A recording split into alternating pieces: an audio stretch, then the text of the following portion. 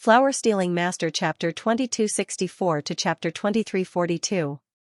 At this time, Su Liawu's team had also noticed that something was wrong. Red Beauty Hua Jieyu looked into the distance and said to Su Liawu worriedly, "My lord, there seem to be a few suspicious figures around these past 2 days. They most likely have ill intentions towards us." Although Red Beauty and White Hair were husband and wife, the two of them had their own lives. Her husband, Lu Xiaoji, had died silently at the hands of the old man in the mountain. She did not know who the murderer was, and after a short period of grief, she had already recovered. Beside her, Heaven Destroyer laughed and said, "Protector Hua, you worry too much.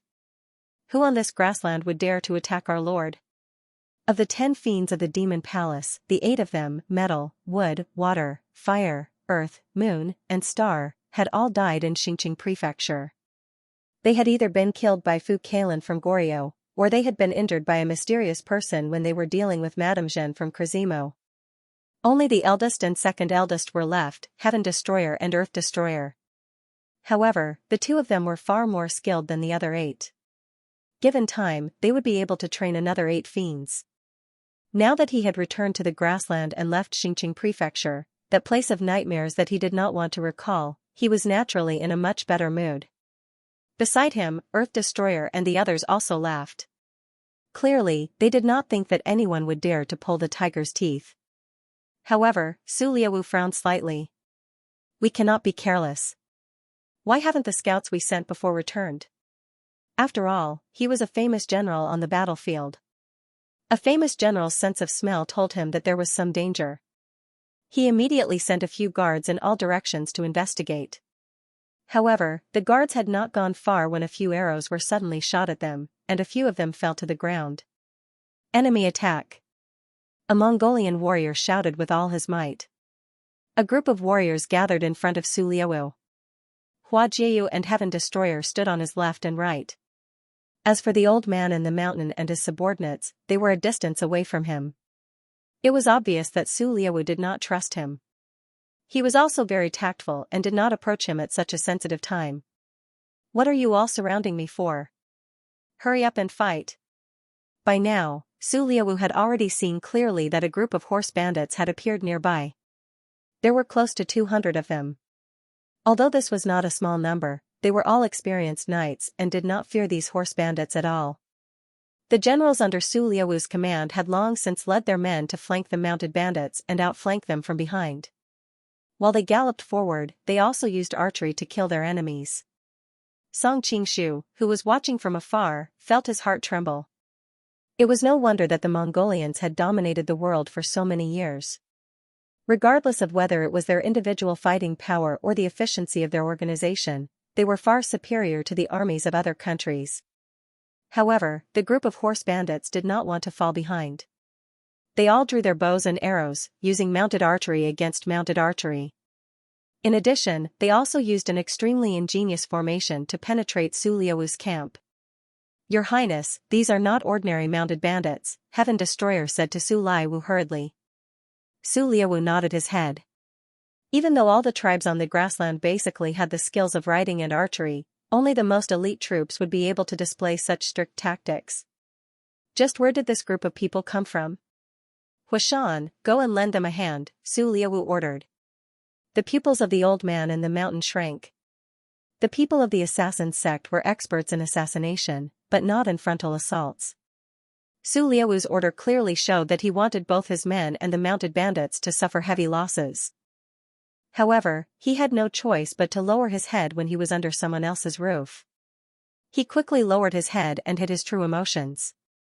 "Yes." Thus, he led his subordinate, the Precious Tree King, and charged into the battlefield. After all, he was a super expert who was half a step into the Grandmaster realm. Even though he was not good at frontal assaults, in a small-scale battle like this, his martial prowess could still play a decisive role. The formation of the mounted bandits gradually loosened. They could no longer withstand the repeated attacks of Su Liawu's subordinates. The leader of the bandits let out a cry and hurriedly gathered his subordinates to flee towards the north. "Love 999 inch, it's the remnants of the Tatar tribe," Heaven Destroyer Earth exclaimed at the same time. They recognized the other party's accent. It was the language of the Tatar tribe.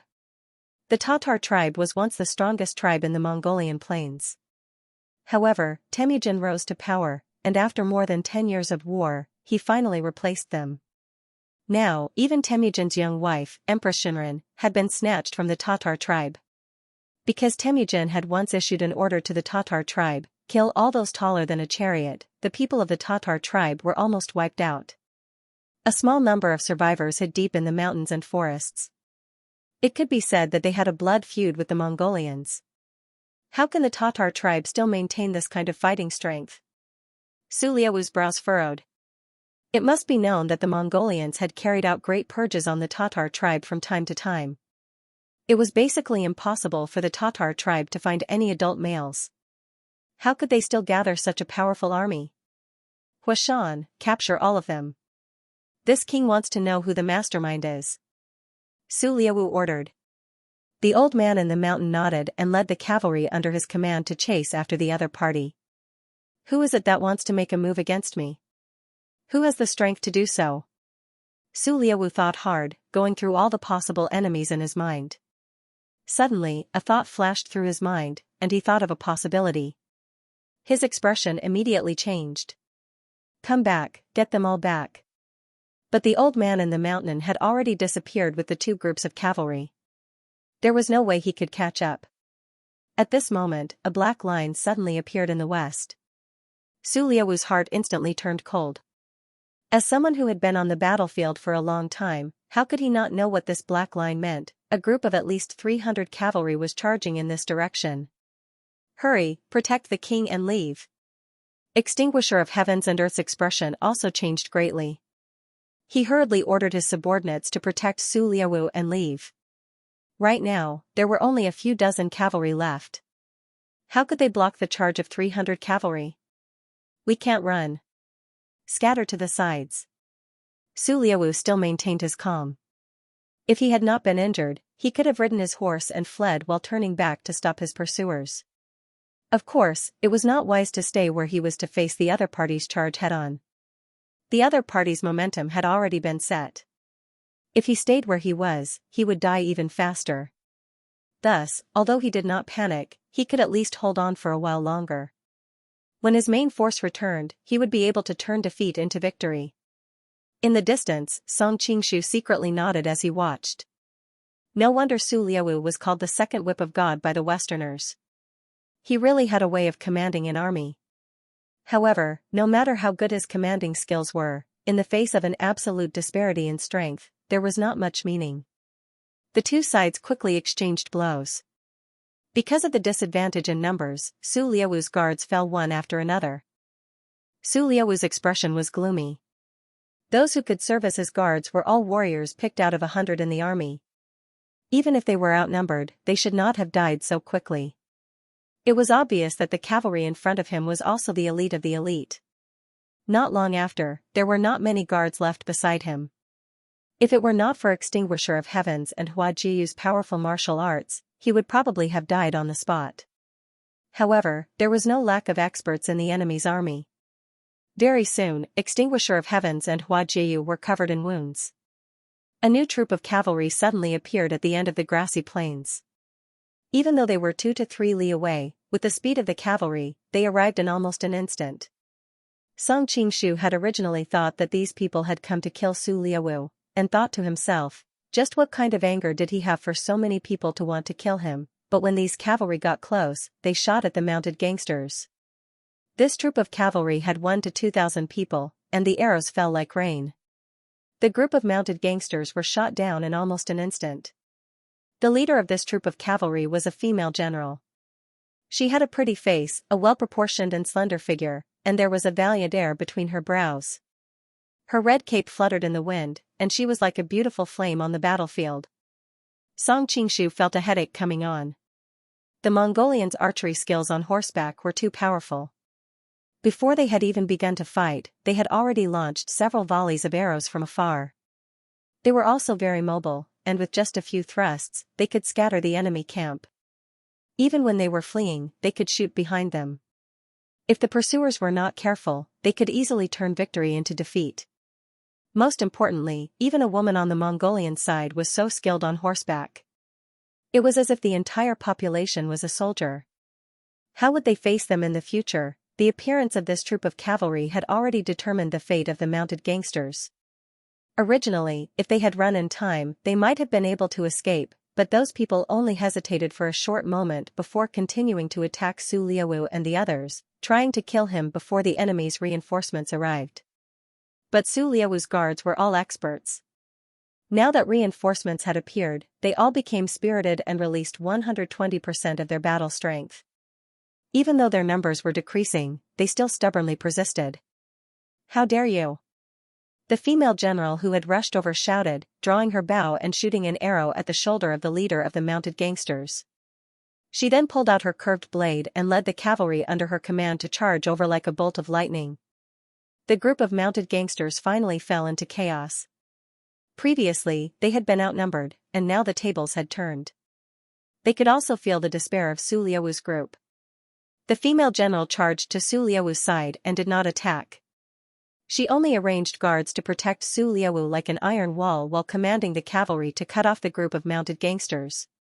Even though the mounted gangsters were very brave, in front of an enemy many times their number, they still fell one after another. In the end, only a few dozen people were left in the center. "Who sent you? Why have you come to assassinate Su Liaowu?" The female general urged her horse forward and looked coldly at the crowd. Her subordinates all drew their bows and faced the formation. As long as they gave the order, the enemies on the field would be pierced by 10,000 arrows. Those horse gang looked at each other and saw the determination in their companions' eyes. They gathered their machetes and slit their throats at the same time. The blood spurting out formed a sad but beautiful picture. Song Qingshu, who had been watching coldly from the sidelines, could not help but be moved. The brutality and determination of these people left a deep impression on him. Presumably, they did not want to become captives and reveal the identity of the mastermind. In the past, Liu Bang defeated Xianxia and summoned the king of Qi, Tianheng, to surrender. Tianheng did not want to become a prisoner and committed suicide. When the 500 warriors under his command learned that their master was dead, they all committed suicide and followed him. He had only read about this story in books, but he did not expect to see something similar today. He could not help but admire these people. He committed suicide? The female general frowned and immediately ordered, "Search these people's corpses and see if you can find any clues. Also, cut off their heads and bring them back to Yilin. I don't believe that no one will recognize them." Song Qingshu secretly clicked his tongue. This woman was really cruel and merciless.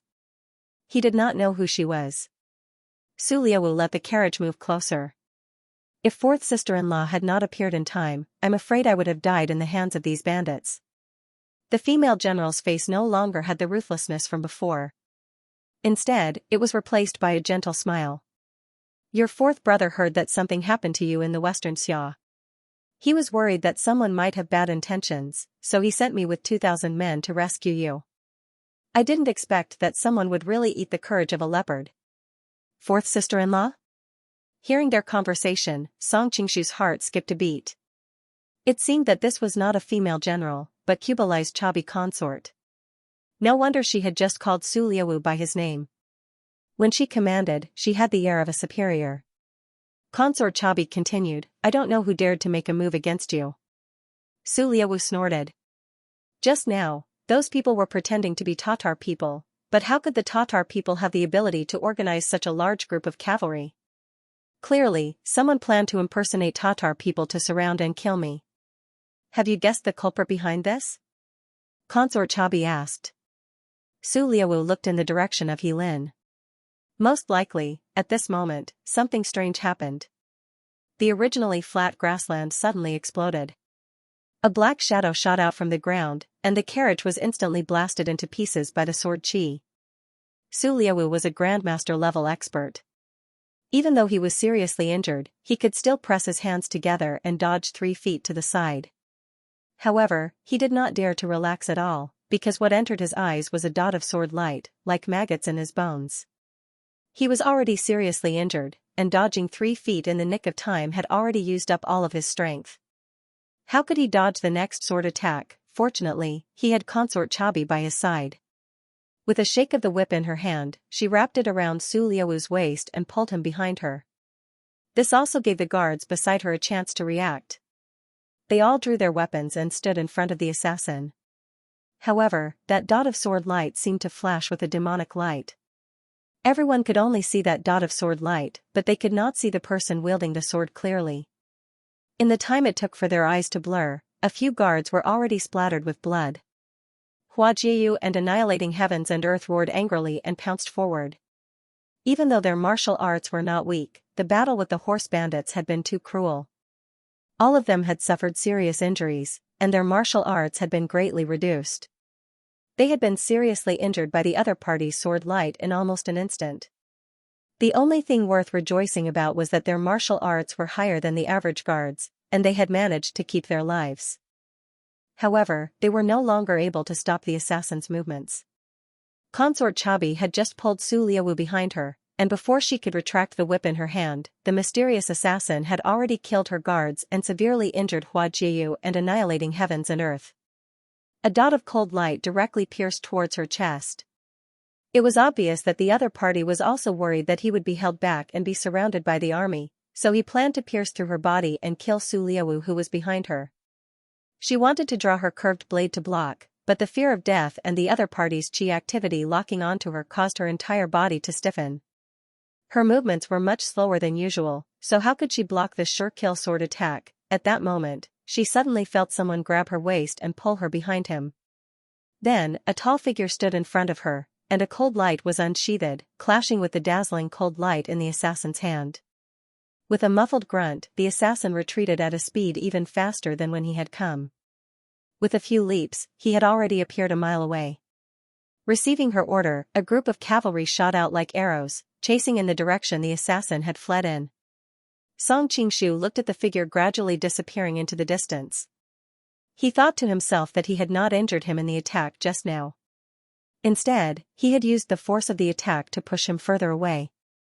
He hoped that he would be able to escape. Coming to assassinate Su Liawu meant that they had a common enemy. The enemy of an enemy was a friend. He naturally did not wish for the other to be captured. This time, he had saved Su Liawu mainly because he wanted to use this opportunity to hide beside Su Liawu as a member of the Shuihui Great Sect. This way, it would be easier for him to sneak into Helen City. Previously, the Shuihui Great Sect had fled at the last moment. If he wanted to return, he should at least send a greeting gift. As for Su Liawu's life, he was now a cripple. Both his legs had been shattered, and adding on the gunpowder wounds on his body, even if he recovered, he would be half crippled. Also, it would not be difficult to take his life. This time, he had witnessed such a large-scale encirclement. It must have come from within Mongolia. Before he understood everything and determined how to develop the situation to his advantage, how could he let Su Liawu die so easily?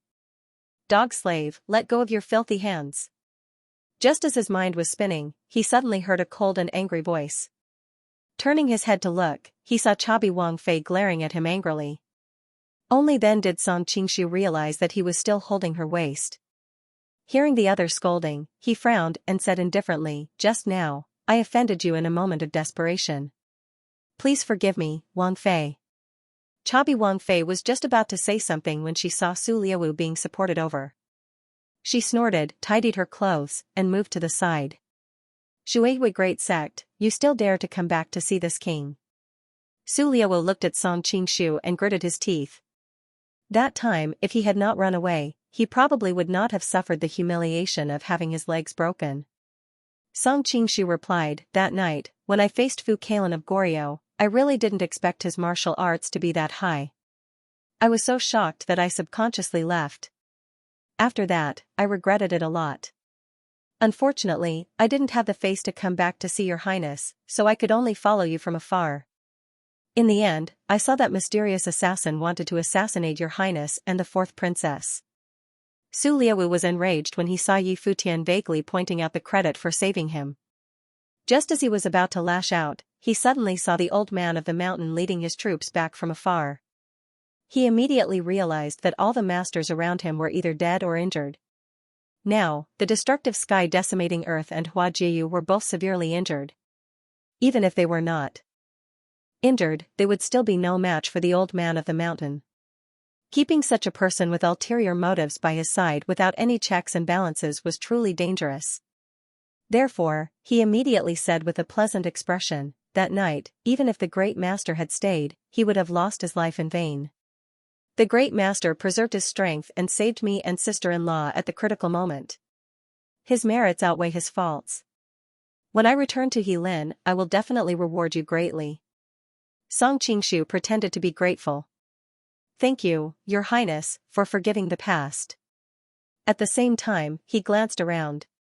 The Wind Lady was indeed not in the group, which saved him a lot of trouble. The Shuehui Great Master had always been a loner, and he had come from a foreign land. The only people who were truly familiar with him were the elements under his command. The others were all dead, and the only survivor, the Wind Lady, was not around. The possibility of him being exposed was very low. Although the art of disguise was amazing, after a long period of time, it was impossible to hide it from the people closest to him. Therefore, whether he had pretended to be Kangxi or Tang Quebian, the situation had basically been set. On the other hand, he was not familiar with the Mongolians, and his influence was basically zero. If he had impersonated someone else, it would have been very easy for him to be exposed. Otherwise, why would he have bothered to impersonate a Donging devil? Wouldn't it be better to impersonate Su Liawu? Or even impersonate Temujin? At this moment, Su Liawu had no time to pay attention to him. Instead, he looked at Huashan and the others with a strange expression. When he returned, he asked, "Did you catch up with those horse bandits?" Huashan shook his head. Those horse bandits were too cunning. They set up many traps along the way to stop us. Later, they ran into a forest and instantly broke up. We searched for a while but did not find anything useful, so we had to come back. Did something happen to Your Highness? Su Liawu had an expression as if he had expected this. Earlier, it was the horse bandits' plan to lure me away from the mountain. Fortunately, fourth sister-in-law rushed over with her troops. Otherwise, I would have been finished. Huashan hurriedly bowed to Consort Chabi. Greetings, fourth consort. It's all because of your subordinate's carelessness that Your Highness is in danger. Su Liawu helped him up. The enemy is too cunning. It's not your fault. Although he said this, his heart was as clear as a mirror. He had led the army to pacify the Persian Ming dynasty. Huashan had been forced to surrender to him. How could he sincerely work for him? He would definitely betray them as soon as he had the chance. Previously, he had stayed at Xingqing Manor for a long time. This time, he took the guards with him. He probably wanted to kill him with a borrowed knife. Although he understood all this, he did not feel offended. Growing up in the Huangjing clan, he had an exceptional confidence. Although he clearly knew that Huashan had ulterior motives, he did not want to kill him because of his exceptional martial arts. He was confident that he could completely control this dangerous blade. Consort Chabi, who was at the side, said, "Sixth brother, your side has suffered heavy casualties. Set up a camp nearby and take a good rest." Su Liawu did not refuse. In order to protect him, 90% of the guards he had left by his side had died. No matter if it was compensation or rewards, they needed to settle down first. After instructing her subordinates to set up the tent, Consort Chabi and Su Liawu hid to the side and discussed in detail. That assassin's movements seemed a bit familiar. Su Liawu nodded. It does seem like the shadow assassin, Yang Shuyan. Consort Chabi bit her lip and revealed a puzzled expression. But didn't Batian Pavilion's people rely on Mother and Big Brother? Why would they try to assassinate you? Could it be? Su Liawu shook his head. I definitely do not believe that Mother would make a move against me. But Big Brother died in an accident a few years ago. Who would be able to command him? Song Qingshu, who was far away, opened his eyes. He circulated his internal energy and no sound could escape his ears. Hearing the conversation between the two of them, he had a vague idea of who they were talking about. The mother they were talking about should be Taoyui's wife, Tulu Hatini. She had given birth to Brother Meng, Kubilai, Suliwu, and Brother Alabuj. Brother Meng must be the big brother. When he arrived in this world, he found out that Brother Meng had died in battle. At that time, he thought that it was the condor who killed him in the plot. Only after meeting Yanghua did he realize that his death had nothing to do with the condor hero in the original novel. However, how could there be the shadow assassin, Yang Shuyan, in this world? Song Qingshu had a strange expression on his face. Even the Fu sisters from Goryeo existed, so it was not strange for him to exist. It seemed like the experts of the devil sect had all been hiding in the desert all these years, and were in cahoots with the Mongolians. It was no wonder that there was rarely any news about them in the martial world of the Central Plains. At this moment, in a valley dozens of kilometers away, the group of mounted bandits that had fled at the beginning were all kneeling in front of a graceful woman. The woman's skin was made even more white and exquisite by the date-red horse she was riding. Her eyes were as beautiful and moving as the ocean. Even though she was more beautiful than a flower, none of the valiant mounted bandits dared to look directly at her. "You failed?" The beautiful woman's pleasant voice carried a trace of laziness. At the same time, it revealed a deep sense of regret. "Consort, if it were not for that bastard Chabi suddenly appearing with 2,000 men, we would have already beheaded Su Liawu to avenge the first and second prince," the leader of the mounted bandits said hatefully. "Where is Yang Shuyan?" the beautiful woman asked with a frown. He had almost killed both Su Liawu and Consort Chabi. In the end, the Water Moon sect suddenly rushed over and saved them, the leader of the mounted bandits answered. "I heard that Shuiyi Great Master had escaped from Xingqing Prefecture.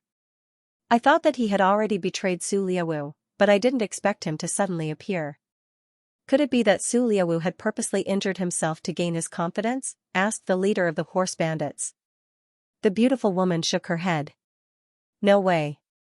How could someone like Su Liawu use his 2 legs as the price to set up such a trick? He must have regretted his decision after escaping from the Watermoon Great Sect. He wanted to return to Su Liawu's side and happened to run into this." The leader said in a low voice, "The Watermoon Great Master's martial arts are top-notch, it will not be easy to get rid of him. On our side, unless the evil emperor personally acts, I am afraid no one is a match for him." The beautiful woman shook her head. "Xian Yutian's identity is sensitive, and we cannot touch him easily. Furthermore, there is no need to use a blade to kill. I don't believe that Su Liawu does not hold a grudge against him for running away." Her eyes flashed, and it was clear that she already had an idea.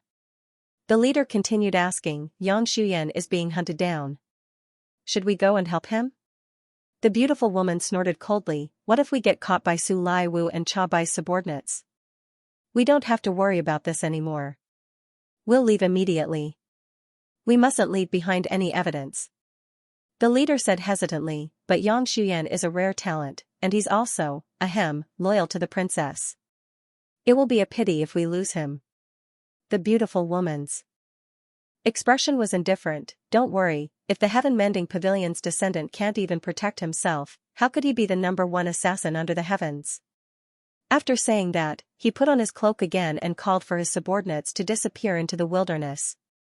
At this time, on the other side, Chabi Wang Fei and Su Liawu were already discussing this matter in the tent. "I definitely do not believe that the people on Mother Consort and Big Brother's side would act against you. There should be another mastermind behind this." Su Liawu nodded. "That's right. Actually, I have guessed that there are 2 people. One of them is Brother Alibu. He is fighting for the throne with 4th brother, and I have always been on good terms with 4th brother. Naturally, he sees me as a thorn in his side. However, he probably doesn't have the courage to directly use the army to surround and kill me.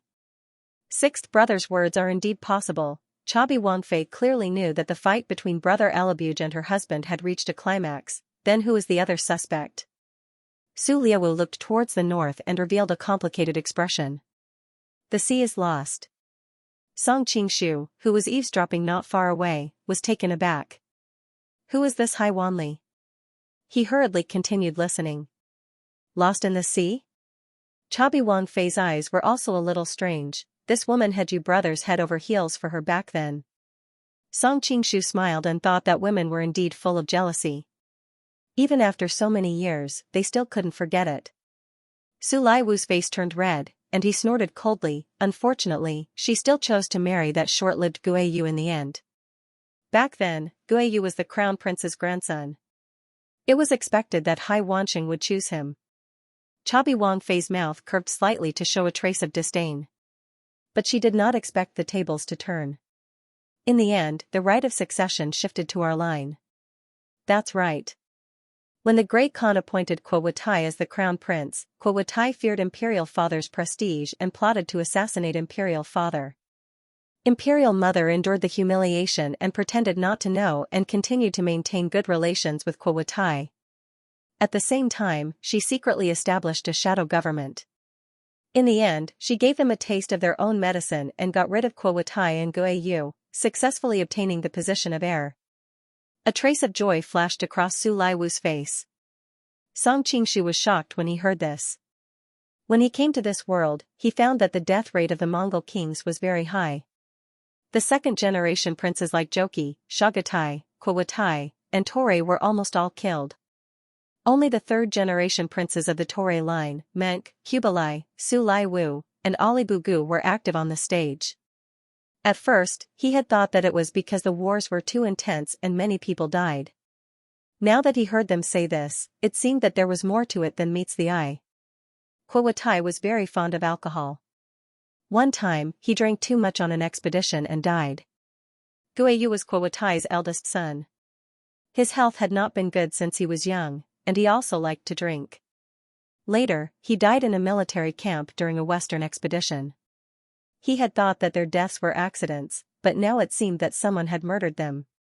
Hai Wutai has always been suspicious of her husband's death. Most of the remaining forces of the Kuo-Wutai line are the same.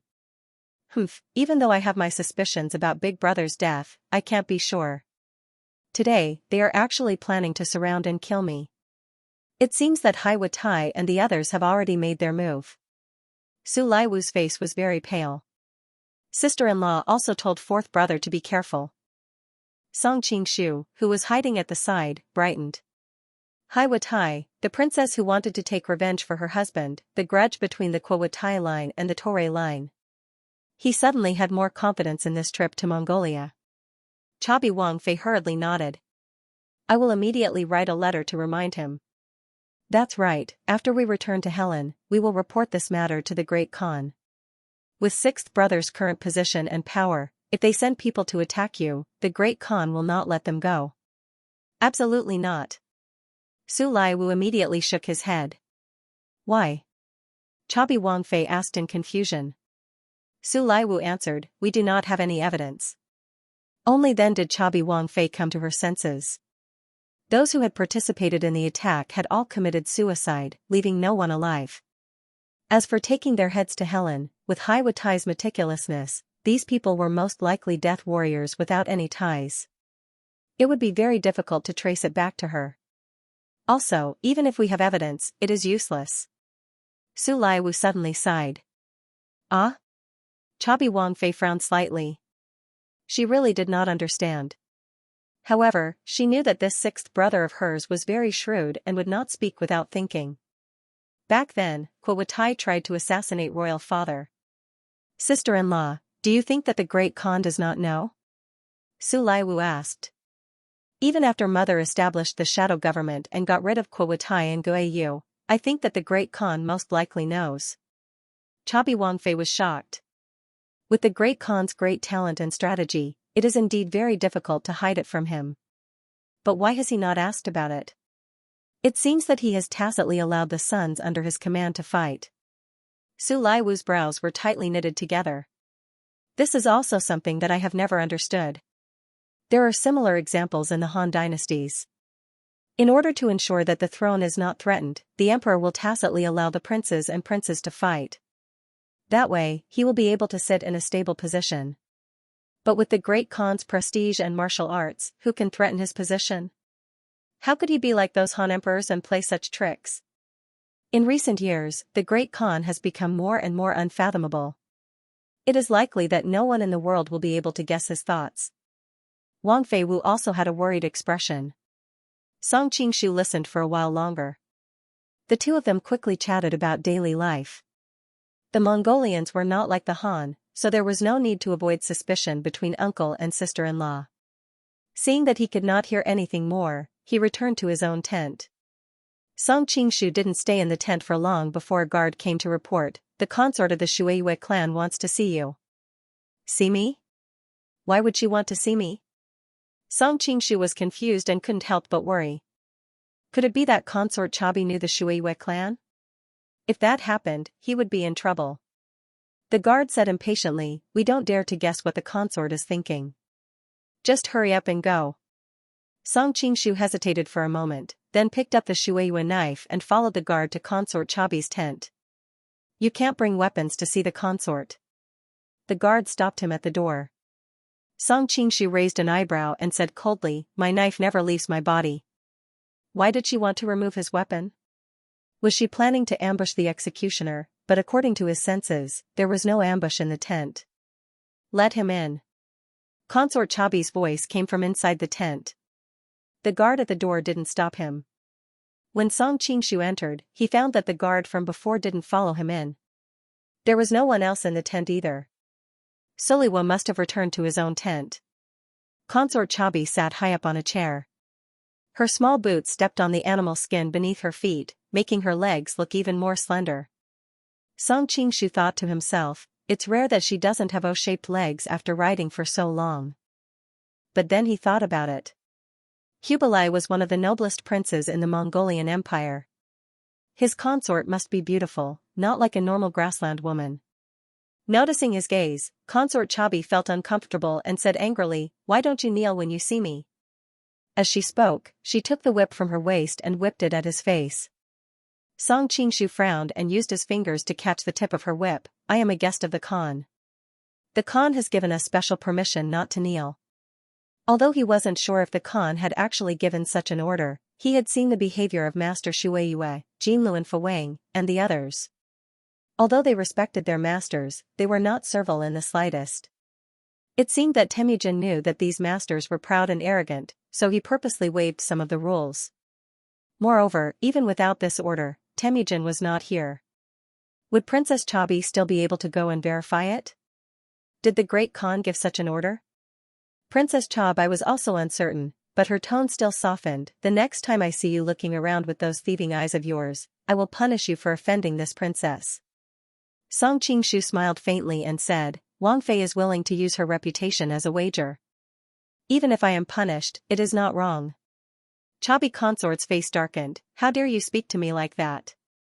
Song Qingshu replied, "Wang Fei is quite daring. She dares to be alone in a room with me and to be so aggressive." Chabi was shocked and instinctively shrank back. Just as she was about to call for the guards outside, she immediately reacted, "I don't believe that you would really dare to be rude to me." Seeing her proudly puffing out her chest, Song Qingshu subconsciously wanted to tease her, but in the end, he dispelled this tempting idea. After all, teasing a handsome man would have a miraculous effect.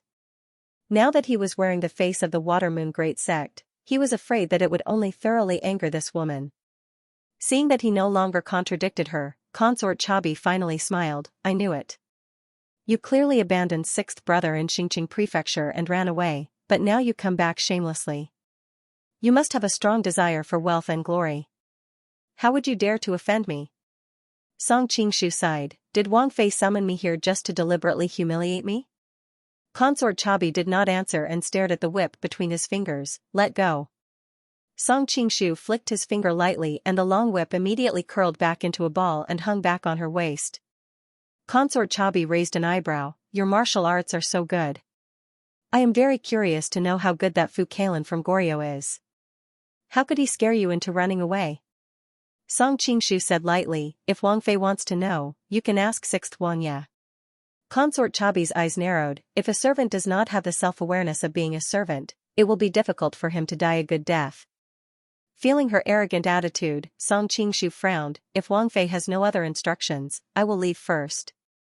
Finishing, he turned to leave. He did not have the time to waste with this woman. In any case, Shueiyue sect had always been eccentric, which suited his personality. "Wait." Seeing that he was about to leave, Chabi hurriedly stood up and called out. Song Qingshu turned his head in confusion. Chabi's face was slightly red. He pretended to look out the window and said in a small voice, "You do not need to tell anyone that you touched me when you saved me." If I hear any rumors, I will immediately send someone to kill you. Don't worry, I don't want to get into trouble. Song Qingshu walked to the door and stopped, a trace of ridicule appearing at the corner of his mouth, very soft. Finishing, he left, leaving behind a stunned Cha Bai. After a long time, Cha Bai finally reacted. He was both embarrassed and angry. This damned Dong Yinghua, I will kill you one day. Not long after Song Qingshu returned, Su Laiwu summoned him again. However, it was nothing more than some comforting and some rewards. He did not mind. Instead, he was happy that he had successfully infiltrated Su Laiwu's group and did not arouse anyone's suspicions. It was already late that day. The Mongolians were resting in their tents. Of course, because of the previous attack, Su Laiwu and Cha Bai still arranged for a large number of spies to be on guard. Song Qingshu naturally did not need to worry about such things.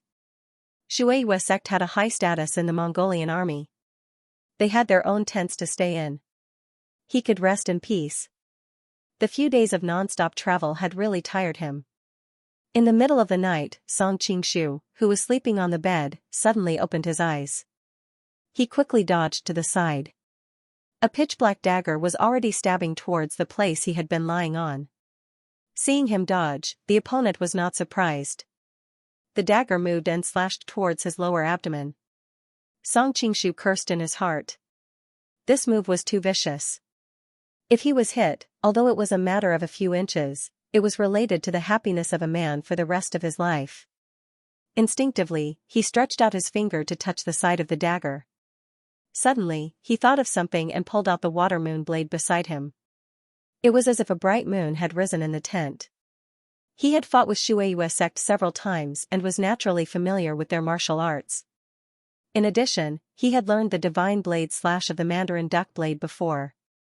In terms of blade skills, he had considerable attainments. Thus, it was not difficult for him to imitate Shueiyue sect's martial arts. The assassin clearly did not expect him to pull out the water moon blade in an instant. Compared to the dagger, the water moon blade was much longer. If he really fought head-on, he would obviously be at a great disadvantage. In that small space, the black dagger was like a venomous snake. The angle was strange, and the attack was vicious. Even with Song Qingshu's ability, he broke out in a cold sweat. Under normal circumstances, it would not be difficult for him to avoid the opponent's attack, but now that he was a member of the Water Moon sect, it was quite troublesome to use someone else's martial arts to deal with it. As Song Qingshu dodged to the side, he tried to pull the saber back. Unfortunately, the Water Moon saber was too long. By the time he pulled it back, it would have already been pierced several times by the dagger. However, his cultivation was there after all. The saber and sword techniques did not need a real saber to use. Finding a gap, he directly used the saber handle to stab down, hitting the assassin's wrist. The assassin clearly did not expect such a move. The hand between his thumb and forefinger became numb, and he could no longer hold the dagger in his hand. However, the assassin reacted very quickly. With a flick of his toes, the dagger became a rapidly spinning hidden weapon, shooting up from below. Song Qingshu was shocked and hurriedly moved back a foot. He was very angry in his heart. This person's moves were too sinister. Every move was aimed at the lower part of the body. The assassin took this opportunity to grab the dagger in his left hand again and attack him. However, Song Qingshu had already pulled enough distance. A cold light flashed, and with a crisp clang, the dagger was struck to the side and stabbed into the ground. The blade was still trembling. Song Qingshu took the opportunity to twist the other's hand behind his back, and the water moon saber was also placed across his neck.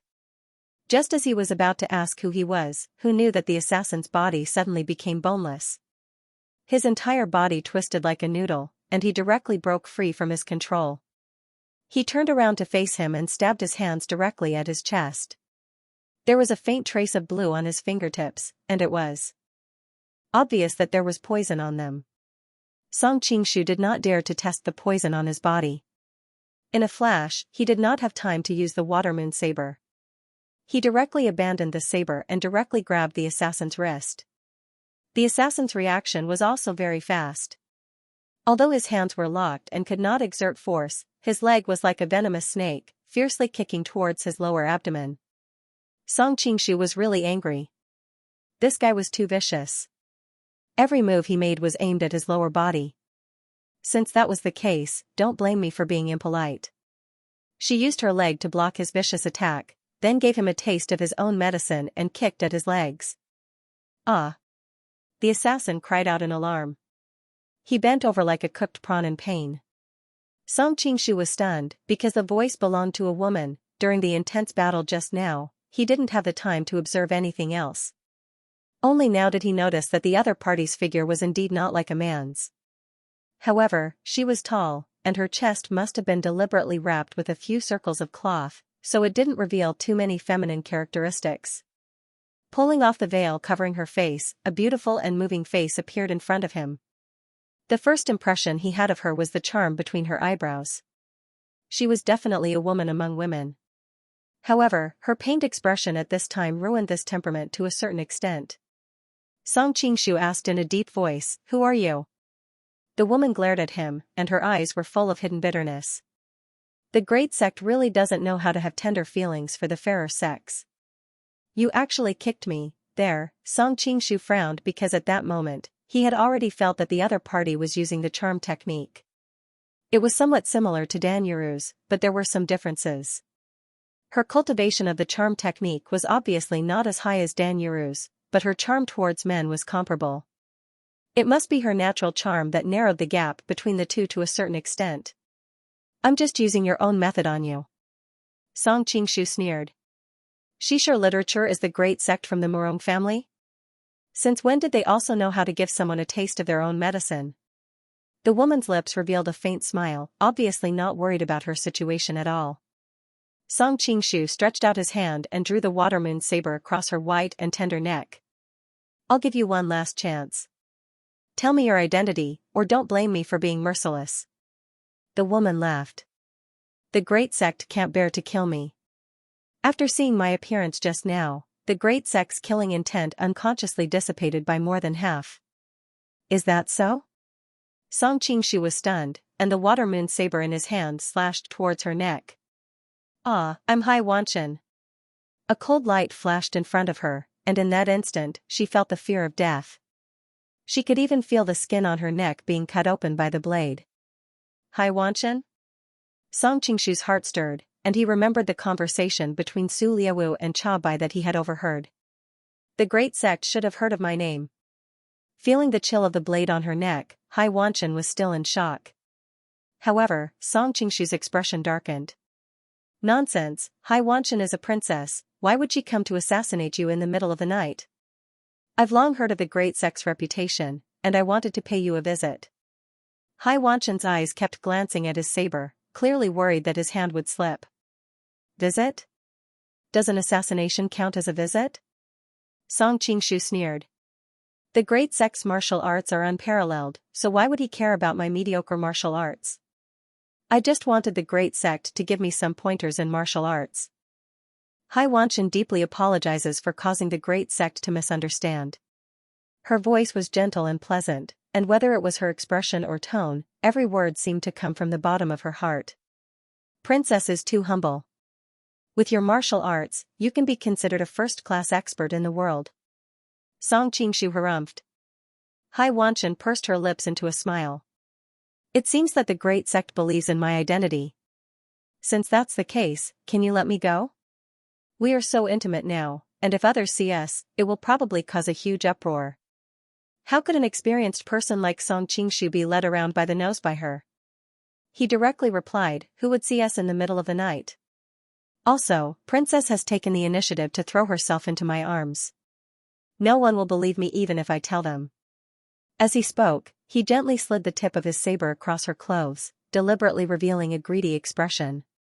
Isn't Princess afraid that I won't be able to control myself and will execute you on the spot? Hai Wanshan shook her head. Although Guai Yu is dead, I am still the eldest princess of the Kuotai family. The great sect should be someone who knows what is important. If worst comes to worst, I'll just kill you after I'm done. Who knows what happened here? Wang Fei's disappearance may become an eternal mystery, but who will really care about a Wang Fei who has lost her power?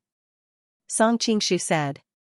What? Hearing these words, a trace of anger flashed through Hai Wanshan's eyes, but she quickly concealed it. Let's not fight like this. The great sect can only obtain my body, but they can't obtain my heart. Song Qingshu asked curiously, I just want your body. Why do I need your heart? Song Qingshu nodded and withdrew his saber. What princess said makes sense. Being released, Hai Wanli hurriedly got up from the ground. But as soon as she stood up, she frowned and bent down. She wanted to rub her head, but she was too embarrassed to do so. She glared at Song Qingshu angrily. Great sect is really heavy-handed. Song Qingshu replied calmly, if Princess hadn't been attacking me from 3 different directions, I wouldn't have kicked Princess. Hai Wanli's face heated up. I'm a woman. How can that be the same? Princess was wearing a mask just now. How could I know you were a woman? What's more, there's no distinction between men and women when dealing with assassins. Song Qingshu couldn't help but admire her seduction skills. He knew that she was acting, but every frown and smile was very lethal. It was like a young girl in love acting coquettishly to her lover. Hai Wanli clearly didn't want to continue this topic. She continued, I really admire great sect's martial arts. It's really hard to imagine just how powerful that Fu Kalen of Goryeo is. Song Qingshu's expression turned cold. Are you deliberately testing my patience? Hai Wanli smiled lightly. Great sect, please don't misunderstand. I just want to say that after what happened at Xinqing Manor, Su Liawu probably wants to kill Great Sect. Song Qingshu snorted coldly. This time, I saved His Highness and Princess Chabi. I'll let bygones be bygones. Ha ha ha. Hai Wanli let out a bell-like laugh. Great Sect is such an intelligent person. You wouldn't really believe such lies, right? Princess came here to sow discord between me and His Highness? Song Qingshu was secretly delighted, but he didn't show it on his face. Do I still need to sow discord between Great Sect and Su Liawu? Hai Wanli shook her head. There are no outsiders here. Great Sect doesn't need to say one thing and mean another. Song Qingshu thought of what he had heard earlier and asked, I understand. This attack was planned by Princess, right? It doesn't matter if it's me or not. Does it matter? Ocean Wander said ambiguously. Song Qingshu said in a deep voice, is Wang Fei not afraid that I will immediately capture you and send you to Su Liawu? Are you willing? Hai Wanli walked closer to him, her eyes filled with charm. Song Qingshu exclaimed in his heart. That she was a seductress.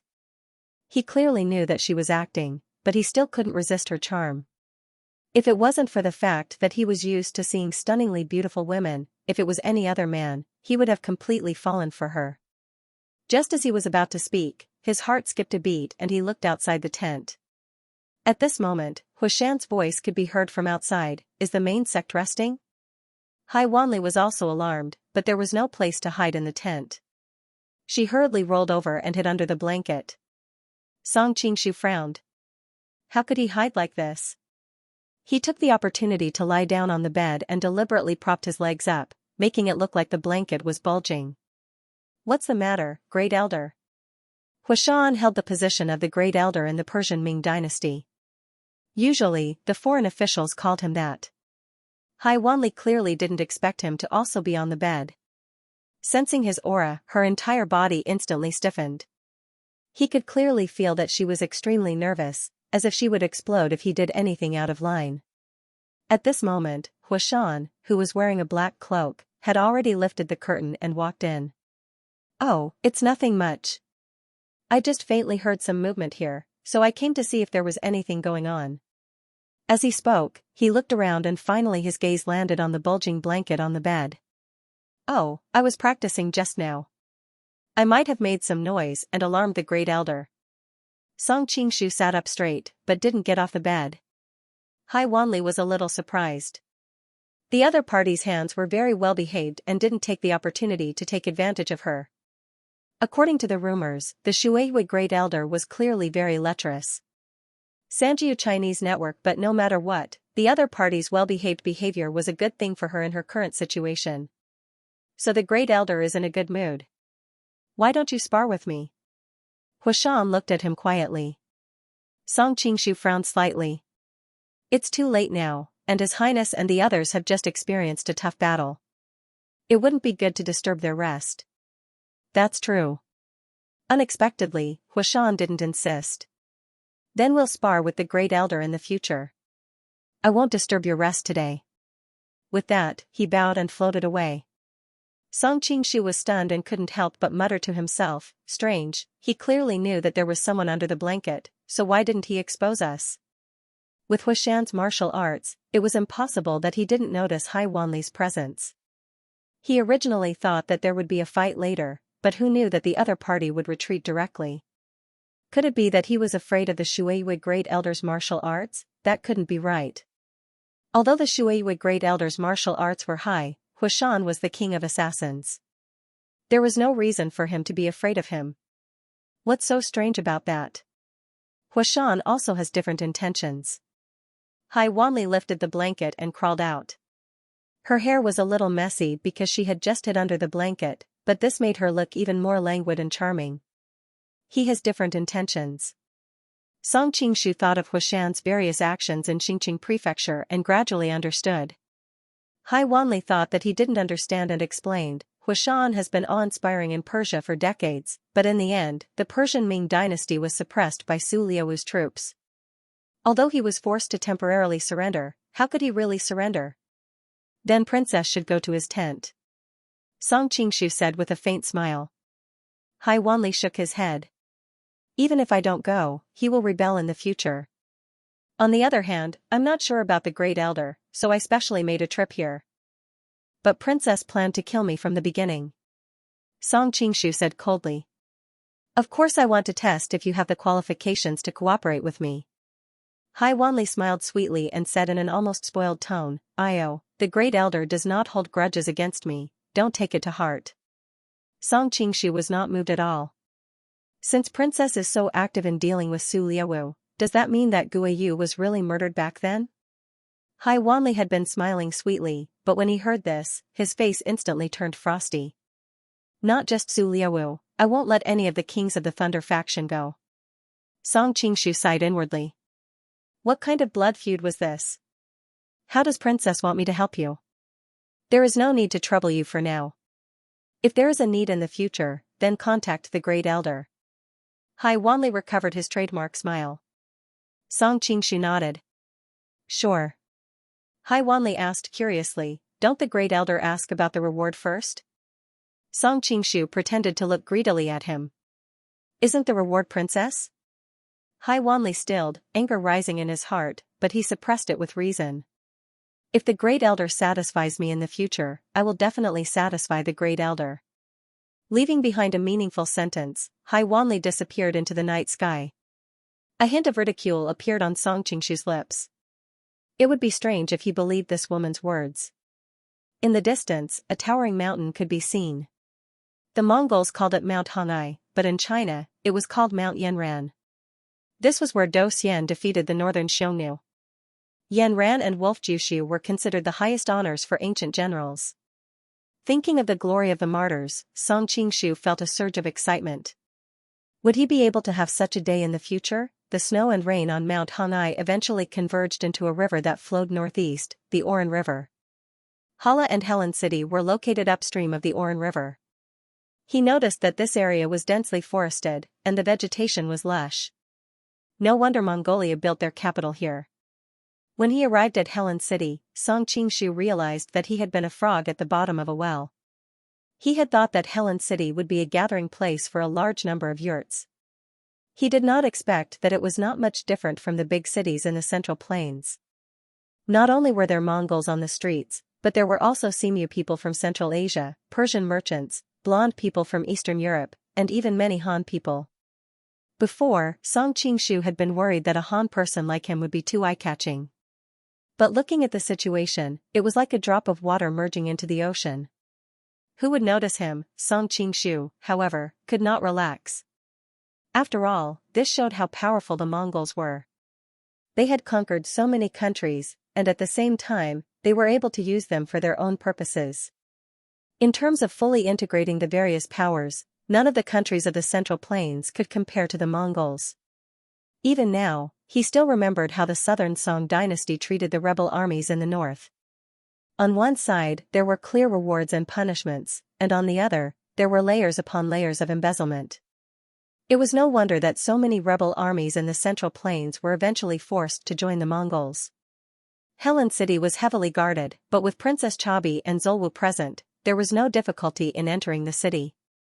Zolwu had originally planned to see Temujin, but he found out that the Khan was out hunting and would only return tomorrow. He could only rest in the palace for a day and go to the palace the next day. Song Qingshu secretly let out a sigh of relief. At the moment, he was completely clueless about the intelligence on this side. If he went to see Temujin directly, there was no guarantee that he wouldn't slip up. Another night to understand the situation was a good thing. Io, isn't this my brilliant and mighty sixth brother? How did he end up in such a miserable state? At this time, a group of people approached them on horseback. The young master in the lead seemed to be a prince or something. His appearance was somewhat similar to Su Lai Wu, but he was even more arrogant and despotic. People make mistakes and horses stumble. There is no need for seventh brother to worry, Su Lai Wu said calmly. Song Qingshu was taken aback. So this was Brother Alabuj. Although this was the first time they had met, they had quite a few dealings. In the early days, Songjia of the Tantric Buddhism sect, Blood Knife ancestor, and even the island master of the Divine Dragon Island seemed to be his subordinates. Moreover, his territory was adjacent to the Manchurian Qing. Both sides had fought dozens of times. Later on, because of repeated defeats, Song Qingshu finally exchanged territory with the Ruyang Palace.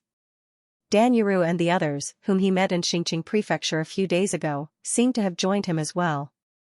When he thought of this, he sized up Brother Alabuj, but he did not see Dan Yuru. However, the people beside him clearly had great chi, and their breathing patterns were rather familiar. They should be elites from Inweed faction. At that moment, Brother Alabuj mocked him. Aren't you mainly in the countries in West region? Why are you picking up the elegant words of the Han? It's no wonder why you become as weak and useless as the Han. In the past, the Great Khan had also experienced the devastating defeat of the 13 Wings faction. He had also shared his troubles with 19 of his brothers at Banjuni River. In the end, he still built a vast empire that no one had ever seen before. That's why a momentary loss is nothing. Su Lai Wu puffed out his chest. Even though he was still wrapped in bandages, his aura did not lose to Brother Alabuj at all. Brother Alabuj flew into a rage. Enough. Who do you think you are? How dare you compare yourself to the Great Khan? The guards beside Su Lai Wu glared at him. They drew their weapons and were about to fight. Brother Alabuj's guards did not take even half a step back. They pressed forward as well, and both sides were about to fight. By the side, Consort Chabi came out to stop them. Enough, enough. We're all brothers. Let's not fight. We don't want to hurt our friendship. The elites by Su Lai Wu's side had died during their trip to Western Xia. If they really fought, they would definitely be at a disadvantage. Chinese. Brother Ali couldn't help laughing when he saw her. He said in a strange tone, "It turns out to be sister-in-law. Fourth brother is really generous. He even sent his wife to escort his brother. Tut-tut, uncle and sister-in-law get along with each other day and night. No wonder sixth brother always helps fourth brother. It turns out that sister-in-law has contributed a lot." Consort Chabi was instantly so angry that her face turned red. Brother Alabuj, watch your mouth. Did I say anything? Brother Alabuj shrugged. I'm just speaking the truth. Sister-in-law, don't think too much about it. Ha ha ha. He left behind a string of arrogant laughter. At the side, Song Qingshu was amused. He did not think that these Mongolian princes would be so arrogant and despotic. This was exactly what he wanted. He could not wait for these people to fight fiercely.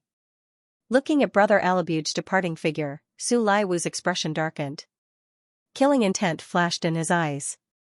Not far away, the corners of the mouth of the old man in the mountain also rose slightly. It was obvious that he was happy to see what was happening. Fourth sister-in-law, don't take that bastard's words to heart. Su Lai Wu collected his emotions and hurriedly apologized to Chabi. Consort Chabi's face was also frosty. Brother Alabuj is becoming more and more outrageous. Su Laiwu sneered. Fourth brother, and I will teach him a lesson sooner or later. After this storm, Consort Chabi was not in the mood to stay any longer. After saying a few words to Su Laiwu, she hurriedly returned to her own residence. It was obvious that Brother Alabuj's words had caused a certain amount of damage to her. Because Su Laiwu was injured, he also returned to his residence to rest. Song Qingshu found an opportunity to sneak out of the palace of the 6th Marquis. He wanted to find the whereabouts of Zhao Min. The Ruyang Palace was very famous in Mongolia. As the #1 beauty of Mongolia, Princess Zhao Min was the object of admiration for many young men. A little investigation was all it took to find out where she was. She brought her nephew to Helen, and after complaining to Temujin, she was placed in a house near the imperial city. It was said that she was recuperating, but in reality she was placed under house arrest. Many Mongolians sighed at the mention of her story. It was obvious that the Prince of Ruyang's misfortune was pitiful. Coupled with the fact that Zhao Min was famous for her beauty, she gained the favor of many passers-by. Along the way, he found the courtyard where Zhao Min was placed under house arrest. Because there were guards at the door, Song Qingshu did not enter from the front door. Instead, he quietly snuck in. Although the guards in the courtyard were not as heavily guarded as those in the imperial palace, they were still quite well guarded. It seemed that Temujin still valued this place. Because he often climbed over walls to enter courtyards, Song Qingshu could easily guess the layout of the courtyard. He went all the way to the place where Zhao Min was most likely to be. Through the window, he could faintly see a young girl dressed in a light yellow silk gown. Her skin was fair and her face was radiant. However, compared to usual, there was a hint of worry on her face. Just as Song Qingshu was about to step forward, he suddenly stopped. He had sensed that there was someone else in the room. Song Qingshu hastily ducked to the side and peeked in through the crack of the window.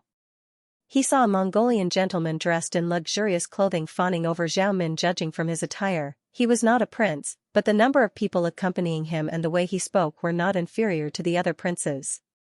I already have someone I like, so I can only disappoint Brother Chen's good intentions, Zhao Min said apologetically. Song Qingshu, who was outside the window, felt as if he had eaten the fruit of life, and there was no part of his body that did not feel comfortable. The gentleman sneered and said, "Are you talking about the cult master of the Ming dynasty, Zhang Wuji, or the Golden Snake King, Song Qingshu? No matter who they are, they weren't by your side when you needed help the most. How can a man be considered a man if he can't even protect his own woman?" Zhao Min snorted softly.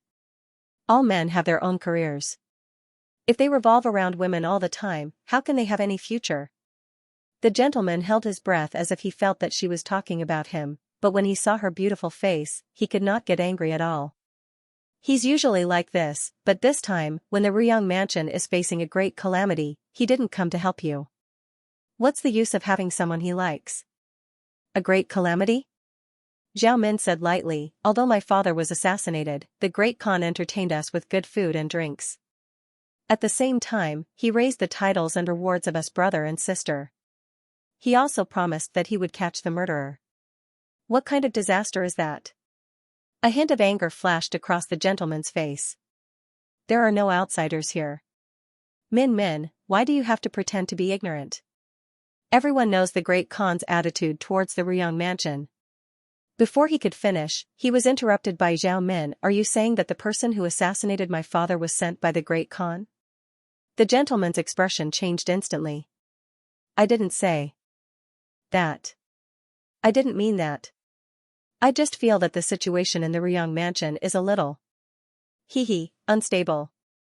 If you and I are connected by marriage, with the status of our family, we can naturally protect the Ruyang mansion. Zhao Min said coldly, the Ruyang mansion doesn't need to rely on others. When Prince Ruyang was still alive, your prince's mansion was indeed the most powerful family in all of Mongolia. The noble young master did not give up. But now, the situation has changed. Min, you have always been quick-witted. How can you not understand all of this? Zhao Min shook her head. Na Chen, I advise you to go back and discuss it with your father and grandfather. They probably don't want to get involved in this. The gentleman immediately became excited. Min the gentleman said, Na Chen, Prince, Min Min Chen, and Na Min, I advise you. Zhao Min obviously didn't want to listen to him. She gently covered her forehead and said, I'm tired. I want to rest. He said. Chen. And said. And, Min and said. Of Min and, Min Min was I. Ming Min, of Chen said. Qing Chen said. Min Min, rest well. I'll go back and convince my father and the others. Then you won't have to worry. After the young master left, Zhao Min came to the window and looked towards the south. Suddenly, she let out a long sigh. Beauty, why are you sighing? Could it be that you're thinking of your lover? Song Qingshu suddenly became mischievous and deliberately changed his voice. Who is it? Zhao Min turned around and saw a man dressed like a Dongying samurai in the room. Are you from the Shuiyue clan? Zhao Min had a good memory. She had studied all the important people around Temujin. She quickly thought of someone. Princess, you are indeed smart. Song Qingshu was about to walk toward her, but she stopped him. What are you doing here? If you come any closer, I'll call for help. I was afraid that you would be lonely, so I came to keep you company. Song Qingshu appeared beside her in a flash. Fat cat, Zhao Min was shocked. She quickly attacked him. Her kung fu was not weak, and with Song Qingshu's guidance, she could be considered a master in the martial world. But as soon as she attacked, her body went numb and she fell into his arms. Come. Zhao Min called out. However, just as he opened his mouth, his mute acupoint was sealed. Seeing the panic on her face, a trace of regret flashed through Song Qingshu's heart. He hurriedly recovered his original voice and said, Min Min, it's me. Zhao Min's heart was in her throat. When she saw that it was him, she was pleasantly surprised. Is it really you? I came late, Song Qingshu said apologetically. You've been worried for so long. Zhao Min finally reacted. She clenched her fists. It's fine that you came late, but you scared me on purpose. Song Qingshu hugged her tightly in his arms and said with an embarrassed expression, It's just that I don't feel good seeing so many wild bees and butterflies around you. The corner of Zhao Min's mouth turned up. Who asked me to be so good-looking? There are many people in Mongolia who like me. Song Qingshu pinched her in a punitive manner. Unfortunately, in the end, I still beat you to it. Zhao Min understood what he was talking about. She blushed. Look at how proud you are. After a while, Song Qingshu comforted her. What happened to your father? Zhao Min's expression turned cold. Hatred flashed in her eyes. In the end, it was because Temujin was afraid that the power of the Ruyang Palace was growing. Coupled with the incitement of some despicable people, a few months ago, the royal court sent envoys to investigate the taxes of the counties under the jurisdiction of the Ruyang Palace. They took the opportunity to frame some of the trusted officials of the Ruyang Palace and put them in prison. In order to save these people and at the same time improve his relationship with the Khan, my father decided to go to Helen personally to plead for mercy. Who would have thought that he would be assassinated on the way? Looks like it was Temujin who sent people to do it, Song Qingshu said in a low voice. Of course I know, Zhao Min said. My father has many powerful warriors under his command. Aside from the Khan himself, no one in Mongolia would dare to touch my father. So you took the initiative to bring your nephew to Helen as a hostage in order to temporarily protect the Ruyang Palace? Song Qingshu asked. Zhao Min nodded. I had no choice.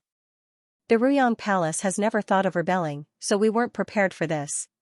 When my father was assassinated, the armies of Kublai, Ali Buj, and the other kings were subtly suppressing the Ruyang Palace. We didn't have enough time to mobilize our troops, so I immediately brought people to Helen and pretended that I didn't know anything. I begged Temujin to make a decision. Because of the hostages and the fact that I made too much noise, Temujin really couldn't make a move on the Ruyang Palace. Song Qingshu sighed. You really are smart to be able to protect the Ruyang Palace in such a precarious situation. Zhao Min smiled sadly. If I was really smart, my father wouldn't have died. Song Qingshu gently patted her shoulder and comforted her. Don't worry. When I come, I'll definitely get you and your nephew out of here safely. Unexpectedly, Zhao Min shook her head. I don't want to leave Helen right now. I still want to stay here and get my revenge. Song Qingshu was surprised, but he didn't try to persuade her otherwise. Instead, he said, fine, I'll go with you to get revenge for my father-in-law. Who's your father-in-law? Zhao Min spat, and a hint of embarrassment flashed across her face. After all, the two of them had only made a promise without her father's permission. Song Qingshu did not directly answer her question. Instead, he smiled and said, with your intelligence, since you have decided to stay in Helen City for revenge, I believe you already have a plan in mind. Zhao Min shook her head. Although I have a rough plan, the difference in strength between the two sides is too great. I'm afraid that it is not something that can be made up for with schemes alone. But now that you are here, I am even more confident. Song Qingshu hugged her soft body and said, let me guess, is your plan to use the grudge between the kings of the Kuo clan and the Thor clan? It seems that there is also the dispute between Kublai and Ali Buj. Zhao Min's eyes lit up. How did you know? She asked in surprise. I was worried that a Han person like me would be too conspicuous in Helen City, so I disguised myself as a member of the Shuiyue clan and snuck into Su Liu's side. He roughly explained what had happened on this trip and the conflict between Ali Buj and Su Liu after entering the city. Zhao Min immediately became excited. I didn't expect the conflict between the Kuo clan and the Thor clan to have reached this level. Although I felt that there was definitely a problem between them before, they were still friendly on the surface. I didn't expect that Lost would personally make a move in secret. Song Qingshu nodded. To be honest, I have been suppressed by the power of the Mongols for a long time. But after understanding all this, I suddenly feel a lot more confident. Zhao Min rolled her eyes at him. If I had heard that you were planning to deal with the Mongols before, I might have been hesitant about whether to help you or help my own country. But now that Temujin has treated the Ruyang household like this, don't blame us for returning a tooth for a tooth. Song Qingshu felt that he was much luckier than Zhang Wuji. Back then, he had to choose between his country and his beauty, and Zhao Min also had to choose between her country and her love. But now, these obstacles no longer existed. Right, you just said that you will go with Su Liu too. See Temujin tomorrow morning? Zhao Min asked. Song Qingshu nodded. Not bad. A look of concern appeared on Zhao Min's face. Although your kung fu is high, you are now in the city of Helen. Temujin has too many top-notch experts by his side, and he himself has trained in unfathomable magic. Those people are all very shrewd. If you give yourself away, I'm afraid your life will be in danger. Song Qingshu frowned. Although he was proud of his martial arts, he was not arrogant enough to look down on all the experts in the world. Zhao Min stood up from his arms and ran to a small drawer to the side to take out a book. The biggest problem right now is that you are not familiar with the people around Temujin. It is very likely that your cover will be blown tomorrow. Fortunately, I have been studying revenge recently and have compiled some information. You need to memorize it tonight so that you won't be exposed when you enter the palace tomorrow. Song Qingshu's eyes lit up. This was indeed a problem he was worried about. The previous times he had disguised himself as someone else, he had at least made some preparations beforehand. This time, he had acted in haste and knew nothing about the situation in Mongolia. Zhao Min took his hand and sat down at the table. At the same time, she flipped open the book.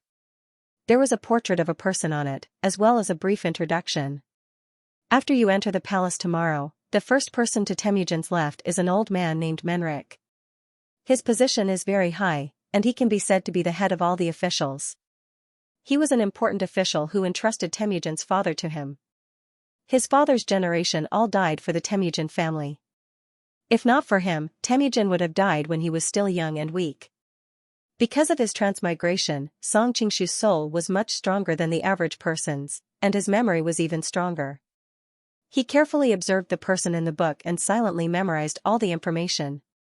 The first person to Temujin's right is the emperor's uncle, the Duke of Heshi. According to Chen, he is the elder brother of Temujin's first empress, Borte, and the leader of the Hongjiara tribe.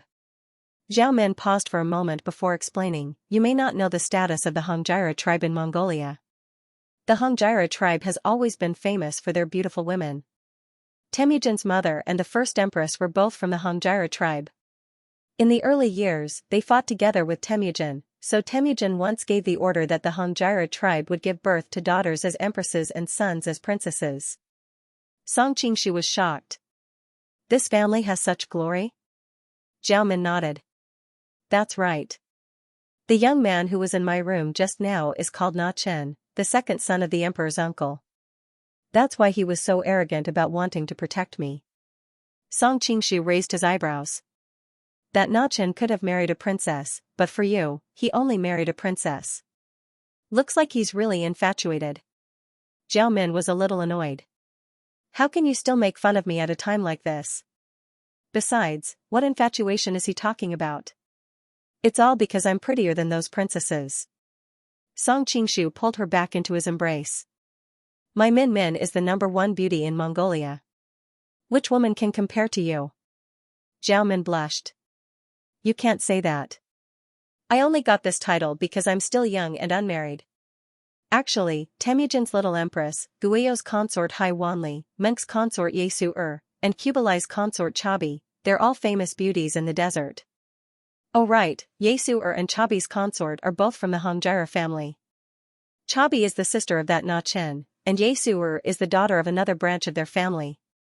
In history, Yesu was actually 1 generation younger than Chabi, so Chabi should be Yesu's aunt. However, 2 people of the same generation were married to 2 brothers. It could only be said that the Mongolians didn't care much about seniority. Song Qingshu nodded to himself. As expected, they gave birth to a daughter to be their empress.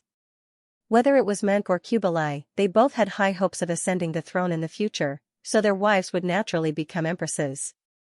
Of course, in this world, Menk died in an accident, so he no longer had the chance to become the Khan. The women of the Xianxia family are famous for their fair skin and beautiful features. You should have met Chabi, what do you think of her? Zhao Min looked at him with a hint of ridicule. Song Qingshu answered without thinking, she is indeed fair and beautiful, a rare beauty. It's no wonder that Ali Buj would say that there's something going on between her and Zulwa's uncle and sister-in-law. Song Qingshu's face turned red when he recalled the soft touch on his fingers. He noticed that Zhao Min was staring at him, so he quickly changed the topic. Ahem, it's just that your temper is a little bad. You're far worse than my Min Minhmf. Zhao Min wrinkled her nose, but she didn't pursue the matter. She continued to read, the next seats are the 4 remonstrants, Shuahulan, Kwakwashuosi, Daigai, and Wusun. Song Qingshu frowned. You Mongolian names are really hard to pronounce. They sound bad and hard to remember. Zhao Min immediately objected, then my real name is actually Minmin Timur. Isn't that also hard to pronounce? Song Qingshu hurriedly smiled. Of course not, your name is the best. Zhao Min snorted and pointed at one of them. The other 3 are fine, but you have to be extra careful of this white-robed old man, Wusun. He has a very high prestige among the Mongolian tribes. It's said that he has the power to communicate with the gods. Zhao Min explained, all the tribes in the grasslands say that he has the ability to appear in people's dreams. When Temujin was elected by all the tribes as Genghis Khan, he appeared in people's dreams and gave Temujin all sorts of mysterious auras, making it so that Temujin was no longer opposed to becoming Khan. He can't just be a fraud, can he? Song Qingshu frowned. There were many similar stories in the Central Plains.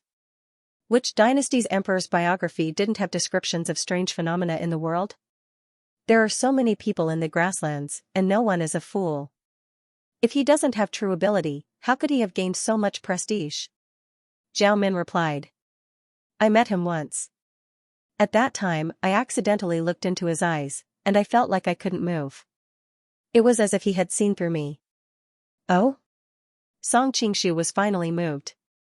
He must have a very high level of spiritual power, and even knows how to create illusions with his mind. So don't use the soul transfer technique on him, Zhao Min reminded him. Be careful of the backlash. Song Qingshu nodded. Although a psychic attack like the Great Soul Transfer technique had a certain relationship with cultivation, it was mainly related to the difference in psychic power between the 2 sides.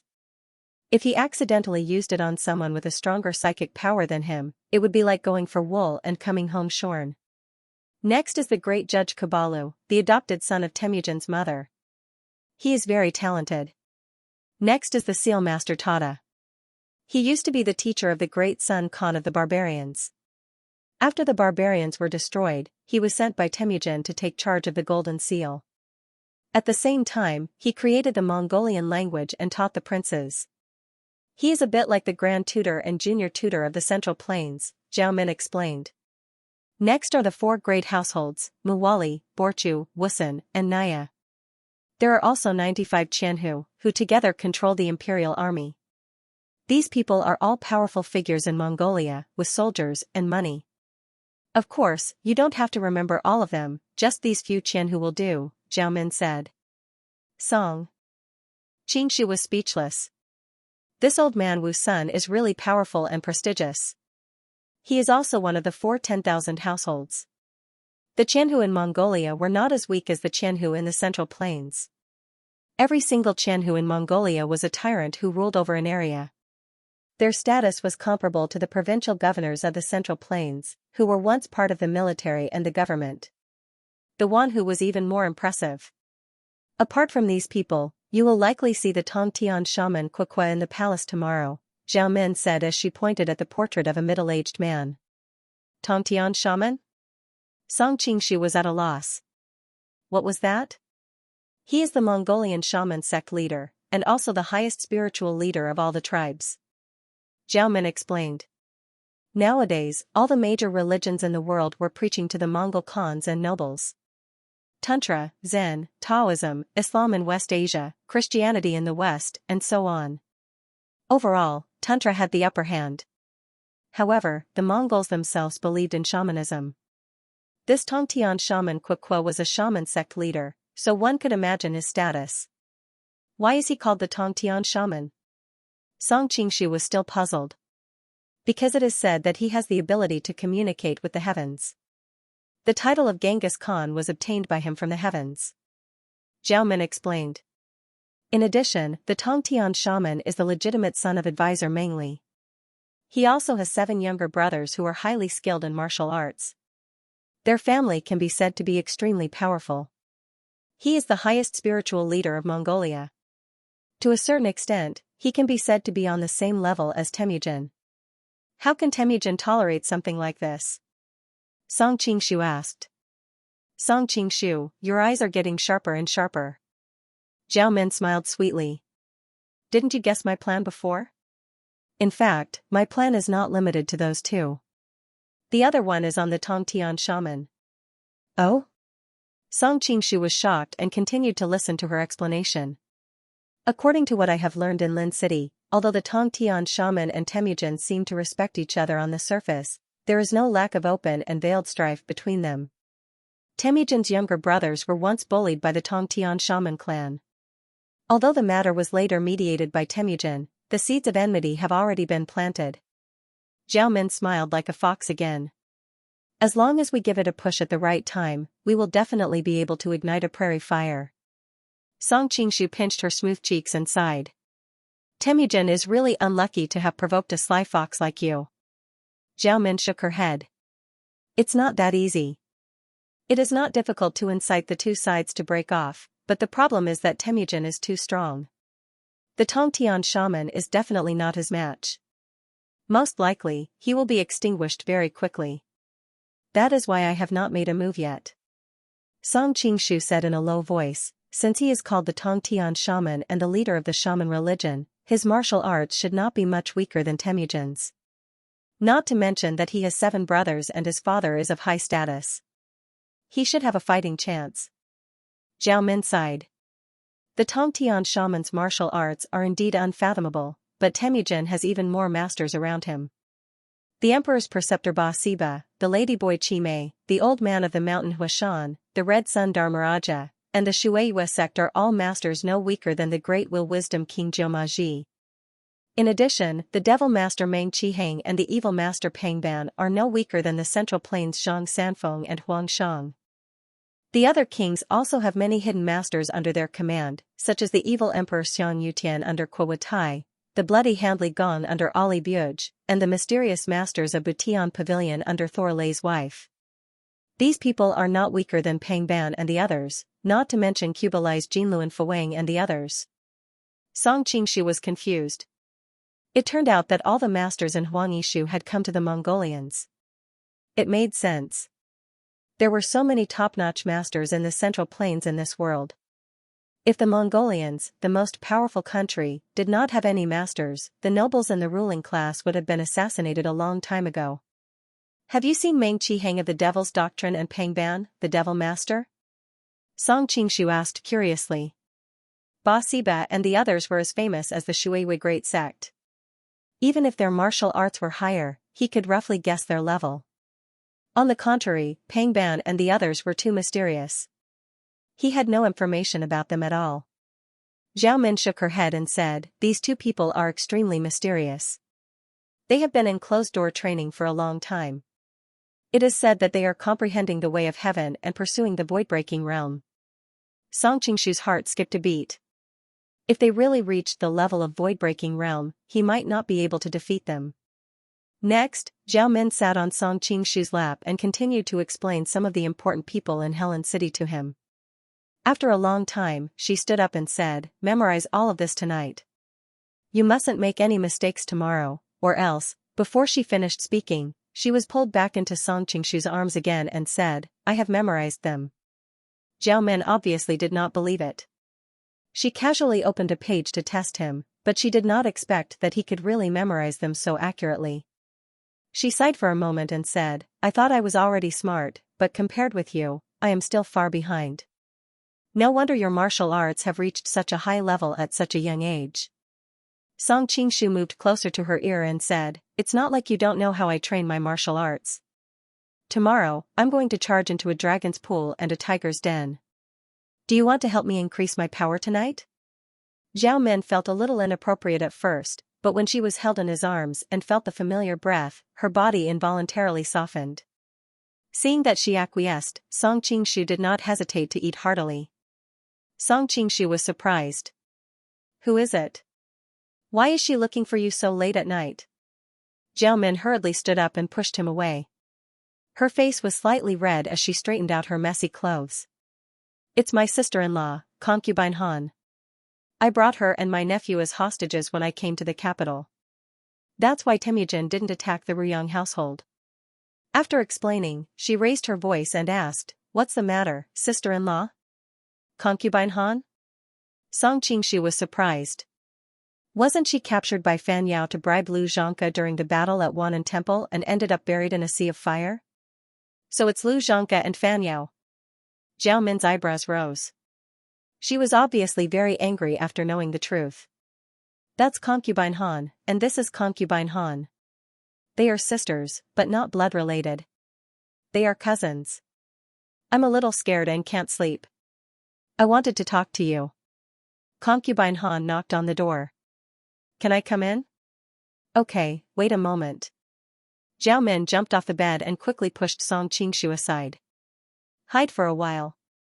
Song Qingshu looked depressed. "Can't you just find an excuse to send her away? Why did you let her in? You don't understand." Zhao Min quickly explained as she pushed him behind the screen. "This time, such a big thing happened at the Ruyang household, and I brought her to Helen City as a hostage. There are dangers everywhere here, and she's always on edge. If I don't calm her down from time to time, and something happens to her and my nephew, how can I face my brother?"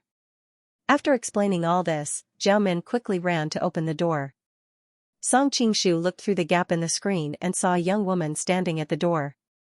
Her skin was fair and delicate, and her lips were moist and glossy.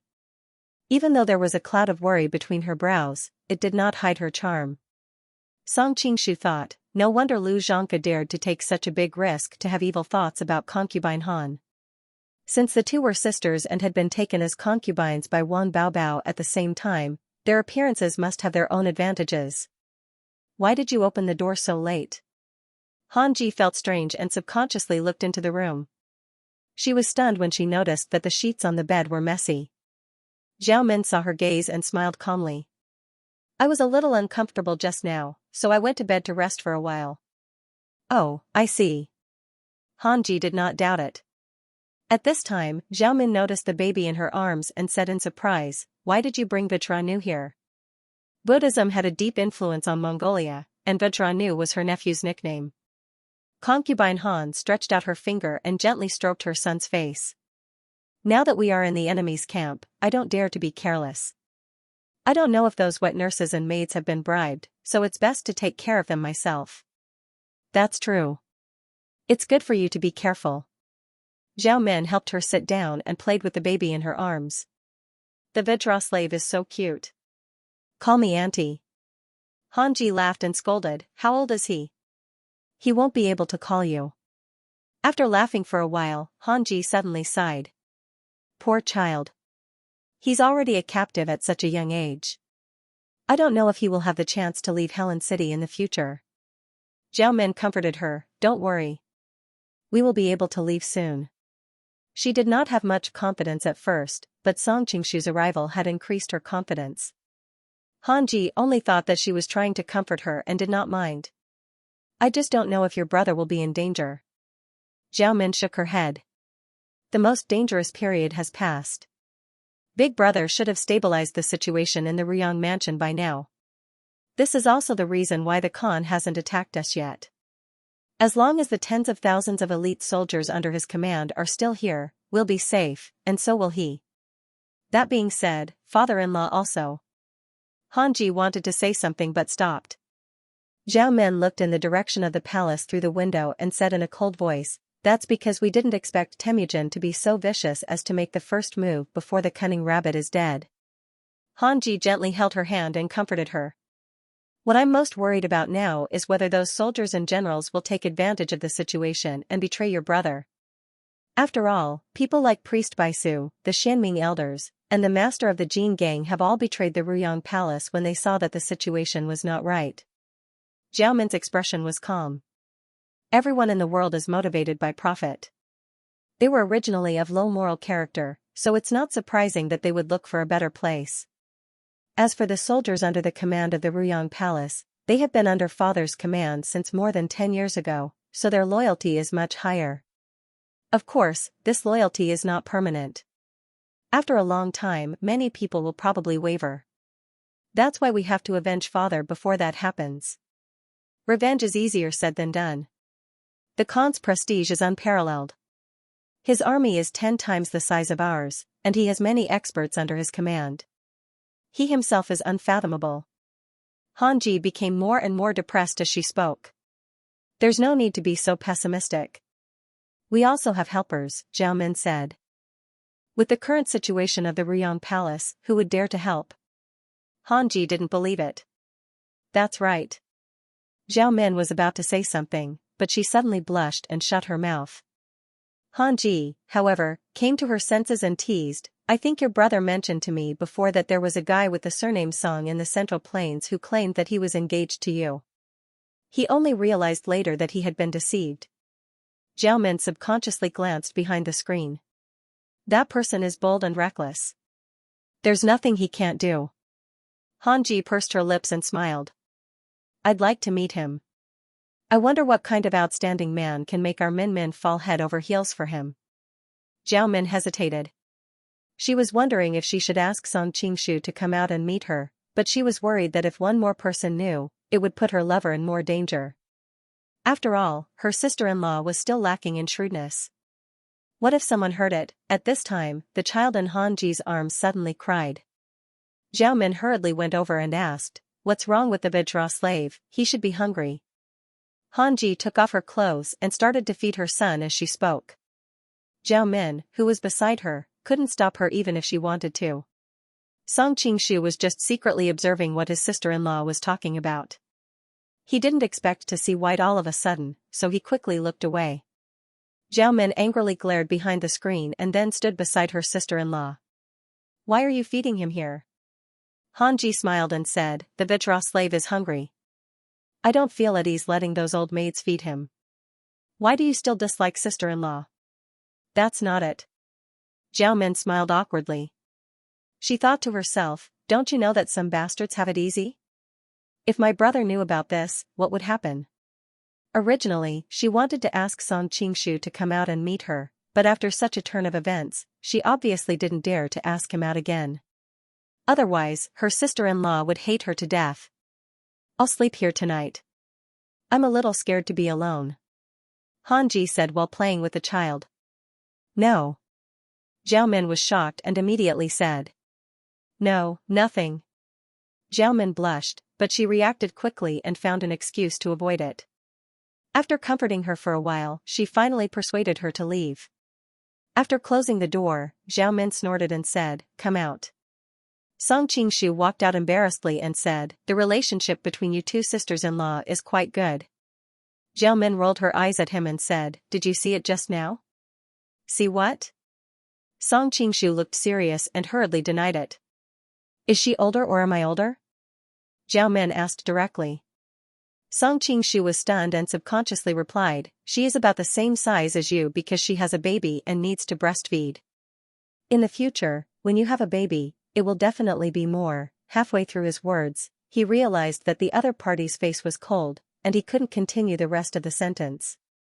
"You really saw it?" Zhao Min gritted her teeth and said. Song Qingshu was also very depressed and said, "I'm also wronged. I didn't want to peek. Who knew that she would take off her clothes while talking?" All right. Zhao Min was a little annoyed and said, "Don't let my sister-in-law know about this, and don't let my brother know either, or I'm afraid he will kill you." "Your brother can't beat me," Song Qingshu muttered in a low voice. "That's my brother. Even if you can't beat him, you have to call him brother." Zhao Min glared at him and said, "And if this matter is spread out, how will you get along with my family in the future?" Song Qingshu held her in his arms again and said, Min really cares about me." Zhao Min was a little angry at first, but she couldn't stand his rascally touch, and soon her body softened. "We were interrupted just now. Do you want to continue?" Song Qingshu leaned forward and kissed her earlobes. Zhao Min blushed and bit her lips, not saying a word. Seeing that she acquiesced, Song Qingshu grabbed her legs and lifted her up. The two of them quickly rolled onto the sheets. As the saying goes, absence makes the heart grow fonder. The two of them had been separated for a long time. During this period of time, Zhao Min had suddenly experienced a drastic change in her family. She had been under tremendous pressure, and her yearning for her lover had increased day by day. Ever since Song Qingshu left Xingqing Mansion, he had stayed in the prairie for more than half a month. As he got closer to Helen City, the longing in his heart grew stronger and stronger. His entire body had long been suppressed by a raging fire. Now that he had finally seen Zhao Min, it could be said that the heavenly thunder had ignited the fire from the earth. Only the flickering red candles and the trembling bed frame bore witness to everything. As dawn approached, Song Qingshu slipped out of Zhao Min's room.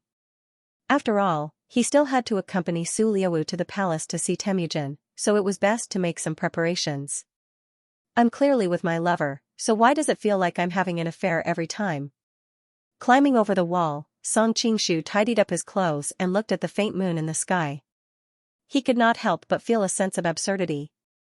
Returning to Su Liaowu's mansion, he meditated in his room. After about an hour, the others also got up, and soon the group headed for the palace. The size of the palace in Helen could not compare to the palaces in the Central Plains, but the security was no less strict.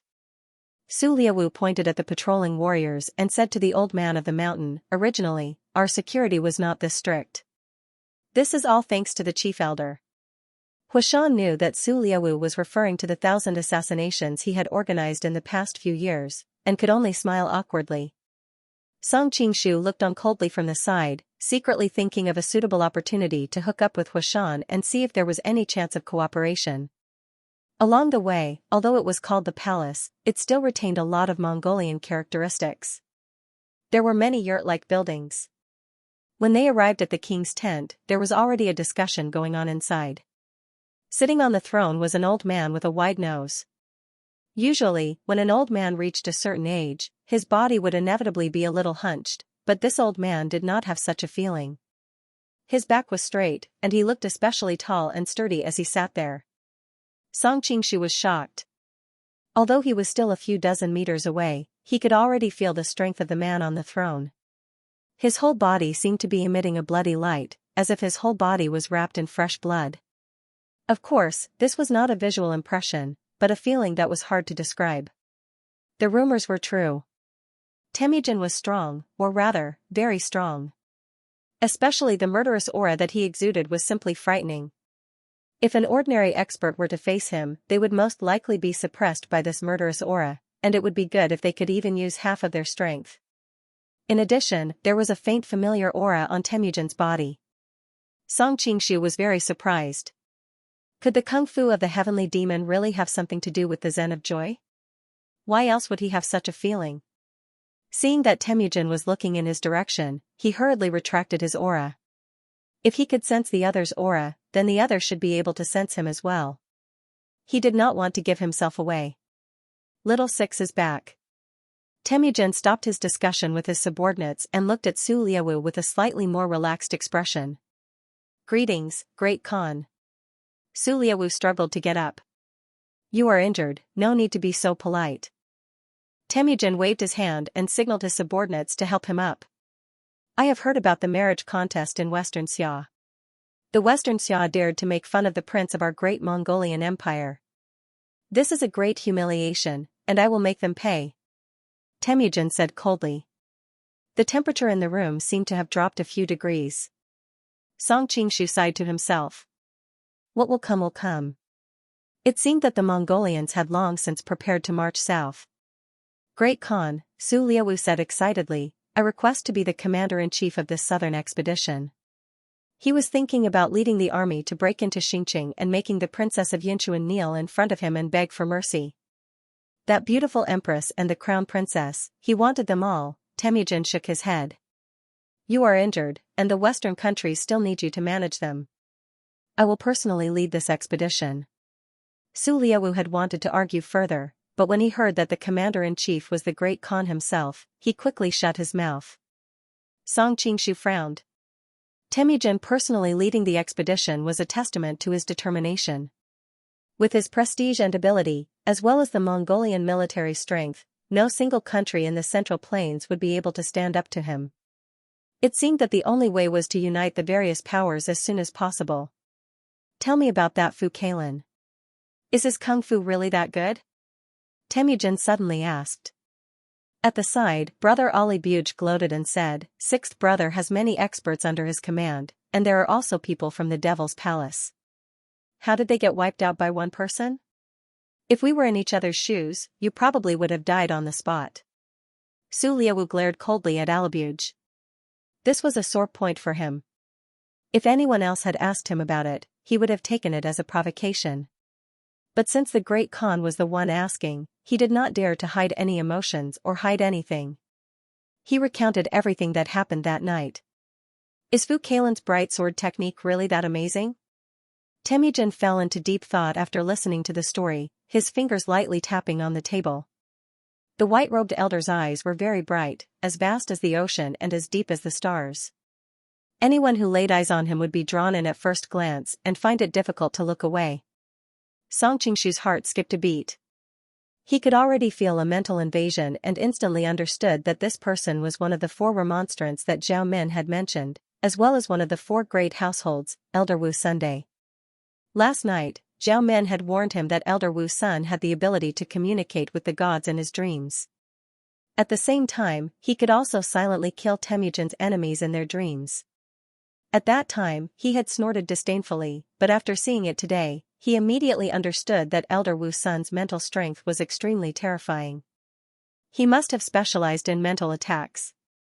With his ability, it was not difficult for him to leave a mental suggestion and wipe out an opponent's consciousness in their dreams.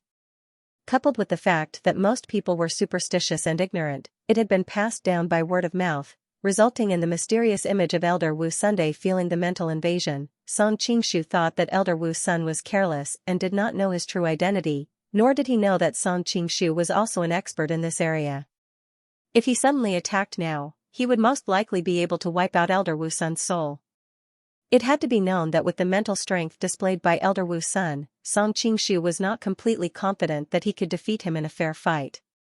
If he did not attack this time, he might not have such a good opportunity in the future. However, looking at the Mongolian experts in the hall, Song Qingshu finally dispelled this tempting thought and replied, Fu Kailan's swordsmanship has already reached the level of godhood. When I faced him, I had the upper hand just a moment ago.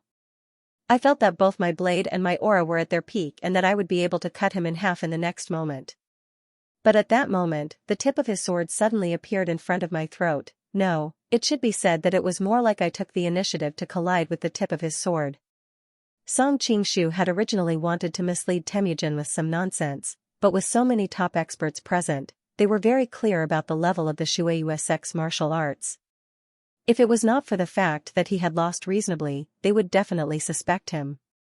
Moreover, Su Liawu had witnessed it from the side. After hesitating for a moment, Song Qingshu decided to repeat what happened that night. Take the initiative to collide with the tip of the sword?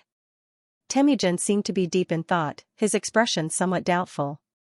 Old man Wu Sun was a little surprised that the other party had recovered from his mental influence so easily. However, on second thought, the Water Moon sect was one of the few experts under the Great Khan's command. Moreover, the samurai in Dongying often meditated, so it was normal for their mental strength to be higher than ordinary people. What do you think? Temujin looked at the people around him. Song Qingshu had already noticed these people when he first came in. Aside from Temujin, these people were the most skilled in martial arts. One of them had delicate features and did not look like a middle-aged man. With a crew cut and a monk's robe, it was obvious that he was from the Tantric sect. The only person from the Mongolian Tantric sect who could stand next to Temujin was Emperor's preceptor Ba Siba. Although they had not officially fought, Song Qingshu could already roughly estimate that Ba Siba's martial arts were superior to Jinluan Fuwang's by quite a bit. In terms of internal energy, perhaps the two were not that far apart. However, Ba Siba's mental strength was almost at its peak, which was far superior to Jinluan Fuwang's. Jinluan Fuwang's mental strength was extremely poor, so if they were to really fight, the difference between the two would be more obvious than imagined. The other person was dressed in yellow. His face was very long, and his skin was whiter than that of a girl's. It was as smooth as jade and as transparent as snow. There was not the slightest trace of a beard at the corner of his mouth. In particular, his pair of phoenix eyes were long and bright, giving off a sense of beauty and evil. Chimei of the Transvestite, along with Nian Liandan, he was known as the leader of the three great grandmasters of the outer regions. His skills were above Nian Liandan's. Read, he opened his mouth and spoke in a soft and pleasant voice, although I know that I am slightly better than the Water Moon sect, if we were to really fight, I would need to rely on my agility to seize the initiative. On the side, Ba Siba also nodded and said, that's right. That Fu Kailan actually made the Water Moon sect use his saber skills to the extreme before attacking. In the end, he was easily defeated. I really can't understand it.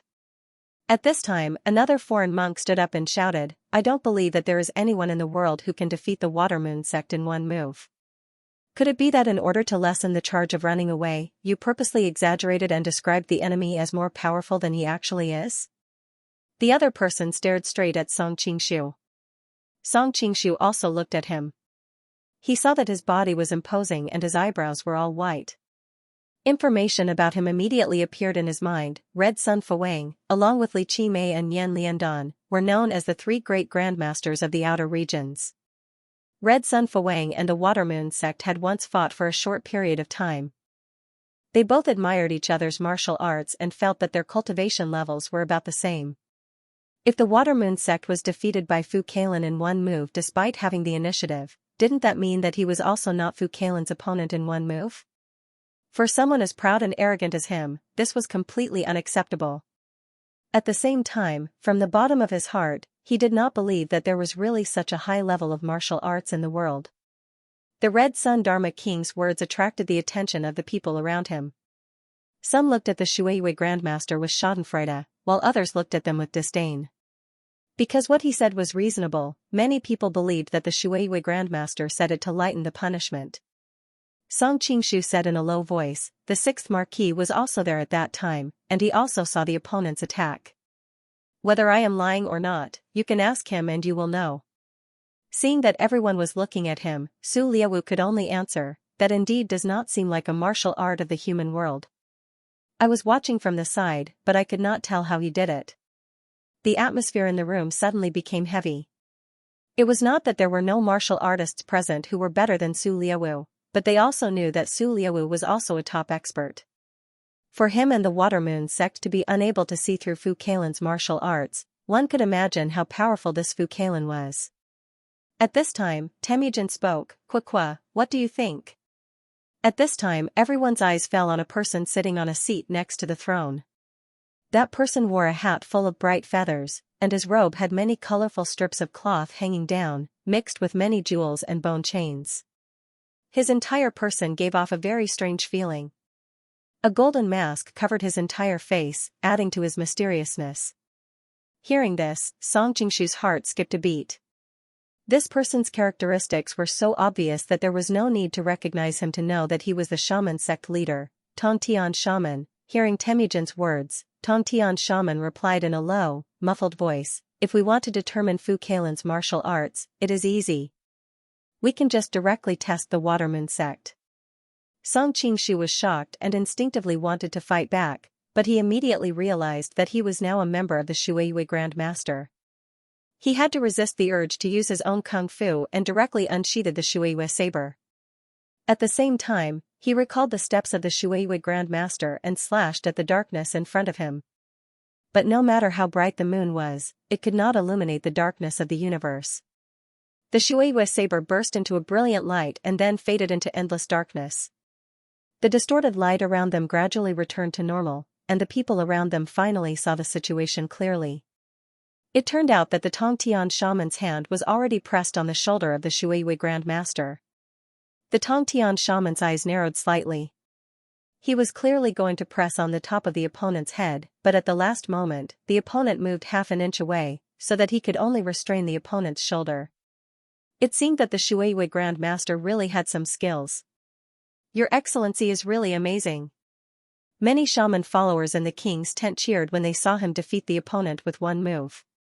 The other masters also echoed. The cultivation that the Tong Tian shaman had shown in that moment was too terrifying. If it had been them, they didn't know if they could have avoided it. At this juncture, the Tong Tian shaman would not say that his attack did not meet his expectations. He withdrew his hand and coughed. "The Grand Master's kung fu is really good. Fu Kailan was able to easily defeat the Grand Master, so his kung fu must not be inferior to mine." He was puzzled. Just now, he had caught the Shueiyue Grand Master by surprise, but Fu Kailan was able to suppress him when the Shueiyue Grand Master's saber was at its peak. There was already a gap between them.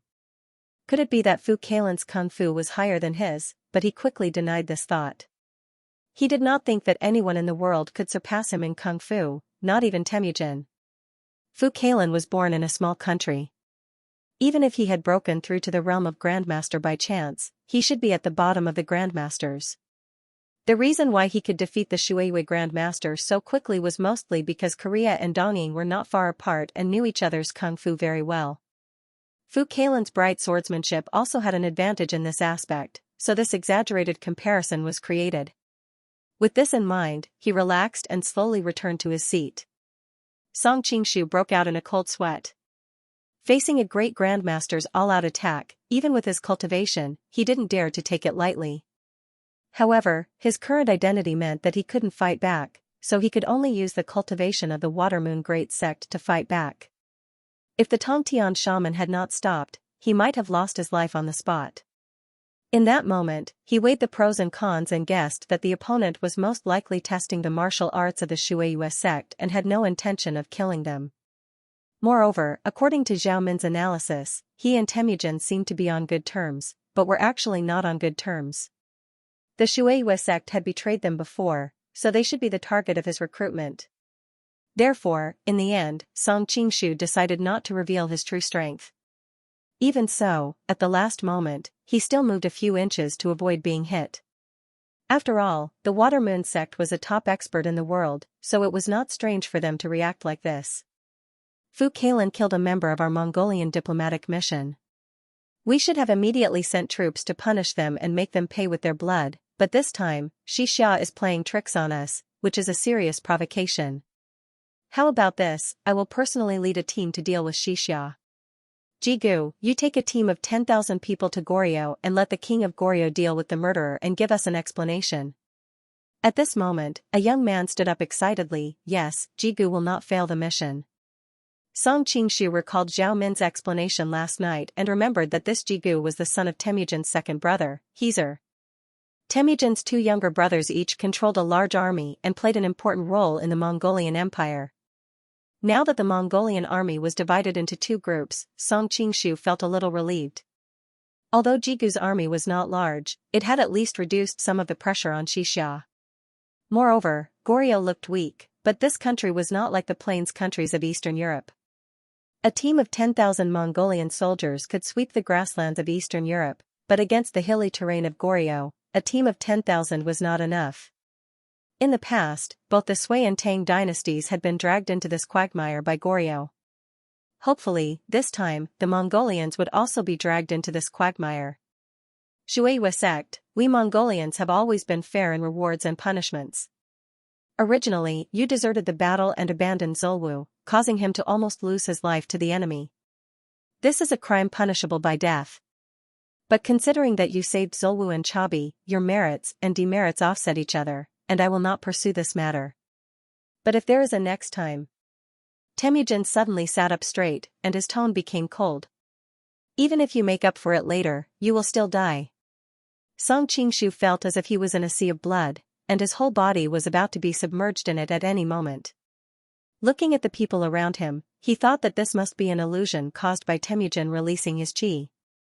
He hurriedly suppressed the restless Xianxia in his body and pretended to be frightened as he replied, I will remember this. You can leave now. Temujin waved his hand. It was obvious that the Shui sect did not have the right to participate in this meeting. As he walked out of the tent, he could faintly hear Temujin asking Kublai about his thoughts on Zulwu's attack.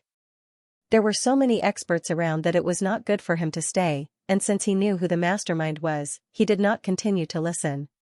After leaving the palace, he was wondering if he should go back to his residence or go to Zhao Min's place when he suddenly heard a pleasant voice. Is that the Shui sect? Song Qingshu turned around and saw an unbelievably beautiful face with a noble and inviolable posture. When the warriors around her saw her, their hearts began to race. Some of them were short of breath, and their bodies were trembling. Looking at their expressions, if it weren't for the fact that there were others present, they might have knelt down beside her to express their admiration and respect. Song Qingshu had seen many beauties, Qin Yuanyuan, Taj Kis, Xiao Long Nu, Gubai, Huang Rong, Zhao Min, Zhou Jirua, Reningying, all of them were stunning beauties.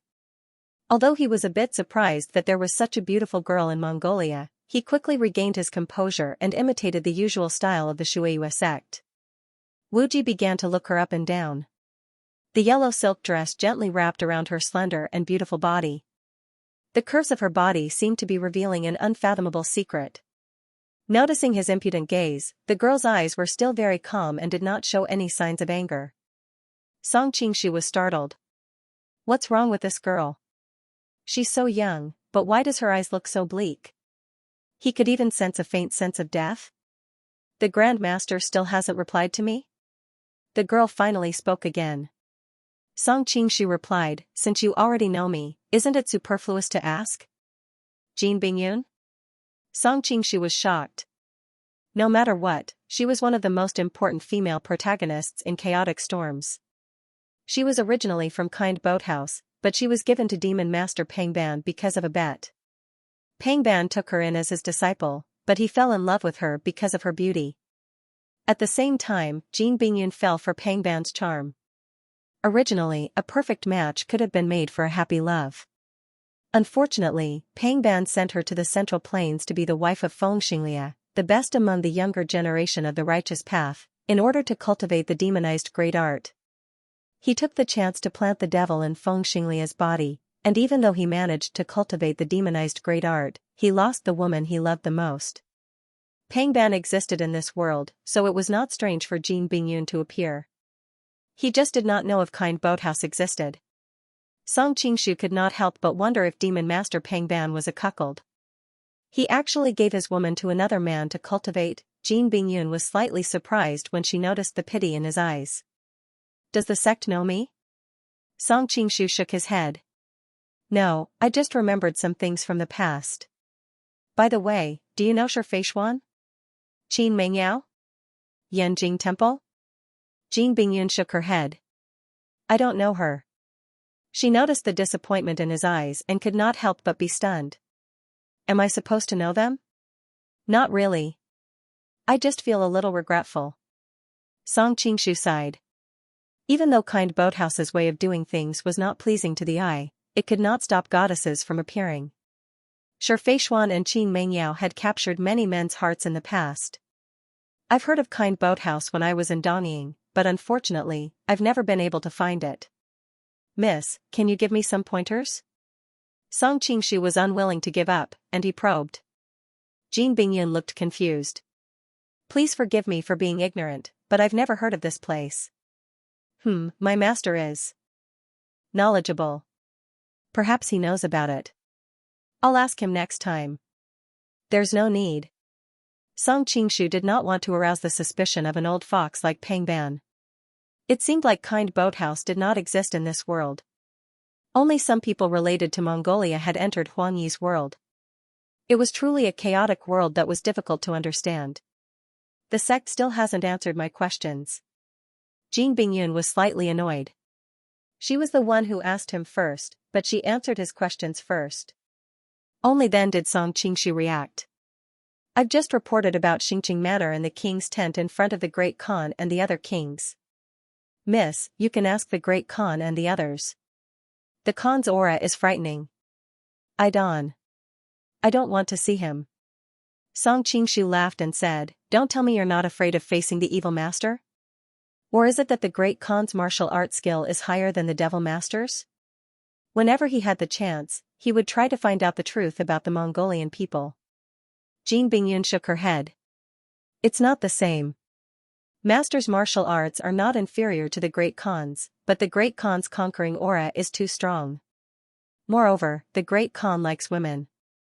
I'm worried that if he asks for me, even my master will find it hard to refuse.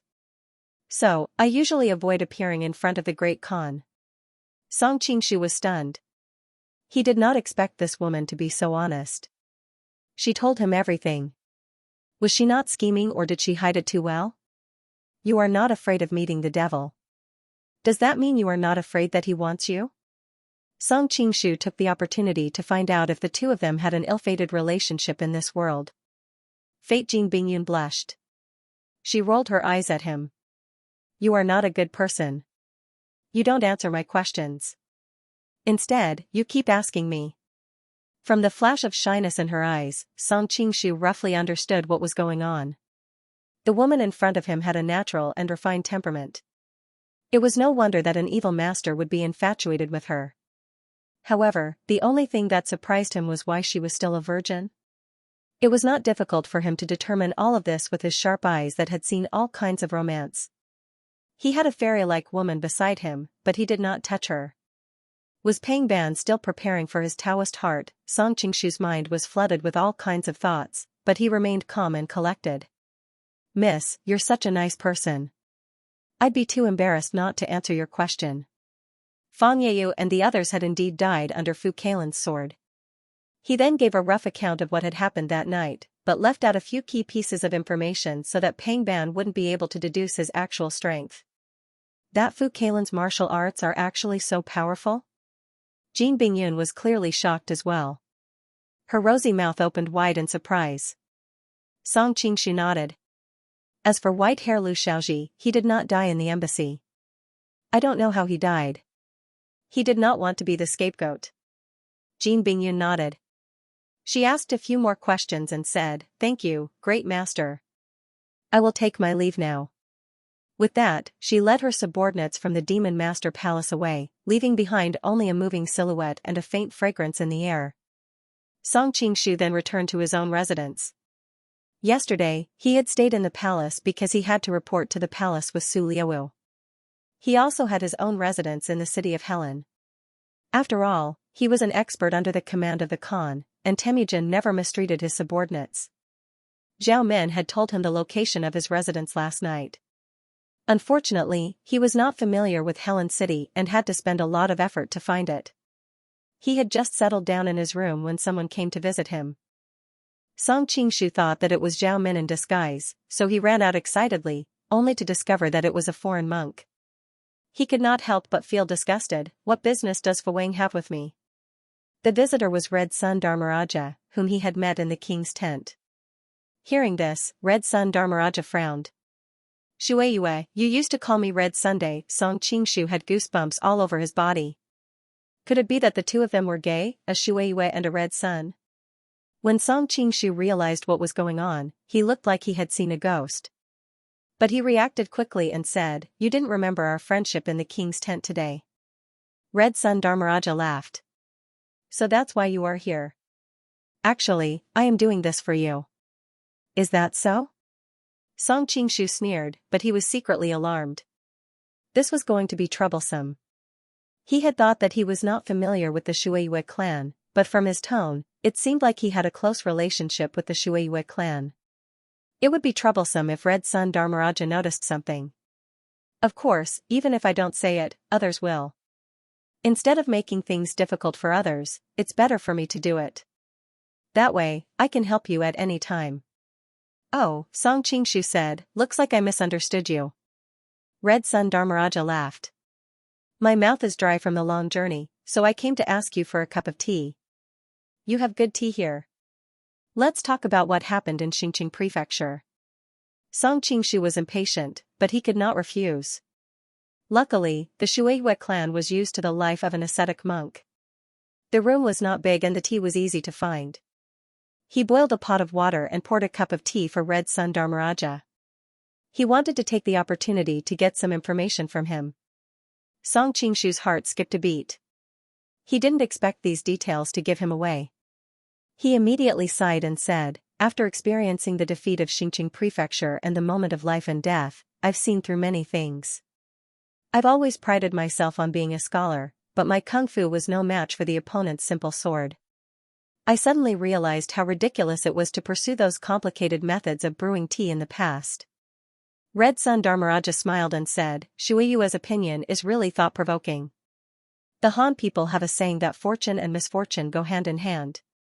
Although you were defeated by Fu Kalen this time, it's not necessarily a bad thing. If you can get some inspiration from it, you might be the first to peek into the way of heaven in the future. I don't dare to think about the way of heaven. As long as I can avenge myself the next time I meet Fu Kalen." Song Qingshu sighed and made a depressed expression. Red Sun Dharmaraja comforted him, "Victory and defeat are common in war. Winning first doesn't mean you'll be the final winner. As long as you can defeat Fu Kalen in the future, your previous defeat will become an interesting embellishment." "Brother Red Sun, I'm so grateful for your words," Song Qingshu said gratefully. Red Sun Dharmaraja laughed and said, "It's too polite to say these words to friends. By the way, I heard that you met Jin Bingyun of the Devil Palace outside the palace." Red Sun Dharmaraja asked. Song Qingshu nodded and said, "Yes, she asked me how Fang Yeyu and Lu Xiaoji died."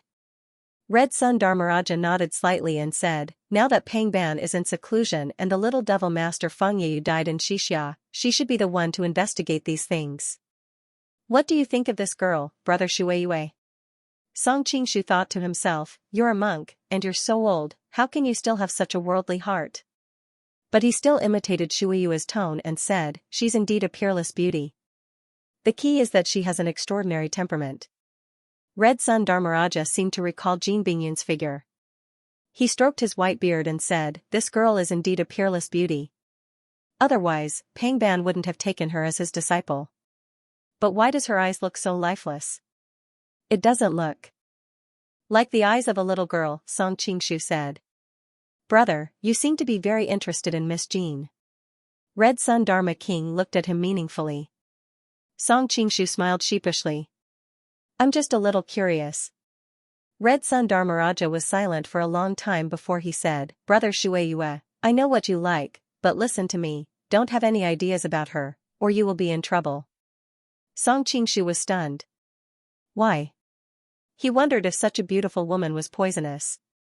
He had always scoffed at the term femme fatale.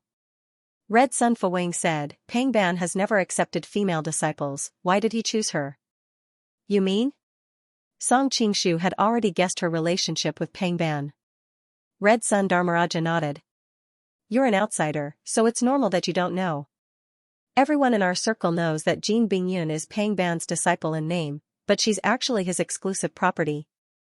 Brother Shueiyue, although your martial arts are good, you have no chance of winning against Pang Ban. Song Qingshu wanted to take this opportunity to find out more about Pang Ban, so he asked in a low voice, you said Jin Bingyun is Pang Ban's exclusive property, but I think she's still a virgin. Red Sun Dharmaraja also showed a smile that all men understood. Brother Shueiyue is indeed an expert, you can see that Jin Bingyun is still a virgin. That's right, Pang Ban didn't touch her because he still needs Jin Bingyun to help him complete the last step of the Dao Heart Demon Seed. Oh? Song Qingshu took this opportunity to find out what the Dao Heart Demon Seed technique was all about. Red Sun Dharmaraja thought for a while and explained, the Dao Heart Demon Seed technique is a technique that sees everything as a wave. Every blade of grass and every tree is a wave. A normal martial artist's true chi is also a wave, but innate true chi is a higher level and subtle wave that can be combined with one's spirit. The Demon Seed technique is a wave that transcends life and death, so it can do what people can't do. The Dao Heart Demon Seed technique is the highest technique of the demon sect, and for thousands of years, no one has ever mastered it except for the ancestral master. This is because the biggest problem of practicing this technique is that it requires a perfect human cauldron. The stronger and better the human cauldron is, the more likely it is to master it. Song Qingshu frowned. But if the human cauldron is really strong to a certain extent, it might be even stronger than the cultivator himself. Wouldn't the cultivator be digging his own grave then? Red Sun Dharmaraja smiled. That's why balance is needed. But the demon sect's clan masters are all talented people, and no one wants to be a human cauldron. They all want the human cauldron to be as strong as possible. To solve this problem, we need a demon medium. Demon medium? Song Qingshu was stunned. It was the first time he had heard of this term. It's the person who is responsible for planting the demon seed into the human cauldron. But the human cauldron is usually a powerful person, so a normal demon medium can't get close to him. Therefore, the demon medium must be a beautiful woman, Red Sun Dharmaraja answered. Song Qingshu's heart skipped a beat. Jin Bingyun is the demon medium? Red Sun Dharmaraja nodded. Yes, so even if we don't consider the threat of Pang Ban, this woman must never be touched. Song Qingshu had a strange expression on his face. I wonder which unlucky guy was chosen by Pang Ban as a human cauldron. Red Sun Dharmaraja smiled and said, I heard that Pang Ban has already chosen the person. Now, the most powerful young man in the Central Plains is none other than the Golden Snake King, Song Qingshu. I heard that he has a lot of wives and concubines, so he must be a very lecherous person. He definitely won't be able to resist Jin Bingyun's charm. If he absorbs all of Song Qingshu's power and essence, Pang Ban might really become the second person in thousands of years to cultivate the demon seed in the Dao heart. Hearing this, Song Qingshu almost spat out the tea in his mouth. He never thought that he would be chosen as a human cauldron, he couldn't help but feel a little scared when he thought about it. With his character, if a beautiful woman like Jin Bingyun came to him and threw herself at him, he might not be able to bear to reject her. Then, wouldn't he be letting Pang Ban take advantage of him for nothing? Fortunately, he knew about this evil plan in advance. He must stay away from Jin Bingyun in the future. Red Sun Dharmaraja obviously didn't want to continue this topic. The two chatted happily for a full hour before he stood up and left. After seeing Red Sun Dharmaraja off, Song Qingshu's face was solemn. Although Red Sun Dharmaraja didn't say anything just now, it was obvious that he was suspicious. Otherwise, he wouldn't have tried to find out about Song Qingshu's situation. There were many questions that Song Qingshu didn't know how the real Shueiyue clan would answer, and he didn't know whether they had given themselves away or not. After Red Sun Dharmaraja walked out of the gate, the smile on his face instantly disappeared. He called one of his subordinates and said, You found the whereabouts of the Wind Lady. Send more people and bring her back as soon as possible. Yes. The subordinate bowed and was about to turn around and leave, but he was stopped again. Wait. Red Sun Dharmaraja looked back at the house of the Shuiwi clan and said, "Send someone to keep an eye on this place. See where he goes and who he looks for." The subordinate looked embarrassed. "But the Shuiwi clan is very powerful. I'm afraid we'll be found." After Red Sun Dharmaraja left, Song Qingshu also walked out of the house. As soon as he stepped out of the door, he found that several people were staring at him furtively. Although they were very careful, Song Qingshu was very sensitive to these things because of his cultivation. Song Qingshu quietly walked around and bought some small things. Then he returned to his house and sneaked out from the back of the yard. Although there were also people watching him in the backyard, he deliberately took precautions and didn't want to alarm them. Soon, he came to Zhao Min's boudoir. Zhao Min was sitting by the window with her back to him, with her hand supporting her cheek. Her back was graceful and slender, the skin on the back of her neck was as white as jade, and her beautiful black hair was like a waterfall. Song Qingshu secretly compared her with Jin Bingyun, who he had just met. He still felt that Zhao Min's delicate and charming charm was more attractive than Jin Bingyun's boring look. Tenderness rose in his heart, and he quietly walked over to her and held her in his arms. Zhao Min was shocked. When she found that it was her lover, she breathed a sigh of relief. "Why do you always like to sneak around and scare people?" Song Qingshu kissed her cheek and felt that her skin was smooth and tender. He said with a smile, "Princess, haven't you heard that a wife is not as good as a concubine, and a concubine is better than a concubine? Who wants to be a concubine with you?" Zhao Min spat, then got up and turned around. Like a light and beautiful butterfly, she escaped from his arms. While running to close the door and windows to see if anyone had noticed, she asked, "Why did you come here in broad daylight?" Song Qingshu said with a teasing smile, "So you want me to come to you at night?" Zhao Min's pretty face turned red. "Why are you still so naughty at this time? It seems that you have something to tell me." "I can't hide anything from you." Song Qingshu sighed and told her about the Red Sun Dharmaraja. "I guess he probably suspects me. Those stalkers near my residence should be left by him." Zhao Min also furrowed her brows. "This is my oversight. I didn't expect the Red Sun Dharma King to have such a deep relationship with the Water Moon sect." Song Qingshu shook his head. "I can't blame you. Now that you're under house arrest, there aren't many people you can use. It's already surprising that you were able to find that much information." Zhao Min did not look relaxed at all. "We have to solve this problem as soon as possible.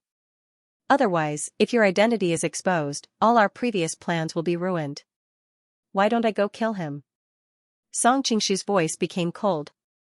Although he did not like to kill people, he was in a position where he could not control himself. He had to be ruthless. "No." Zhao Min thought for a while and shook her head. "The Red Sun Dharma King suspects you. He probably told some of his confidants. If you kill him now, you will become the biggest suspect, which will be even more disadvantageous." "Then what should I do?" Song Qingshu also had a headache. Zhao Min said while thinking, "In fact, it's not difficult to kill the Red Sun Dharma King. The difficult part is how to deal with the aftermath. Well, the Red Sun Dharma King clearly saw through you. Why didn't he expose your identity? Could it be that he is also not competent?" Song Qingshu asked. "No." Zhao Min explained, "If the two of you are good friends, the various details of your previous interactions are enough for him to judge. Wait, I remember that this person is very cautious. He must be worried about exposing you. After all, he is the only one who can judge whether you are real or fake, so he must find solid evidence before he makes a move." "Solid evidence?" Song Qingshu was stunned and murmured to himself, "The Shuiwi Grand Master has always been a loner, and he came from Dongying, which is thousands of miles away. He can't have sent people across the ocean to verify it." As they spoke, they suddenly thought of something and said in unison, "The Wind Lady." "That's right." Zhao Min looked worried. "When I heard that the Wind Lady escaped from the Xinjiang prefecture, I was a little worried. I didn't expect that she would become a serious problem." With her martial arts skills, she could escape in that situation.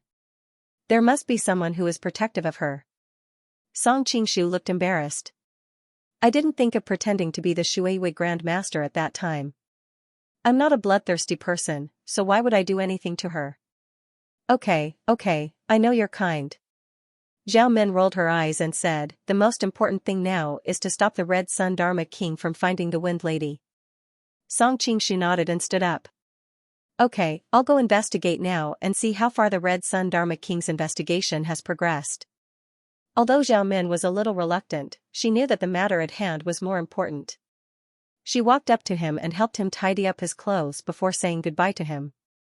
After Song Qingshu left, he planned to go to the Red Sun Dharma King's mansion to investigate.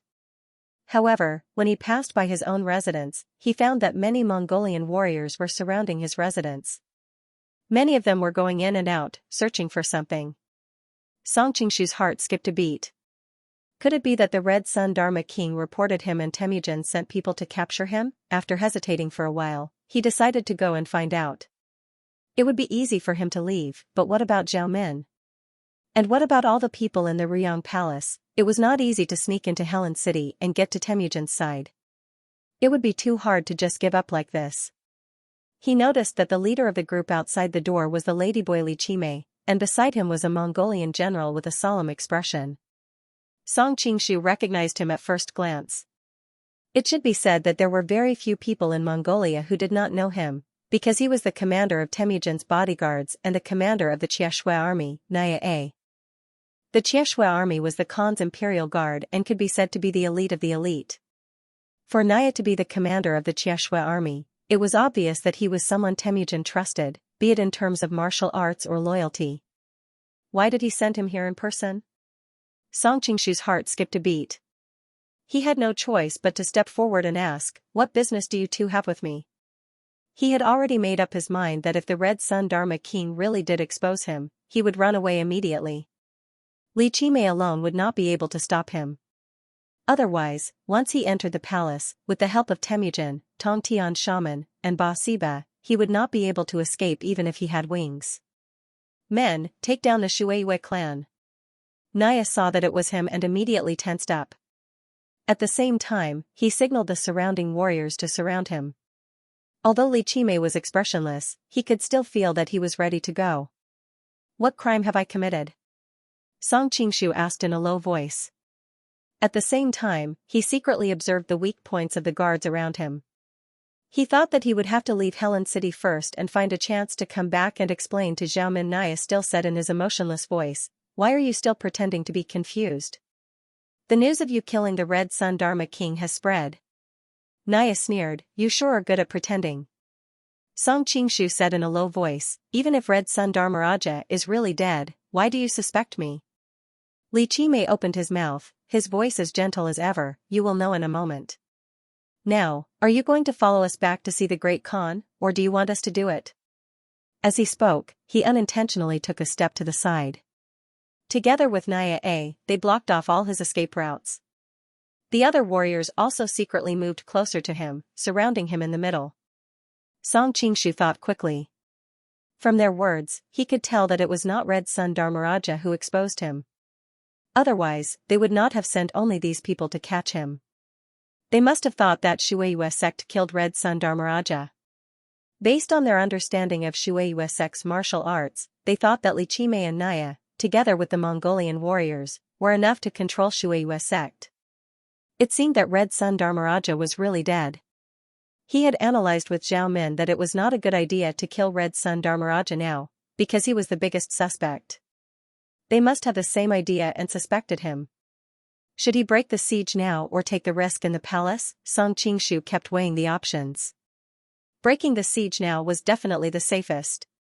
These people could not stop him, but all his previous efforts were in vain. It seemed that he had to take the risk in the palace. "I will compete with you." Song Qingshu put the watermoon blade aside and looked like he was ready to take the risk. The reason why he dared to take the risk was that he was not the murderer of Red Sun Dharmaraja. As long as he dealt with it properly, he might not be in the worst situation. Li Qimei and Nia looked at each other, obviously surprised. They were ready to kill him, but this saved them a lot of trouble. It is good that the great sect is reasonable. Although Li Qimei said so, he did not dare to be careless. He moved closer and sealed several acupoints on his body. Song Qingshu let out a muffled groan. In fact, he used the method of virtual meridians learned from the Taishan Sutra to quietly undo the seal on his body. The Mongolian warriors on the side came over with the iron shackles but were stopped by Li Qimei. Since the great sect did not make things difficult for us, how can we make things difficult for the great sect? After saying that, he made an inviting gesture. Great sect leader, please. Song Qingshu nodded and followed the two toward the palace. On the way, he asked tentatively, Red Sun Dharma King is dead, why do you think I'm the murderer? Because of his cooperation earlier, Nia A's expression softened a little. He replied, we are only responsible for arresting people. We don't know the specifics. Song Qingshu could not help but frown. Seeing this, Li Qimei comforted him, since the great sect is willing to surrender, they must have a clear conscience. We will definitely report this to the Great Khan later.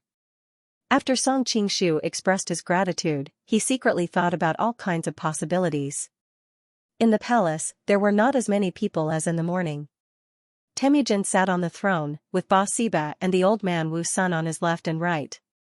In addition, there were 4 judges and several generals of the Xianxia army, Bogorchi, Borchu, and Chila Un.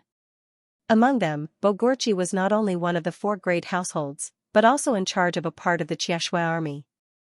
Borchu and Bogorchi had similar names, but in fact, they were not related by blood. He was an orphan on the battlefield and was adopted by Temujin's mother, Yueluan. He was in charge of the first Xianxia. Chila Yuan's sister was one of Temujin's concubines, and as Temujin's brother-in-law, she was also in charge of the 4th Xianxia. 12 Literary Network's Nia, who had previously arrested Song Qingshu, was the nominal commander of the Xianxia army. In addition, he was in charge of the Xianxia army's guards and quiver soldiers. Great Khan, the Shuiwei Grand Master is here. Nia bowed and retreated to the side. Li Qimei remained behind Song Qingshu, as if she was always on guard against any unexpected situations. Song Qingshu took the opportunity to say, I've been wrongly accused. I only just found out that Red Sun Dharma King is dead. Why do you think I'm the murderer? Li Qimei also took the opportunity to explain the situation, concluding, I noticed that the Grand Master was at a loss earlier, and it does not seem to be fake. I hope that the Great Khan will investigate further. Temujin did not express his opinion. He waved his hand, and Ba Siba came out and said, Red Sun Dharma King's kung fu is very strong, and there are only a few people in Helen who can kill him. What's even more strange is that I checked his body and found no signs of a fight.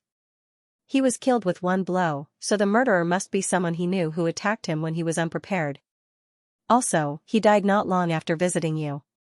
Who else could it be but you? Song Qingshu breathed a sigh of relief and replied, Isn't it too hasty to conclude that I'm the murderer just because of this?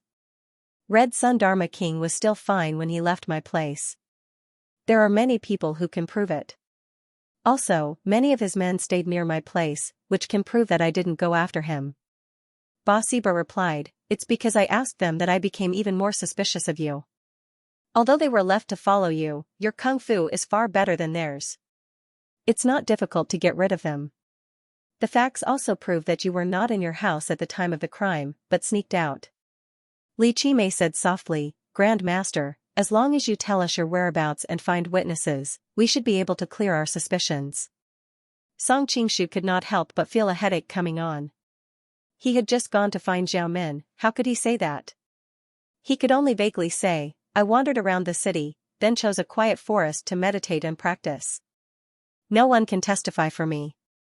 He knew that if he casually made an alibi, it would be easy for these people to verify it with their ability, so he could only say that he was alone at that time. That means he doesn't have an alibi. A few judges whispered to each other and looked at him suspiciously. Song Qingshu hurriedly explained, although I don't have an alibi, I don't have the motive to kill him. Red Sun Dharma King is my friend, why would I kill him for no reason? Motive? That's easy. Ba Siba snorted coldly, I thought it was strange before. You were obviously friends, so why would Red Sun Dharma King leave his men to follow you outside your house? Later, after interrogating them, I found out that Red Sun Dharma King seemed to suspect you. You were worried that your identity would be exposed, so you killed him. Song Qingshu replied, Suspect? I don't know what he suspects about me. What's there to suspect about my identity? Now that things had come to this, he could only bite the bullet. From Zhao Min's information, he could tell that the Red Sun Dharma King was a cautious person. Even if he really suspected his identity, he wouldn't tell his subordinates too clearly. Ba Siba said lightly, it's useless for Shuiwei Grand Master to keep denying it. When someone comes back, the truth will come to light. Who? Song Qingshu's heart skipped a beat. Wind Lady, Ba Siba stared into his eyes as he spoke, trying to find a flaw. When Red Sun Fuwang was still alive, he sent someone to look for Wind Lady to identify her. Coincidentally, Wind Lady had just returned to Helen City not long ago. She'll be able to come and confront us soon. At this moment, the guard at the door announced that Wind Lady had arrived. How is this possible? Red Sun Dharmaraja was just looking for the Wind Maiden, how could he find her so soon? Song Qingshu broke out in a cold sweat. He might be able to fool others by disguising himself as the Shuiwei headmaster, but how could he fool the Wind Maiden, whom he had raised since childhood? Moreover, with the lecherous nature of the Shuiwei headmaster, and the Wind Maiden's petite and beautiful appearance, it was possible that the two had some sort of sexual relationship. His eyes quietly swept around as he circulated his energy throughout his body. He was ready to strike at any moment. He would take advantage of Li Qimei's unpreparedness to heavily injure him. With one less enemy, the remaining Ba Siba, Wu Sun, and the others would be difficult to deal with, but the most difficult one would still be Temujin. Suddenly, his heart skipped a beat as he realized that Temujin had sat up straight and was quietly looking at him. At this moment, the sound of footsteps could be heard as a woman was brought in. Song Qingshu hurriedly looked over and saw a petite figure dressed in a warrior's outfit that accentuated her figure. She exuded a faint allure. Who else could it be but the Wind Maiden? The Wind Maiden greets the Great Khan. The Wind Maiden kowtowed, revealing the alluring curves of her body. Many of the Mongolian generals present glanced at her a few more times, and Wu Sun's gaze was especially passionate. Song Qingshu noticed this and couldn't help but be surprised. This Wu Sun was already a white-bearded old man, yet he still had such thoughts. He had originally thought that he was a highly respected elder. But now, he had no time to care about such things. His attention quickly returned to his own matters. To fight or to flee, he needed to make a decision. At this time, Temujin spoke, Wind Maiden, look at the person beside you. Is she from the Shuiwei headmaster? Yes, sir. The Wind Maiden stood up and walked in front of Song Qingshu. She circled around him twice and nodded. Her appearance and figure are basically the same as my master, but, Song Qingshu had just breathed a sigh of relief when he heard the word but and immediately tensed up. The Wind Maiden continued, the world is so big that nothing is too strange. Perhaps there are two people who look very similar, or perhaps someone who knows the art of disguise. As she spoke, she reached out and rubbed his face, as if she was looking for traces of his disguise. Song Qingshu was extremely nervous.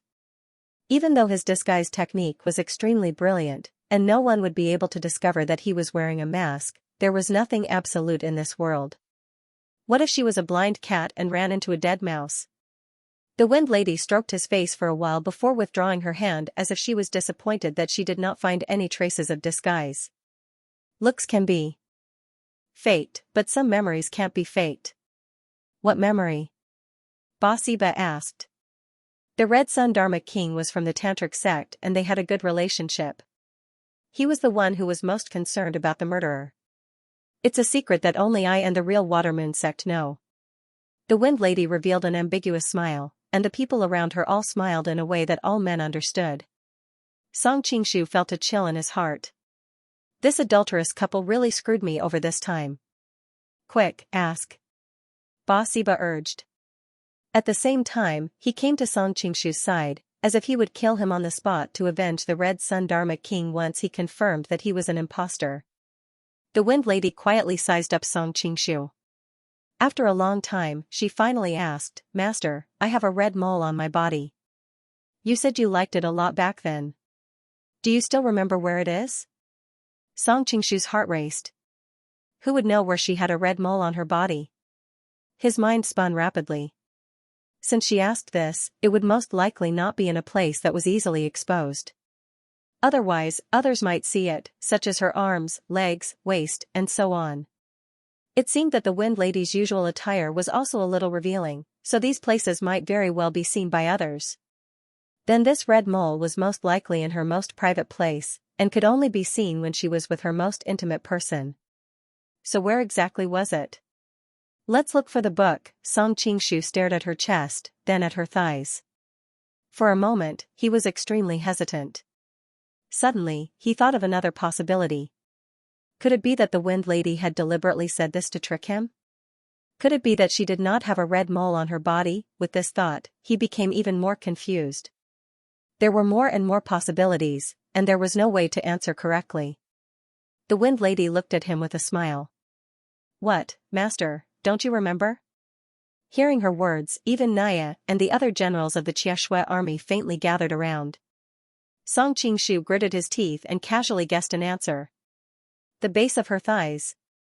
Just like in previous exams, even if he did not know how to guess, he might still get some points, but if he did not answer, he would definitely not get any points. He even thought that if he answered something like the chest, it would not be impossible for Temujin to ask the Wind Lady to take off her clothes and check. But if it was the thighs, he would probably not check them on the spot. The Wind Lady was stunned. Basiba asked, "Did you get it wrong?" "That's not it." The Wind Lady shook her head and continued to look at Song Qingshu. Left or right?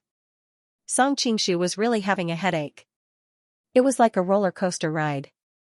He had only casually guessed, but he did not expect to get it right. But before he had time to be happy, he still had to answer. Right. Song Qingshu's eyelids twitched. He was ready to attack immediately. Unexpectedly, the Wind Lady suddenly bowed. Your disciple greets master. Get up, get up. A smile appeared on Song Qingshu's face. At this time, his inner shirt was soaked in cold sweat. He did not expect his luck to be so good as to guess it correctly. While rejoicing, he secretly cursed the Shueiyue clan for being so shameless. How could they kill their own female disciple? What an animal, making him so embarrassed. At this time, Naya said, Great Khan, although the Shueiyue clan did not have an alibi at the time of the crime, he did not have a motive. It seems that he is not the murderer. Li Qimei also nodded in agreement. Obviously, the other did not resist and followed them. Both of them were grateful. Temujin did not comment, but suddenly asked Song Qingshu, why was the master so nervous when he saw the Wind Lady? It seemed like the flow of energy in his body was not normal. Song Qingshu's heart skipped a beat. Temujin was indeed unfathomable, to be able to detect such minute changes in his qi. However, Song Qingshu was quick to respond. Because of the battle at Xingqing Prefecture, I had no choice but to throw the Wind Maiden to Fukalan and escape. I was worried that she would hold a grudge against me and deliberately set me up. I didn't expect that she would repay evil with kindness and not hate me, her master. Temujin nodded, obviously accepting this explanation. He then looked at the Wind Lady. The Shueiyue clan obviously abandoned you at the critical moment. Why are you still willing to testify for him? Song Qingshu became nervous again. The Wind Lady replied, if it were not for master's adoption, I would have starved to death on the streets more than 10 years ago. To me, he is not only a master, but more like a father. My life belongs to him. Xingqing Prefecture helped him escape from danger, so of course I was willing to do so. How righteous of you, miss. Everyone around them praised her, but at the same time, they secretly despised the Shueiyue clan's character. She treated you like a father, but you slept with her. What a beast. Coming out of the palace, Song Qingshu still felt like he was in a dream. Just as he was in a trance, a soft body suddenly wrapped around his arm. Master, why didn't you wait for me?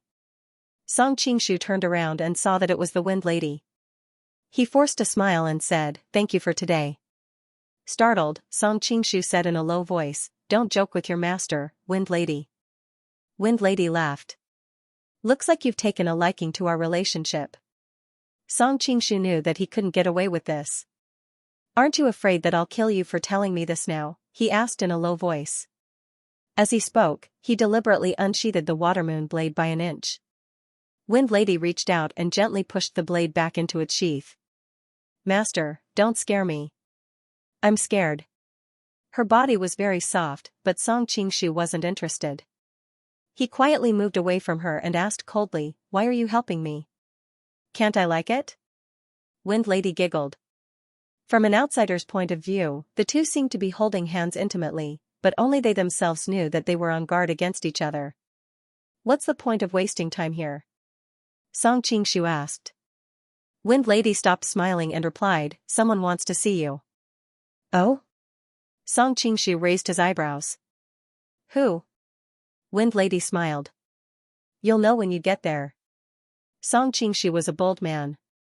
He had even gone to Temujin's tent, so there was nothing else he didn't dare to go to. So, he let her lead the way. The Wind Maiden brought him around Helen City and finally came to an inn. Although Helen City was deep in the Great Steppe, it was now the capital of the Mongolian Empire. It was also a trading center for various forces. Persian merchants, Semis, and even Han people from the north of the Central Plains came in an endless stream. Naturally, there were inns and restaurants in the city. Wind Lady led him to a private room and gestured for him to enter. She had no intention of going in herself. Song Qingshu frowned, but in the end, he pushed the door open and entered. A graceful woman was sitting at a table, leisurely pouring wine. Her entire body seemed to be wrapped in a black silk cloth. Most of her head was also wrapped in a black scarf, revealing only her two beautiful eyes. "Lost in the sea?" Song Qingshu frowned. The woman smiled faintly. A gentle breeze blew past, and the veil on her face was lifted slightly, revealing her fair and smooth chin and bright red lips. "You're really amazing. You can even recognize me like this. If the princess is dressed like this to deceive people, forgive me for speaking bluntly, it will have the opposite effect." Song Qingshu's gaze moved away from her bulging chest and looked around. He noticed a middle-aged man standing in the shadows in the corner of the room. His appearance was ordinary, but he gave off a faint feeling that made people feel at ease. Hai Wanli looked down at his clothes. It's indeed a little eye-catching. Sigh, women can't help but love beauty. Noticing his gaze, Ocean Lost introduced, "This is our OGDI family's most trusted retainer, Ocean Conqueror. He handles many of our palace's government affairs." Zhenhai nodded slightly to Song Qingshu, "Greetings, Master Shueiyue." "Oh, no, maybe we should call you by another name." Song Qingshu said coldly, "What do you mean by this?" Hai Wanli stretched out her jade-like hand and gently pressed down. The bright red nails on it were particularly eye-catching. "Please don't be agitated. We don't have any malicious intentions. Otherwise, we wouldn't have asked the Wind Girl to help you." "The Wind Girl is one of your people?" Song Qingshu asked curiously. "Actually, it was a coincidence. I happened to run into Red Sun Dharmaraja and Basiba who were looking for the Wind Girl. After learning that they were going for you, I helped you deal with the Wind Girl." Hai Wanli smiled sweetly. "After all, we agreed to be allies. How can I sit back and watch my ally be in danger?" Song Qingshu didn't ask how she dealt with the Wind Girl. With the power of the OGDI family, it wasn't difficult for them to deal with a small Japanese ninja. "Did you kill Red Sun Dharmaraja?" Hai Wanli shook his head and said, "It's not us. We're also curious which force in Helen City has the ability and motive to kill Red Sun Dharma King without anyone noticing. You should know that his martial arts are no weaker than yours, no weaker than Watermoon Great Sect." Song Qingshu said lightly, "I am the Watermoon Sect." Hai Wanli laughed happily. "You don't have to be so nervous. We don't want to know who you are. We just want to know whether you are a friend or an enemy." As she spoke, she pushed the glass of wine in front of him. Song Qingshu glanced at it but didn't have any intention of drinking it. "Are you afraid that it's poisonous?" Hai Wanli picked up the glass and drank half of it before putting it down. "Are you relieved now?" Song Qingshu lowered his head to look at the faint lipstick mark on the rim of the wine cup. In a deep voice, he said, "There are many ways to poison in this world. Some poisons will not dissolve so easily in water and will first sink to the bottom of the wine. The top half is not poisonous, but the bottom half is highly poisonous. Or, Wang Fei's lipstick has been mixed with poison. Or, the entire rim of the wine cup is poisoned. Only Wang Fei's lipstick is not poisoned." Hai Wanli smiled. It seems that Mr. is an expert in using poison. I dare not call myself an expert. It's just that I have been poisoned many times. Naturally, I have some experience. Song Qingshu said lightly. Hai Wanli said softly, but the real Watermoon sect is extremely lecherous. I'm afraid that just now, she would not be in a hurry to drink this glass of wine, instead of analyzing the possibility of poison like you. We Mongolians only treat each other as friends. Mister, do you want to drink or not? One more friend is naturally good, but one less enemy. Song Qingshu picked up the glass and drained it in one gulp. With his current cultivation and physique, he was no longer afraid of poison. He just had to be more careful after the lesson of the golden ripple flower. Mr. is indeed a smart man. Hai Wanli poured wine for the two of them again. Song Qingshu glanced at the lipstick mark on the glass and said with a faint smile, Why do I always feel that the princess is deliberately seducing me? Hai Wanli shook his head and smiled. The current you is not qualified for me to seduce you. Oh? Song Qingshu's interest was piqued. I wonder how I can be qualified. Hai Wanli raised his glass and gently clinked it with him. When the time comes, Mr. will naturally know. Song Qingshu put down the glass and asked, The princess can't have called me here just to play tricks with me, right? Tell me, what do you want me to do for you? If it's not too troublesome, I'll do it for you. The other now had something on him. This time, he clearly had something to do. Of course, if it was too troublesome, he would not interfere. After all, Hai Wanli had led people to kill Su Lai Wu. It's convenient to talk to smart people. Hai Wanli stood up and came to the window, looking in a certain direction outside the city. As he walked, his two white legs could be faintly seen. I want to deal with that bitch Cha Bai, but her maternal family is very powerful. Her brothers are all important ministers in the court. A few days ago, her eldest brother Hua Chen's wife died. The Great Khan is preparing to marry Princess Hua Zhenbiji to him. I suddenly realized that this is a once-in-a-lifetime opportunity. Song Qingshu remembered what Zhao Min had told him. The Hongjaira clan had given birth to a daughter as their empress and a son, Princess Shang. The previous head of the Hongjaira clan, Dekshuekan, was Temujin's father-in-law. Dekshuekan had 3 sons, Zakhen, Huahu, and Bian. He also had a daughter, Borte, who was Temujin's empress. Dekshuekan had already passed away, and the current head of the Hongjaira clan was Zakhen. His youngest daughter was married to Kublai as the princess consort, Chabi. In addition, he had 3 sons, Okan, Nachan, and Sua or Huadu, all of whom held high positions in the court. These brothers were either Wanhu or Qianhu, and could be said to be people with real power. Among them, Nachan was the one that Song Qingshu had run into last time who had been pestering Zhao Min. This was also why he remembered so much about this clan. The Mongolians were too casual with their names. Not only were they awkward to pronounce, but they were also very similar. If one did not pay attention, it would be easy to confuse them. As far as I know, wasn't Princess Huizhen betrothed to the Golden Blade consort? Why would she be betrothed to Okan now? Song Qingshu asked. At the same time, he complained that the Mongolians did not seem to care about seniority at all. Chabi was Thor's daughter-in-law, and now Chabi's brother was going to marry Thor's sister. However, Zhao Min had mentioned something similar before. There were many such things in Mongolia, so it was not a big deal. Hai Mansion replied, Didn't the Golden Knife Prince consort break his engagement and betrayed the Mongols?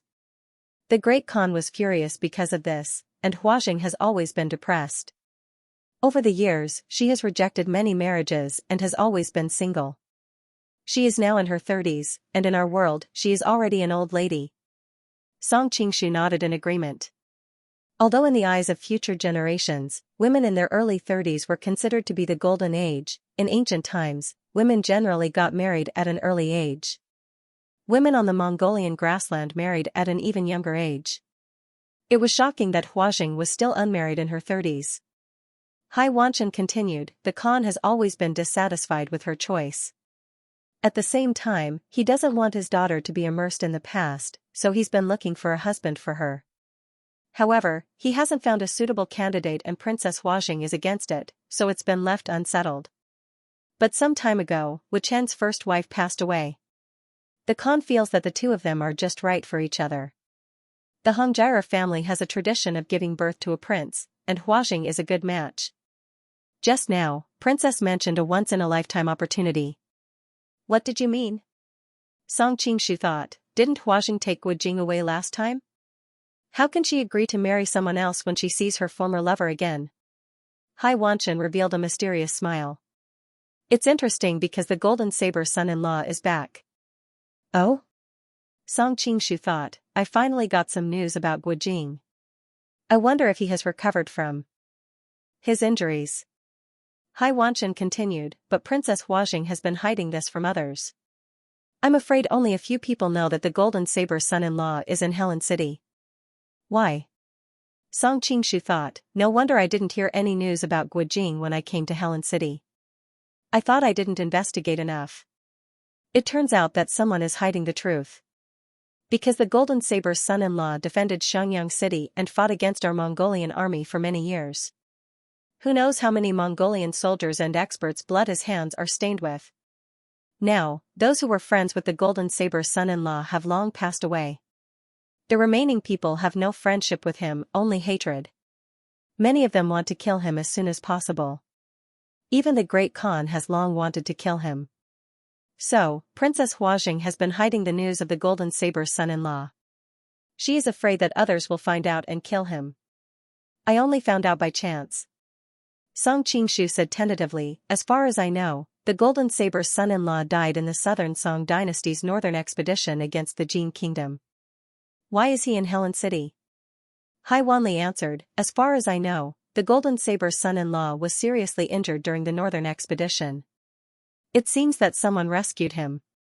Then, Princess Huajing happened to pass by and brought him back to recover. Speaking of which, he was seriously injured. It took him so long to recover, and this is based on the premise that he has a good physique. If it were someone else, I'm afraid they would have died after suffering such a serious injury. Song Qingshu was delighted. It seemed that Guojing was indeed safe and sound. He asked, but as far as I know, the Golden Saber's son-in-law is dedicated to the southern Song dynasty. His wife and daughter are also there. Since he has recovered, why hasn't he gone south? Hai Wanli shook his head, I don't know either. But I think all men are the same. How can a wife at home compare to a lover outside? No matter how beautiful your wife is, after being together for so many years, she can't compare to a lover who is slightly less good-looking. Moreover, Princess Huajing is not bad-looking. Ever since she was rescued, Guojing has been staying in Huajing's tent. A man and a woman are intimate with each other all day long. It's no surprise that something happened. That's true. Song Qingshu agreed, but in his heart, he was thinking that if it was someone else, it would be the same. But with Guojing's character, it was unlikely that he would do such a thing. There must be some unknown reason. But what does this have to do with Princess's plan? What do you want me to do? Hai Wanli smiled, I'll inform you when the time comes. I'm just letting you know in advance so that you can be prepared so that you won't be caught off guard. Song Qingshu said in a deep voice, you don't seem to have a cooperative attitude. He was very curious about the other party's plan. Hai Wanli waved his finger, I hope Mr. can forgive me. This matter is of great importance. If I say it in advance, I'm afraid it won't be effective. Song Qingshu snorted, then I'll say the ugly words first. If you find me when the time comes, I may not help. Hai Wanli walked up behind him and rested his arm lightly on his shoulder, don't worry, I won't make things difficult for you when the time comes. Song Qingshu couldn't help but admire this woman. She was so beautiful, and she was good at making use of the advantages of a woman. The key was that she always stopped when she went too far. She didn't make people feel disgusted, but only evoked endless wild and fanciful thoughts. She was really a stunner. He felt pity for her husband, who died too early. After chatting for a while, Song Qingshu left the room. Seeing Wind Maiden waiting for him at the door, he couldn't help but ask, are you still following me? Wind Maiden smiled, who else would I follow if not master? Song Qingshu felt a headache coming on. Usually, with Wind Maiden following him, it was really inconvenient for him to go anywhere. But if Wind Maiden suddenly disappeared, Temujin and the others would probably be suspicious. If you want to follow me, then follow me.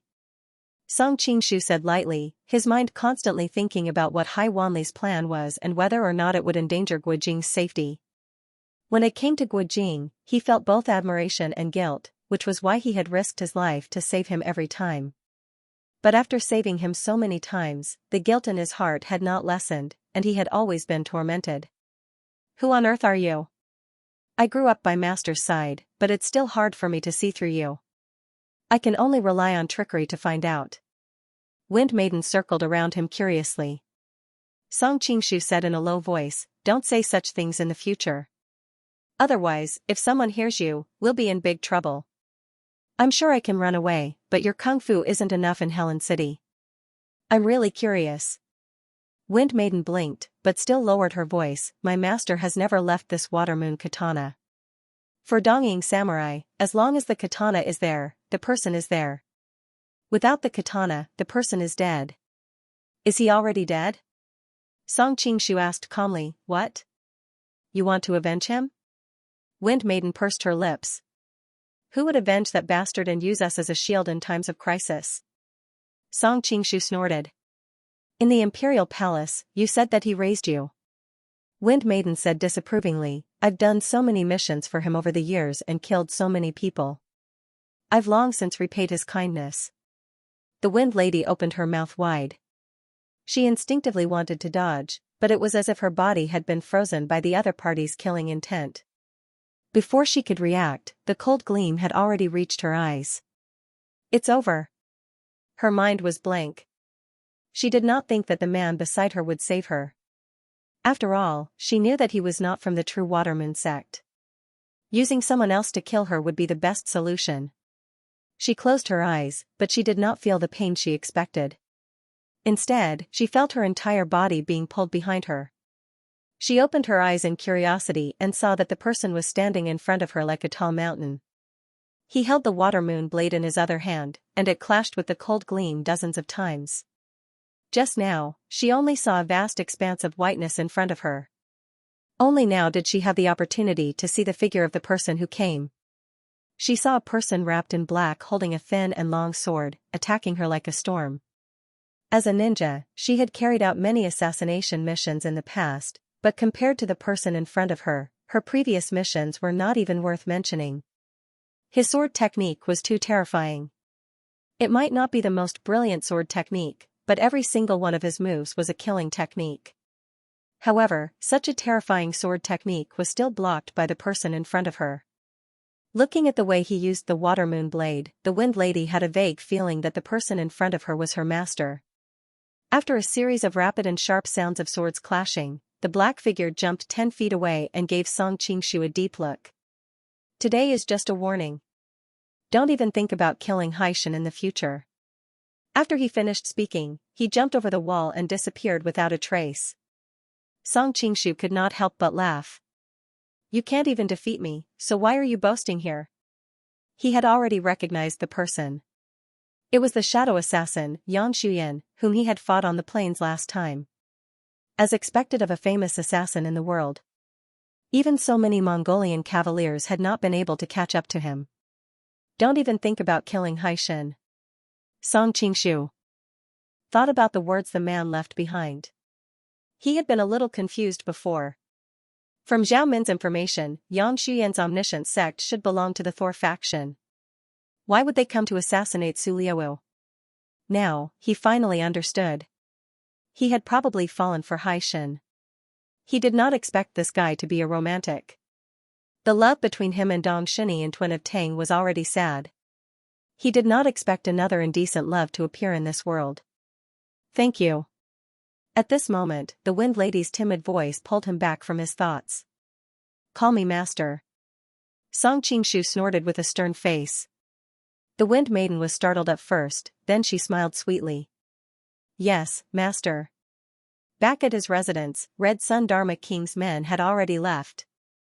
Looking at the night sky outside the window, Song Qingshu decided to talk to Zhao Min about what happened today so that she wouldn't be worried.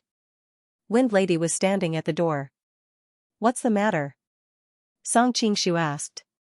The Wind Lady pursed her lips and looked at him with watery eyes. It's cold in Helen, so I've come to warm your bed. Song Qingshu frowned.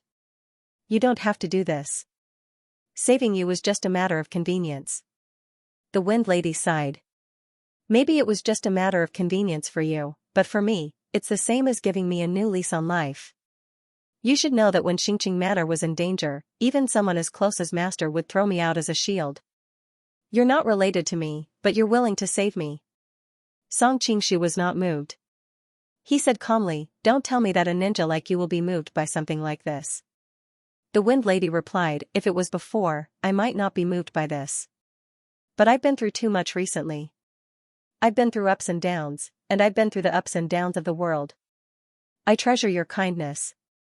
Don't worry, I don't need you to take responsibility for me. I just need to be your maid. Song Qingshu smiled. You don't even know who I am. Isn't that too careless? Your martial arts are good enough, and your heart is kind enough. That's enough. The Wind Lady was still looking up at him. Song Qingshu was stunned for a moment, but he still said, I'm going out. You don't have to warm my bed. The Wind Lady bit her lip and said, I'll wait for you in bed. Song Qingshu shook his head. There's no need. I won't be back tonight. Master, you're mistaken. I'm staying here mainly in case someone comes looking for you. I can help you deal with it. The Wind Lady's lips curled up into a smile. Song Qingshu thought about it and agreed. Now that he was in the enemy's camp, he needed someone to cover for him. Then I'll thank you. He came out of the house and used the moonlight to climb over Zhao Min's room. Seeing him, Zhao Min let out a sigh of relief. You're finally here. I thought something happened to you again. Again? Song Qingshu noticed the meaning in her words. Zhao Min explained, Nachan came by during the day. I learned from him that you were suspected to be the murderer of the Red Sun Dharmaraja, but it seems that you've been cleared of suspicion. Why does that kid come to your place every day? Song Qingshu couldn't help but feel a little jealous. Zhao Min moved closer to him with a smile. What, are you jealous? I'm the #1 beauty in Mongolia. I have many admirers. Song Qingshu was so angry that he pulled her into his arms and pinched her a few times until she begged for mercy. Nachan's family will probably be in trouble soon. What do you mean? Zhao Min's cheeks were red, and her eyes were filled with anger and embarrassment. Song Qingshu briefly told her about Hai Wanli's visit. Unfortunately, I don't know what she's planning. Zhao Min thought for a while and shook her head. I don't have enough information. I can't tell. Then, she smiled teasingly. What does Hai Wanli look like? Song Qingshu subconsciously nodded as the image of her body wrapped in soft silk appeared in his mind. She is indeed a very charming woman. Zhao Min snorted. I told you before, my title as the #1 beauty in Mongolia is also a coincidence. There are a few people who are not inferior to me in terms of appearance and status, and Hai Wanli is one of them. Song Qingshu kissed her smooth cheek. Although she's beautiful, she's still not as good as you. TSK, you don't mean it. When you mentioned her just now, your body's reaction couldn't lie to me. Zhao Min sat in his arms and rolled her eyes at him. Really? It should be the reaction of hugging you. Song Qingshu smiled awkwardly. You don't have to explain to me. I don't mind. And to a certain extent, I also hope that you can deal with Hai Wanli. Zhao Min's eyes sparkled. If you can cooperate with Hai Wanli, it's equivalent to combining the power of Ajadai. That way, things will be much easier. Unfortunately, you're now a member of the Shueiyue sect. With his appearance, I'm afraid it'll be very difficult for him to conquer that coquettish but proud woman. Zhao Min shook her head regretfully. Why don't you find a chance to approach her with your original appearance? Song Qingshu looked at her strangely, but he soon understood. This was the difference between Zhao Min and other women. Perhaps other women would struggle with jealousy and so on, but because she was born in the royal family, she saw things from a completely different perspective from ordinary women. Of course, if she met Zhou Jirua, she would instantly break down. Forget it. We'll think about conquering Hai Wanli at length. You should go to Huajing and investigate first. See what Hai Wanli is planning, Zhao Min said. Song Qingshu nodded. He indeed had to investigate first. Otherwise, if something happened to Guojing, his conscience would be tormented for the rest of his life. Song Qingshu felt a headache coming on. What the hell was this? In broad daylight, he looked up and remembered that it was already night. In ancient times, people didn't have TV or mobile phones at night. What else could they do other than peeping? If it was a few years ago, Song Qingshu might have been interested in peeping. But now he was not in the mood. He shook his head and continued to look for Huaxing's room. But soon he came back with a strange expression. This was Huaxing's room. He had seen Huaxing several times before and remembered her haggard look. He knew that she was hurt because of Guojing and subconsciously thought that she only cared about Guojing. But now he found that she was having a good time. For some reason, Song Qingshu was very upset. It had nothing to do with him, but he felt sorry for Guojing. But in the end, Guojing abandoned her first. She had no obligation to Guojing. She was free to do whatever she wanted. He decided to come back another time. But after a while, he came back again. Let's take a look. What if the person inside isn't Huaxing? If that's the case, we'll misunderstand her. It'll be a sin if we speak ill of her in front of Guojing. Song Qingshu pried open a gap and looked inside. Song Qingshu frowned. In order to avoid a melodramatic drama, he had found so many excuses for her. Who knew that it was not a misunderstanding? He was about to leave when his body suddenly trembled. He saw the man's face clearly. He had square eyes and a wide nose. He had a natural sense of righteousness. Who else could it be but Guojing? Song Qingshu was instantly thrown into disarray. What the hell was going on? But on second thought, Guojing and Huaxing were childhood sweethearts. This time when his life was hanging by a thread, he was saved by her. She took care of him without caring for him and cured his serious injury. Anyone would be touched by her kindness.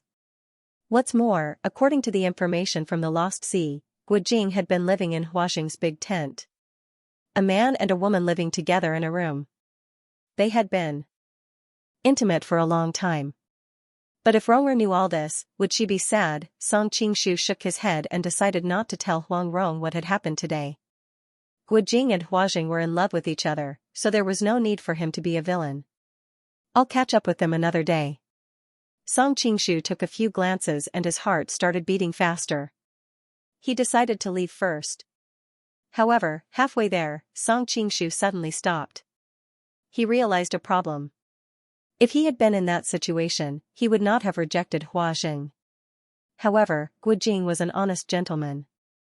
How could he succumb to a woman's temptation like himself? How could he do such a thing with Huaxing when he knew that there would be no result? Song Qingshu suddenly thought of something. When they were playing the Zhenlong chess game, revered Ming seemed to have inquired about Guojing's whereabouts as well. Then, he didn't attend the important event of Xixia's groom selection.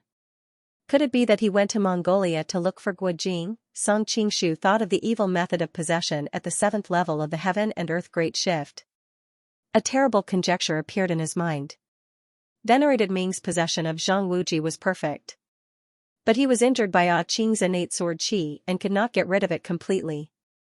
Later, he was tricked by Song Qingshu on the Blackwood Cliff to practice the modified version of the absorbing stars technique. Now he could not even be a man.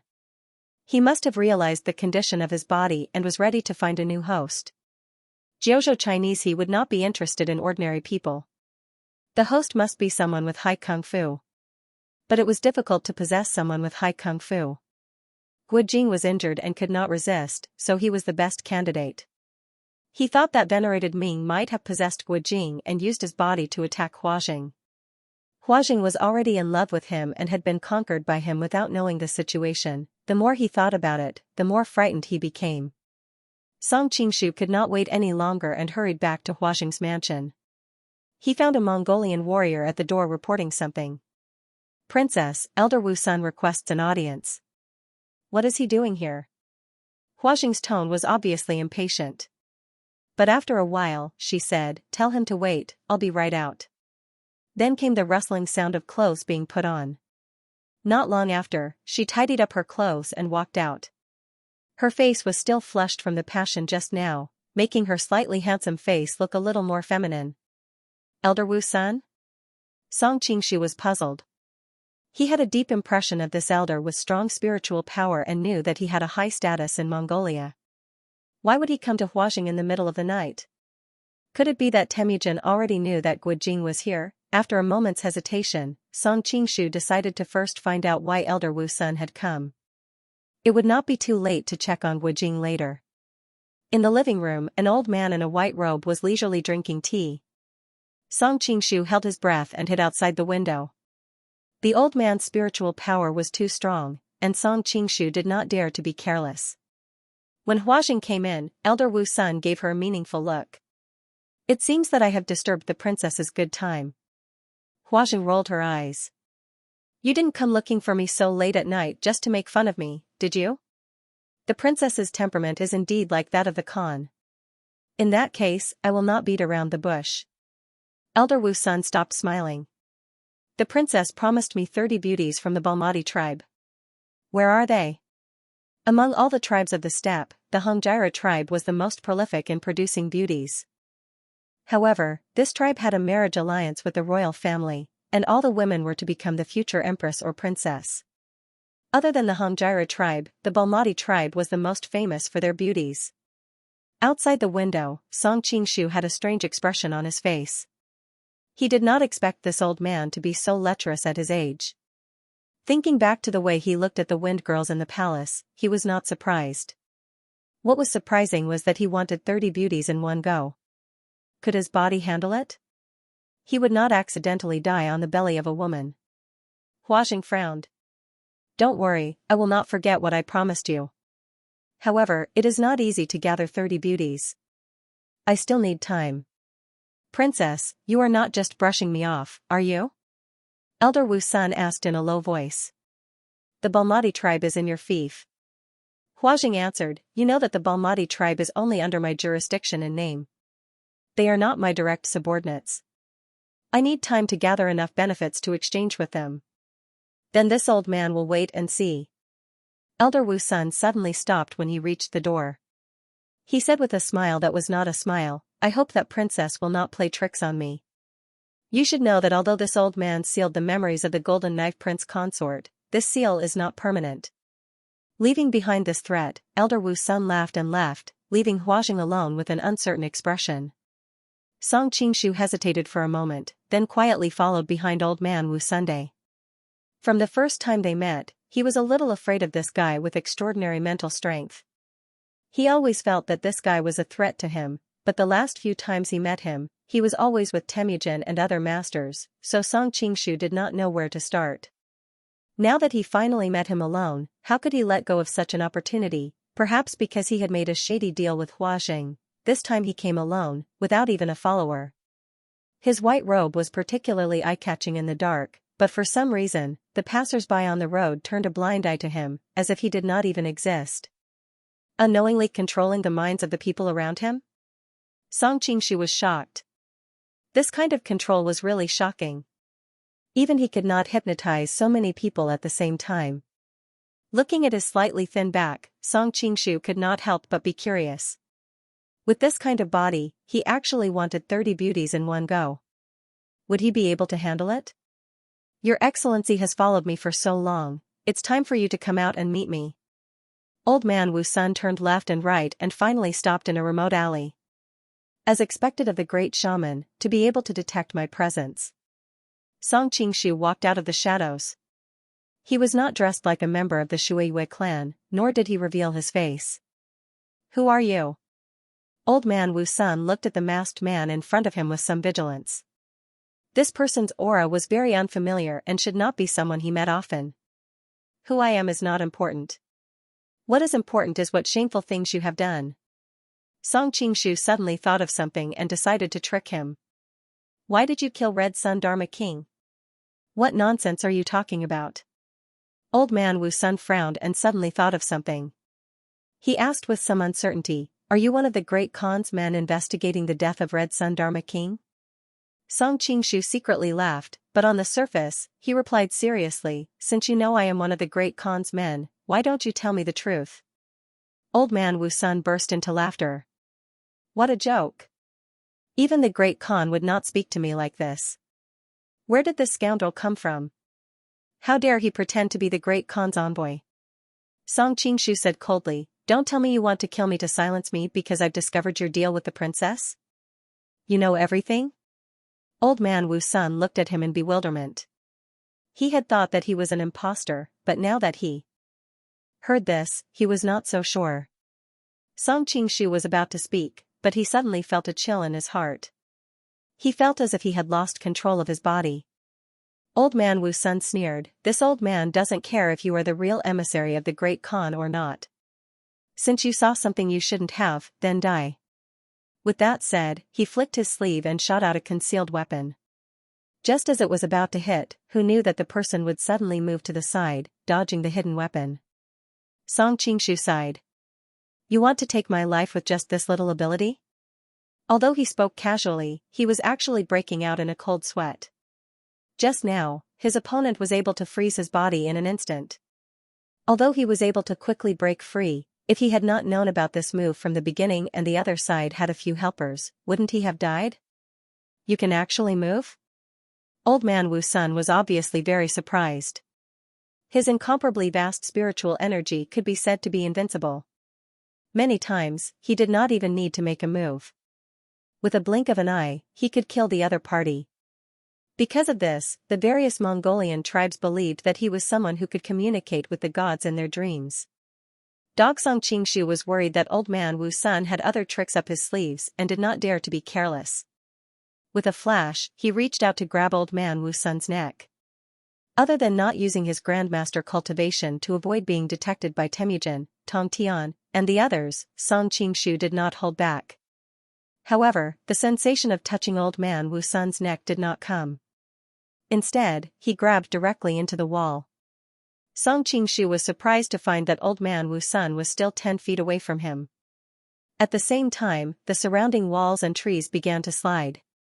Old man Wu Sun's figure quickly disappeared, and Song Qingshu found himself among the mud walls, trees, and weeds. Looking at the dense obstacles around him, he felt as if he was in a maze. Song Qingshu quickly regained his composure. He did not believe that old man Wu Sun had the ability to move mountains and fill the seas. Everything in front of him should be an illusion. He had already been extremely careful, so why was he still affected by the other party? If it were anyone else, they would have panicked.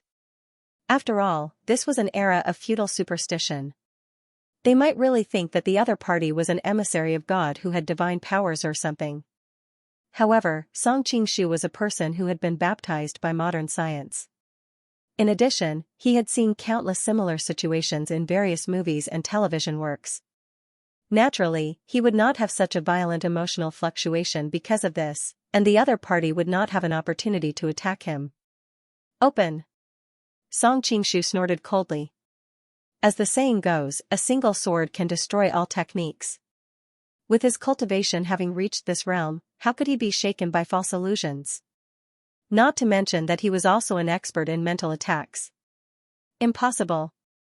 A trace of blood trickled down from old man Wu Sun's nose. Clearly, he had suffered some damage from the recoil. In the blink of an eye, Xiaochen had broken 2 of his consummate skills. This was something that had never happened in decades. He hurriedly pointed to the sky with one hand and formed a complicated seal with the other. He mumbled to himself and uttered some obscure syllables. Right, Chi? Huh? S? If Zhao Min was here, she would definitely understand what he was saying in Mongolian. Those who do not believe in the everlasting heaven will fall into eternal darkness. However, Song Qingshu was confused and had no choice but to stop in his tracks. He found that his surroundings were quickly becoming blurry, and then everything disappeared. There was only darkness that was so thick that it could not be dispelled, darkness that stretched as far as the eye could see. This situation was a perfect example of what it meant to be unable to see one's own fingers. Not to mention 5 fingers, he could not even see the rest of his body. It was as if his entire being had been swallowed by the darkness. However, Song Qingshu did not panic. He calmly said, "At my level of cultivation, I do not even need my eyes to see clearly." With a wave of his hand, a gust of wind from his palm pressed towards a certain place. There was a muffled groan, and then all the darkness receded like the tide. Elder Wu Sun was already bent over and clutching his chest. The white robe on his chest was stained with blood. It was obvious that he had vomited blood after being struck by the gust of wind from his palm. Song Qingshu walked towards him step by step, secretly concentrating and keeping his guard up. If you do not have any other tricks up your sleeves, I am afraid that you will die here today. Seeing him approaching, Elder Wu Sun chuckled and said, Do you think that you can kill me just like that? Song Qingshu frowned. Suddenly, he felt a powerful palm strike coming towards him. He hurriedly dodged to the side and was about to counterattack when he saw the appearance of the approaching person. For a moment, he could not help but be stunned. The approaching person had thick eyebrows, big eyes, and a tall stature. It was none other than Guojing. Song Qingshu was confused, but Guojing did not show any mercy, so he did not dare to be careless. He quickly raised his palm to block. Guojing's 18 dragon subduing palms combined with the 9 yin manual had reached the level of yin and yang, so he could not be careless. Fortunately, Song Qingshu also knew the 18 dragon subduing palms. Although Guojing attacked urgently, he still found an opening to speak. Brother Gua, why are you helping Elder Wu Sun? Guojing did not answer and continued to attack expressionlessly. His movement was a combination of Mongolian wrestling and the Big Dipper formation of the Qianxia sect. What was more frightening was that he could use the left and right mutual combat. Although his cultivation was only at the level of one of the 5 ultimate masters, he was very difficult to deal with in a real battle. Song Qingshu didn't want to fight with him, but as a result, he was forced to retreat again and again. If it weren't for his cultivation, he might have already been injured. Looking at Elder Wu Sun's disappearing figure, Song Qingshu thought that if he knew this would happen, he would have used his sword qi. However, he was worried that his identity would be recognized through his martial arts, so he restrained himself in Helen City. Noticing that Guojing's attacks were filled with murderous intent and lacked the usual calmness, Song Qingshu frowned. He thought of his previous conjecture about Venerable Ming and could not help but feel suspicious. He decided to test his opponent. This way, he did not show any mercy. Because he was familiar with the 18 dragon subduing palms and the 9 yin manual, he also had a good understanding of the Qianxia sect's martial arts, and he had seen Wan Chongyang's ultimate version of the Big Dipper formation at Chongyang Palace. He already had a way to deal with it. Soon, Song Qingshu turned the situation around. Because he was worried that his opponent was Venerable Ming's possession, Song Qingshu did not want him to see through his martial arts, so he did not use his signature martial arts. Fortunately, he had mastered them and did not need to be restricted to one move or one style. After a while, Song Qingshu gradually calmed down. Just now, his opponent was in danger several times and his life was hanging by a thread. Even in such a situation, he did not use the Heaven and Earth Great Shift or any other martial arts of Venerable Ming. Only then did he believe that he had nothing to do with Venerable Ming. Brother Gua. At this time, a cry came from afar, and a girl with a head full of embroidered braids flew over. Seeing Huajing, Song Qingshu jumped out of the battle circle and stopped attacking. Why am I here? Seeing her, Guojing's body suddenly trembled, and a trace of confusion appeared in his eyes. Huajing's face was full of worry. I'm curious too. We were in the tent just now. She blushed and quickly changed the topic. I don't know why, but you suddenly ran out of the tent with a serious face. You didn't listen to me no matter how I shouted at you. Really? Why don't I have any recollection of it? Guojing scratched his head in confusion. Song Qingshu was stunned for a moment before he suddenly reacted. He said, he must have been struck by old man Wu Sun's mental imprint. When he felt the call, he rushed over to save him. No wonder he felt that although Guojing's attacks were fierce, they were not as smooth as he should be. He also did not display his full strength in the left and right mutual combat.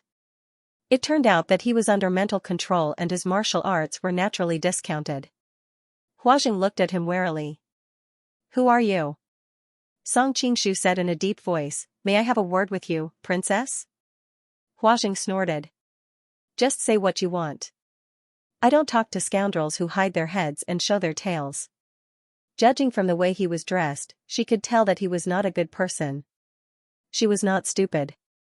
Why would she talk to him alone? Song Qingshu glanced at Guojing and said lightly, I want to talk about the deal between old man Wu Sun and the princess.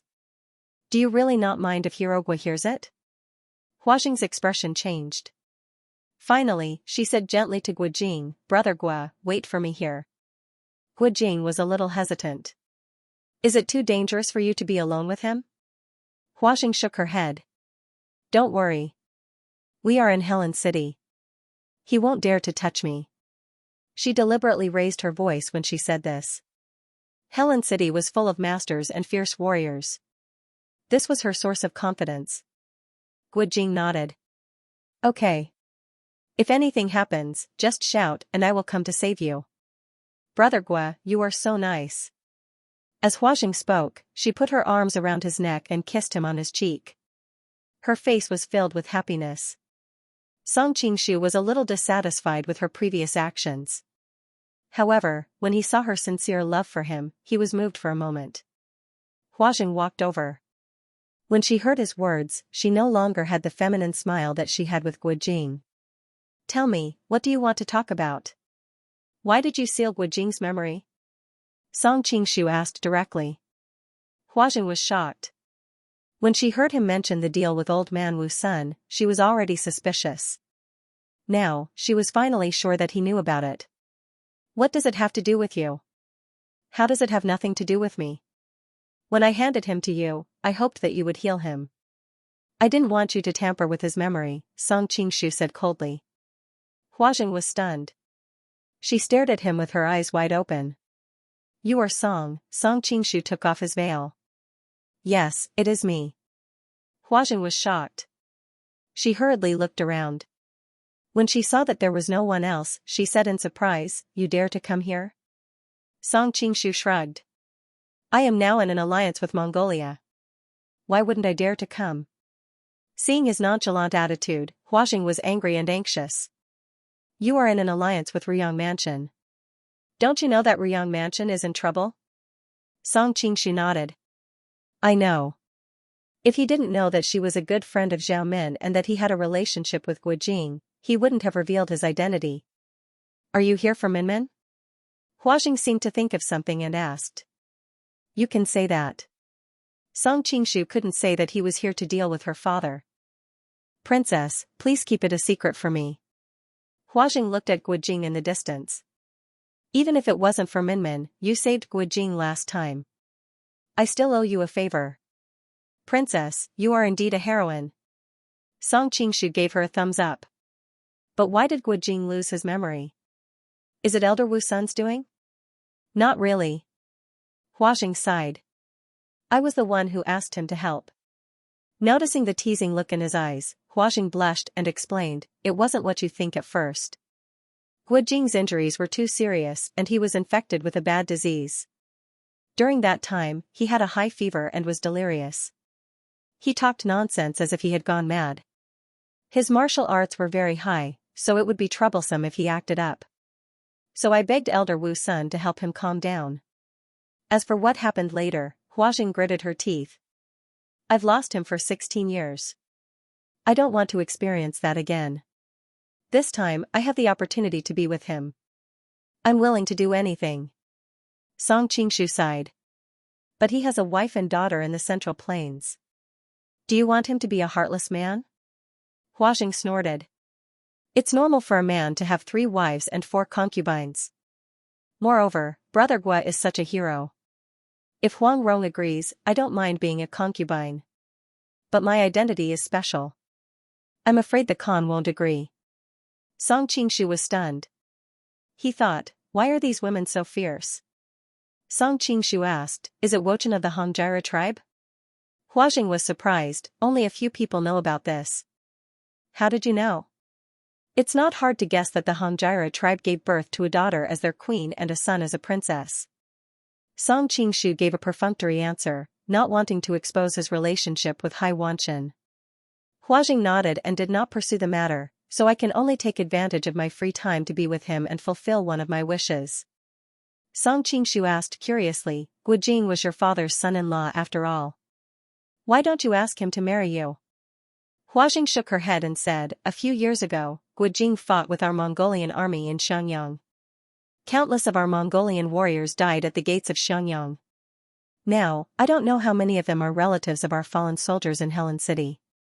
Moreover, Guojing is only willing to be with me because of his amnesia. If he regains his memory, he will definitely not agree to marry me. These years, Father Khan's temper has become more and more strange. It can be said that those who submit will prosper, and those who oppose will perish. You are really in a dilemma. Song Qingshu was worried about her. On one hand, he was worried that the Mongolians would deal with Guojing. On the other hand, he was worried that Guojing would break up with him after he regained his memory. No wonder she looked so sad. Then what do you plan to do? Every day is a day. It's good for me to be with Guojing for one more day. Huajing looked back at Guojing not far away. Her eyes were full of tenderness and reluctance. I heard that you were very close to them. Can you temporarily help me? Song Qingshu nodded. Don't worry. I am not the kind of person who would break up a loving couple. Thank you. Huajing secretly breathed a sigh of relief. Song Qingshu thought for a moment and said, I will be in Helen City during this period. If you encounter any problems, you can leave a mark on the wall and I will come to find you. He did not know what Hai Wanchen was thinking. He was compassionate to help them.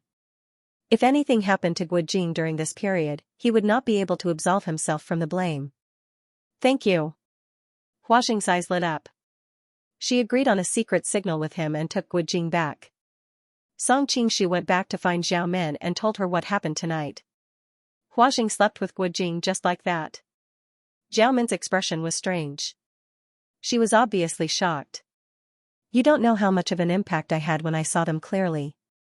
Song Qingshu sat down and picked up a cup of tea to moisten his throat.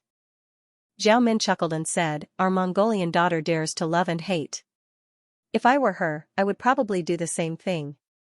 Song Qingshu shook his head and said, No, if you were her, you wouldn't have let Huang Rong take Guojing away 10 years ago. That's true. Zhao Men's face showed a hint of pride, but she soon frowned and said, But Huajing is too disappointing. She actually has the intention to surrender. What else? Do you have a way? Song Qingshu briefly explained Huajing's concerns. Zhao Men snorted and said, Although I can't think of any way now, I will eventually find a way. If it were me, I would definitely not accept my fate and marry Wu Chen. Song Qingshu said impatiently, You still have Na Chen who is pursuing you every day. Zhao Men smiled and put her arms around his neck and said, I still have you. Anyway, even if I don't do anything, you won't let me marry Na Chen. That's true. Song Qingshu held her in his arms and said, Anyway, you can't marry anyone except me in this life. Zhao Men smiled sweetly and said, Sai, who asked me to board your pirate ship? I can only accept my fate. Nonsense, it was clearly me who went to your bed. Song Qingshu corrected her with a serious expression. What a bad egg. Zhao Men was embarrassed and angry, and she punched him. After the two of them played for a while, Song Qingshu said, That's right, I don't know who killed Hong Sun Fuwang. Just now, I tested old man Wu Sun, but he doesn't seem to know. Are you okay? Zhao Men had a nervous look on her face. She hurriedly walked back and forth beside him to look at him. Old man Wu Sun has many magical spells. Many people in the Mongolian tribe regard him as the messenger of God.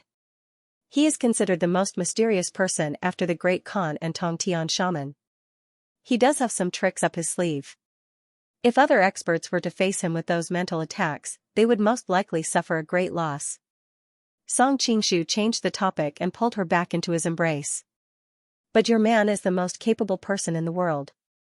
How could he be hurt by him? Look at how smug you are. When Zhao Men heard about old man Wu Sun's miraculous techniques, she could not help but click her tongue. Compared to old man Wu Sun, I'm more curious about who killed Hong Sun Fuwang. Song Qingshu frowned and said. This is also the strangest thing. Zhao Men changed her position and lay in Song Qingshu's arms. In Helen City, Hong Sun Fuwang is one of the top 10 experts. Who would have the ability to kill him without a sound? Ba Siba checked him before, and there were no signs of a fight on his body. He must have been ambushed by someone he knew. Song Qingshu thought that even he would not be able to kill him in one move. Zhao Men put on a thoughtful expression and said, Even if Red Sun Dharmaraja wasn't on guard, his cultivation is still there. To kill him easily, it would need to be an expert of the same level. But I really can't think of anyone who has the ability to kill him. Who would want to kill him? Song Qingshu nodded. I have a feeling that there is a big conspiracy behind this. Zhao Min suddenly looked hesitant. Do you think it could be that person? That person? Noticing her expression, Song Qingshu understood. Is it Zhang Wuji? Bah, that person is revered Ming, not Zhang Wuji. Zhao Min said resentfully. It seems that you have a good impression of great sect leader Zhang. Song Qingshu teased, but he did not mind. Yes, I also suspected him. After all, according to the previous information, he most likely came to Helen City. Just now, I was worried that Guojing would be taken over by him, so I deliberately made a move to test him. Zhao Min hesitated. Do you think that if revered Ming took over someone else's body, the previous host would recover? This time, Song Qingshu was a little jealous. He could not help but pinch her hard. What? Do you want to reminisce with him again? Zhao Min felt pain and subconsciously bit him. You be ****, we are already like this, and you still say such sarcastic words. Although our fate is over, we still know each other. I don't want to see him end up in such a miserable state. It turns out that the evil woman of the martial arts world also has such a kind heart. Song Qingshu smiled and said, I don't know about the situation you are talking about. Next time you see revered Ming, ask him about this. If he can help Zhang Wuji recover, I will also try my best. Zhao Min was surprised. You used to hate him so much, but now you are actually willing to help him? I'll bite you to death. Zhao Min was so angry that she gnashed her teeth. Especially when she thought of how she and Zhou Zhirua had a heated argument before, she felt extremely depressed. Song Qingshu laughed out loud. He dodged and parried at the same time, taking the opportunity to move the battlefield to the bed. Zhao Min realized that the situation was not good, but how could she escape when she wanted to? After being skillfully dealt with by him, Zhao Min could only switch from offense to defense. When the city gate was about to fall, she made her last request before surrendering. You're not allowed to think about that woman with the surname Zhou at this time. Before Song Qingshu could reply, Zhao Min sensed the change in his body. She couldn't help but be furious. You bastard, you're really thinking about her. You mentioned it first. I can't control it in my mind. Song Qingshu was also helpless. Zhao Min frowned and pinched him lightly to protest his rudeness. Then, she said resentfully, don't think that I don't know what you're thinking, you playboy. I'll never be with her and you. Humph, don't even think about it. Song Qingshu couldn't help but recall the time when the Golden Snake Battalion was injured by venerated Ming. He couldn't help but sigh in his heart. Could it be that this song had really become a masterpiece? After fooling around in Zhao Min's room for a night, he was chased away before the sun rose. After all, he was now in the enemy's camp, and there were countless eyes in the residence watching him. When he returned to the Aqua Moon residence, he found that the Wind Maiden was sleeping soundly on his bed. He wondered if she was still warming his bed. Song Qingshu originally wanted to sleep in another room, but the Aqua Moon sect was very simple, and the Aqua Moon residence was pitifully small. He didn't know where to put his blanket in the middle of the night, so he simply returned to his room. To prevent the Wind Maiden from causing trouble later, he directly hit her sleeping acupoint before lying down beside her. Just like that, he slept until the sun rose. The exhaustion from the fierce battle was completely recovered, and he felt refreshed. The Wind Maiden also woke up in a daze. When she found that there was a man beside her, she couldn't help but be frightened and immediately reached for her knife. When she saw his face clearly, she stopped moving. Why did I sleep so soundly? I'm not usually like this. Her cheeks were flushed red. She felt that it was too embarrassing. When I came back, I saw that you were sleeping soundly. I didn't want to wake you up, so I sealed your acupoint. Song Qingshu had already put on his mask again, and his clothes were almost done. The Wind Maiden heaved a sigh of relief and patted her chest lightly. That scared the hell out of me. I was worried that my guard would really drop so much that I wouldn't even know if another man slept with me. Song Qingshu fastened his belt and answered with a smile, when you meet someone who is far more skilled than you, won't you still not be able to sense it like yesterday? Feng Nu also hurriedly stood up, my martial arts is more than enough to deal with the average perverted thief. If their martial arts are really much higher than mine, I believe that they would respect their status and would not commit such despicable acts. Song Qingshu's face darkened. Why did he feel like he had been shot in the knee? Of course, master is an exception. Feng Nu stuck out her tongue, also realizing that her words were ambiguous. I'll go get some water for master to freshen up. Seeing her petite figure running away in a panic, Song Qingshu thought that it would be nice to have a maidservant to take care of his daily needs. Speaking of maidservants, he could not help but think of the quadruplets of the Vulture Palace. These 4 beautiful sisters were truly the most considerate and pleasing maidservants in the world. It was a pity that he did not have the fortune to enjoy their meticulous service. After taking over the Vulture Palace, he had been busy all day and did not have the time to enjoy their meticulous service. After he finished freshening up, a servant suddenly came to report that someone had come to visit. Song Qingshu's heart skipped a beat, and he hurriedly asked, "Who is it?" Ever since the Red Sun Dharma King's last visit, once bitten, twice shy. If it was someone he knew from the Shueiyue clan, it would be troublesome. I don't know. That person is waiting in the living room, the servant answered. Book of Wonders, why did you let him in if you don't know? Feng Nu shouted, clearly feeling that the servant was too incompetent. Huh? The servant looked confused. I don't know why either, but it seems like it's very difficult to refuse her. I'll go take a look. Song Qingshu picked up the water moon saber and walked out. After being interrogated by so many people yesterday, and with Feng Nu's help today, he did not believe that anyone would be able to see through his disguise. When he arrived in the living room, both master and servant were stunned. This was because there was a woman in a white dress sitting on a chair in the living room. She was a woman of indescribable beauty. She had beautiful black hair and snow-white and translucent skin. There wasn't the slightest blemish that could ruin her flawless appearance. She had an elegant and refined temperament, as if she was a fairy from the 9th heaven that had descended to the mortal world. However, people's gazes would involuntarily land on her graceful figure. Looking at the soul-stirring curves of her waist and buttocks, countless thoughts of holding her in one's arms and ravaging her wantonly appeared in one's mind. The contrast between these 2 temperaments was so great, yet they were combined so perfectly that one couldn't help but feel guilty for blaspheming against a fairy. This woman is so beautiful. Feng Nu whispered to Song Qingshu. She finally understood why the servant had such an expression. Let alone him, even a woman like her would not be able to refuse a request from such a person. Song Qingshu was also very surprised. He was not surprised by her beauty, but by her identity. She was the leader of the Heaven's Mandate cult, Dan Yuru. Dan Yuru stood up gracefully when she saw him, and a faint smile appeared on her lips. I pay my respects to the Shueiyue sect. Song Qingshu was momentarily unsure if she was acquainted with the Shueiyue sect or not, so he gave a vague reply. What are you doing here so early in the morning? A hint of surprise appeared in Dan Yuru's beautiful eyes. I've long heard that the Shueiyue sect is extremely lustful, but why don't you have any reaction when you see me?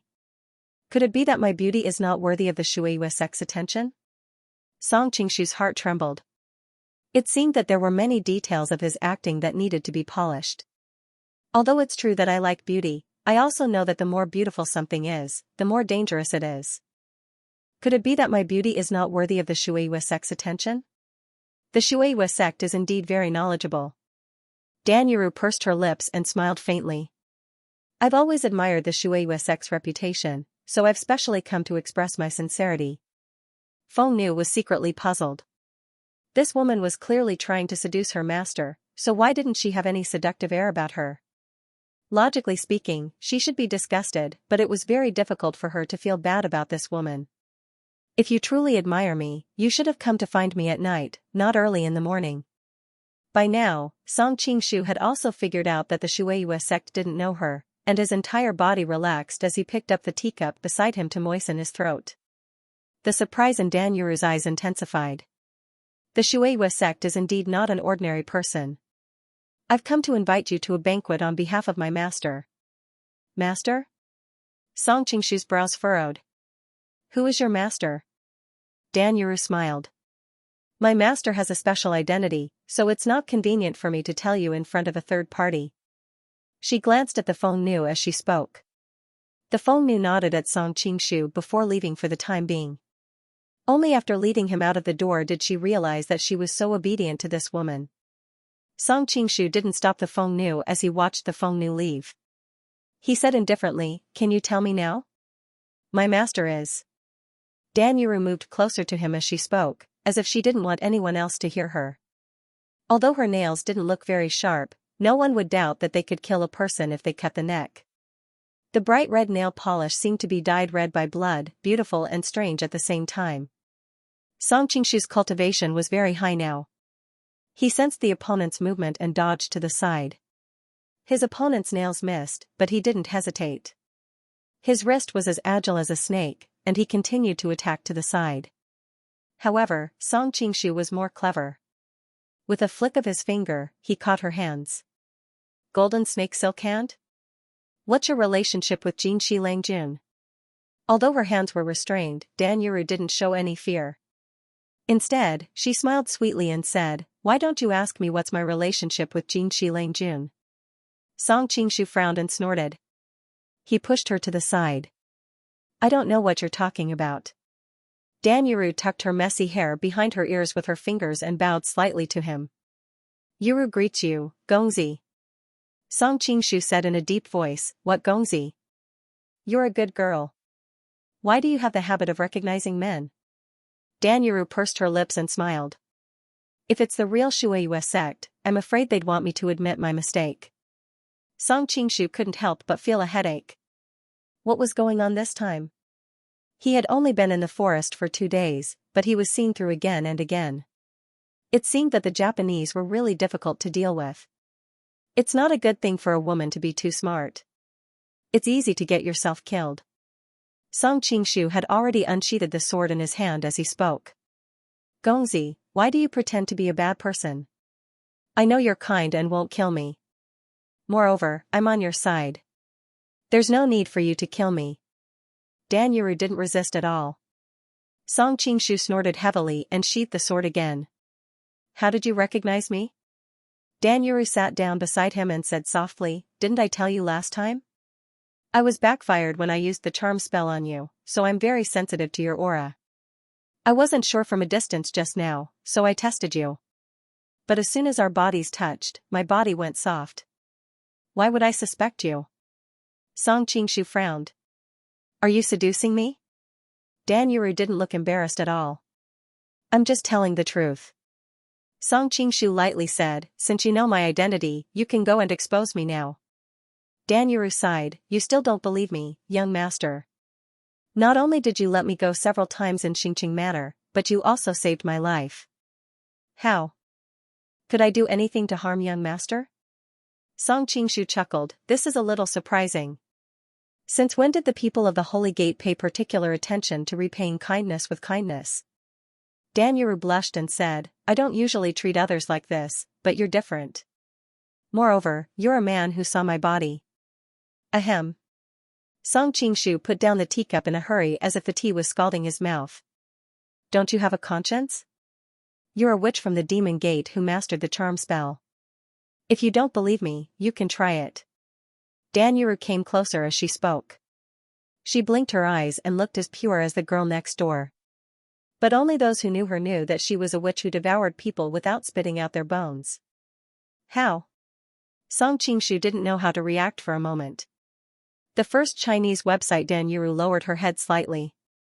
A faint shyness appeared between her eyebrows. "You can try it however you want, Gongzi." Song Qingshu held his breath. He felt that it was better not to talk about these dangerous topics with this woman who mastered the charm spell. He hurriedly kept a distance from her and asked, "What are you here for this time?" Dan Yuru didn't press him. Seeing that he was asking about business, she answered, "I'm here to invite the Shueyue Great Sect to a banquet. They gave me a strict order that I must invite someone today. But now that I know it's you, it doesn't matter whether I go or not." "Who's the master you're talking about?" Song Qingshu ignored her pitiful act. Dan Yuru replied, "The 7th Prince of Mongolia, Ali Buj." "Gongzi, please don't misunderstand.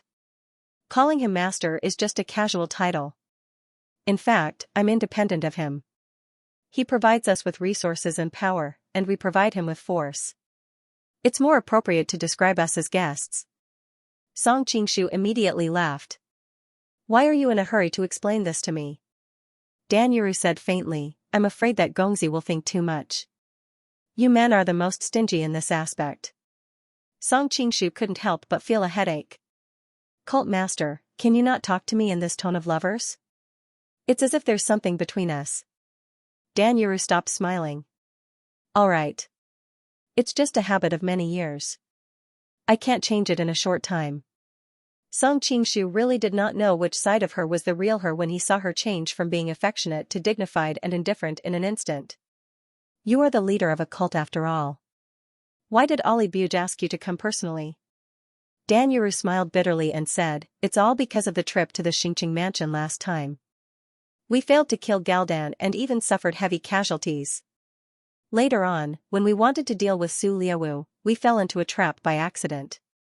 Both of our missions could be said to have failed miserably. How could Brother Ali possibly treat me well? This time, he invited Shuiyi Great Master to the banquet. Shuiyi Great Master has a special identity. After all, he's a guest under the Great Khan. He's afraid that he won't make friends with the princes under him because he's famous for being lecherous. So Ali Buj asked me to invite him no matter what.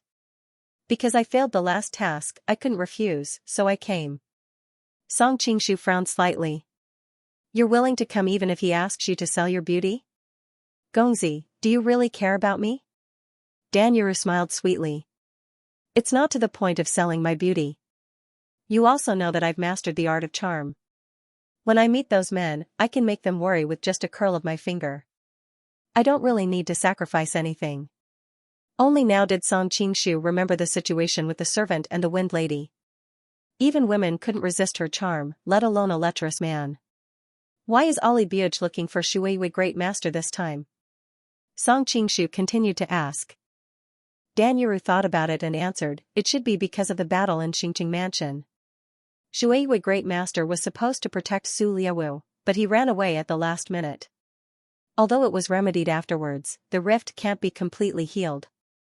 Ali Buj has always been at odds with Kublai and Su Liawu. Now that there's an opportunity like this, he naturally wants to sow discord between them. Song Qingshu's eyes lit up. In Zhao Min's previous plan, she also wanted to use the conflict between Ali Buj and Kublai. Song Qingshu was worried about finding an entry point. That's perfect. I also want to see him. You can also report to him. Dan Yuru originally wanted to dissuade him, but she suddenly remembered that he was so capable. Even if he was in a dragon's lair or a tiger's lair, he could come and go as he pleased. She smiled sweetly and said, thank you, Gongzi. Oh right, there's something I need to remind Gongzi. I heard that there will be a mysterious guest at this banquet. Gongzi should be careful. Mysterious guest? Song Qingshu was stunned. Who is it? All the more reason for me to go and have a look. Song Qingshu's interest was piqued. His attitude now perfectly demonstrated the meaning of wanting to see the world in chaos. After saying goodbye to Wind Maiden, he followed Dan Yuru to Alabuj's mansion for the banquet. Wind Maiden had wanted to go with them, but Song Qingshu was having a headache about how to reject her. Dan Yuru said a few words to her and she obediently waited at home. Song Qingshu was dumbfounded. Your seduction technique actually has such a good effect on women. Dan Yuru smiled shyly, if you need, I can help you deal with the jealousy of the women in the harem. Song Qingshu waved his hand, no need. My charm is invincible. I don't need these tricks to make them fall for me. Dan Yuru nodded, your charm is indeed unparalleled in the world. Even people like me fall for you when I see you. Song Qingshu felt a chill and hurriedly changed the topic, who else will be attending this banquet? Dan Yuru thought for a while and answered, there are the kings of Shagatai, led by Aluhu. There are also Alabuj's trusted generals, Halabuhua, Hunduhai, and Huarchi. They are all famous generals. Halabuhua and Hunduhai led the army to conquer Sichuan. Huarchi is the commander of Alabuj's guards and one of the leaders of the Qianxia army. Song Qingshu had a headache. The most frustrating thing about coming to Mongolia is that these people's names are too hard to pronounce. I can't remember them at all. they all sound so similar. They are all transliterations, so of course they sound strange. After all, there are only a few people like Princess Xiaomin who give themselves Han names. The higher-ups in Mongolia are actually divided into two groups. One group is closer to the Han culture and is deeply influenced by the Han culture, such as the Ryong Mansion and Kublai. The other group is more conservative. They are more used to the traditional Mongolian customs and hate the Han way of doing things. Alabuj belongs to this group. Therefore, the fight between him and Kublai is not only a fight for power but also a conflict of ideas. Song Qingshu noticed that she was observing his expression as she spoke. He knew that she was using Zhao Min to test him, so he didn't answer and continued to ask, "Besides these people, what other masters are there?" Dan Yuru replied, "In the beginning, Brother Ali mainly recruited masters from the esoteric sect and the blood knife sect of Qinghai. At that time, he trusted Xianxia, the first master of the esoteric sect, but later on, he went to the Central Plains for a mission and lost his hand. Naturally, he was crippled. In addition, the blood knife ancestor of the blood knife sect used to be valiant, but unfortunately, he died in the Central Plains for no reason. Now, although there are still some masters working under Brother Ali, they have no leader, and their reputation is not as good as before. Now, the experts under Brother Aliber's command are our divine order. However, we also suffered heavy losses in the last expedition to the Western Xia." Song Qingshu's expression was a little strange. Speaking of which, the deaths of Brother Ali's experts were all related to him. When the time came, he must not let Brother Ali know his identity. "Aren't you the leader of the divine order? You should be the first master under his command. Even if you failed the previous mission, there's no reason for you to come out and invite him in person. It's not that simple." Dan Yuru smiled bitterly. "Although I'm the leader in name, you also know that in our kind of sect, the strong are respected. Many people don't necessarily obey me, and there are also different leaders in the sect." Song Qingshu thought of Zhong Zhongyou, the evil Buddha who sneaked up on her in Xingqing Prefecture, and had a general idea. Dan Yuru continued to explain, "Moreover, I'm not the first master in the divine order. I have a master above me and a few martial uncles. Their martial arts are all higher than mine. It's only because they are too lazy to manage the trivial matters in the sect that they let me be the leader." "Who's your master?" Song Qingshu asked curiously. "Yes. My master's surname is Fu, and her name is Yaohong. She has a few other senior and junior brothers. You've already met evil Buddha Zhong Zhongyou, and there's also Bai Yejing and Lai Rian. Their martial arts are all higher than Zhong Zhongyou's." Dan Yuru thought about it before she continued, "But no matter what, they're still fellow disciples. Even if their martial arts are slightly higher, there's no difference in terms of quality. With your abilities, as long as you don't get surrounded and attacked by them, you won't have much of a problem. But there's another person. If you run into him, you must be careful." "Who?" When he saw the solemn expression on her face, Song Qingshu became curious. "Blood Hand Li Gong." When Dan Yuru said those words, a hint of fear appeared on her face. It was as if she was talking about a demon. Blood Hand Li Gong? Song Qingshu thought that the name was slightly familiar, but he could not remember where he had heard it. "He's my martial uncle," Dan Yuru explained. "Divine Order was created by my master, Fu Yaohong. Technically speaking, we're just a branch of Yinweed faction, and Li Gong is the sect leader of Yinweed faction.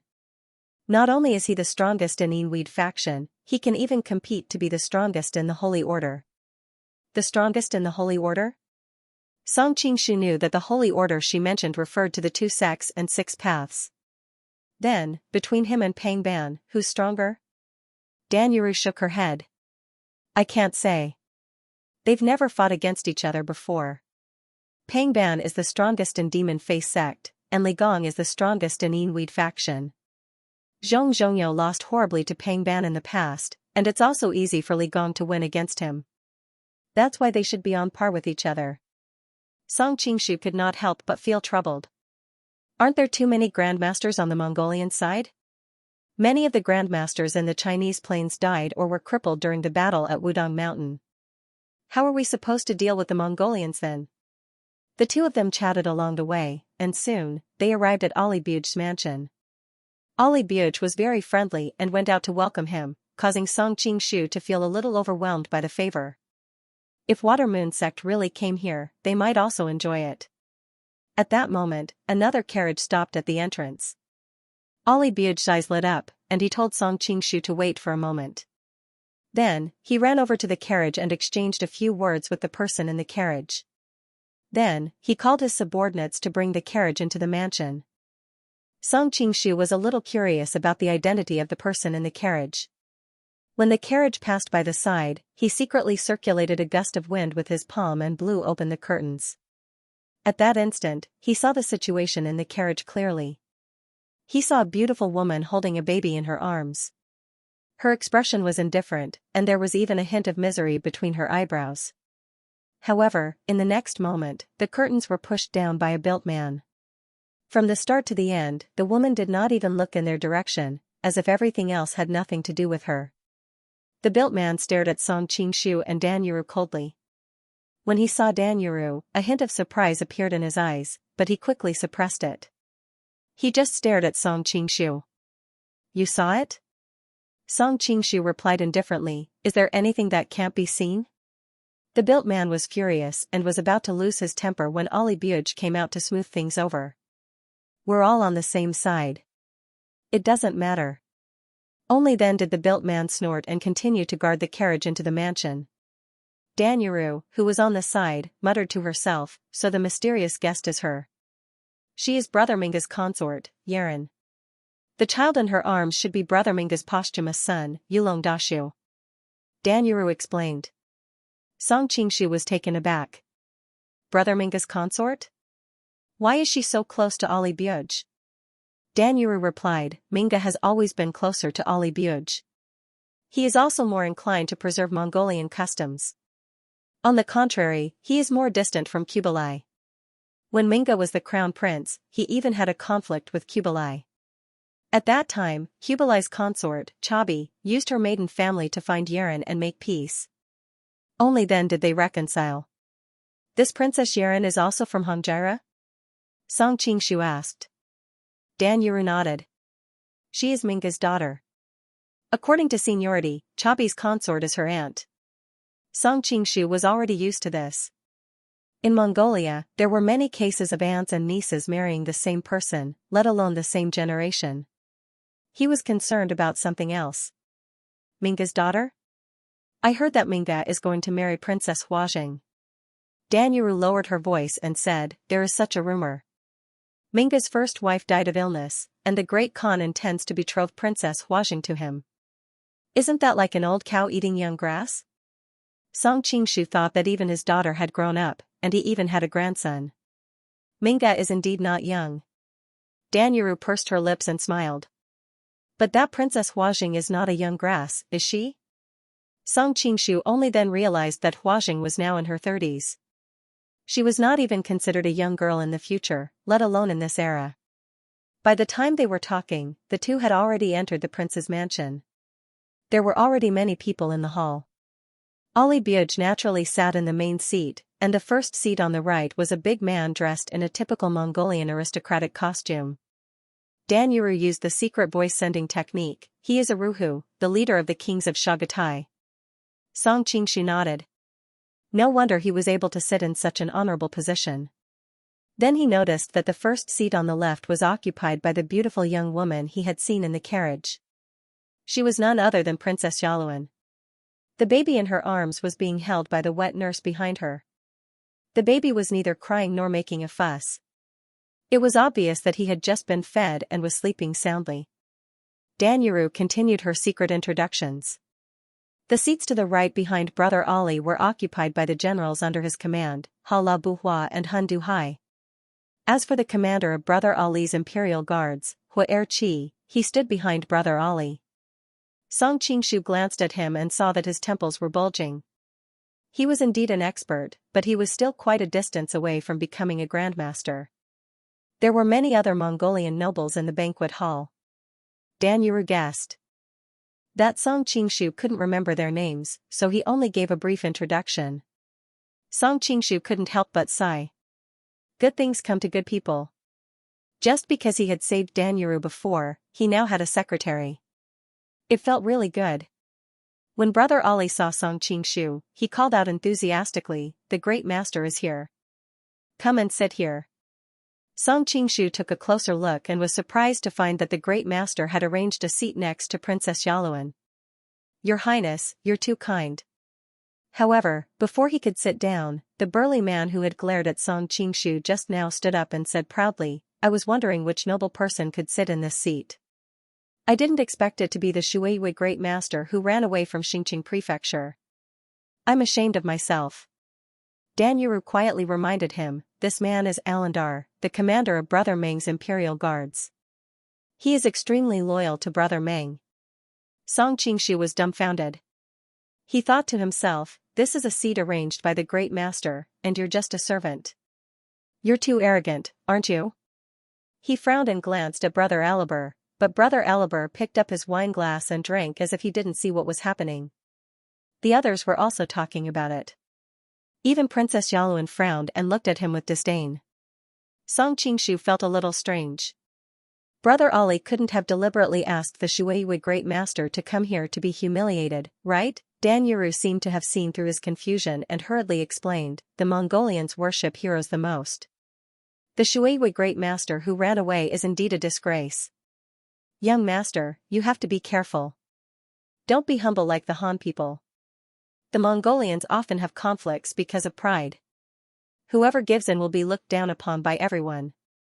The reason why the position of crown prince fell into the hands of the Ogdi clan was because the eldest son of the great Khan, Joki, and Shagatai had a big grudge. Neither was willing to submit to the other, and in the end, the great Khan decided to give the position to Ogdi. Later on, during a western expedition, Guayu of the Ogdi clan and Batu, the eldest son of the Joki clan, fought over a seat at the banquet. This caused the kings of the Joki clan to support Tuale. So after Ogdi and Guayu died, the position of crown prince fell into the hands of Tuale. "Thank you." Song Qingshu couldn't help but admire Dan Yuru for speaking so quickly and clearly in such a short period of time. After understanding the whole story, Song Qingshu had an idea and directly retorted, "What do you want?" "I don't want anything. It's just that a good-for-nothing like you doesn't deserve to be in this position. Give up your seat." Alandar took out his scimitar and directly chopped down on the table in front of him. Song Qingshu's response was also very simple. He directly kicked Alan in the chest. Alan and Dadaer's martial arts were clearly not bad, but how could they react in time? Like a sandbag, they were sent flying. Alandar's was not weak either. He quickly climbed up from the ground and spat out a mouthful of blood. With a roar, he directly rushed over. However, what awaited him was another kick. This time, Song Qingshu used a little more force. He only got up after a long time. Swaying, he wanted to rush over to Song Qingshu again. Who knew that Princess Yaluan, who was standing at the side, would suddenly stand up and say, "Enough." "Princess." Alandar's eyes were a little red. It was obvious that he was extremely angry. Yaluan said calmly, "You are a general who leads troops into battle. What you know is that you can defeat 10,000 people. He is a guest of the Khan, so it is not shameful that your martial arts are not as good as his. You can be defeated, but you will not surrender. This is the spirit of a good Mongolian man. Compared to some people who are clearly skilled in martial arts but run away in the face of battle, you are much more admirable." Song Qingshu couldn't help but sigh. No wonder the Mongolians had been invincible all these years. Temujin's 3 generations of talented people were not to be taken lightly, and his concubines were not easy to deal with either. With just a few words, not only did they resolve the awkwardness of losing, but they also made people look down on the Shuiyi clan even more. "Does the Shuiyi clan think that I am right?" Yaluan looked at him coldly. With her status, even if the other party was a guest of the Khan, what could he do to her? Naturally, she was not afraid of offending him. Song Qingshu did not expect her to continue to provoke him. She could not blame him for not being a gentleman. "What the princess said is very wrong. How dare you?" Many of her subordinates began to scold him. It was obvious that they were very angry at this person who had refuted their mistress. Song Qingshu said calmly, "When the Khan was young, they were abandoned by their subordinates. If they had not been able to endure a moment of anger, and if they had continued to stubbornly charge after their defeat at the Battle of 13 Wings, how could they have conquered this huge empire? Fighting knowing that they could not win is called idiocy. Only by staying alive will they have a chance to make a comeback. Yaren was startled. She had not expected herself to be dragged into this mess. No matter how brave she was, she would not dare to say that Taimu was not the Khan. She quickly said, "Of course not.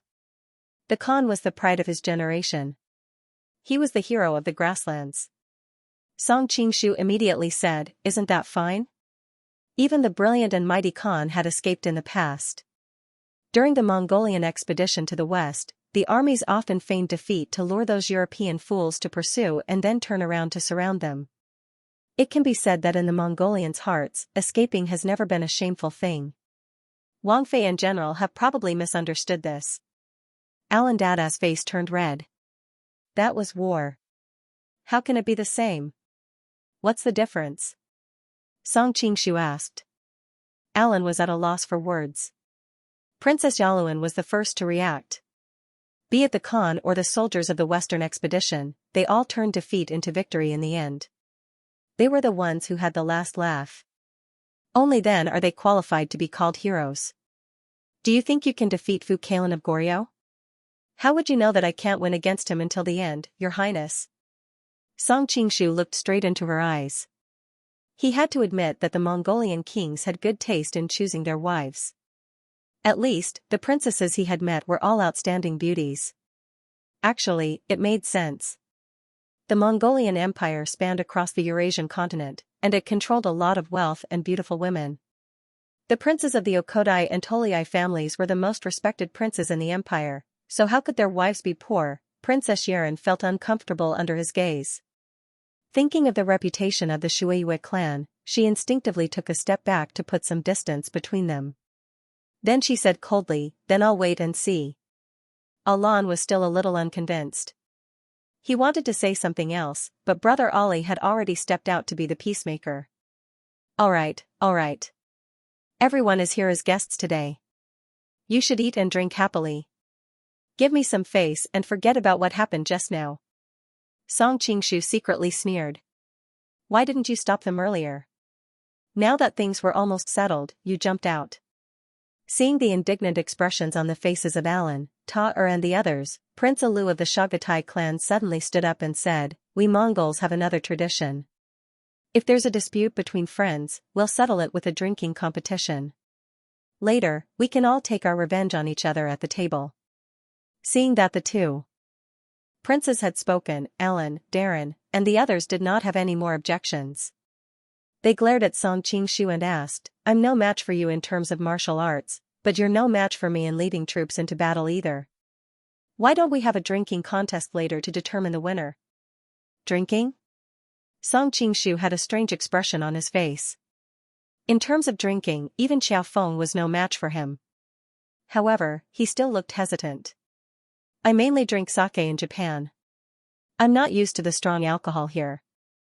"I've drunk your sake before, but it's not as good as our horse milk wine," Alan Dada said with a strange expression. The Mongols were rich. Alandar was once the captain of Mongols' guards. Naturally, he had tasted the tributes from Dongying. "Why, are you afraid and thinking of retreating?" His subordinates laughed. "Scared?" Song Qingshu put on a brave face. "At that time, it's hard to say who will win." "You talk big," Alan Dada said with a cold smile. "But it's not fun to just drink like this. We need to have a bet." Song Qingshu said calmly, "What do you want to bet?" Alan Dada chuckled. "I heard you have an obedient female disciple called Wind Lady or something. If you lose, you can give her to me." The people around them whistled, and even Ali Buge did not stop them. It was obvious that such bets were a common occurrence here. Dan Yuru quickly reminded Song Qingshu, "Young master, be careful. These Mongolians can drink a lot. This Alan Dada is famous for not getting drunk even after 1,000 bowls." 1,000 bowls? Song Qingshu laughed coldly. How was that possible? His stomach was bloated after drinking so much.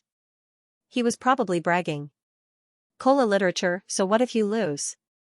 Song Qingshu asked. How can I lose? Alan Dada laughed. There are winners and losers in a bet. There's no reason not to mention the bet, Song Qingshu said mockingly. Alan Dada snorted. Back then, I was favored by the Great Khan and His Highness. They gave me 1,000 households. If I lose, you can choose any woman you want, including my wife. The crowd quieted down. Many people were moved. They felt that he was gambling too much. But when they thought about his alcohol tolerance, those who knew him hesitated and didn't say anything. Song Qingshu frowned. I don't want your wife. Although the few concubines he met in Mongolia this time were all great beauties, they were still the minority. Based on the situation of the ordinary people he met in Helen City these days, this kind of bet was still too risky. You dare to insult me? Alan Dada was furious. At this time, Yaluan stopped him. It's just an ordinary bet. There's no need to involve your wife. If he wins, let him choose any one of your subordinates. Alan Dada also felt that he was too rash. Since Yaluan gave him a way out, he didn't object. But Song Qingshu still shook his head. I don't want anyone from his tribe. Yaluan frowned. Then what do you want? Song Qingshu looked at the beautiful woman in front of him mockingly. He said provocatively, I want you to, bastard. Menk's former subordinates all pulled out their swords. Aluhu and the others were stunned. The atmosphere became extremely heavy. Danyuru was also shocked. She thought that the young master really didn't show his true colors. The moment he opened his mouth, it was shocking. She was worried at first, but when she thought of his abilities, she felt relieved. She looked at the side with an amused expression. Ali Buj also opened his mouth. Shueiyue sect, you really don't know your limits. Song Qingshu calmly replied, Your Highness, you misunderstand. I haven't finished. If I win, I just want you to pour me a bowl of wine. How about it, Alan Dada, do you dare to bet with me? Alan Dada opened his mouth. Even though he was sure he would win, this involved his mistress. How could he dare to bet his mistress on the table? Yaluan glared at Song Qingshu hatefully. She naturally knew that he had said those words on purpose to cause a misunderstanding. She was a little angry in her heart, but she had always been cautious. She pulled Alan over and asked, You were injured just now. Is there anything serious? Alan Dada replied, Don't worry, Your Highness. Perhaps the dueling ring will be affected, but drinking is fine. At this time, Song Qingshu's voice also came, My 2 kicks just now looked heavy, but on account of Wang Fei, I didn't use my full strength, so it didn't affect his drinking. Song Qingshu couldn't help but laugh. Say the same to the princess. Don't be too embarrassed to pour wine for me when the time comes. Yaluan felt that the Japanese in front of her was disgusting. She snorted and returned to her seat. Cut the crap. Come on. Alan stood between the two of them and blocked his view. He placed a jar of wine on the table. It's too troublesome to use bowls. Just blow the jar. He had always been good at drinking in a hurry. Many people who had a similar drinking capacity as him would lose to such a quick drinking contest. He usually didn't want to play such tricks, but this time it concerned his mistress, so he didn't dare to be careless. Even though the Mongolians had a large capacity, the people around them were shocked. If he drank jar after jar, wouldn't he be drunk to death? Song Qingshu knew that the other party wanted to gain the upper hand with a show of strength. In front of so many people, he naturally couldn't be weak. Okay, I'll drink first. After saying that, he directly removed the clay seal, picked up the wine jar, and began to drink. Alan was stunned. He thought that the other party would try to reject him. He didn't expect him to start drinking so quickly. He couldn't help but doubt his life. Was he really good at drinking? But thinking about it, no matter how good the Japanese were at drinking, he calmed down a little. Seeing that the other party had already started drinking, he quickly picked up the jar and started drinking as well. Song Qingshu had been trained in modern high-purity distilled wines. These so-called strong wines from ancient times were nothing to him. In fact, he might not lose if he drank according to his actual drinking capacity. However, this was not a competition between close friends, so he wouldn't really drink. When the wine entered his throat, he immediately used his inner force to envelop it. It didn't really enter his stomach. Although he didn't know the six-pulse godly sword, his sword aura could completely force the wine out. However, he was worried that he would expose himself if he forced the wine out in front of so many people. So, he temporarily stored it in his body and waited for a chance to force it out. Amidst the cheers of the people around them, of course, they were mainly cheering for Alan. People like the Shueyue sect naturally didn't have many friends. The two of them quickly finished their jars. Bang! Song Qingshu threw the wine jar on the ground and smashed it to pieces, indicating that there was no wine left in it. Then he said heroically, again. After saying that, he picked up another jar of wine. Alan had just finished a jar of wine and felt tipsy. His face was flushed red and he felt a little dizzy. When he realized that the other party was completely fine, he started to panic. Don't be afraid. He's probably just bluffing. Princess Yaluan came to his side and comforted him softly. Alan calmed down immediately. He remembered that he had met people who were shameless when they drank in the past, but who knew if they would pass out the next moment. Because of the matriarch's encouragement, his morale was greatly boosted. He could hold more than one jar of wine, so he quickly picked up a jar and started drinking. Song Qingshu quietly observed the reactions of the crowd as he drank. Seeing Alan and Darren's flushed face and the curious and shocked gazes of the others, he suddenly realized that he had to put on a show. Otherwise, it might raise suspicions if someone heard about it. He wasn't sure if anyone in Helen City knew about the true alcohol tolerance of the Watermoon sect. At the same time, he was worried that the experts would suspect that he was using his inner force to dissolve the wine. Therefore, he really drank 30% of the wine and used his sword chi to dissolve the remaining 70%. As expected, he soon looked tipsy. Seeing that his body was swaying, Alan was overjoyed. I thought you were pretending to be weak. I didn't expect you to be at this level. Chinese. Soon, the second jar of wine was finished. Song Qingshu put down the jar and burped loudly. His body swayed and he didn't speak for a long time. Alan threw the wine jar in his hand heavily on the ground and laughed loudly. Again. Even though he was also very dizzy, he felt that the other party was already at his limit. All he needed was a little more strength. Song Qingshu pretended to be in a difficult position. After a long time, he snorted and said, Come on. Who's afraid of who? Then, the two of them started drinking the third jar. This time, the speed of both parties slowed down. Alan drank as he waited for the other party to faint. Although the other party's body was unstable, he didn't faint even after finishing the third jar. Let's see, how much more can you drink?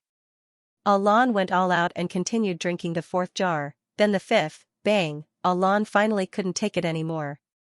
He fell to the ground stiffly. The wine jar in his hand was smashed to pieces and the wine inside spilled all over the ground. Only then did Song Qingshu put down the wine jar. He looked at the crowd in a drunken state. It seems like I won? Yaluan's face was pale. Even though he looked like he was going to fall with a gust of wind, he still didn't fall. Alan was already unconscious. The Mongolians had always been straightforward. They couldn't do something like not admitting defeat. Audiobook stood up and clapped his hands to congratulate Alan. You really have a good alcohol tolerance. You've really opened my eyes today.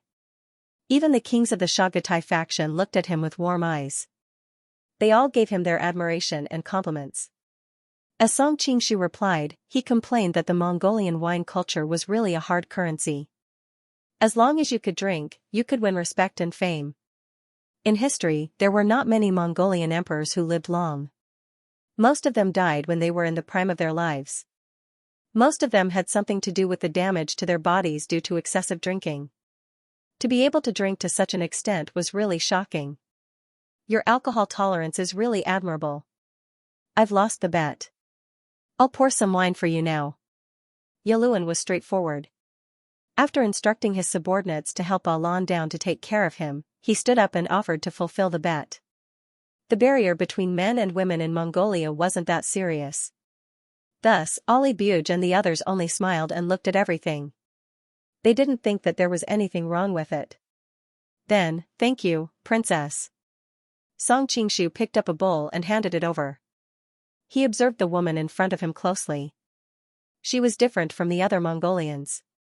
Her eyebrows were curved, her mouth was small, and her skin was white. She looked more like a lady from a wealthy family in Jiangnan. She was indeed a beautiful woman. It was a pity that such a woman was destined to slowly wither and grow old alone. Hold your hand steady. Yaluan hugged the wine jar. She noticed that his bowl kept swaying back and forth, making it difficult for her to hold it steady. Forgive me, princess. I drank too much just now. I'm seeing double. In order to cooperate with her, Song Qingshu took a step forward. In the end, he stepped on the broken pieces of the wine jar and slipped. He lost his balance and fell down. Yaluan gasped. She instinctively wanted to support him, but how could she bear his weight? The two of them rolled into a ball. How dare you offend the princess? Yaluan's subordinates all pulled out their scimitars and rushed over. Hearing her say this, the guards under her could only resentfully stab their knives back.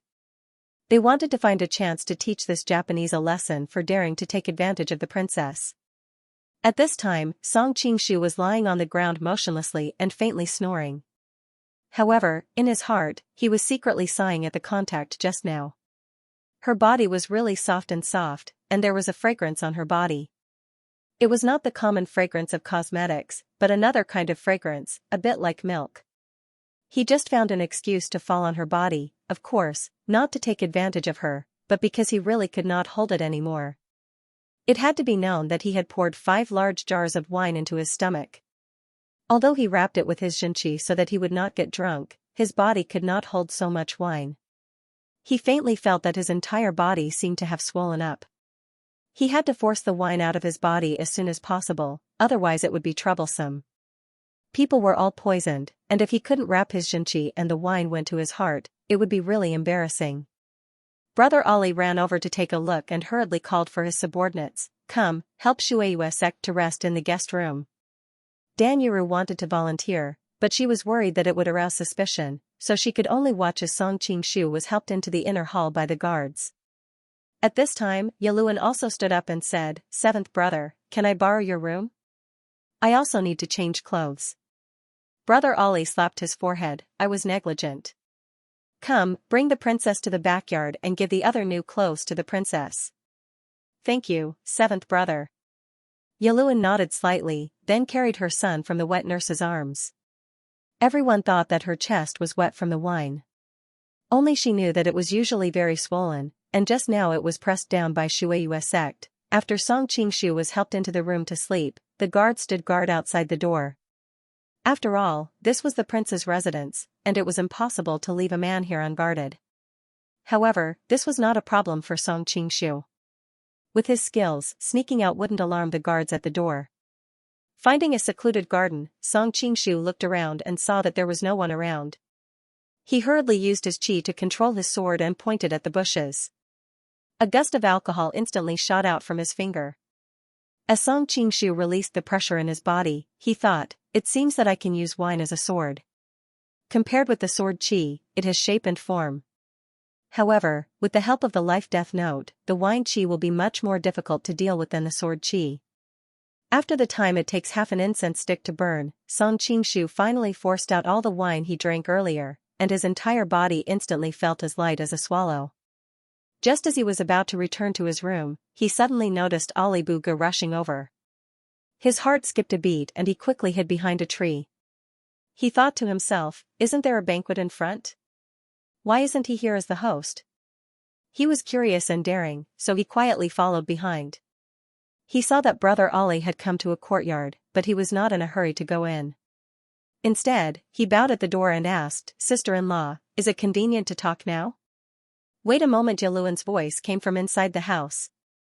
Song Qingshu's curiosity was ignited, and he thought, could it be that there's something going on between this uncle and sister-in-law? After a while, Yaluan walked out while tidying up her clothes. Seventh brother, what do you want to say? Song Qingshu noticed that she had changed her clothes, and his expression became a bit strange. However, he immediately realized that nothing could have happened in such a short time, so he must have been thinking too much. I'm sorry about what happened today, sister-in-law. Ali Buga looked apologetic. I was the one who invited the Shuiwei great sect, and I didn't expect something like this to happen. Yaluan shook her head. It's not a big deal. Don't worry about it. Seventh brother, are you planning to rope him in? Ali Buga nodded. That's right. After what happened in the Xingqing mansion, he obviously offended Su Liaowu, and naturally, he also offended Kubilai. It's a good opportunity for us to rope him in. Song Qingshu smiled. It was just as he had guessed. It was a pity that they had spent so much effort and met him, the fake Shuiwei great sect. Yaluan frowned. But he's the great Khan's subordinate after all. Wouldn't this be a bit overboard? Ali Buga smiled. Don't worry. Haven't you seen clearly over the years? The great Khan just sits by and watches us brothers fight. He won't interfere. What's more, the Shuiwei great sect isn't under the great Khan's direct command. With what happened in the Xingqing mansion, the great Khan won't care. As for people like Li Qimei and Ba Siba, I won't provoke them. I hope so. Yaluan grunted. Then, she asked doubtfully, that Shuiwei great sect is just a martial arts master. He doesn't have any soldiers or generals under him.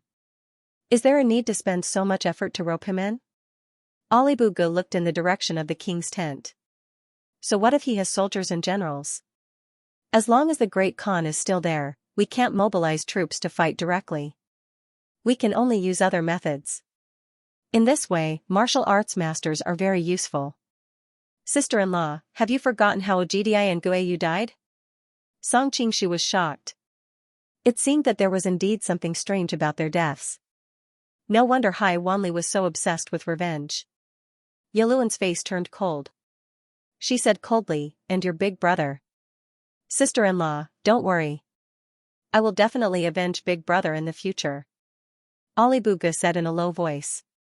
Yaluan sighed. Seventh brother is the best. Your big brother didn't dote on you for nothing. On the other hand, it's Kubilai. Humph, I can only blame myself for being soft-hearted and being bewitched by Cha Bai. That's because you're kind-hearted. Ali Buga also scolded. Fourth brother is really not a good person. He actually coveted you. Song Qingshu was speechless. It turned out that there was such a grudge between these brothers. However, Kubilai was considered a hero of his generation. Why would he be so blinded by lust? Yaluan sneered. We Mongols do have the tradition of brothers dying for each other. However, the murderer who killed your big brother hasn't been found yet. Kubilai is also a suspect. How can I give myself to him under these circumstances? Sister-in-law, this is a wise decision. You should know that the position of Crown Prince was transferred from Ojidai's faction to us because of mother and big brother's years of hard work. In the end, when big brother died, half of the shadow government that he worked so hard to build was stolen by fourth brother. It's hard to say that he didn't do this deliberately. Sensing the other's anger, Ali Buga continued to add fuel to the fire. At this time, the sound of a child crying came from the room. Yaluan hurriedly went in and carried her son out. She coaxed him and said, Sixth brother, don't worry. Although your big brother died and many of his subordinates were taken away, there are still many loyal ones. I will fully support you in obtaining the position of Crown Prince. Ali Buga was overjoyed. Thank you, sister-in-law. Yaluan said, go do what you need to do. I'll coax Yulong first. Okay, I'll go take a look at the Shuiwei sect first. Ali Buga said goodbye to her. Song Qingshu hurriedly went to his room. Song Qingshu went back to his room and lay down again. Not long after, Brother Ali came and asked at the door, where's the Shuiwei sect? The guard replied, sleeping inside? Has he been in the room all this time? Brother Ali asked. Song Qingshu was shocked and thought, did he discover something? Fortunately, the guard replied, he's been here all the time. I haven't seen him go out. Only then did Brother Ali push open the door and enter. Seeing that Song Qingshu was still sleeping soundly on the bed, he couldn't help but frown. The guard at the side observed his expression and said, should I wake him up? No need. Brother Ali raised his hand to stop him. He drank so many jars of wine. He won't wake up for a while. I'll go to the other side first. Pay attention to this place and keep an eye on him. If Yaluan passes by here, don't let her go to the backyard. Yes. From the voice that answered, it was obvious that he had left a few guards here to keep watch.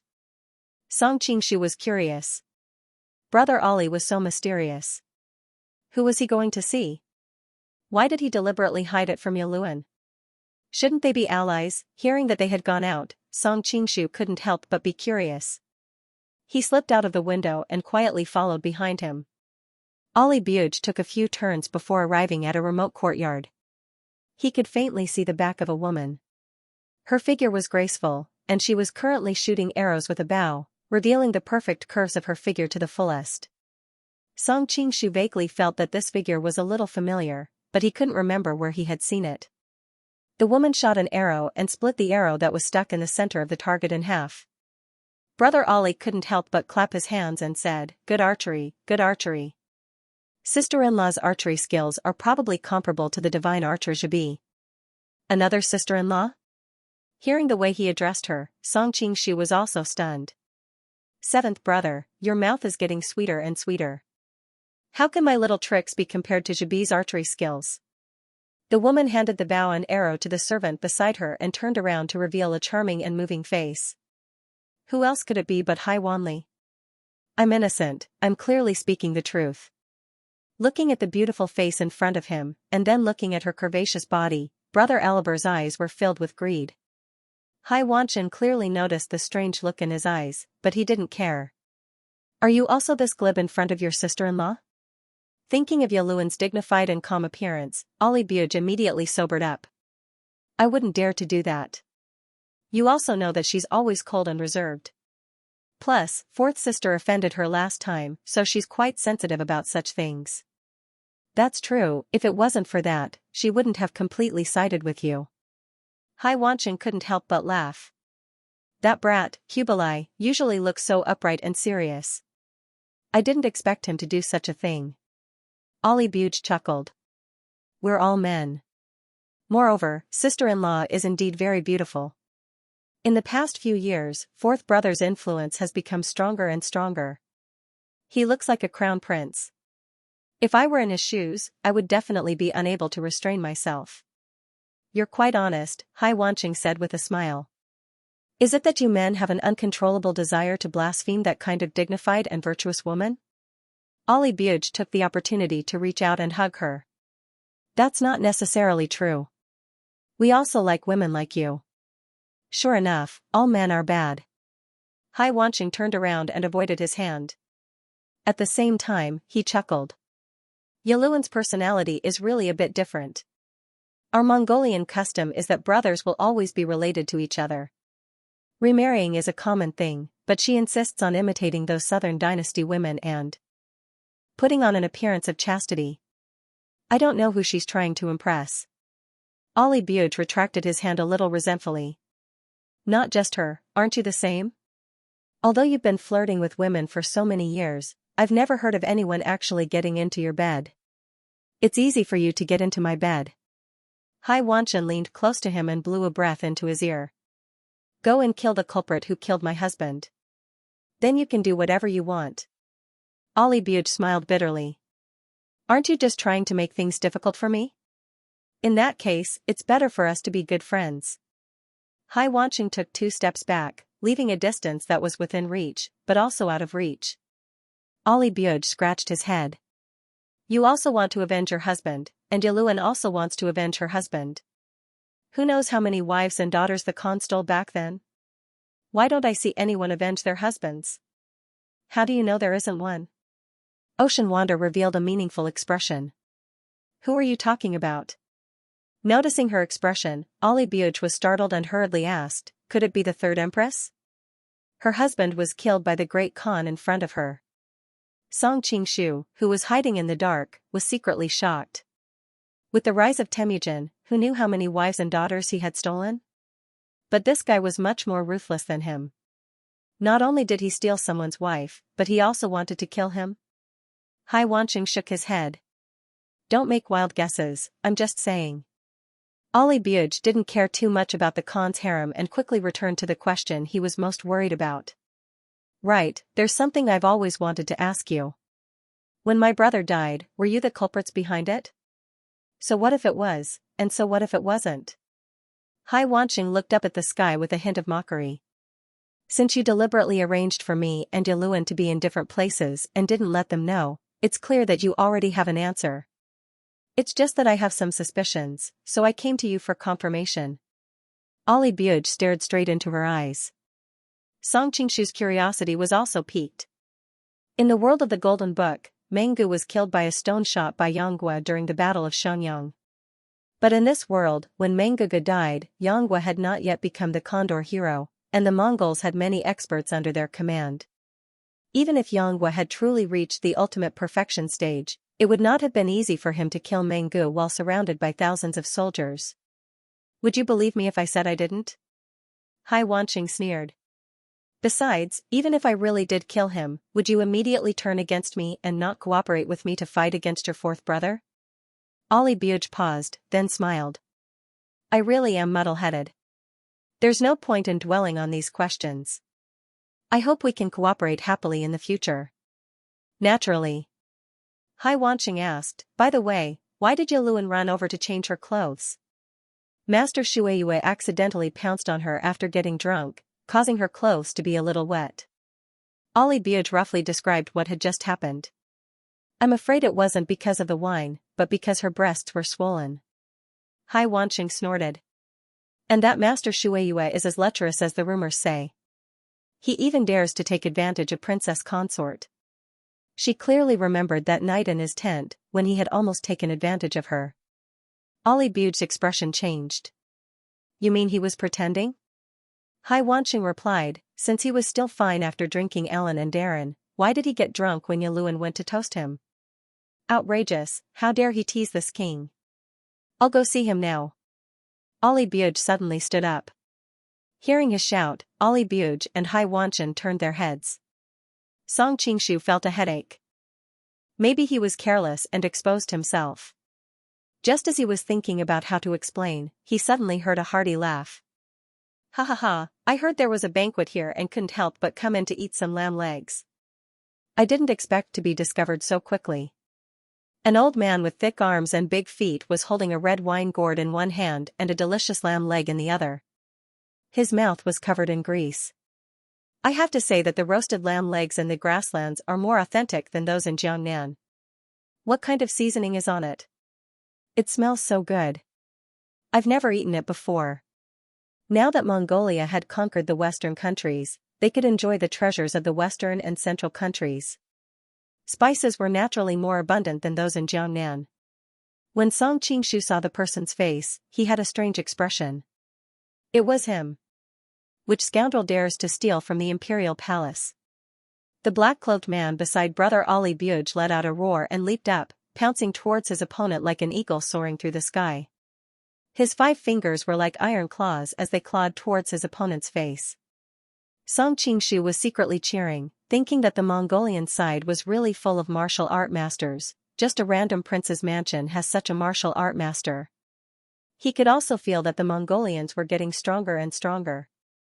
A few years ago, Ali Buj's top experts were Xianxia and Blood Knife Ancestor.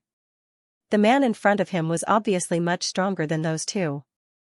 It felt like a bird gun had been replaced with a cannon.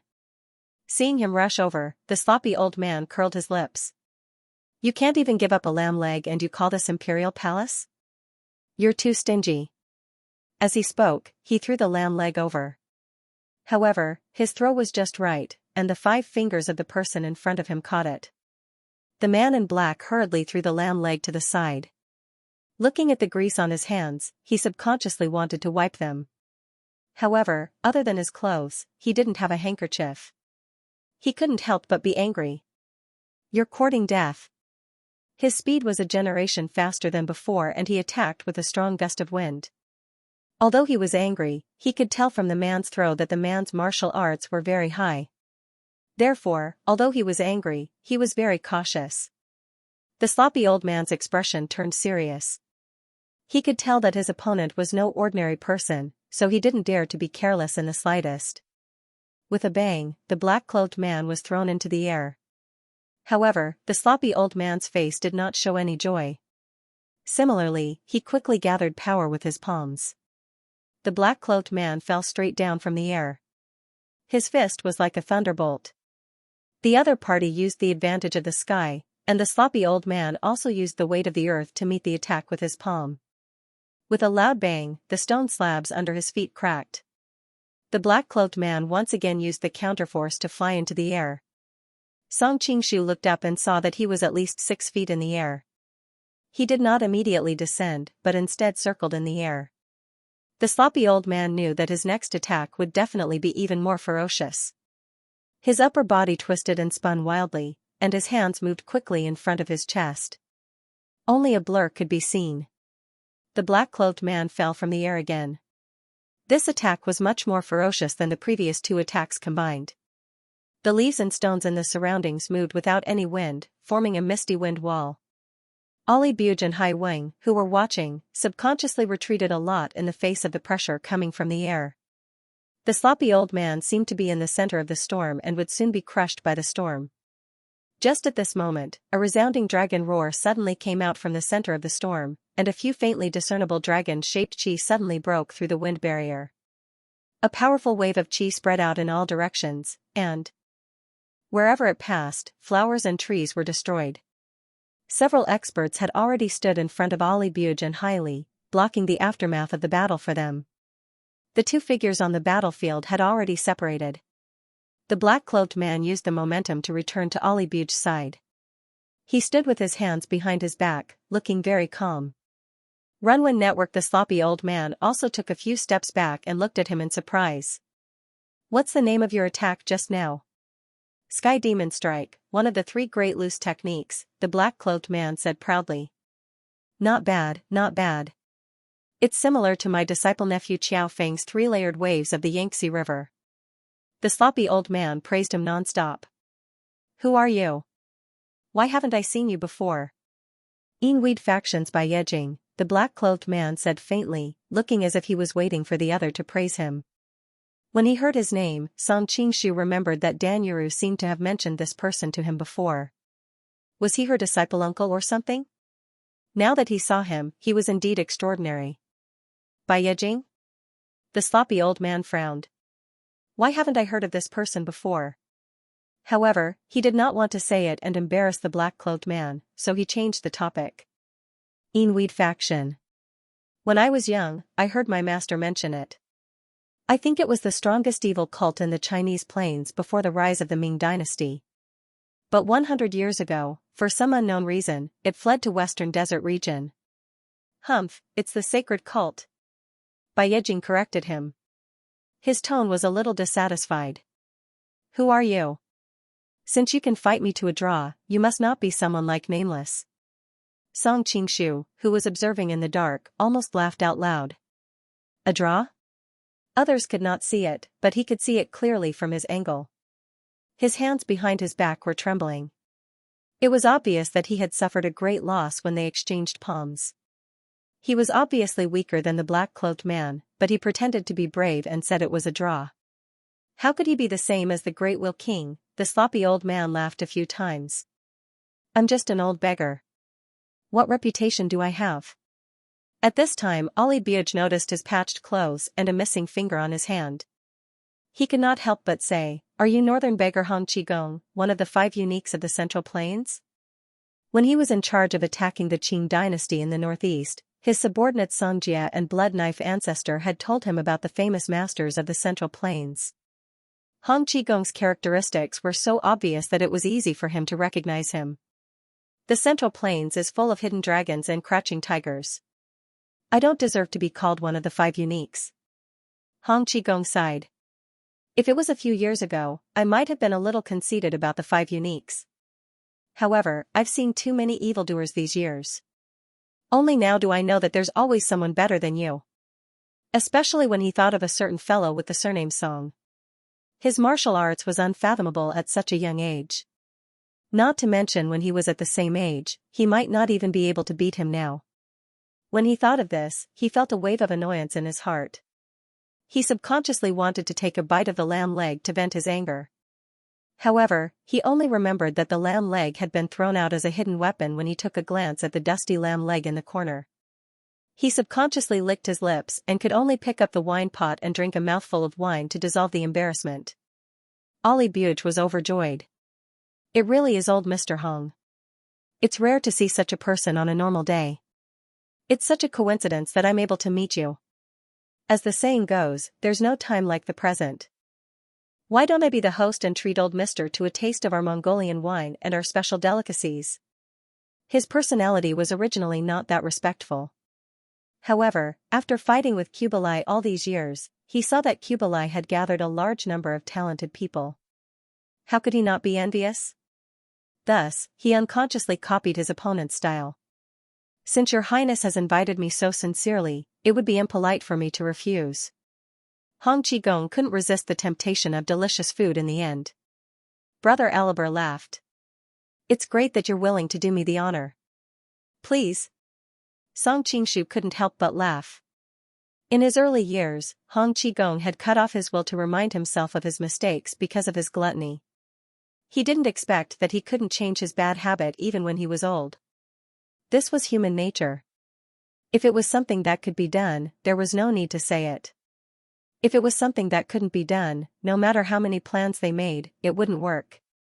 At this time, Brother Aliber glanced at Song Qingshu not far away and couldn't help but ask in surprise, Elder Master, aren't you resting? As for Hai Wanshan, he had already returned to the courtyard before everyone arrived and didn't show his face. Song Qingshu thought that Dan Yuru had mentioned that there would be a mysterious guest at the prince's mansion. Everyone thought it was Princess Yaluan, but it was actually Hai Wanshan. Elder Master, are you sober? Brother Aliber asked with concern. I'll have the servants make you a bowl of soup to sober you up. There's no need for that. When I woke up, I've already refined most of the alcohol. Although I'm still dizzy, it's no big deal, Song Qingshu replied. But I'm a little hungry now. I'll go eat something at the banquet. Brother Aliber smiled slightly. That's right. Just now, you were drinking and didn't eat much. Hong Qigong, who was at the side, glanced at Song Qingshu curiously. To be able to use internal energy to refine the alcohol, your martial arts must be very high. Song Qingshu crossed his arms in front of his chest and said in the unique tone of the Shuiyue Grand Master, not bad. Brother Aliber introduced him to him. This is the top master of Japan, Shuiyue Grand Master. Hong Qigong didn't care about the word top master. Instead, he asked curiously, I heard that Japanese ninjutsu is very powerful. Is it a trick or is there really some secret? It's both. Song Qingshu thought of the Japanese masters he had fought before and commented. Then do you know how to do it? Is it convenient for you to show me? Hong Qigong asked with his eyes wide open. Song Qingshu thought to himself, I don't know any Japanese ninjutsu, so he could only snort and say, not convenient. Then he walked away, lest the other party continued to ask questions that would expose him. Hong Qigong was slightly taken aback, but did not get angry. He realized that he had indeed been a bit rude. He thought that if the old urchin were here, he would definitely pester him to perform. However, when he arrived at the banquet, his attention was quickly attracted by the fragrant beef and mutton. He randomly chose an empty seat and sat down to gorge himself. Brother Ollie was already having a headache over what seat to arrange for Hong Qigong. After all, there had just been a conflict between Alantar and the Shuiyue sect. Now that he saw that Hong Qigong didn't care about his seat, he couldn't help but heave a sigh of relief. However, he noticed that the way he ate did not have the demeanor of a master. Instead, he looked like a starving old beggar. He could not help but frown. Old Mr. Hong, I heard that you have been traveling around the Central Plains. Why did you come to Mabe and Lin City this time? Even though he wanted to rope in a master like Hong Qigong, he was a king after all. He was worried that Hong Qigong might have some ulterior motives. Oh, it's mainly because I'm tired of the delicacies from all over the Central Plains. I wanted to come to the Mongolian Plains to try out the local delicacies. Hong Qigong took a bite of meat and a sip of wine. Brother Ollie had someone beside him secretly tell him about Hong Qigong's reputation and hobbies. He no longer doubted Hong Qigong and laughed out loud. Old mister, please eat as much as you want. We won't talk about other things, but we'll have our fill of cows, goats, and horses. Song Qingshu thought to himself, didn't he come to Mabe with Zhou Badong to look for Guojing? Where is Zhou Badong? His Royal Highness is such a good man, Hong Qigong said as he drank the horse milk wine. Come to think of it, we're actually relatives. Relatives? Brother Ollie was stunned. He had no idea what the other party was trying to do. Someone beside him scoffed. You're a Han. Aren't you taking it too lightly if you want to be related to the Golden family? Song Qingshu noticed that there were more people in the room than before. The one who spoke was an old acquaintance. It was Night Owl Yonglin from Soul-Stealing Jade Owl. In the attack outside Xinjiang Prefecture, he killed the soul-stealing talisman and broke the soul-locking Tai Sui Duma's arms. The only ones who managed to escape unscathed were Dan Yuru and Yonglin. Yongling's face was pale. It was obvious that he hadn't recovered from the internal injuries he suffered last time. Hong Qigong glanced at him from the corner of his eyes. Who are you? Night Owl Yonglin. Yonglin scoffed. Hong Qigong frowned. Never heard of you. Yonglin couldn't help but be furious. However, the other party was a guest invited by Brother Ollie, so it wasn't good for him to act up. Hong Qigong said, although this old beggar is sloppy, I'm not someone who talks nonsense. My disciple Guojing was the Mongolian Golden Knife Prince consort. Guojing is Anda of Thor. Speaking of which, when your highness sees him, you have to call him uncle. Does this mean that I'm related to your highness? Song Qingshu almost laughed out loud. Hong Qigong had thick eyebrows and big eyes. He didn't expect him to take advantage of Brother Ollie like this. Calling Guojing uncle was equivalent to calling him grandpa. It seemed that the beggar clan helped Guojing defend Xianxia and fought many bloody battles with the Mongolians. As the previous chief of the beggar clan, he naturally didn't have a good impression of the Mongolians. In addition, he said this to bring the topic to Guojing. He wanted to take the opportunity to get some information. As for why he didn't say it directly, it was obviously because he considered that Guojing had made many enemies with the Mongolians when he guarded Xianxia. He was worried that Guojing would be in danger. Brother Ali's face darkened when he heard his words. He said coldly, Guojing broke his engagement and betrayed the Mongolians. He's no longer the Golden Knife Prince consort. Moreover, the Great Khan is about to remarry my aunt. Please don't talk nonsense and ruin my aunt's reputation. Huaxing is getting married? Hong Qigong was in a daze. He thought of his weird female disciple and Huaxing fighting over Guojing. In the blink of an eye, it was already more than 10 years ago. Yonglin observed him. He slammed the table and stood up. His Highness entertained you with good intentions, but you spoke rudely. I think the dignified chief of the beggar clan shouldn't be so despicable. Maybe some people are here to swindle people. Hong Qigong couldn't help laughing. I'm just an old beggar. What's there to pretend to be? Whether it's true or not, we'll know after we try. After Yongling finished speaking, he waved his hand, and several pieces of lamb chops shot out from the table. Each of them had a different angle and speed. Once one was missed, they would be covered in grease. In front of everyone's eyes, the face of an expert would be completely lost. But in the next moment, everyone's eyes widened. They saw Hong Qigong use a pair of chopsticks to pick all the lamb chops together. You're good, but your internal energy is a little weak. It should be because you've suffered serious internal injuries and haven't recovered yet. The person who spoke was a beautiful middle-aged woman. She should have been a great beauty when she was young, but since ancient times, beauties were like famous generals, and they were not allowed to see their hair turn white. Time was merciless. No matter how much she dressed up, the marks of time could still be seen on her face. Of course, she could still be considered a middle-aged woman, and she was still attractive. However, the way she dressed and the way she spoke were slightly flirtatious. Song Qingshu noticed that Dan Yuru was standing beside her with a respectful look. Just as he was wondering who she was, he heard Dan Yuru's secret voice sending, "Young master, this is my master. Fu Yaohong."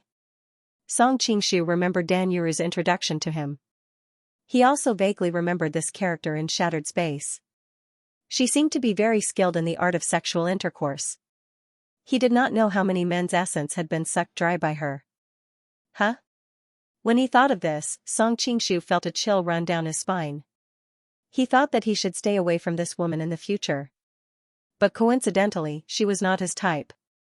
He did not have such a strong taste. At this moment, he could not help but sigh. Even though Dan Yuru was her disciple, she surpassed her. Both of them practiced charm arts.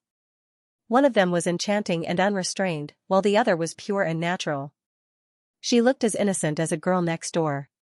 As expected of someone who had practiced Weed faction's charm arts to an unprecedented level. Guojing's hometown? Hong Qigong thought about it for a while. I think it's in Ox Village.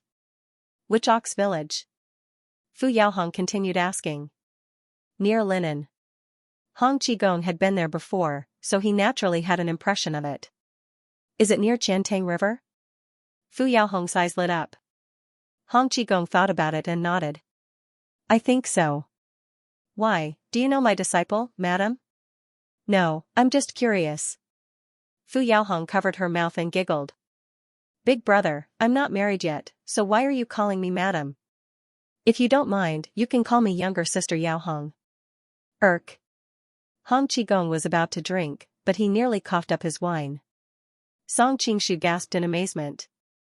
Fu Yaohong is really unrestrained. She even flirted with an old man like Hong Qigong? Thinking about it, she must have taken a fancy to his martial arts. Old Master Hong couldn't control himself for a moment and lost his chastity in his old age. But what he was more curious about was why Fu Yaohong was asking Guojing about the information. You're already too young to be my daughter. What sister? Hong Qigong said unhappily.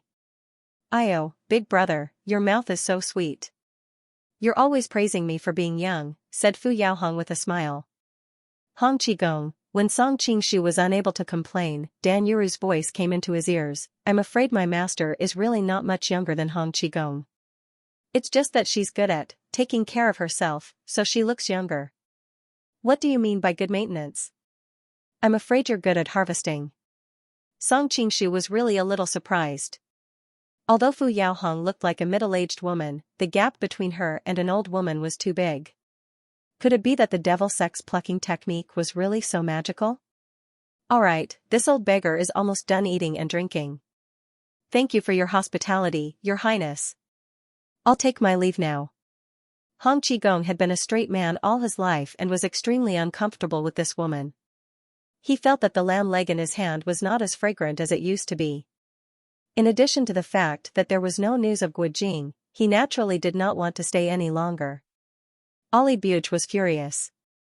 I invited you with good intentions, but you just mocked me. Now you're leaving so quickly. Do you really think you're just here to eat? Song Qingshu noticed that Ollie Buge's hand was slightly raised. He knew that Ollie Buge's temperament was very similar to that of a traditional Mongolian. He was not like Kublai, who was deeply influenced by the Han and could be tolerant of others. He was worried that Ollie Buge would order him to attack Hong Qigong. Although Hong Qigong's martial arts were high, there were many experts here. Bai Yejing was only slightly weaker than him. Fu Yaohong and Bai Yejing were fellow disciples, so their martial arts should be about the same. There were also the other experts from the Heaven's Mandate sect and the Mongolian warriors. If they really fought, Hong Qigong would probably be at a disadvantage. So he slammed the table and stood up, shouting sternly, "What kind of place do you think the prince's manor is? You think you can come and go as you please?" Seeing him stand up, Ollie Buge revealed a surprised expression. However, he slowly lowered his raised hand, planning to observe the situation first. What, do you want me to pay after eating? Hong Qigong touched his patched clothes and finally spread his hands helplessly. That's not a coincidence. I'm just a beggar, I don't have anything valuable on me. The seventh prince is thirsty for talent, so he naturally won't stoop to your level. However, I can't stand it anymore. If you want to leave, you can, as long as you can defeat this knife of mine. Song Qingshu unsheathed the watermoon knife in his hand and a cold wind enveloped the entire hall. He had spoken so highly of Ollie Buge. Presumably, the other party would not go back on his words in front of so many people. Ali Buj smiled faintly and didn't stop him. He usually liked to ride horses and hunt, and he liked to watch experts fight even more. His eyes couldn't help but burn with a trace of excitement. The reactions of the people around him were also different. Some people were simply watching the show, while some were more shrewd and secretly despised him. They felt that this person from the Watermoon sect was really despicable. He would find an opportunity to express his goodwill to Ali Buj. This was a proper proof of allegiance. Good knife. Hong Qigong put his hands on his waist and laughed. However, this old beggar has lived for so many years. Other than being afraid of not having delicious food, I have never been afraid of fighting with anyone. It's just the right time to see your magical Japanese ninjutsu. Why would I need ninjutsu to deal with you? Song Qingshu coldly snorted. His whole body seemed to move swiftly like the wind, and in an instant, he arrived in front of Hong Qigong. Hong Qigong was also somewhat surprised by his speed. He hastily slapped his palm on the blade and used his other palm to see Long Zitian take the opportunity to counterattack. Song Qingshu's figure flickered, and like a feather, he borrowed the force of his opponent's palm wind to move to the other side, causing the crowd to gasp in surprise. Even those who looked down on him for running away before the battle had to admit that his martial arts attainments were very high. One moment he was like a galloping horse, and the next moment he was as light as a feather. Having fought with the Watermoon sect many times, Song Qingshu knew his martial arts very well. Originally, this kind of erratic footwork was very difficult to imitate, but it just so happened that he was proficient in Qinggong, so imitating it was naturally twice the result with half the effort. In addition, the Watermoon saber was indeed a rare treasured saber. When it was used, the saber chi crisscrossed, and everyone in the room felt a dense chill. The two people's movements were very fast. In the blink of an eye, they had exchanged more than 10 moves. Although Song Qingshu could imitate it, Hong Qigong was naturally at a disadvantage when using his bare hands against the treasured saber. Very quickly, he fell into a disadvantage. He touched his waist and took out a dark green bamboo stick. Green shadows flickered, and in an instant, he switched from defense to offense. But as soon as he finished his words, the Shuihui Great Sect's saber light shone brightly and suppressed the dog-beating stick skill, forcing Hong Qigong to retreat. When the stick and the saber collided for the last time, both of them were pushed back. Hong Qigong took advantage of the momentum and flew to the wall. He laughed and said, "Your Excellency's saber technique is very good, but I have something important to do. I'll fight with you again next time." Then he used his lightness skill and disappeared into the distance. The guards of the prince's mansion wanted to chase after him, but Nalabuj stopped them and said, "There is no need to chase after him. Everyone should eat and drink." Then, he waved his hand, and the show of Hercules wrestling was performed. The Mongolians around him cheered, and the atmosphere quickly turned from tense to joyous. Song Qingshu was a little bored by the competition in front of him. If it was two beautiful girls wrestling, maybe he would be more interested. Of course, he was still a little relieved. It seemed that no one in the field suspected that he deliberately let Hong Qigong go. Maybe his wish was effective.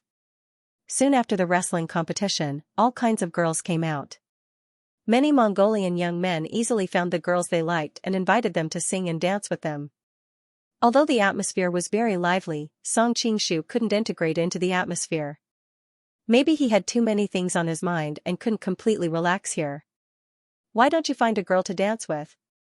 While Song Qingshu was thinking about the talent of their race, Nalabuj came to his side. "I don't know how to dance." Song Qingshu didn't believe that the Shuihui Great Sect could dance like this. Of course, he didn't say anything just in case. "It's okay if you don't know how to dance. Our Mongolian girls all know how to dance. Let them carry you." Nalabuj laughed and pointed to the girls in the field and said, "Pick any of the great sects. If you like one, she is yours tonight." Feeling that he had become more enthusiastic, Song Qingshu guessed that he thought more highly of him after seeing the fight between him and Hong Qigong. He said, "Thank you, Your Highness. Can I take that one?" Then he pointed to a beautiful figure on the other side. Of course, he would not point at Princess Yaluan. Instead, he pointed at Dan Yuru. He wanted to take the opportunity to test the relationship between them. Brother Ali's smile immediately turned sluggish as he said in embarrassment, this king can't do anything about that woman either. However, as the saying goes, beauties love heroes. You just shocked everyone, so perhaps Sect Master Dan will look at you in a different light. This woman can't even be eaten by this prince, otherwise why would I have sent her out to seduce you? Song Qingshu made an "oh" sound and said no more. Ollie Buch felt a little embarrassed, so he tried to find a topic to talk about. The Great Sect doesn't seem to be in a good mood? I've embarrassed myself in front of your highness. It's just something depressing. Song Qingshu knew that this guy was most likely going to rope him in. As expected, Brother Ollie quickly said in a sincere tone of empathy, although the Great Sect didn't say it clearly, I can roughly guess. The matter of Xinjiang Prefecture can't be salvaged by human beings, so the Great Sect doesn't need to take it to heart. In that situation, unless the Great Khan, Tong Tian Shaman, or Evil Master came in person, no one else could have done better than the Great Sect. Song Qingshu pretended to be touched and said, I didn't expect your highness to understand me. It's a pity that everyone in Helen City looks down on me because of this, even the Great Khan. He purposely didn't finish his words and directly picked up the wine cup and drank it. Brother Ollie saw that he had clearly drunk so much that he should be extremely resistant to wine now, but he still took the initiative to drink. It was clear that he was extremely frustrated and could not help but feel happy. Of course, he still pretended to be sympathetic. The Great Khan is fine. He has a great bearing and probably won't care about such a small matter. Instead, it's you who abandoned Su Liaowu and probably offended him greatly. Laowu and Laosi have always had the best relationship, so I'm afraid that Laosi will also have some complaints about you. Song Qingshu pretended to be frightened and uneasy. I later saved 5th Wang Ye and 4th Wang Fei. I'm sure they won't hold a grudge against me. How can the Great Sect be so naive? Brother Ollie noticed his expression and felt slightly proud. He had almost broken through the other's mental defenses. Laowu is the most vengeful person. Laosi may look kind on the outside, but he is also full of evil tricks. For those in power, if you are disloyal once, you will not be repaid 100 times. Even if they really let bygones be bygones, no matter how magnanimous they are, they will not hold you accountable. Why would they put you in an important position again? There are no outsiders here, so I will say something from the bottom of my heart. Brother Ollie put an arm around his shoulder and said, although the Great Khan is wise and invincible, he is old. In the future, if Laosi ascends to the throne, the Great Sect should prepare a backup plan in advance. Song Qingshu naturally could not make Shuiyi Great Sect look like an idiot and immediately took advantage of the situation. Thank you, Your Highness, for your guidance. In the future, if Your Highness has any orders, as long as it does not go against the Great Khan, this one will do my best to help. Brother Ollie did not expect him to be so understanding. He could not help but be overjoyed. Good, good, good. Come and pick a beauty, take your pick. After all, Song Qingshu did not choose any beauties. After the banquet, Brother Aliber specially sent Dan Yuru to send him back. At the same time, Brother Aliber winked at him and said, I created a chance for you. Whether you can succeed tonight depends on your ability. Although he said so, he did not take it seriously. A woman of Dan Yuru's status would not allow a man to get close to her so easily. It should be known that with his status and power, he had always wanted to get close to her. Thank you, Your Highness. Song Qingshu did have something to ask Dan Yuru. Dan Yuru naturally pretended to be reluctant but helpless. Once they were out of everyone's sight, she immediately approached Song Qingshu with an affectionate expression. Young master, you're amazing. Not only did you manage to get Alan Darder, who is the best drinker here, drunk, you even defeated the famous Hong Qigong. You're really in the limelight tonight. Song Qingshu shook the unique braid of Shuiyi Great Sect. There is no other way. Some people cannot hide their excellence no matter how hard they try. Dan Yuru covered her mouth and laughed. But what I admire most about you is that you actually took advantage of Princess Xiaoluan openly. How is it? How does it feel? It feels good. Song Qingshu replied subconsciously. But he immediately reacted and blushed. He coughed and said, all right, let's get down to business. Why is your master so concerned about Guojing? Dan Yuru shook her head. I have never heard of any relationship between Master and Guojing. Maybe she has always been concerned about Guojing. Concerned about that Guo guy? Song Qingshu was confused. Yes. Dan Yuru frowned slightly. For as long as I can remember, Master has always been concerned about Guojing. She has always asked about his hometown and background. There is such a hobby in the world? Song Qingshu was momentarily confused. Meanwhile, on the other side, Hai Wanli had already returned to his residence. He was meeting with his confidant in the study. Shanhai, how is it going? If Song Qingshu was here, he would definitely recognize this man as the middle-aged man who had appeared with Hai Wanli at the inn. He nodded slowly.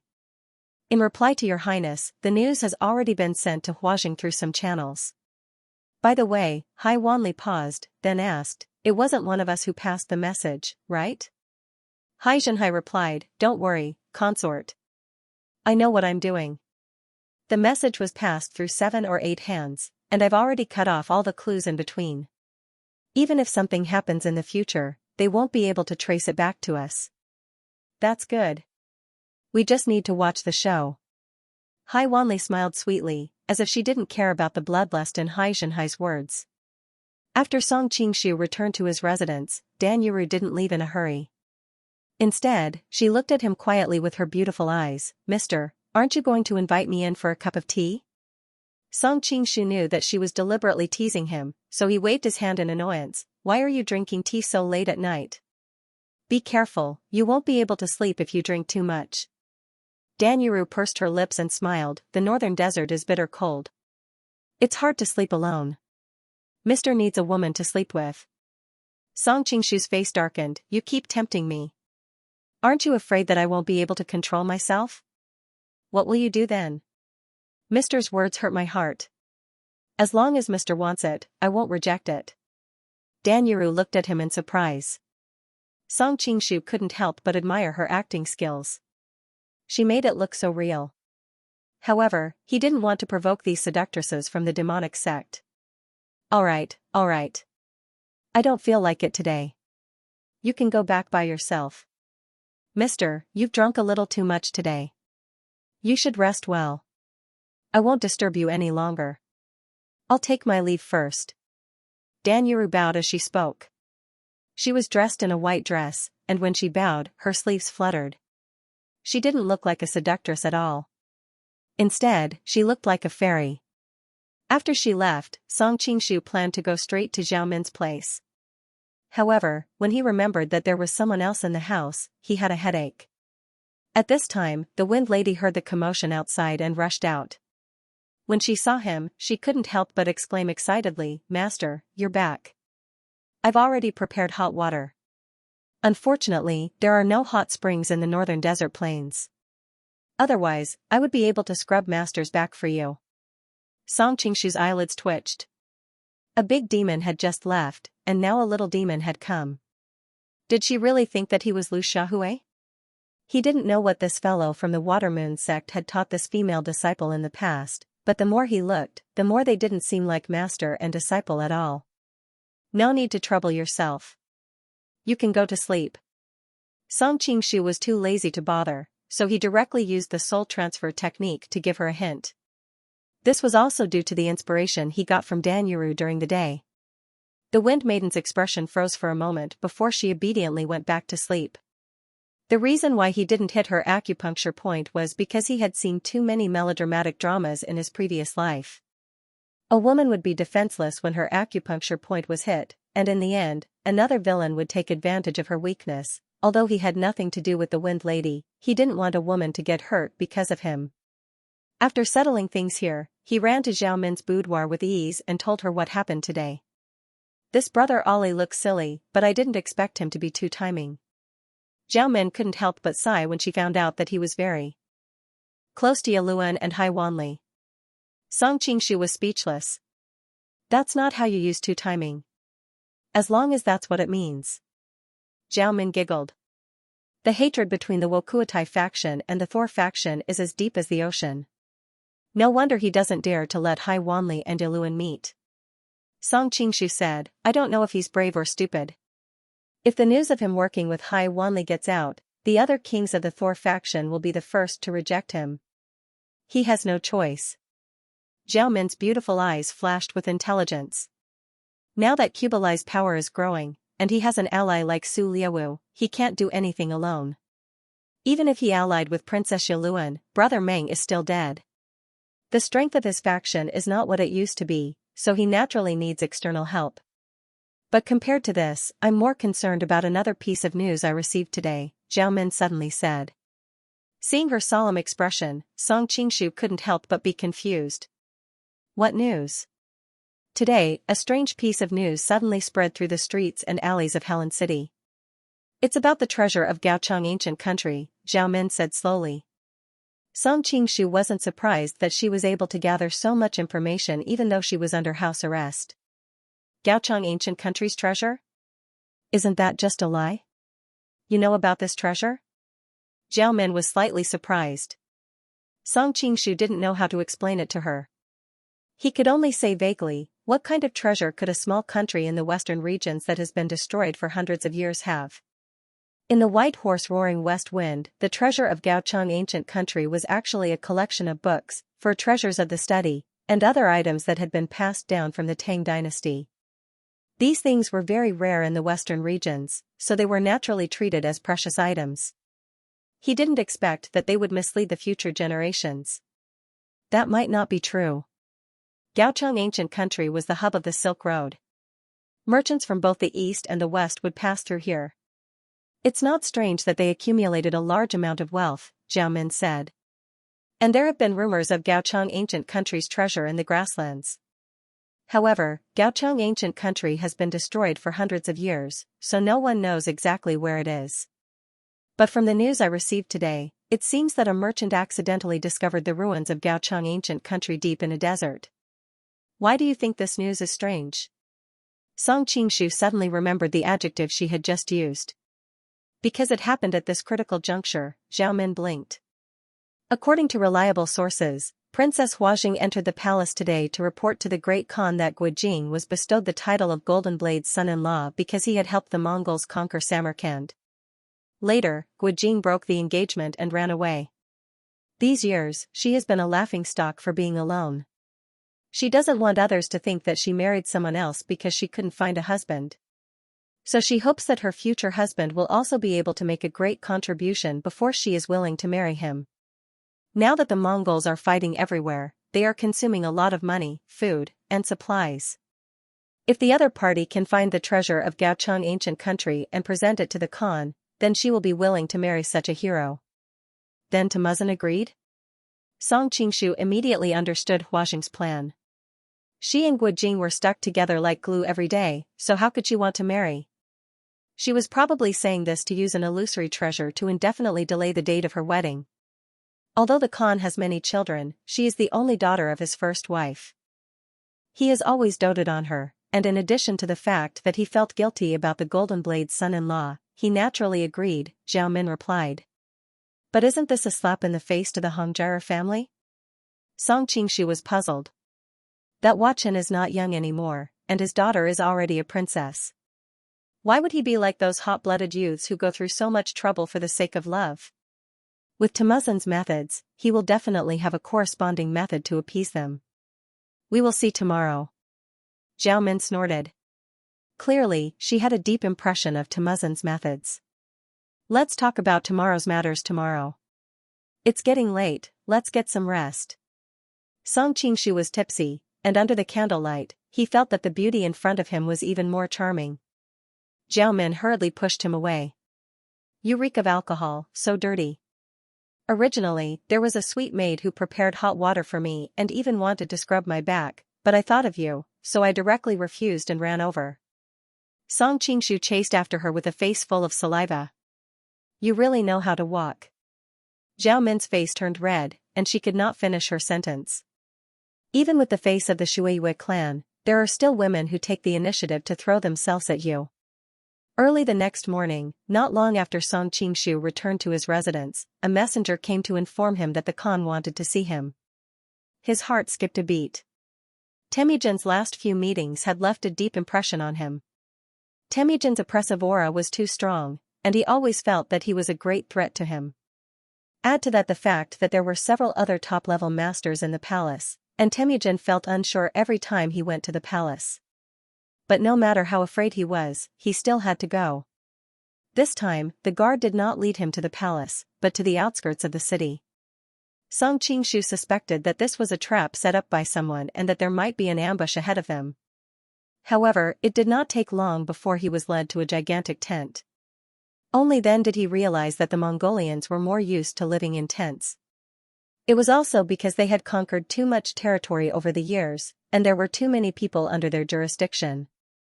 Due to the needs of government affairs, they had to build cities like the Han people in Helen.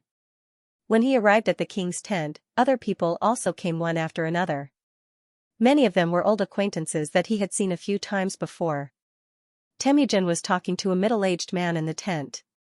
Other than a patch of bangs the size of a child's palm in the middle of the man's head, the rest of his hair was shaved, and he had a pair of braids on the back of his head. Oh, it's a double ponytail. Gentlemen on the internet loved this hairstyle in my previous life. Song Qingshu guessed. Don't worry, Great Khan. I will definitely find the Gaochang labyrinth. The middle-aged man patted his chest, full of energy. This guy is Wochen? How did he have a daughter as beautiful as Princess Yaluan when he looks so shabby? Could he be the old Wang from next door? I had originally said that I would grant you and Huajing a marriage, but who knew that she would make such a fuss? Sigh, it must have been hard on you. Temujin's tone was somewhat apologetic. What are you talking about, Great Khan? Besides, what the princess said is not without reason. Now that the Mongolians are conquering the world, we need money everywhere. If we can find the Gaochang treasure, we can share the burden of the country and marry the princess legitimately. Naturally, I would be happy to do so, Wochen replied. Temujin nodded. In that case, I will allow you to keep 30% of the Gaochang treasure. Thank you, Great Khan.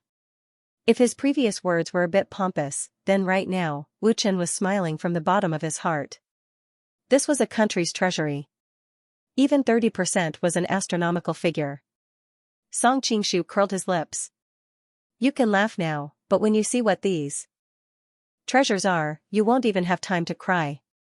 But the journey is long, and there may be hidden dangers in the desert. Temujin paused for a moment, then said, Borchu, you will lead 1,000 Xianxia and escort Wochen.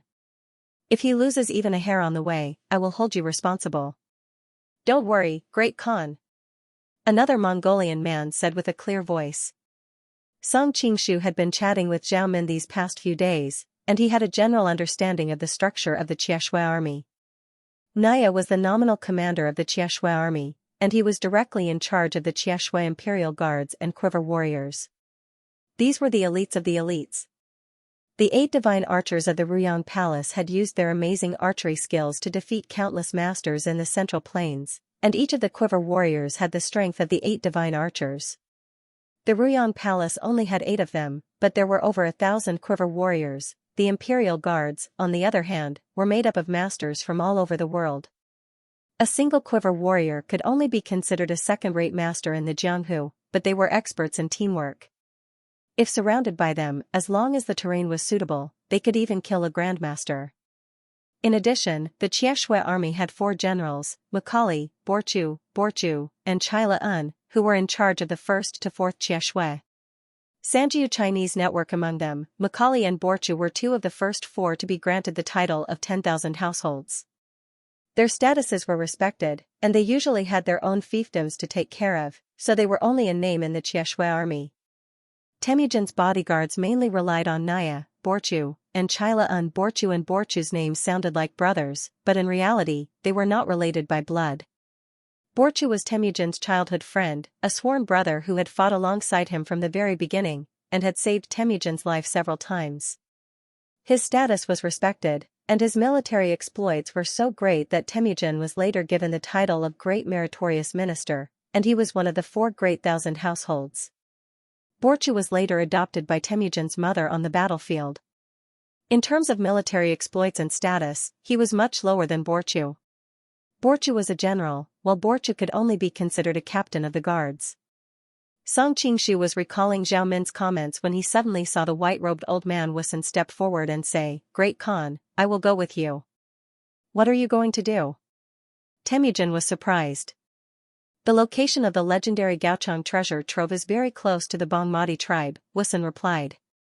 "I have some friendship with the people of the Bangmati tribe, so I can ask them to provide me with a guide. Finding the treasure will be much easier." Seeing Wusun's serious face, as if he was a respectable old man, Song Qingshu almost laughed out loud. If he had not eavesdropped on the conversation between him and Hua Jing, he might have believed this nonsense. Others might not know, but Song Qingshu himself did not know that Wusun was not going to find a guide, but to ask for the 30 beauties that Hua Jing had promised him. Wusun's face was pale, and his eyes showed signs of exhaustion. It was obvious that his last battle with Xiao Luo had taken a great toll on him, but this did not dispel his desire to pursue the beauties. The Bangmati tribe is one of Hua Jing's fiefs. Temujin thought for a moment, then seemed to have thought of something. "Oh well, it's good to have you go with me. Even if something unexpected happens, you will be able to deal with it. However, you are good at psychic manipulation and not good at close combat. Well, how about this, you can come with us to the Shuiwei clan." Song Qingshu paused for a moment, then stepped forward and replied, "Yes." He did not understand why he was chosen. After all, the Shuiwei clan had just made such a big mistake. Theoretically speaking, it should have been abandoned. "Very well, today you all go back and prepare yourselves. We will depart early tomorrow morning." Temujin slapped his knee and made the decision. "Yes." They all left the tent. Bor pulled Wusun aside and whispered to him. Song Qingshu's ears immediately perked up. "I've heard that the Bangmati tribe is full of beauties. This is a good opportunity to see for myself," Bor laughed. Wusun immediately became anxious. "That is Princess Hua Jing's fief, don't you dare mess around." What a joke, all the beauties in the tribe were his property. How could he allow others to touch them? "As long as I don't force myself on them, it's fine. Even if you and I are both willing, the princess can't interfere," Bor said as he rubbed his hands. "I heard that there is a girl called Aman in that tribe. She is the most beautiful flower in the plains for hundreds of miles. And it seems that her mother, Xianxia, was also a famous beauty in the plains. Even the Khan had some thoughts about her, but for some unknown reason, nothing happened." "Aman? Xianxia?" Hearing the female leads of the white horse neighing in the west wind, Song Qingshu could not help but ask, "I heard that they are not from the Taiyan tribe, how did they become the Bangmati tribe?" Song Qingshu was speechless. Shuiwei sect was a Dongying man. Who the hell would know that the same tribe was called differently in Mongolian and Chinese? Fortunately, Bor helped him out. "It's normal that he doesn't know. If I hadn't heard you mention it today, I wouldn't have known that the Han people call the Baloma Taisher tribe the Taiyan tribe. I'm being silly." Elder Wu Sun slapped his forehead. He finally realized what was going on. But this shows how much the Han culture has influenced Dongying. We must be very careful when we conquer the Central Plains in the future. We can't be like those grassland dynasties who conquered the Central Plains in the past. Bor suddenly laughed. "How can those grassland dynasties be compared to our Mongolian Empire? We've been conquering the East and West and built a country that spanned tens of thousands of miles. We've seen many civilizations that are as developed as the Han people. We'll definitely learn from them. How can we be restricted to the Han people?" Hearing these people talking as if conquering the Central Plains was a piece of cake, Song Qingshu sneered. He could not let civilization be destroyed by these barbarians. Elder Wu Sun then called a few people who were related to this trip for a meeting. They discussed the things to take note of and the preparation work to be done. After the discussion was done, they all went home to rest. Song Qingshu returned to Helen City. He was thinking about going to talk to Zhao Min about this when he suddenly saw a familiar carriage parked in front of his house. Wasn't this the carriage of Princess Yaluan that he saw outside Alabud's residence yesterday? But this time, the driver was not Alandarin. She must have been drunk and had not recovered yet. What is she doing here? Song Qingshu was very curious and walked over. The guards around the carriage noticed someone approaching and were obviously on guard. They saw his face clearly. It was hard not to recognize him since he had a drinking contest with Alandaran last night. Someone approached the carriage and whispered. Soon, the curtain of the carriage was lifted, revealing Princess Yaluan's dignified and beautiful face. "Hello, elder brother." "Greetings, princess." Song Qingshu pretended to bow and then asked curiously, "Why are you looking for me, princess?"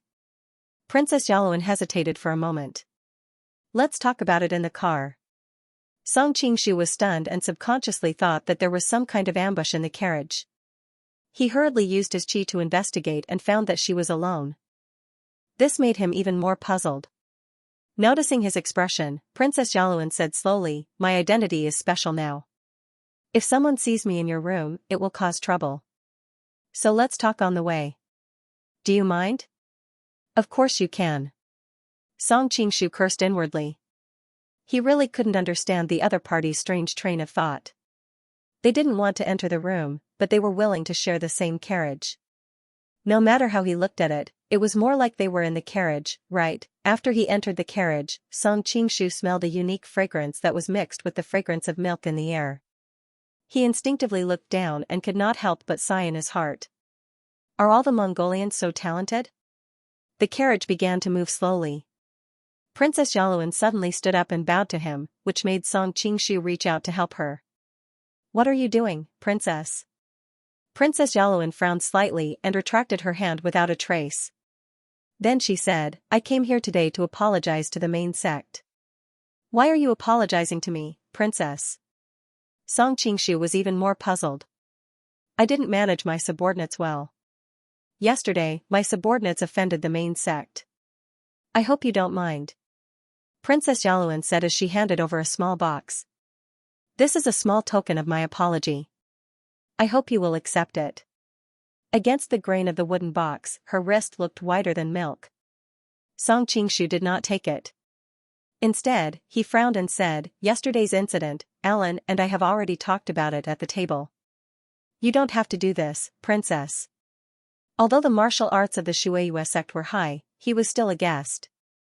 The other party was a high and mighty princess.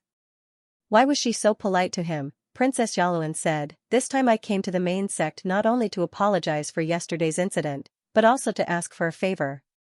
Only then did Song Qingshu feel relieved. "What is it, princess?" "Feel free to tell me." But Princess Yaluan said angrily, "Does the main sect want me to keep holding it up like this? My hands are very tired." Song Qingshu's heart skipped a beat. Was this woman using her beauty to seduce him? But then he noticed that her eyes were very clear and immediately realized that he had misunderstood. She must have been feeling it. Recently, he had been a little nervous because of Dan Yuru and the Wind Girl. "If that's the case, I'll do as you say." Song Qingshu took the small wooden box. Worried that there might be a trap inside, he used his Xinqi to examine it. It should contain a pair of jade horses or something similar. The main sect's style of speaking is quite similar to that of the Han people. Princess Yaluan pursed her lips and smiled. Shallow dimples appeared on her cheeks. Maybe this trip to the Xingqing prefecture has infected me with some of the habits there. Song Qingshu's heart skipped a beat. He had to pay more attention to these details in the future. Fortunately, Princess Yaluan just said it casually. She continued, "My father is going to the desert to search for the treasure of the Gaocheng kingdom. I don't know how dangerous it will be. The main sect's kung fu is very strong, so please take care of my father." Huachen was born in the Hongjiara tribe and had a high status. Naturally, he had been conferred the title of king long ago. But he was only a two-word king, which was not as high as the one-word kings of the golden families. Song Qingshu thought that she got the news really fast. "Protecting the Lord is my duty. Why should I trouble you to give me such a big gift?" He wanted to return the box as he said this. "If the main sect doesn't accept it, I won't be at ease." Princess Yaluan pushed the box back and sighed faintly. "I've seen too many things over the years. It doesn't hurt to be careful."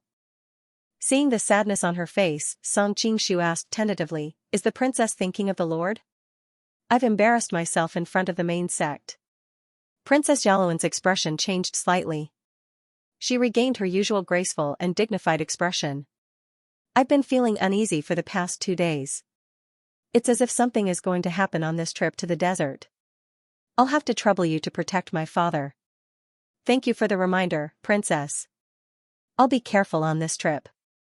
Song Qingshu also knew that this trip was strange, but he didn't expect this woman to be so perceptive. Thank you for your hard work, main sect. I'll send you back now. Yaluan smiled faintly. She then ordered the guard to drive the carriage back to the main sect's mansion. Just then, the sound of hurried horse hooves rang out. It was followed by a steady male voice. Oh, isn't this sister-in-law's carriage? Kubilai greets sister-in-law. Princess Yaluan's brows furrowed. She replied calmly, so it's fourth brother. I'm a little tired today, so I won't be coming out to return the greeting. I hope fourth brother won't take offense. Kubilai immediately said, which madam is sister-in-law traveling with today? Princess Yaluan frowned, I'm alone. Song Qingshu cursed under his breath. She was obviously trying to avoid trouble, but her answer brought trouble to herself. I see. Then I won't disturb you anymore, Kubilai said. Song Qingshu was stunned. Was he going to let it go just like that? Just then, a gust of wind blew past them and a figure rushed into the carriage. Song Qingshu instinctively fought back. In the blink of an eye, the two of them had exchanged more than 10 blows. Princess Yaluan's guards finally reacted. They pulled out their weapons and shouted, what is the fourth prince doing? Sister-in-law seems to have been kidnapped. Please forgive her if she has offended you, Kubilai's voice came from outside. Princess Yaluan recovered from her shock and shouted, Grand Preceptor, stop. The person who rushed into the carriage was wearing a yellow robe. He was tall and skinny, and his body was like a bamboo stick. His forehead was slightly sunken, making him look like a plate. Song Qingshu was stunned. It was his old friend, Jinluan Fawang. Jinluan Fawang was stunned. It didn't seem like a kidnapping at all. Were the two of them having an affair? But when he saw the face of the Shueiyue sect, and the reputation of Princess Yaluan, who had always been clean, he immediately extinguished this thought. Please forgive me, Princess. When I heard what Princess Yaluan said, I thought that Princess Yaluan was being held hostage, so I offended Princess Yaluan in a hurry. Princess Yaluan didn't even look at him. She lifted the curtain and glared at the man outside. Kubilai, you're getting more and more impudent. How dare you send someone to crash into my carriage? Song Qingshu had a playful expression on his face. The last few times he had seen her, she had always been calm and collected. Now, she was so angry because of this. Could it be that Kubilai, who Ali Buj mentioned, had tried to offend her? A young man in his early 20s in front of the carriage bowed and said, Sister-in-law, please forgive me. Recently, the city has not been peaceful. First, the Red Sun Dharmaraja was mysteriously killed. Then, Elder Wu Sun was attacked. I noticed that there was an additional person in your carriage, and I heard you say that you were alone. I thought that you were being threatened, so I was a little worried. Song Qingshu's eyes couldn't help but light up. These days, he'd gotten used to seeing those boorish-looking barbarians that acted fiercely. So when he suddenly saw such a polite, modest, and amiable person, he was truly slightly surprised. You don't have to worry about me. Princess Yaluan's expression was cold. The Shueiyue sect is my guest, they're not bad people. Can you please move aside? Kubilai didn't mind, that's good. I already sent someone to deliver an invitation to the Shueiyue sect, but it looks like they didn't receive it. I'll invite you to a banquet tonight. I hope you'll come. Song Qingshu felt like he had seen a ghost. How did the Shueiyue sect suddenly become so popular? However, he had an important reason for coming to the north.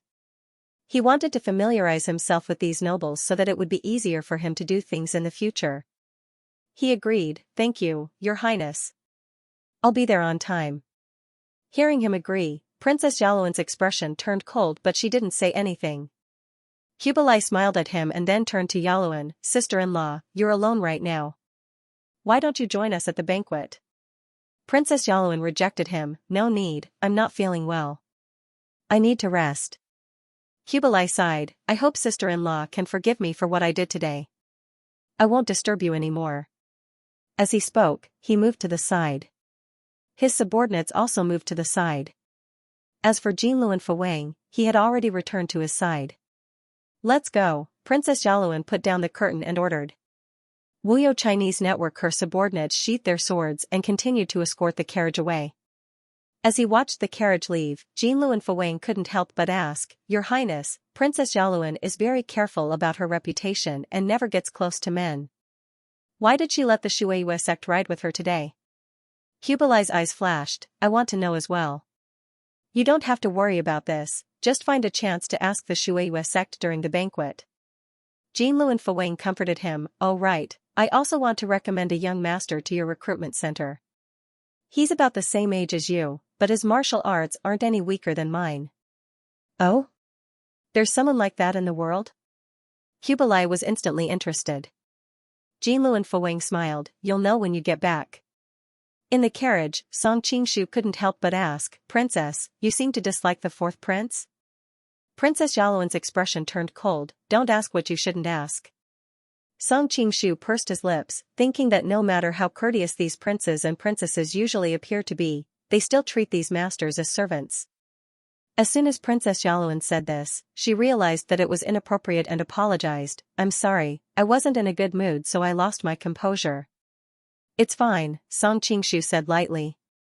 Princess Yaluan felt that the atmosphere was a bit awkward, so she tried to find a topic to talk about. Why did the Shueiyue sect accept the fourth prince's invitation? Song Qingshu was surprised, Can't I go? Princess Yaluan hesitated for a moment, then said, You just went to the seventh prince's place last night and now you're going to the fourth prince's place. You know that the two of them are like fire and water, this kind of behavior can easily be seen as two-faced. Song Qingshu indifferently said, A grand prince personally invited me, so how could I refuse? Besides, I am a guest official subordinate to the Great Khan, not a prince. Princess Yaluan frowned and said softly, The Great Khan is getting old. One day, you'll have to make a choice. Otherwise, when the time comes, you won't be able to get anything out of it, no matter which one of them goes up on stage. Thank you for your advice, Princess. I'll remember it. Song Qingshu bowed. Princess Yaluan was a little annoyed by his polite words, but she knew that she and Brother Alabuj were allies, and if she continued to persuade him, it would be the opposite of what she wanted. Then, the entire carriage fell into silence. Luckily, not long after, the guard outside said, We've arrived at the Great Khan's mansion. Song Qingshu stood up and said goodbye. Yaluan grunted softly and continued to look into the distance through the curtain.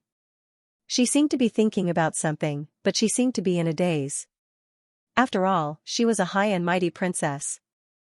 No matter how good the Great Khan's martial arts were, the Shueiyue Great Khan was just a pawn of the imperial court. She had shown enough kindness before, so how could she really treat the Great Khan as an equal? Song Qingshu couldn't help but roll his eyes at the mischievous woman in front of him. What are you thinking about? I'm thinking about something else. The Wind Maiden giggled and said, This Princess Yaluan is so beautiful and has such a lovely aura. Which man wouldn't be attracted to her? Master, you don't have to be embarrassed to admit it. Song Qingshu couldn't be bothered to argue with her. He threw the wooden box to her and said, This is her gift. You can have it. What is it? The Wind Maiden opened the box and her eyes lit up. Wow, this pair of jade horses is so beautiful. I can tell that it's priceless. Song Qingshu said angrily, I realized that you people like to exaggerate. You always say that it's priceless. Although this pair of jade horses is expensive, it's only worth a few thousand taels of silver at most. It's not priceless. The Wind Maiden blinked and said, Master, you're so boring. If Princess Yaluan hears you, she'll think that you think her gift is too small. Song Qingshu waved his hand and said, All right. I'm going to rest now. Don't disturb me. He had expended a lot of energy running around these past few nights. He needed to rest and recharge his energy. Oh, by the way, the fourth Marquis sent a message to invite you to a banquet, the Wind Maiden shouted from behind. Got it. Song Qingshu roughly told her about his encounter with Kubilai. Master, I want to go too, the Wind Maiden said pitifully. Song Qingshu wanted to reject her, but after thinking about it, he realized that it wouldn't be nice of him to knock her out or hit her acupuncture points all day. Plus, she was always by the Shueiyue Grand Master's side. If she didn't show up for a long time, it would be suspicious, so he agreed. That's great. The Wind Maiden jumped up excitedly. She had been cooped up at home for the past few days. Song Qingshu rested for a few hours and then brought the Wind Maiden to the fourth Marquis Palace. The guards at the door had already received orders, and when they heard that he was coming, they quickly let him in. On the way, they bumped into Kublai, who was coming out. Kublai smiled and pulled his hand. Great master, you've come at the right time. Let me introduce you to the people in my palace. This is Zitsong. He was a government official when he was young and later became a monk. He is very knowledgeable and is my right-hand man. Greetings, Secretary Kong. Song Qingshu sized up the monk in front of him. He was about 40 years old. Although he said he was a monk, his appearance was refined and his expression and behavior were like that of a scholar. There was a flash of surprise in Lu Bingzhong's eyes. Great master, you've actually heard of me? I'm really flattered. Although his current position was important, he didn't have an official position, so most people didn't know about him. Song Qingshu casually complimented him and Kublai started to introduce him to other people, the great Confucian scholar Zhao Bai and the strategist Yao Shu. When he mentioned Yao Shu, he looked at him. He was quite skinny and had a goatee. Coupled with the occasional glint in his eyes, it was obvious that he was the kind of person who had a lot of thoughts. If Lu Bingzhong was like Sun Yu, a minister who assisted the emperor, then Yao Shu was like Chen Ping and Jia Su, a poisonous man who was good at scheming. If he were to go up against Kublai in the future, he would have to be wary of this person. Originally, he wanted to meet Kublai's #1 general, who was also the commander who destroyed the Song, Boyan. Unfortunately, Boyan wasn't here today. However, he saw another famous general, Xianxia. He was a middle-aged man with a calm expression. The Shi family was originally a powerful Han family during a time of chaos. They gathered their troops to protect themselves and later surrendered to the Mongols. They became a famous general, and in history, he was a person who became a minister. Song Qingshu sighed to himself, no wonder the Mongols were undefeated these past few years. They had too many capable people under their command. At this time, Jinlu and Fuwang also walked over. Your Highness, the young hero I mentioned before has arrived. Although he's young, he's an outstanding person. Kublai trusted him a lot, and when he heard this, he couldn't help but be overjoyed. Quick, invite him in. Song Qingshu was also very curious about this young hero. He wanted to know what kind of young man was worthy of such praise. Brother Yang, Miss Gongsun, come in. Jinlu and Fuwang waved to the other side. Song Qingshu looked towards the direction of the voice and couldn't help but be startled. It's him, the person who came had sharp eyebrows and bright eyes. He was extremely handsome, but there was some white hair on the sides of his temples. His eyes were filled with the vicissitudes of life and he looked older than his actual age. The Wind Maiden next to him pulled on his sleeve and said in a low voice, Master, this person is so handsome. Even many Mongolian girls looked over with stars in their eyes. Song Qingshu had a strange expression on his face. He really missed Yanghua the moment he saw him. He didn't think that Yanghua would be able to get a bunch of fangirls wherever he went.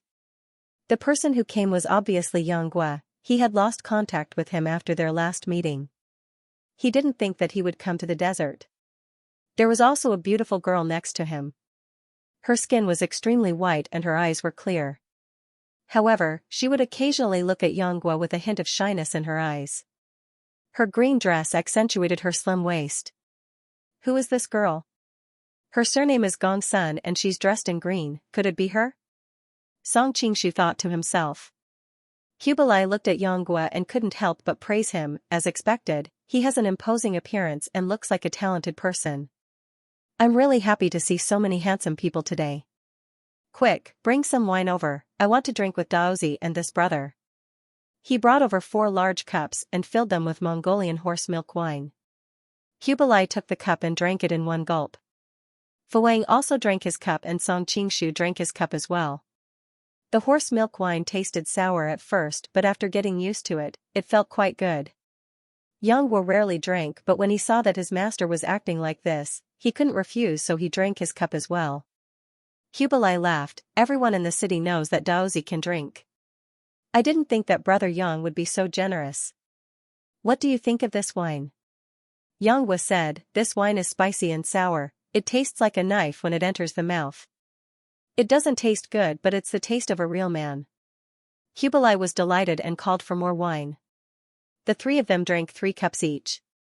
Xianxia used his internal energy to drink without batting an eyelid. Kublai said happily, "Imperial tutor, where did you find such a talented person?" "He's the fortune of Mongolia." Fuwang then told him about Xianxia's experiences. His words raised Xianxia's status very high, as if he was an important person in the world of Wulin. Xianxia didn't look happy at all after being praised by Fuwang, instead he looked even more lonely. Song Qingshu sighed, Jinlu and Fuwang and Xianxia were really good friends, they could even get together like this. Kublai was delighted and ordered a banquet to be held. Not long after, the banquet was filled with wine and meat. The Mongolians and the Han ate half of the food. Kublai said to his attendants, "Invite the heroes from the recruitment hall." His attendants complied and left the tent. Kublai said, "A few more guests have come to the recruitment hall these past few days, each with their own talents. It's a blessing for our country, but they can't compare to the imperial tutor, Daozi, and Master Yang, who are both talented in both the pen and the sword." While they were talking, the people on the left and right reported that guests had arrived. The tent door opened and a few people walked in. Song Qingshu was delighted, they were all old acquaintances. The one in front was tall and thin, his face was pale, he looked like a zombie, naturally it was Xianxia. The second person was short and dark. He was a master from India, mimicking. The third person had a high nose and deep eyes. He had curly hair and a yellow beard. He was a barbarian. He was dressed in Han clothing. He had pearls around his neck and jade bracelets on his wrists. He was Xianxia. Behind them came another 3 people. The one in front was tall and his hair was half black and half white. He had an indescribable aura about him. Kublai introduced him as the head of the Snow Mountain sect, Mr. Wade, by Zazai. Song Qingshu remembered that he had met the assassins of the Snow Mountain sect in the prison of Jingzhou City. From them, he found out that the Snow Mountain sect had sided with Kublai. However, this was the first time he had seen their head. Was this the arrogant old man in the book? Judging from his breathing and footwork, his internal energy was pretty good. However, why was it different from the internal energy of the other people of the Snow Mountain sect? He had met with the people of the Snow Mountain sect in the Vulture Palace. Those disciples' sword techniques were average, but their internal energy was far weaker than Bai Zizai's. At this moment, Ah Xiu's pretty figure appeared in his mind. That shy and bashful girl had left a good impression on him. It was a pity that she did not come with Bai Zizai. This was not considered a bad thing. There were many super-ranked bigwigs in Helen City, and it was child's play for them to take liberties with ordinary girls. Kidnapping on the streets was also a common occurrence. With the ability of Bai Zizai and the Snow Mountain sect, they might not be able to protect her. There are also 2 other top-notch masters. Fuwang has met them before. This is Priest Bai Shen and this is the leader of the Jin Gang sect. They are both top-notch masters. Kublai's words woke Song Qingshu up from his thoughts and he looked at the 2 of them in surprise. Weren't they under the Ruyang Palace? However, she immediately felt relieved. Now that the Ruyang mansion was in trouble, these 2 people were not the kind of people who were loyal to their master and had noble moral conduct. It was expected that they would decisively change sides. However, in this way, the number of people that Zhao Min could use became fewer and fewer. Though Jinlu and Fuwang didn't like the character of the 2, he had fought them before and admired their martial arts. He didn't dare to slight them and warmly chatted with them. The 2 of them had just switched factions, so they were a little nervous at first. But now that they saw the attitude of this side, their worried hearts couldn't help but relax, and the smiles on their faces grew wider. Next, Kublai solemnly introduced the Watermoon sect and Xianxia to these people. His words were full of praise. The people under Kublai's command all knew that he was one of the top fighters recruited by Temujin. However, the young Xianxia, who looked like a pretty boy and had lost an arm, was not that easy to deal with. Priest Bai Su and the leader of the Jin Gang had just switched sides, so they didn't dare to be too rash. Bai Zizai, on the other hand, had been with Kublai for a long time, so he didn't have any concerns. He coldly said, "Xianxia? How come I've never heard of this person in the Central Plains? Your Highness, don't get tricked. Kublai smiled but didn't say anything. It was obvious that he was used to the personalities of his subordinates. Scholars looked down on each other, and it was the same for warriors. Yang smiled. He didn't want to argue, but Jinlu and Fuwang secretly said to him, "Brother Yang, the Mongolians don't care about hiding their strength. If you want His Highness to pay attention to that matter, you need to show your worth." Later on, like this, Yang frowned, but in the end, he still reached out with his chopsticks and picked up a large piece of beef. He said, "This piece of beef is the biggest on this plate. I didn't want to eat it, but Your Highness has placed this plate of beef in front of me. If anyone is interested, feel free to take it." As he said this, he placed his chopsticks on the plate, waiting for people to come and take it. Song Qingshu was instantly amused. "Yang, didn't you say that you didn't have any dealings with Jinlu and Fuwang? You're actually playing along with him? Book of Wonders, who do you think will get to eat this piece of meat?" An ethereal and pleasant voice came from beside him. Song Qingshu turned around and saw a woman in a white dress standing beside him. Her otherworldly beauty instantly became the center of attention. Even Yang was stunned when he saw her. He felt that this woman's expression and temperament were very similar to his aunt's. However, he immediately snorted in his heart. Aunt was the most beautiful woman in the world, how could anyone compare to her? Kublai's eyes also revealed a look of amazement, but he quickly regained his composure. He smiled and said, "Let me introduce to everyone, this is Lady Jean Bingyun from the Demon Palace. When she first appeared in Helen City, everyone turned out. Who knows how many men's hearts have been captured by her. Right now, she's almost become the #1 beauty in Mongolia." Jean Bingyun said calmly, "Your Highness, you're exaggerating. Bingyun doesn't deserve to be called that."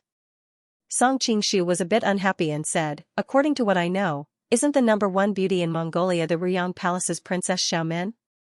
Kublai's breath stopped and he smiled embarrassedly. "Princess Xiaomin is also extremely beautiful, but, hee.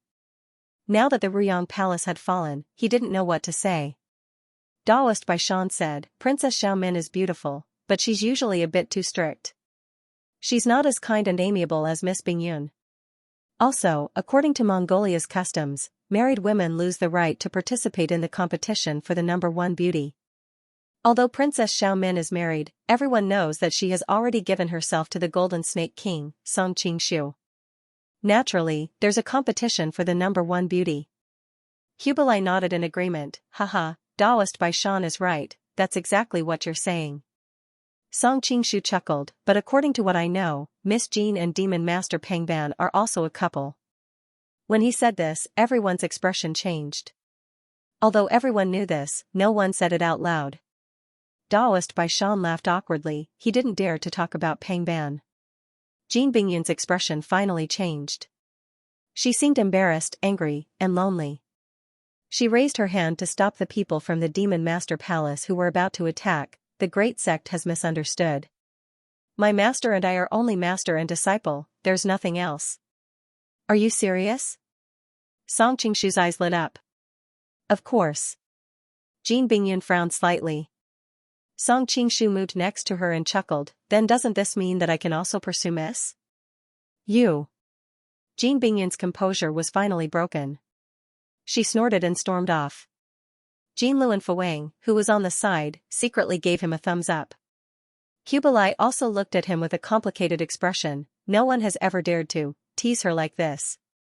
The great sect really has guts. Song Qingshu smiled but didn't say anything.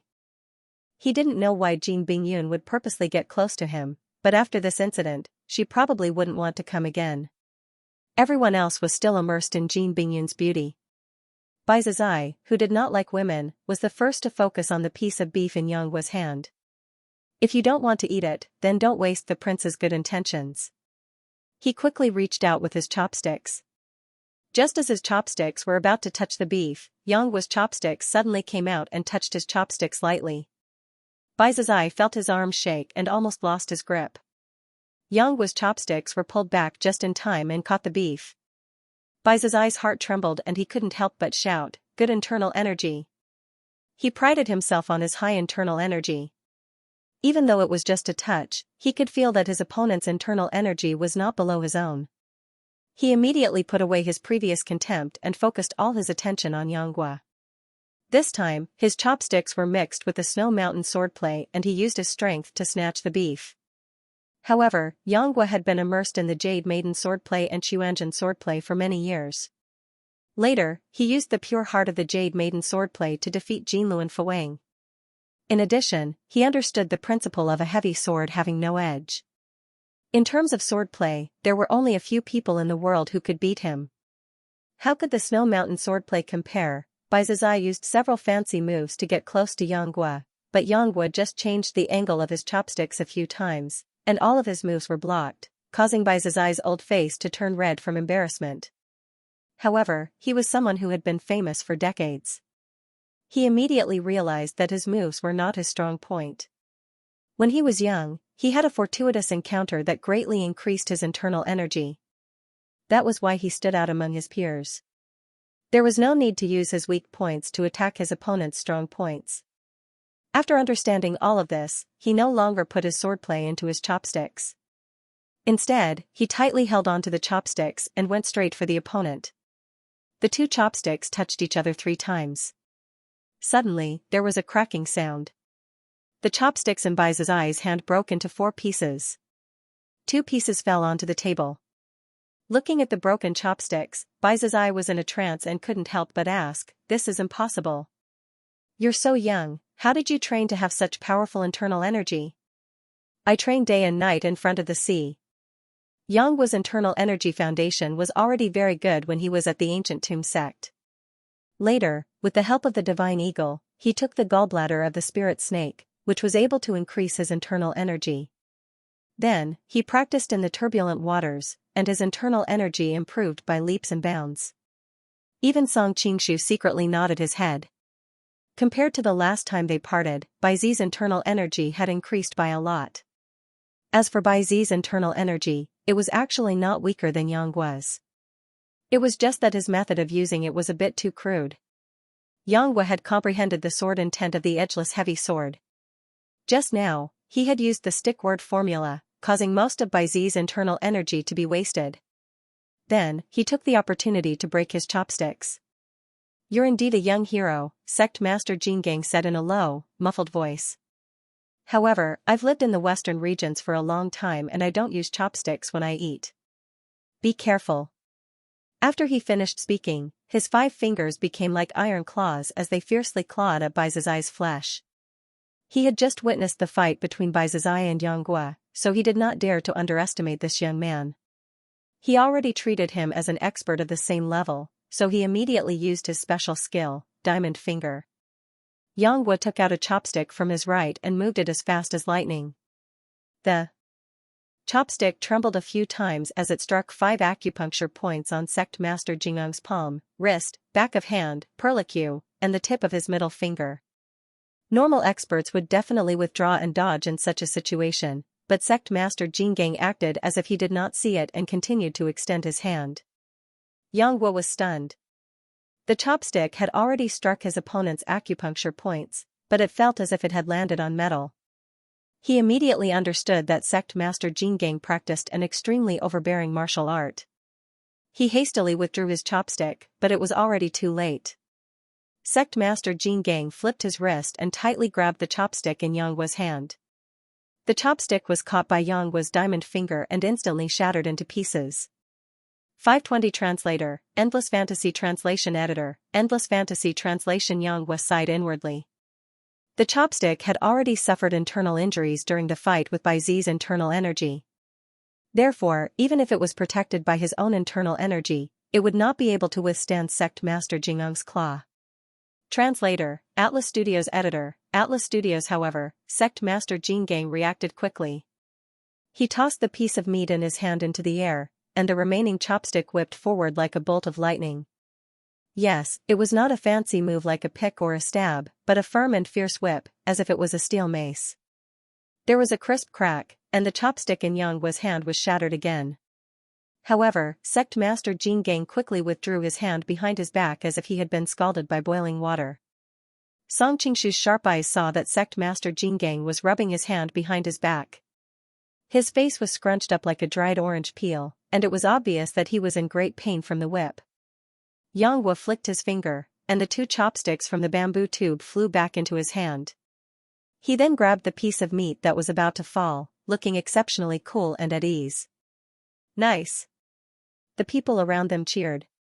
The Mongolians valued heroes the most, and they had initially looked down on sect master Jin Gang when they saw that he looked weak and handsome, but now that they saw that he was able to repel powerful enemies and was still so cool and handsome, they instantly had a good impression of him. Wind Maiden's eyes were filled with little stars, and she kept tugging at Song Qingshu's sleeve. Master, this young Master Yang is just too handsome, Song Qingshu looked around. Not only her and the other Mongolian women, but even Jin Bingyun, who was obviously a cold person, was also looking at Yang Guo with admiration in her eyes, let alone her and the other Mongolian women. How hot-headed did I have to be to snatch a woman from this human-shaped aphrodisiac? Song Qingshu felt a lingering fear when he thought about it. Fortunately, Yang Guo was a little slow when it came to relationships. In addition, Song Qingshu had too many tricks up her sleeves from the future, and she also had to rely on fate to have the opportunity to get between him and Xiaolong Nu. Song Qingshu sighed inwardly when he thought about Xiaolong Nu. Although the two of them had become close enough after going through so many things, they still could not take the final step. Moreover, it was obvious that she was intentionally avoiding him. It was obvious that she still could not completely let go of Yang Guo. I feel like I'm playing with fire.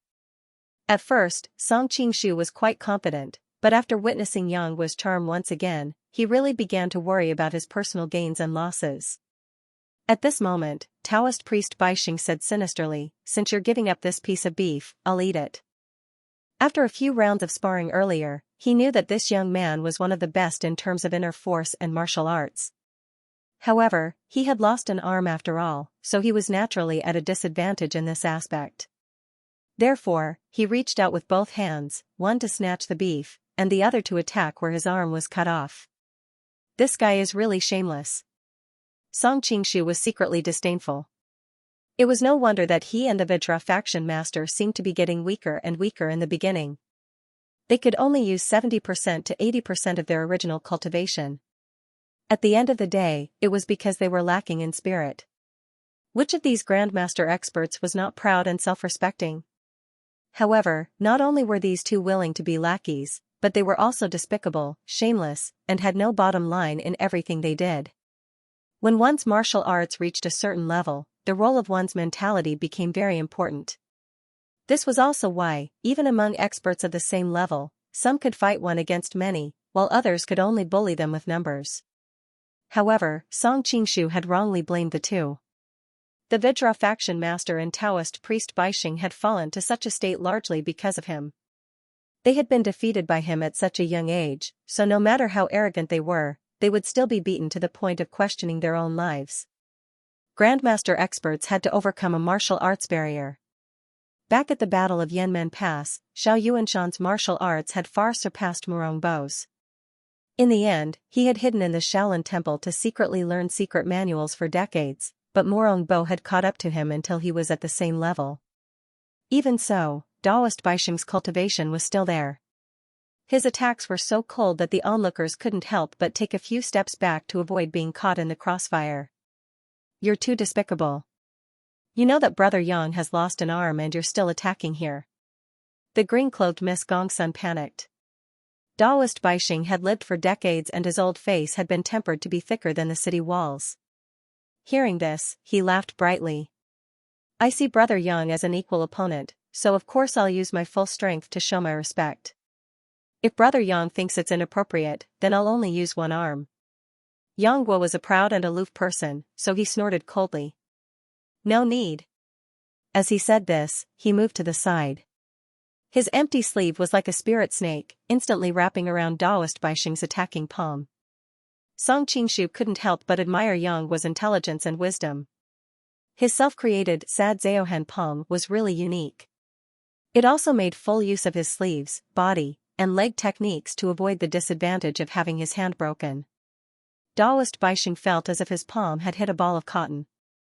He wanted to pull his hand back and fling away his opponent's sleeve. Who knew that there would suddenly be a surge of powerful inner strength from the sleeve? He didn't dare to be careless and quickly used his Xianming holy palm to counter it. Both of them shook, one hand and one sleeve, and just like that, they were in a deadlock. The Xianming holy palm's cold poison originally gave him an advantage in a contest of inner strength. But Yang Guo's inner strength, which he had trained in the tides, was even more ferocious. For a moment, neither of them could do anything to the other. Daoist Baixing was afraid of his opponent's inner strength and didn't dare to use his Xianming holy palm at full strength. He was worried that the cold poison would be reflected back and hurt him. So he put the victory on his other hand. His palm turned quickly, but it didn't go straight for the beef. With a whoosh, it chopped down towards Yang Guo's wrist. Yang Guo's arm didn't move. He held his chopsticks upright and shook a few more times. Daoist Baixing suddenly felt the tip of the chopsticks touch the web between his thumb and forefinger. He quickly pulled back. Yang Guo's chopstick turned back, still holding the beef. He struck the pressure points with the chopstick, extremely fast. After a few shakes, the beef did not fall. Everyone around could see that in that moment, the two had exchanged several stances. Yang Guo's chopsticks were extremely fast, but Taoist priest Baishen was able to pull his hand back and dodge in the nick of time. His martial arts were really good. Daoist Hunter Damage became more and more anxious after launching a series of attacks that were silently dealt with by Xianxia. He'd made a name for himself for a few dozen years, yet he was now tied with a junior, and it was truly embarrassing. The two light chopsticks in his opponent's hands were as heavy as Mount Tai, and he didn't dare to take them head-on every time. Feeling that he's at a disadvantage fighting with his bare hands, Taoist Baishen suddenly grabbed a pair of chopsticks from the side and grabbed the piece of beef. He's been fighting with his bare hands all this time and Yang Guo was mainly defending against his attacks.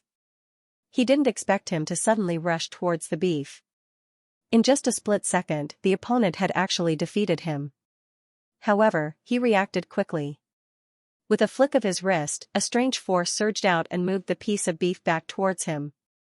Seeing the piece of beef move a few inches towards Yang Guo, and then move a few inches towards Daoist Baixuang. The beef was covered in a layer of frost one moment, and then it gave off wisps of hot air the next. The surrounding people were full of admiration. Clearly, everyone understood that the two were using extremely profound inner strength to fight. However, in comparison, everyone admired Yang Guo more. Internal energy is the most important thing. He's so young, yet he's able to fight evenly with Taoist priest Baishen, who's had internal energy for decades. It's really shocking. At this time, Jin Bingyun's red lips moved slightly. Both of you are His Highness's guests. This competition is just to liven things up. If there's any death or injury in a fight of internal energy, it wouldn't be good. Kubilai also came out to smooth things over. That's right, I've already seen everyone's high-level martial arts, please stop now. As His Highness commands. These words were exactly what Taoist priest Baishen wanted. In a fight of internal energy, if they weren't careful, they'd either die or be injured. He and Yang Guo didn't have any irreconcilable grudges, so there was no need to make things like this. Yang Guo obviously had the same thoughts. The two of them very tacitly retracted their internal energy. Why are there so many people fighting over a piece of meat? Is it really that delicious? When he said the first word, it felt like the person was a bit far away, but when he said the last word, it sounded like he was right next to their ears. This person's speed was truly rare. A shadow flashed by the door. A person reached out and snatched the piece of fat beef from the two people's chopsticks. He put it into his mouth and started chewing. This time everyone was shocked. They all stood up at the same time and looked at the person. It was an old man with white hair and a white beard. His face was glowing and he was smiling from ear to ear. They saw him sit on the carpet on the floor. His left hand brushed aside his white beard and his right hand shoved the piece of beef into his mouth. Taoist priest Baishen thought back to what had just happened. Although he and Yang Guo had both retracted their internal energy, this old man was able to snatch the piece of beef from their hands so easily. The technique he used was really shocking. Yang Guo smiled and said, "So it's Senior Zhou." Song Qingshu also recognized him. It was the old urchin Zhou Baodong. The last time he saw him on Beating the Drum Mountain, he saw him walking with Hong Qigong. 2 days ago, he thought it was strange that he only saw Hong Qigong and not Zhou Baodong. He didn't think that just as he spoke of the devil, he would appear. It's cold and hot at the same time. The meat is a mess. Why is this beef so disgusting? Zhou Baodong quickly spat out the piece of beef in his mouth. At this time, the guards of the palace had already caught up with him. They shouted, "Capture him!" For spears were already aimed at his chest. Zhou Baodong stretched out his left hand and grabbed the 4 spearheads. He said to the side, "Xianxia, bring me some good beef. I'm starving." The 4 Mongolian soldiers used all their strength to push forward, but they didn't budge. They immediately tried to pull back, but their faces were red. The 4 spears seemed to have been forged into an iron mountain, and couldn't be pulled back even half an inch. They didn't turn around. Xianxia hesitated for a moment, then picked up the plate of beef and flew it over to him. He said, "Please eat." Zhou Baodong raised his right hand and placed it in front of his chest. Suddenly, a piece of beef jumped up and flew into his mouth as if it had come to life. Everyone in the room was amused by this and thought he was doing magic. They all cheered. Jinlu and Fawang and the other skilled fighters knew that he was using his palm to push a piece of beef out of the plate. If a normal person used their strength to hit the plate, they would be able to make the piece of beef jump up, but the meat would be sent flying and the juices would be dripping. It was impossible to make the pieces of beef jump up one by one. The strength of this person's palm had reached a level where he could do it with ease. The people at the banquet knew that they couldn't do it, and they couldn't help but be in awe of him. Kubilai said, "Brother Yang, is this old urchin your friend?"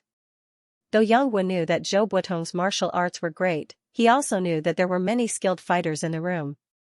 There were also many Mongolian warriors. If they all attacked him, Zhou Baodong would be in danger. He said, "That's right, this old urchin is a friend of mine. He's quite famous in the Central Plains, people call him the old urchin Zhou Baodong. If he's your friend, then he's my friend too."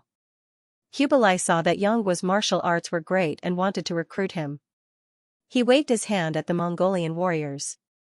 The 4 Mongolian warriors felt as if they had been pardoned. They couldn't take back their spears, but they didn't dare to let go. The Mongolian military law was very strict, abandoning one's weapon in battle was a crime punishable by death. They were lucky that their highness had spoken, otherwise they wouldn't have known what to do. Why are they leaving? Zhou Baodong saw this and threw the spears on the floor. In a short while, he had finished the entire plate of beef. But he wasn't satisfied. He waved his right hand and the plate flew up into the air. It drew an arc in the air and flew straight towards a plate of roast lamb. The plate flew towards him and the empty plate spun a few times on the table, then stopped. He was using the Tai Chi force. It was like a Tai Chi diagram that kept on going down and down.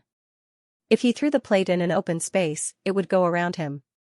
It was not difficult to use this kind of force, and there were many people who were good at illusionary techniques who were good at this skill.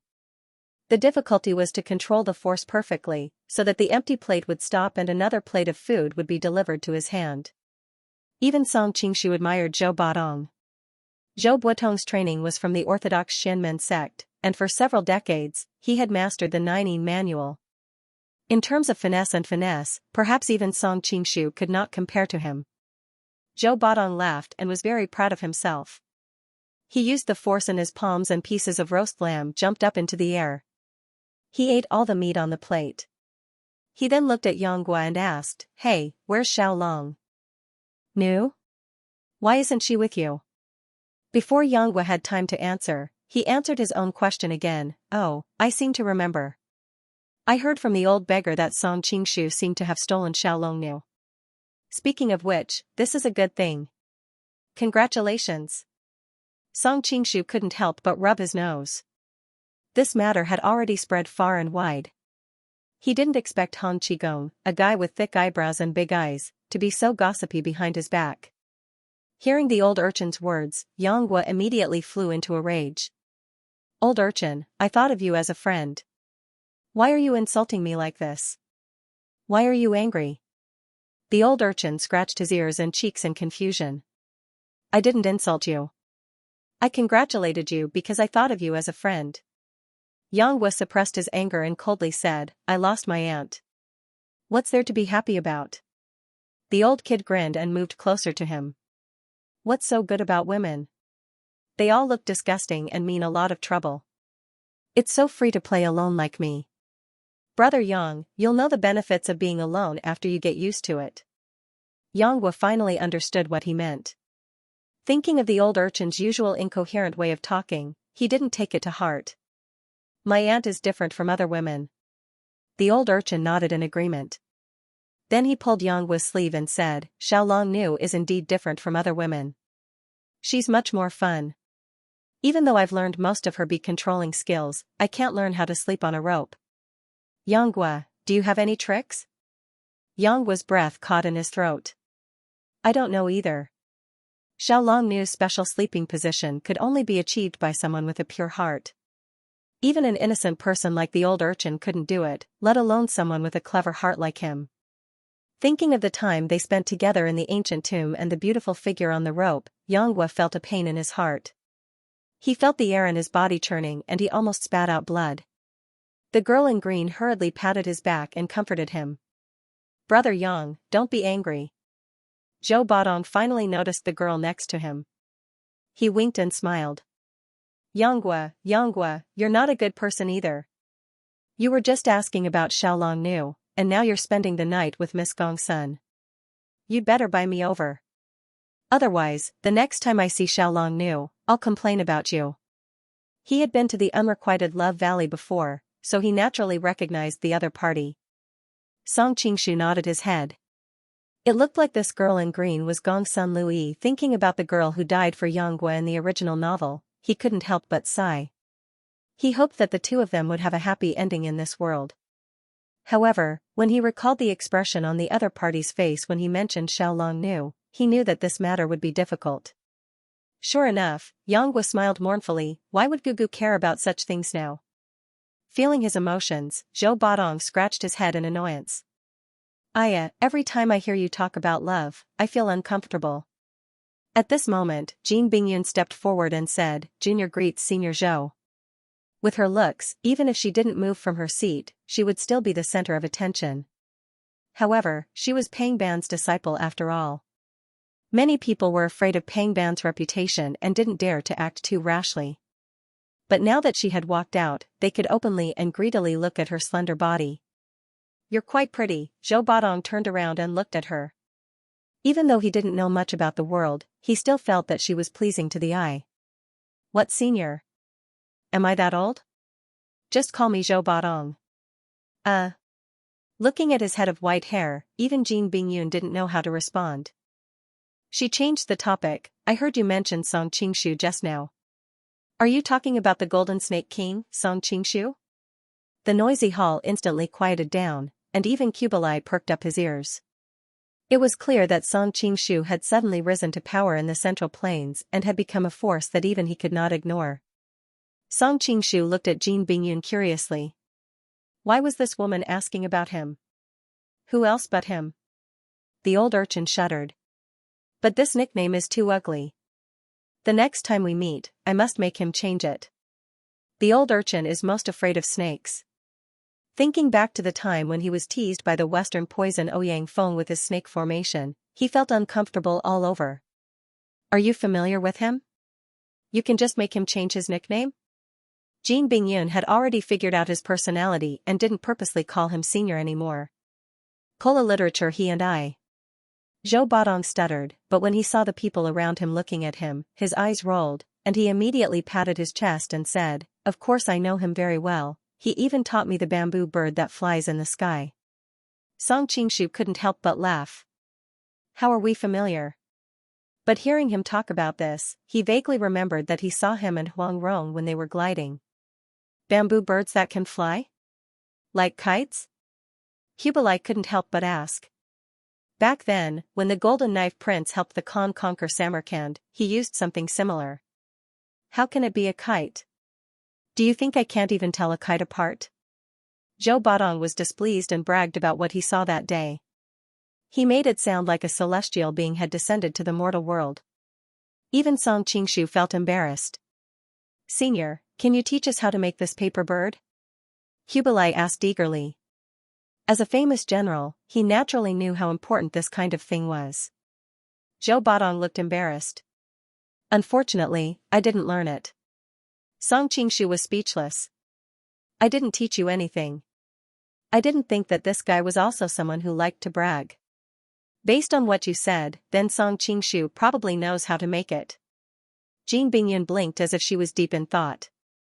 Of course. Zhou Badong nodded. Jin Bingyun couldn't help but sigh. This Prince Song is so young, but not only is his martial arts unparalleled, he's also built such a large empire. He even has so many strange ideas. Could he really be a celestial being that descended to the mortal world? Hearing this, Yanghua became even more depressed. He picked up the cup of horse milk wine in front of him and drank it all in one gulp. Zhou Badong walked around Jin Bingyun and looked her up and down, making her feel extremely uncomfortable. Is there something wrong with my body? That's not it. I was just thinking about what the old beggar told me about Song being the devil of all women. No woman could resist his charm. At first, I didn't quite understand, but now that I see you like this, I kind of understand what's going on. Zhou Badong turned to Yanghua and said, this girl hasn't even seen Song, yet she's already like this. Brother Yang, it's not wrong for you to lose. Cough, cough. Yanghua couldn't hold it in any longer and a trickle of blood leaked out from the corner of his mouth. Gongsun Lui hurriedly took out a handkerchief to wipe it off and glared at Zhou Badong. Old urchin, can you not speak nonsense? Song Qingshu was also a bit apologetic. He walked over to hold Yanghua's hand and used his internal energy to help him recover. I'm afraid that Brother Yang's martial arts can't withstand great emotions. I hope that you'll pay more attention to it. Yanghua looked at him with some surprise. Thank you. Jinlu and Fuwang looked at the two of them suspiciously, deep in thought. Even though Jin Bingyun usually had a calm expression on her face, she couldn't help but blush when she heard this in front of everyone. Senior, you're mistaken. It's just that my master is a bit curious about that Prince Song, so I'm helping him find out. Only then did the people around them feel relieved. How could the goddess in everyone's hearts be moved so easily? But then they thought about how even the evil master Pang Ban was interested in Song Qingshu. Could it be that that person was really that strong? Song Qingshu was also shocked. It looked like he had been too ostentatious these past few years. Perhaps it wasn't just Pang Ban, but his name was also on Temujin's radar. In this world, staying low was the way to go. Zhou Badong had been messing around for a while and now he was getting bored. He said, little girl, you asked me quite a few questions just now it's my turn to ask you. Jin Bingyun smiled slightly. What would Mr. Zhou like to ask? Song Qingshu's heart skipped a beat. It looked like he and Hong Qigong really did come to Helen City to look for Guojing. He just didn't know if Dawu and Xiaowu had come. Last time, when they left the Xianxia marriage selection, they seemed to have come to Mongolia to look for Guojing. Guojing? Jin Bingyun clearly didn't expect him to ask this. Is it the golden knife consort from back then? Before Zhou Badong could reply, Hubelai replied in a deep voice, I hope Miss Jin knows that Guojing betrayed the Khan 10 years ago and is no longer the golden knife consort of Mongolia. Also, the Khan has recently betrothed Gugu to Wuchen of the Hongjila clan. If you mention the golden knife consort again, it'll cause a lot of people to talk about it. Gugu? Yanghua was extremely sensitive to this word. He instinctively stood up and wanted to ask who Wuchen was. Jinlu and Fuwang quickly explained to him. Only then did he understand that Gugu wasn't Xiaolong Nu, but Hua Jing. Only then did he sit down dejectedly. Gongsun Lui's eyes were all on him. Seeing this, her heart ached but she didn't show it on her face. She still maintained a slight smile. I misspoke, Jin Bingyun said apologetically. Jin Bingyun had an apologetic expression on her face. Coupled with her elegant and refined appearance, she looked delicate and pitiful. No one could harden their heart to really blame her for anything. Miss Jean, don't worry about it, Hubelai also secretly called her a vixen. He didn't dare to look at her any longer and quickly turned his attention to Zhou Badong. I heard that Hong Qigong of the beggar clan caused a ruckus at 7th Brother's mansion yesterday. He's also asking about Guojing. Is he really in Helen City right now? It wasn't that no one suspected that Gu Jing was with Hua Jing, but when Jinlu and Fawang and the others went to the Central Plains to investigate, they didn't find her. After Hua Jing came back, she also sent people to ask about Gu Jing.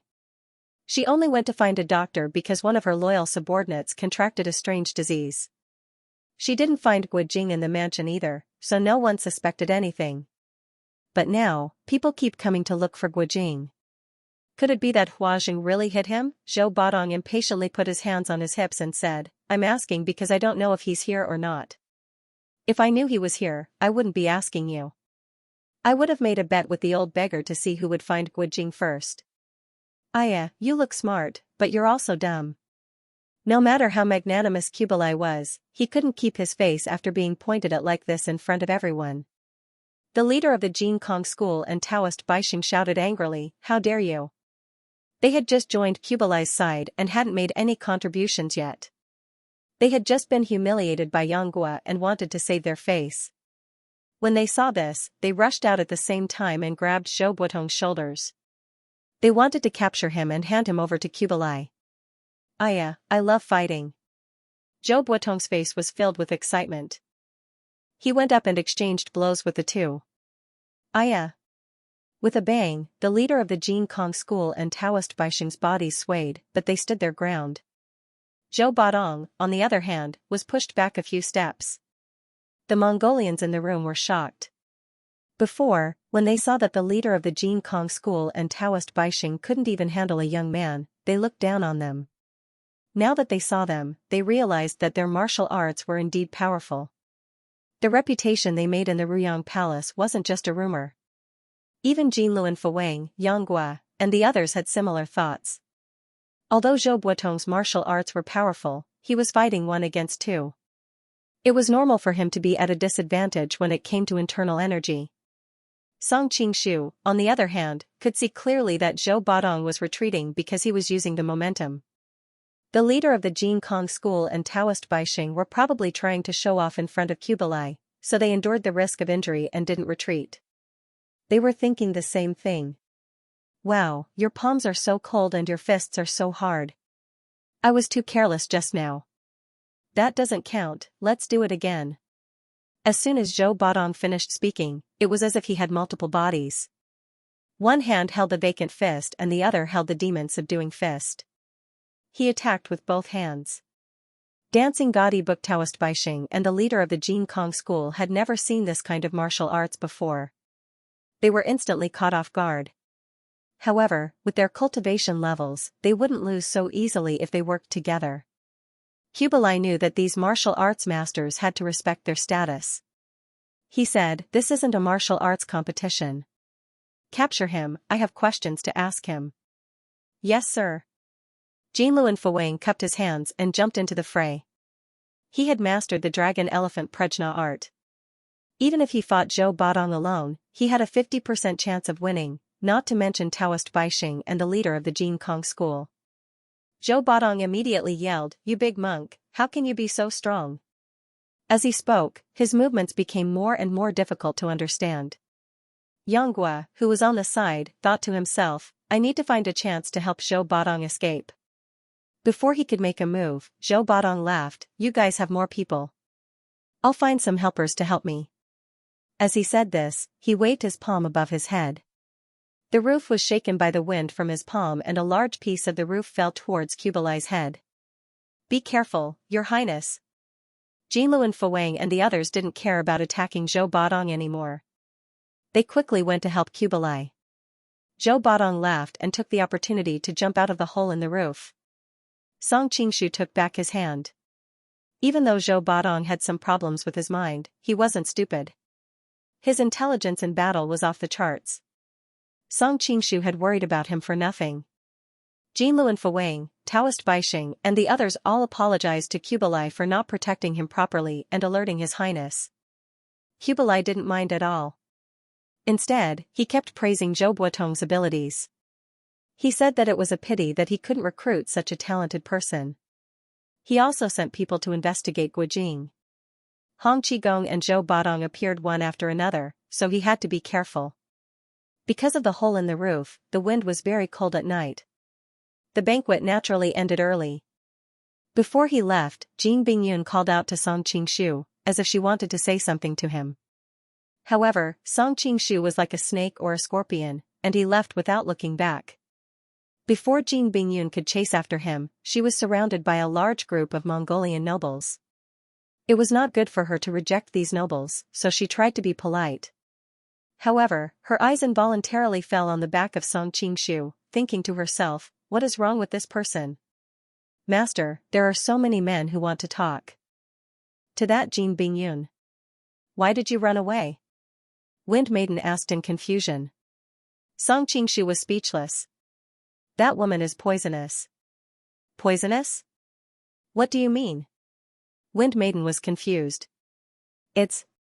Song Qingshu thought about it but didn't know how to explain. It's hard to explain in a few words. Go back and prepare your luggage for tomorrow. You're going to leave me behind again? Wind Maiden pouted unhappily.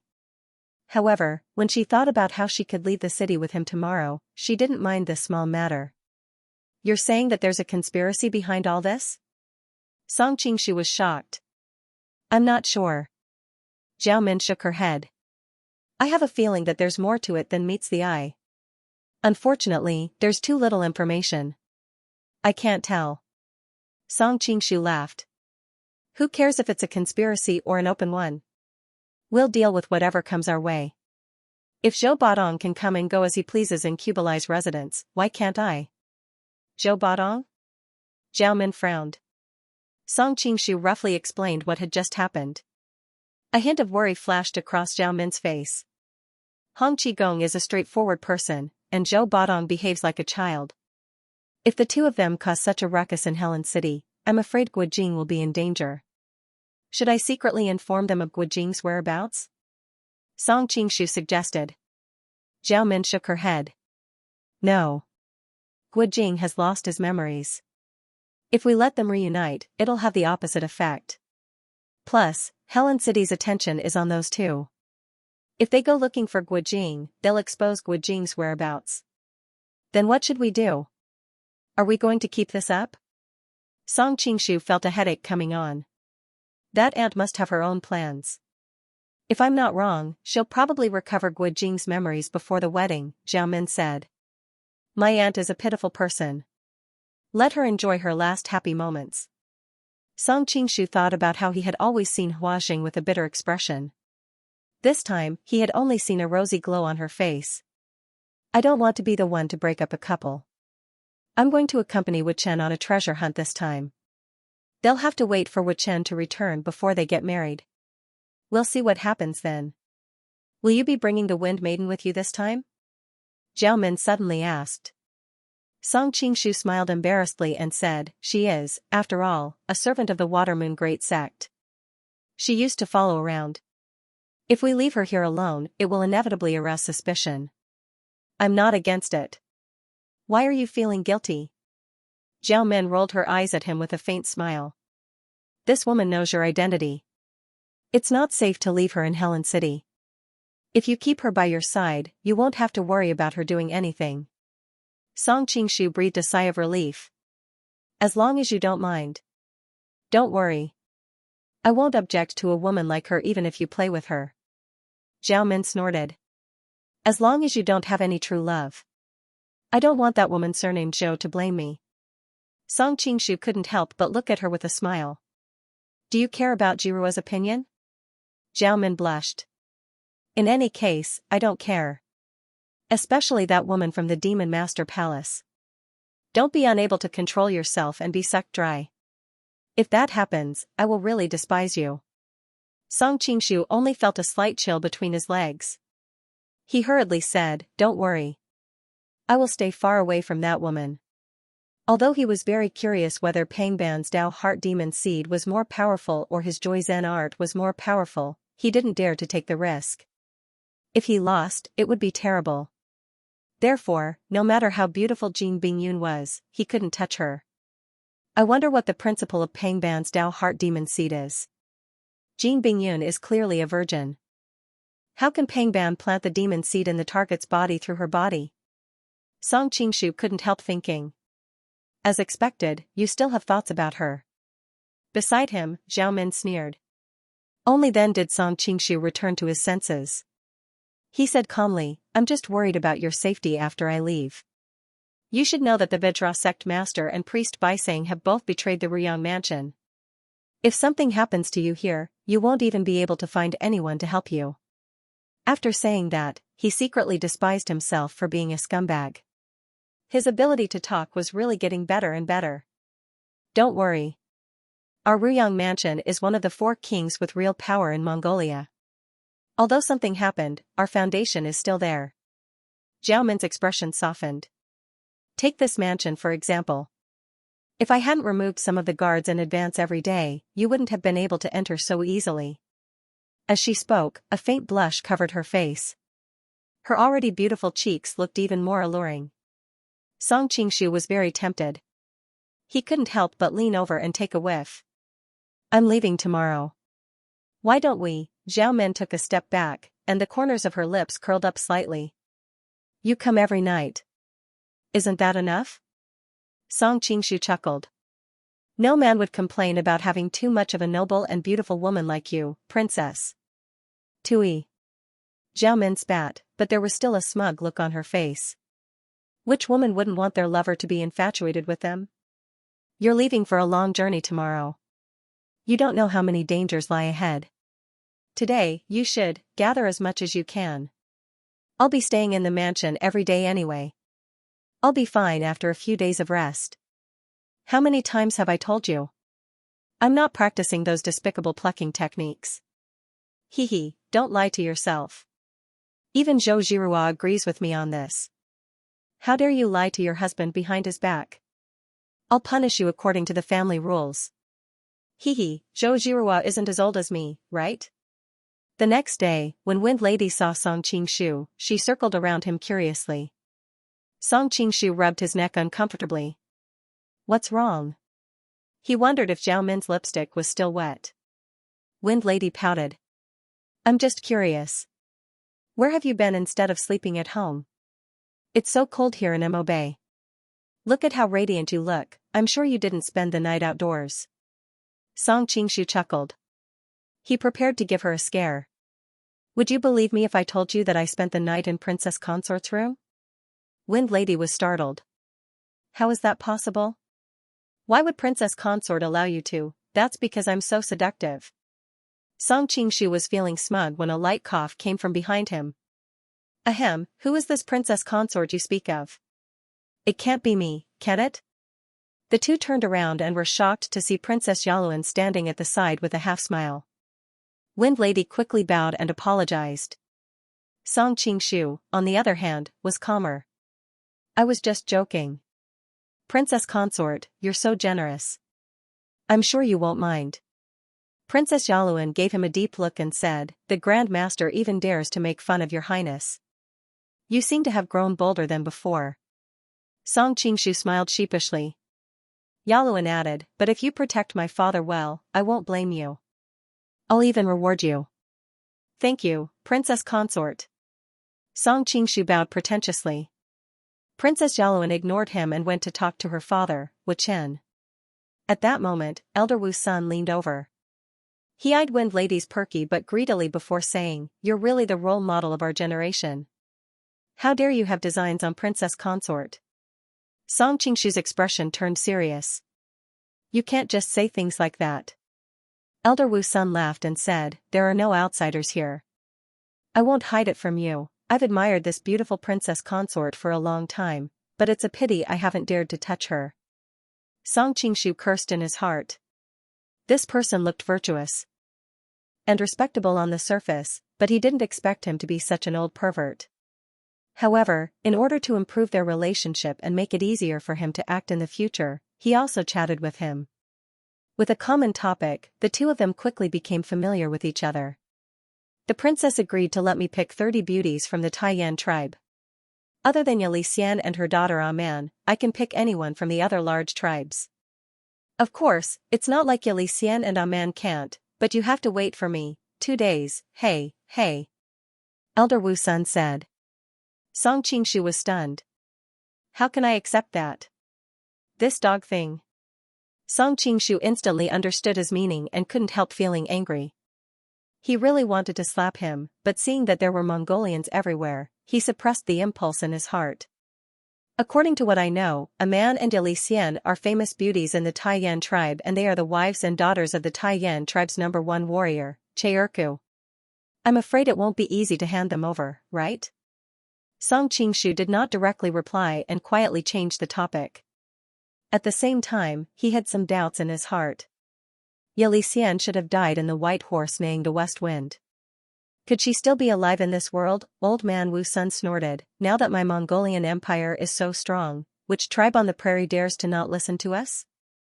Moreover, we are leading the Xianxia army this time, so they have no choice but to hand them over. Song Qingshu said in a deep voice, I feel that this trip won't go smoothly. Old man Wu Sun laughed. I know you can't bear to part with the Wind Maiden. That's fine, we'll talk about it after we see those two beauties in the Taiyan tribe. Perhaps you will be begging me to exchange you then. After saying this, he left. The Wind Maiden angrily charged over. If you dare exchange me with him, You'll what? Song Qingshu said with a smile. I'll expose your identity.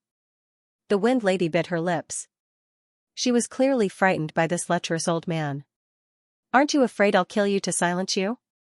Song Qingshu calmly looked at her. The Wind Maiden subconsciously took a step back, but she immediately smiled. I'm not afraid. How could Master be so cruel? Song Qingshu said, actually you don't need to worry at all. With old man Wu Sun's cultivation, if he really wants to do something to you, he can make you think it was just a dream. There might not even be a dream left behind. He was not lying.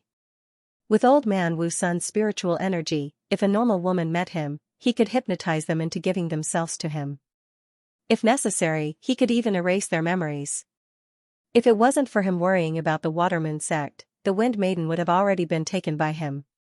Speaking of which, although this old man was lustful, he was very cautious and never touched people he shouldn't touch. For example, his eyes were filled with lust when he looked at Princess Xiluan. It was clear he had thoughts in his heart, but he could clearly control himself and not take the slightest risk. As for Taiyan tribes Aman and Xian, their background was not a threat to old man Wu Sun, who was one of the 10,000 households. The Wind Maiden couldn't help shivering. Master, if you kill me with a knife. It's too disgusting. Seeing that he had scared enough, Song Qingshu smiled and said, don't worry. With me protecting you, nothing will happen to you. Thank you. The Wind Maiden looked at him with a complex expression. At this time, Princess Xiluan and the others had finished saying their farewells. The leader of the Xianxia army, Borer, suddenly gave the order to set off. The group of people left Peace Forest City and headed southwest. Song Qingshu silently observed along the way. Borer's Xianxia army, Wachen's subordinates, and old man Wu Sun's subordinates had a total of around 2,000 people. They were all elite warriors, and this kind of power was enough to suppress most of the tribes on the plains. In comparison, he was a bit more alone. No, at least he had the Wind Maiden as his subordinate. He also noticed something along the way. Compared to the armies of the Central Plains, the Mongolian soldiers each had 3 horses. After running for several dozen miles, they would switch horses and rest. Like this, they could travel at high speeds and did not even need to rest. They had water bottles to drink and dried meat to eat. It was no wonder the Mongolian army came and went like the wind, making the other countries tremble in fear. Song Qingshu was fine. Not only did he have a high level of cultivation, but he had also been on the battlefield many times. He was used to this kind of marching. However, the Wind Maiden had it hard. She frowned. The bumpy ride had probably caused her thighs to break. He threw a bottle of ointment to her and said, "Find a chance to apply this on your legs. It should make you feel better." "Thank you." The Wind Maiden blushed. There were men everywhere. How could she have the chance to apply the ointment under the watchful eyes of so many people? Fortunately, the army had to stop and reorganize after a short while. Even though the horses could be rotated, the people still needed to go to the toilet. The Wind Maiden found a chance to sneak away and only came back after a while. Seeing that her brows were relaxed, the ointment must have been effective. They continued marching until evening, when Borcha gave the order to set up camp. The soldiers of the various battalions started to set up their tents in an orderly manner. Others started a fire, fetched water, and cooked. Everyone was busy. Only Song Qingshu and the Wind Maiden were free. Old man Wu Sun had also returned to his tent to rest. Even though his cultivation was high, he was old. Moreover, he walked the path of a mage, so his body was naturally weaker. The bumpy journey had caused him to suffer a lot. It was only when he thought of the 30 beauties waiting for him in the Taiyan tribe that he persevered. Looking at his hunched and trembling back, the Wind Maiden cursed in her heart, such a weak body, and still so lecherous. One day, he will die on a woman's belly. Song Qingshu nodded in agreement. When they fought earlier, he could clearly feel that old man Wu Sun's body was very weak, but in the end, he was still so lecherous. However, the other party was an expert from the Mongolian side. Naturally, he could not be so kind as to remind the other party to take care of his body. He could not wait for the old man to die. During dinner, Borchu invited everyone to his tent for a drink. Clearly, he was trying to get closer to them. In the past few days, Song Qingshu had already gotten used to this kind of dinner party. After the guests enjoyed themselves to their heart's content, he returned to his tent to rest. It was very cold in the northern desert grasslands at night. Other than the patrolling sentries, everyone else hid in their tents to rest. Song Qingshu and the Wind Maiden were arranged to share a tent. After all, they were marching, and it was impossible to prepare a tent for the Wind Maiden alone. Song Qingshu didn't reject her. Just as he was thinking about how he was going to sleep with the Wind Lady, he found that she had already fallen asleep on the bed. He could feel her beautiful curves through the blanket. This girl who warms the bed is quite competent, Song Qingshu chuckled. Just as he was about to crawl under the blanket, an alarm went off in his head. He hurriedly dodged backwards, and a gleaming dagger stabbed out from under the blanket. However, it quickly stopped 3 inches away from his neck. Song Qingshu's 2 fingers had already clamped down on the blade. I didn't expect the great sect to be so skilled. The woman across from him smiled, showing no signs of panic. Song Qingshu let go of the dagger and snorted coldly. What is the meaning of this, consort? The woman before him had eyes that seemed to contain a pool of spring water, and her oval face had a unique charm to it. Who else could it be but High Mansion? I was just joking with the great sect. There's no need for the great sect to mind. High Mansion put away the dagger and could not help but praise, the great sect's reflexes and agility are probably unmatched in the entire Mongolia. There's no need to flatter me. Why did you suddenly appear here?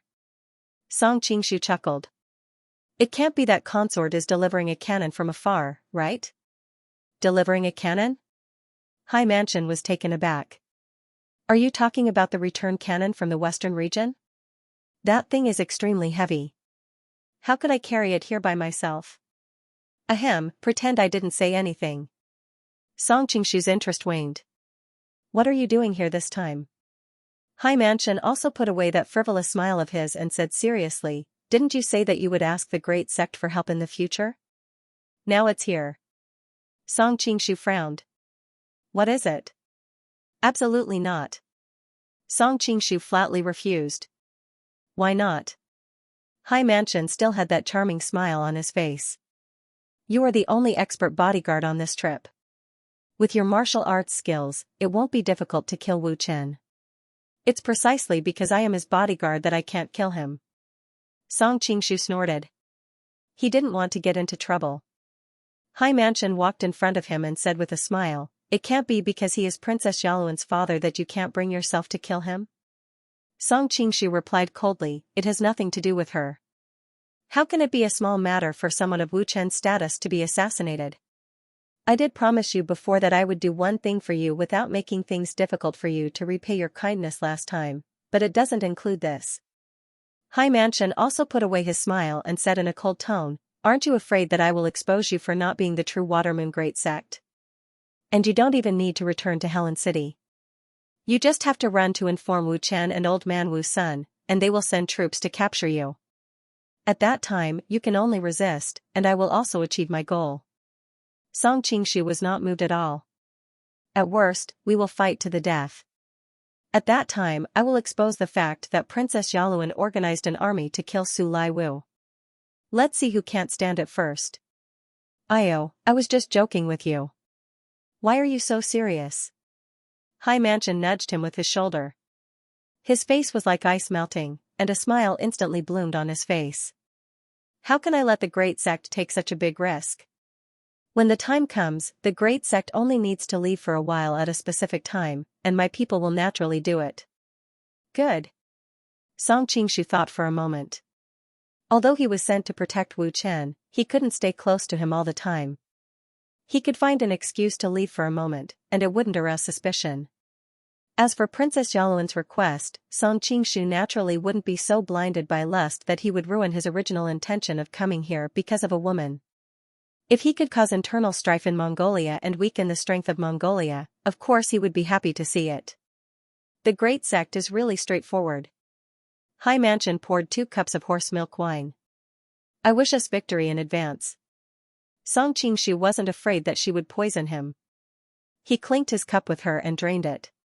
Suddenly, he realized that the Great Sect probably didn't want him to do it in the first place. The reason he said that was to make him agree to the second condition. Even if I am not here, Wu Chen has Bolhu and the Qianxia army, old man Wu Sun, and many family warriors. Who are you? Song Qingshu said. Mansion said. Hai Feng. Mansion smiled.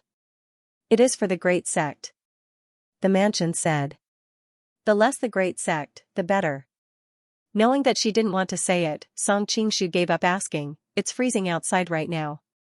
Why don't you rest here tonight? Tian. But unfortunately, there is. Only, but there, King, Chen, Li, Wu, Yu, T,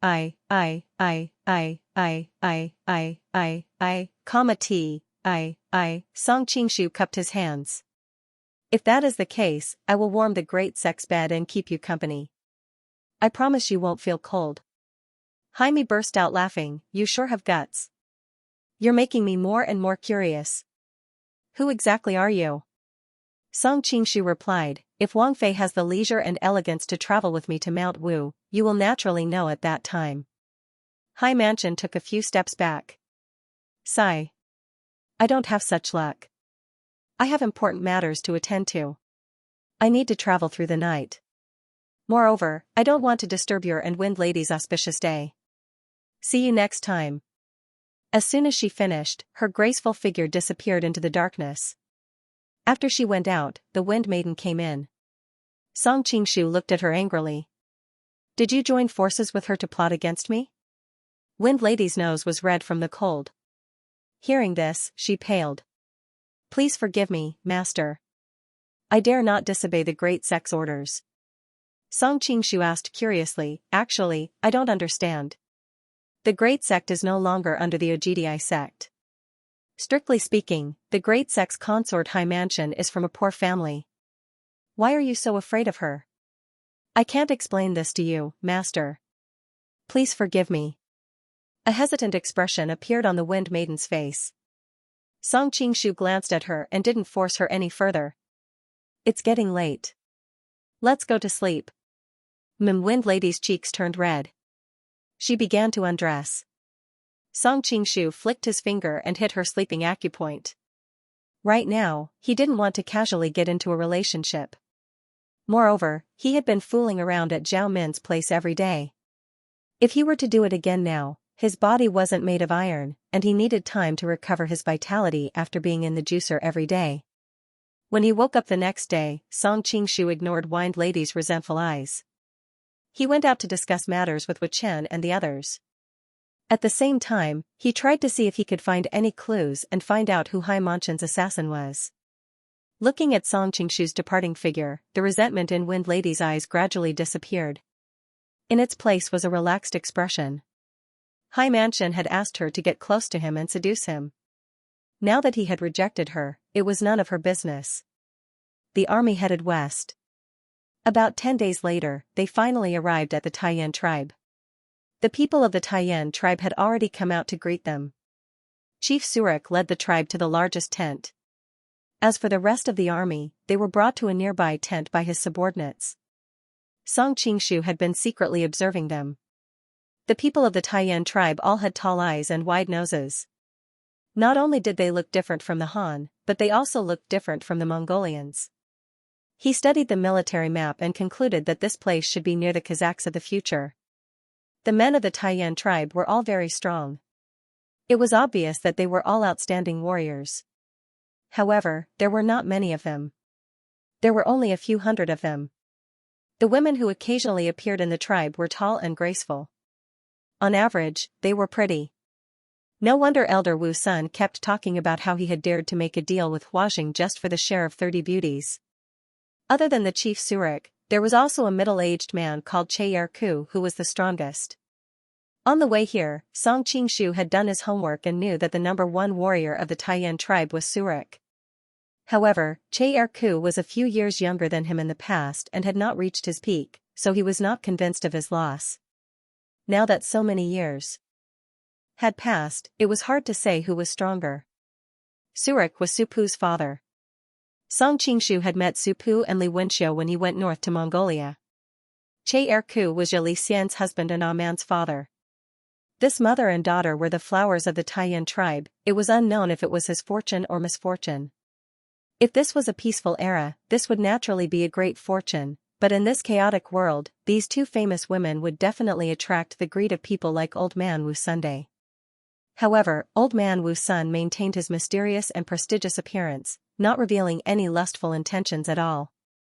It seemed like he knew what was important. Wu Chen and Bo Erku told Surik and the others the reason for their trip. Hearing that they were going to the nearby desert, the Taiyan tribe members all revealed looks of fear. Surik quickly said, "Our tribe has been passed down for generations that there is a terrifying demon living in the depths of the desert that specializes in taking people's lives. No one has ever come out of the desert alive." Bo Erku unconcernedly said, "I have over 10,000 elite soldiers under my command and have never lost a battle in the past few years, so why would I be afraid of an evil demon? You just need to find a guide for me." Song Qingshu secretly laughed when he heard this. It was said that these Mongolians were straightforward, but he didn't think that they would lie without blinking. At most 2,000 people, he would say it was over 10,000. It seemed like he was trying to intimidate the Taiyan tribe. When Surik and the others saw that they could not persuade him, they could only say, "In terms of familiarity with the desert, my son Supu is the best in the tribe. Let him be your guide." As the chief, he naturally had to take the lead and send out his son. Che Erku on the other side also said, "My two disciples Camel and Sansur are also experts in this area, let them go with you." Surik thought that they would be taken care of, so he did not refuse. Cherku frowned. "I've never heard of Aman having this kind of ability." Just as he was about to refuse, Supu said excitedly, "Aman has been there before, so she is indeed very familiar with the road." He and Aman were in love, so he naturally wanted to spend more time with her. Even if they played together during the day, they would soon go back to their own homes. This time, when they went out together, it was inevitable that they would spend the night outside. The young man was inevitably filled with all kinds of beautiful fantasies and expectations for such a scene. Old Man Wu Sun, who was at the side, said, "Since that is the case, it is decided. Aman will travel with us tomorrow." Wochen and Boru also nodded. "Yes, since she is familiar with the road, it's good to have another guide." Surik and Cherko looked at each other and saw the helplessness in each other's eyes. But since the Mongolian leaders had nodded, how could they refuse? They could only agree with a frown. Song Qingshu sighed in his heart. This Supu is too young, and he's completely unaware of the dangers of the world. His eyes are filled with excitement, and I presume he's looking forward to going out with his lover. But how could he know that his actions would be completely pushing his lover into a pit of fire? Song Qingshu looked around but did not see Li Wenxiu. He could not help but feel a little strange. The last time he saw them, Supu and Li Wenxiu looked very close, so why was he with Aman now? What a scumbag. Next, Wochen confirmed the existence of the Gaochang labyrinth with Surik. Surik replied while thinking, "Our tribe has a rumor that there is a labyrinth hidden in the depths of the desert, but for hundreds of years, no one has really seen it. No one who has entered the depths of the desert has come out. That evil spirit is really scary. You should reconsider." Wochen and Bor suddenly laughed. We Mongolians are great heroes who fear nothing. There is no need to say anything about a mere evil spirit. Surik looked displeased. Didn't this mean that the people of the Taiyan tribe were all cowards?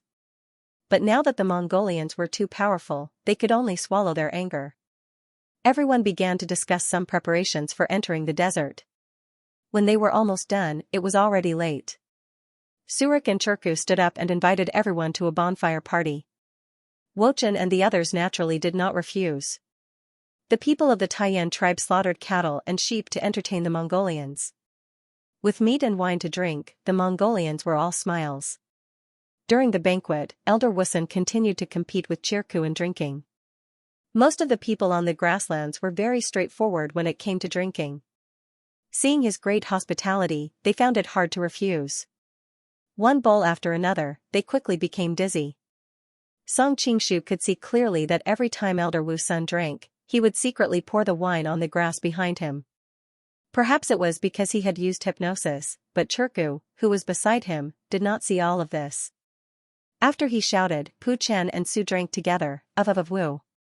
And of Su, and, did not even to notice. Elder Wusun waved his hand, and his subordinates quickly helped Chirku up, saying that they would send him back to rest. His disciples, Camel and Sansur, wanted to come over and help him, but they were blocked by Elder Wusun's subordinates with wine. They could only watch helplessly as they left. Song Qingshu frowned. He naturally knew the purpose of Elder Wusun's trip. Now that Elder Wusun had gotten Chirku drunk, he probably had some ulterior motives. So, he used the excuse that it was convenient and quietly left the party to follow behind. After Elder Wusun and his group left 100 meters away, they were out of the sight of the people in the banquet hall. He waved his hand and had his subordinates carry Chirku to a tent at the side. Then, he straightened his collar and walked in another direction. Song Qingshu was worried that Elder Wusun would harm Chirku's life, so he hurriedly approached the tent to check. When he found that these people were only guarding Chirku and did not kill him, he heaved a sigh of relief. Looking at the figure of Elder Wusun in the distance, he was very curious. Where was he going this late at night? Could it be that he was the person that Sea Lost prepared to kill Wochen? Was he going to discuss with Sea Lost this time? Thinking of this, he quietly followed. Most of the people in the tribe were dancing and singing at the banquet hall. Adding in his high qing gong, naturally he would not be discovered. Together after following Elder Wusun for a while, he finally saw him arrive in front of a large tent. There was an Iron Yan warrior guarding in front of the tent, but after looking at him, he fell to the ground in a daze. What happened? The people in the tent heard the commotion and a young woman quickly opened the tent to check. Song Qingshu's eyes lit up. He had seen quite a few Iron Extension tribe girls at the bonfire party earlier. Each and every one of them was young and beautiful, but compared to this young woman, they were like fireflies meeting the brilliance of the sun and moon. She was wearing a white skirt and a black coat, and her vest was embroidered with beautiful gold lace, which wrapped around her well-rounded and slender body. She wore a snow-white felt hat on her head, but the white wool on the small felt hat was far inferior to her snow-white skin. Old man Wusun couldn't help swallowing his saliva. You are Cheiku's wife, Xianxia? I am. Who are you? The young woman looked at the old man in front of her with a bit of doubt. Could you be one of those Mongolian guests? The hidden Song Qingshu was a bit suspicious. He vaguely remembered that this Xianxia should have died according to the plot, so what was going on? At this time, old man Wu Sun said with a smile, Xianxia, are you confused? You can't even recognize your husband Cheiku. I am Cheiku. A look of anger flashed across the beautiful young woman's face. How could you be Cheiku? Her beautiful shining eyes suddenly became a bit confused. Cheirku, are you really Cheirku? Old man Wu Sun's lips curled up into a proud smile. That's right, it's cold outside, let's talk inside. Oh, all right. Xianxia subconsciously nodded and considerately helped her husband open the curtains. Cheiku, didn't you have to entertain those Mongolian guests? Why did you come back so early? Old man Wu Sun placed a hand on her soft waist and laughed at the same time. That stupid donkey drank a few cups and became drunk, so I came back to accompany my dear wife. Hateful Xianxia pouted, clearly not realizing that this man was not her husband at all. Song Qingshu, who was outside, felt a bit of a toothache. He never thought that old man Wu Sun did not come to meet Hai Wanli, but rather he came to harm someone else's wife because of his lust. He really is a beast. With such powerful spiritual energy, he didn't use it as a noble totem and instead used it to do this kind of dirty thing? I also know the soul transferring technique. Did I use it to deal with women? Madam, be good, take off your clothes. The sound of old man Wu Sun swallowing came from inside. Yili Xian's doubtful voice came, Che Ku, you are very strange today. Don't you usually call me Yili Xian? Song Qingshu's heart filled with joy. It seemed like Yili Xian had realized something was wrong. Song Qingshu couldn't help feeling a bit hesitant. He was naturally not willing to see an innocent woman being harmed by old man Wu Sun, but if he made a move, old man Wu Sun was not an ordinary person and it would not be easy for him to deal with him. His identity would be easily exposed and it would be disadvantageous to his plan to head north. But if he did not save her, it would go against his will. Just as he was about to make a move, he suddenly thought of something and quickly hid behind the tent. He saw a black shadow suddenly appear from the other side and charge into the tent. Soon, there were sounds of fighting coming from inside the tent. Song Qingshu gathered sword chi on his finger and sliced open a corner of the tent. He saw the black shadow quickly attack old man Wu Sun, putting him in a very difficult position. Although old man Wu Sun was an expert in spiritual attacks, he did not expect his close combat martial arts to not be weak. However, it could be seen that he had been injured by the enemy's sneak attack and was in a very difficult position. After watching for a while, Song Qingshu could see that although the Black Shadow's martial arts were not bad, it could not be considered a peak expert. Otherwise, a mage like old man Wu Sun would have already been defeated by a warrior in close combat. Old man Wu Sun gradually pulled away and his eyes lit up. The Black Shadow's figure instantly froze as if he was stunned. Song Qingshu had fought with old man Wu Sun before and knew that this Black Shadow had been hit by his body freezing technique and could not control his body at all. Old man Wu Sun gave a fiendish laugh and pulled out a dagger to end his life. The Black Shadow suddenly raised his hand with difficulty. If it was not for Song Qingshu's high cultivation, he would not have seen the black needles shooting out. Old man Wu Sun's expression changed and he quickly pulled the woman beside him to block, but he was a step too late. His body had already been hit by several fine needles. Yili Xian. The Black Shadow noticed that most of the needles had been blocked by Yili Xian and his eyes couldn't help popping out. At this time, there was a commotion in the distance. It seemed like many people had heard the commotion and were rushing over. The Black Shadow revealed a look of hesitation and finally said with a hateful tone, "Who told you to choose Che Urku in the past?" Then he broke through the tent and disappeared into the darkness. Old man Wu Sun quickly sealed the acupoints on his wound and thought to himself, what a domineering poison needle. He also heard the sounds of a group of people rushing over and could only look at Yili Xian with regret. Ai, it's a pity. After saying this, he quickly left the tent and disappeared to the other side. He did not want the Taiyan tribe to see him in someone else's wife's tent in the middle of the night. Wouldn't that force the Taiyan tribe to immediately turn hostile? A trivial Taiyan tribe was not important, but if it affected the main matter and was spread to the Great Khan's ears, he would not be able to bear the consequences. It had to be said that the large man in the past could not forget Yili Xian. After the two of them left, Song Qingshu immediately entered the tent to take a look. He saw that Yili Xian's eyes were closed and her face was incomparably pale without a trace of blood, as if she wasn't breathing. Song Qingshu reached out to check her neck and found that there was an imperceptible pulse. After a little hesitation, he grabbed her shoulder and disappeared into the night. Haha Literature Network. Yili Xian had been poisoned by the Black Shadow's poison needle. This needle was clearly incomparably poisonous, but it was an exaggeration to say that it could kill upon contact with blood. No matter how poisonous a poison was, it would take time to take a person's life. However, there were many times when medical conditions were limited and a person would fall into a false death state from being poisoned. If she was left here, when the Taiyan tribe came, no one would be able to save her and they would only be able to obtain a corpse in the end. Saving a life was better than building a 7-storied pagoda. Moreover, he had always been a person who had tender and protective feelings for the fairer sex. He immediately brought her back to his tent. On the way back, he quickly sealed her acupoints and protected her heart meridian. As soon as he left, Solok, Wu Chen, and the others led a large group of warriors over. Seeing the mess in the tent and the fainted guards outside, their expressions all changed.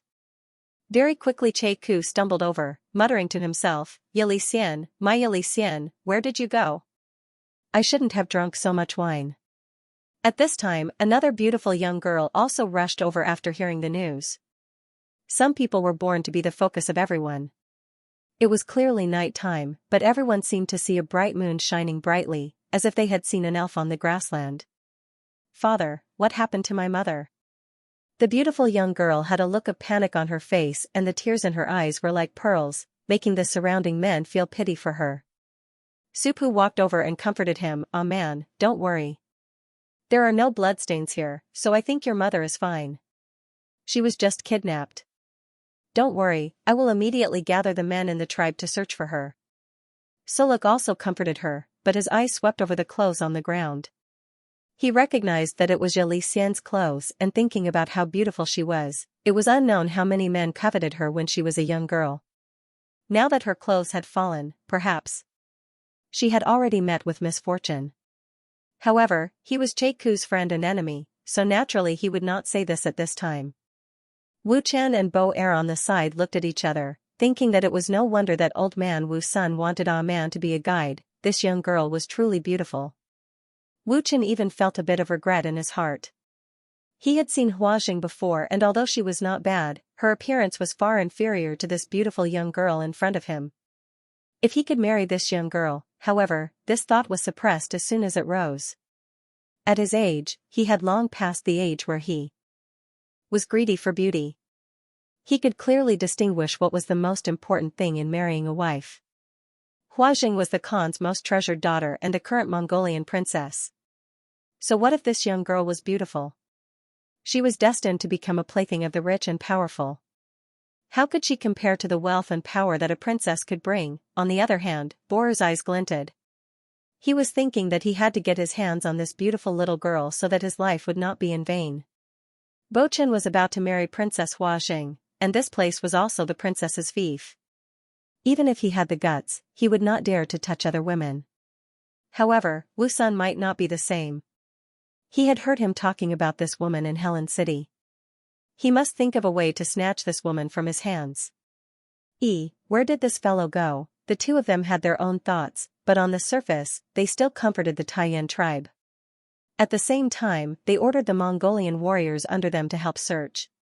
Bo Er even thought that even if he could not get his daughter, getting her mother would not be a bad idea. It would also avoid conflict with old man Wu Sunday. So other than Supu, Che Erku, and the others, his subordinates were the most diligent in searching. While they were searching for Yili Xian, Song Qingshu was in the tent helping her detoxify. He was already familiar with forcing out the poison. He had even survived the world's #1 poison, the golden rippling flower, so what did other poisons count for? He supported her body to sit in front of her and then used the one yang finger to quickly seal the acupuncture points on her body. Not long after, a bunch of poison needles that were thinner than hair shot out of her body and hit a tent pole on the side. Such a thin needle could easily break in one's body. Once it entered one's heart, even a god would not be able to save it. If Song Qingshu was not proficient in the life and death talisman and understood the characteristics of these hidden weapons in the human body, he might not have been able to force the poison out no matter how strong he was. After the needle left the body, Song Qingshu looked at the thin needles on the pillar that were so weak that he would have missed them if he didn't look carefully. Because of his relationship with Ren Yingying, he almost immediately recognized that it was the black blood god needle of the Sun Moon sect. Did someone from the Sun Moon sect come to the desert? Song Qingshu was surprised, but immediately denied this guess. Now that Ren Wuxing and Ren Wuxing were helping in Linen, how could someone from the sect come to the desert thousands of miles away? But this needle was indeed the black blood god needle of the Sun Moon sect. It was really confusing. But now was not the time to think about this. Although the needle was forced out, the poison was not cured. He quickly took out an antidote pill and gave it to her. Now he was the leader of the Carefree sect, the Sun Moon sect, and Peach Blossom Island. At the same time, he was close friends with the Western Poison and the Poison Hand King of Medicine, so he had all kinds of antidotes. Originally, with his current cultivation, he did not need to bring so many medicines. But because he was poisoned by the golden ripple flower and almost died, Zhou Jirua, Ren Yingying, and Ajiu all used their own channels to find a lot of elixirs for him to protect himself.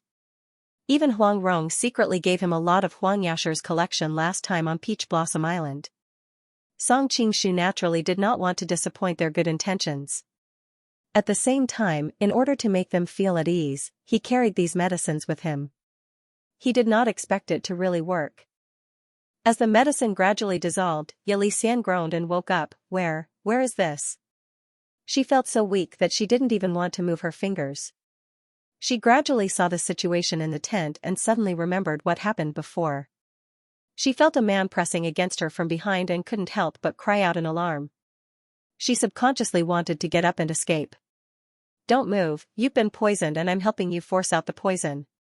Song Qingshu looked at her in confusion. Why did this woman have such a big reaction? Yelixian finally reacted and her pale face turned red. It turned out the other side was pointing at her back and she had been thinking too much. Was it you that saved me? Yelixian recalled the situation just now. That black-clothed man had suddenly charged in and she was shocked to find that her husband in front of her had suddenly turned into a wretched old man. Before she could react, she felt a slight pain in her chest and then she didn't know anything else. Thinking up to here, she subconsciously lowered her head and was shocked to find that the clothes on her chest were half undone, revealing her snow-white skin. She instantly felt as if she was struck by lightning, and her tears involuntarily flowed down. Song Qingshu noticed her actions and naturally guessed what she was thinking. He said lightly, "Don't think too much. You have a poisonous needle in your chest. If I want to get the needle out, I naturally have to take off some of your clothes and force the needle to detoxify. You are a mature woman, you wouldn't be like those little girls who want to die for this matter, right?" Yelixian had already seen the poison needle on the wooden stick and gradually calmed down. Thank you. Our Taiyan tribe clearly distinguishes between gratitude and grudges. Since you did this to save me, I naturally will not blame you and will only thank you. Song Qingshu was a bit surprised, he never thought that she would be this easy to talk to. He was prepared to deal with a bunch of melodramatic plots. There's no need to thank me, I just don't want to see such a beautiful woman die. Song Qingshu withdrew his true qi. The poison in her body had mostly been cleared and as long as she took medicine on time, she would be able to recover after a period of rest. Speaking of which, the Sun Moon religion's black blood god needle was truly vicious. If it wasn't for him, no one in the Taiyan tribe would have been able to remove it. Moreover, the needle was too thin and the cause of death might not even be found. Dong, sensing that the person behind her had left, Yelixian quickly tried to button up the front of her clothes. It was a pity that after being poisoned, her hands and feet did not listen to her. She tried for a long time without success and she almost cried. Song Qingshu casually waved his hand and the blanket on the side covered her body. You've seen what you shouldn't have seen, so you don't need to be this excited. Be careful of the poison in your body repeating itself. Yelixian thought that this person was like this, but she felt that his words were very reasonable. She did not know how to refute him, so she changed the topic and said, "May I ask for the hero's name? My husband has a certain prestige in the Taiyan tribe and will definitely repay you." Song Qingshu gave a gentle laugh. Who would this woman scare by bringing up her husband at this time? But he did not expose her. You don't need to ask for my name and I don't need you to repay me. Yelixian finally noticed that there was a black cloth covering his face and she could not see his appearance. She could only see a pair of bright eyes. Hero, why are you covering your face? This is for your own good. The less you know, the less danger there will be. Song Qingshu said, other than that, I want to remind you not to tell the Taiyan tribe about what happened today, especially that old man's appearance and clothing. Although Yelixian did not recognize old man Wu Sun, that servant Wu Sun had such a wretched appearance. As long as he described him a bit, people who had seen him would be able to match him. As for his own identity, he did not want it to be exposed. Why? Yelixian's face was covered in a layer of anger. That person is so bad, he actually dared to pretend to be Cheurku. I was almost. She was too embarrassed to continue. Song Qingshu said, this person's identity is very famous and he has a high status.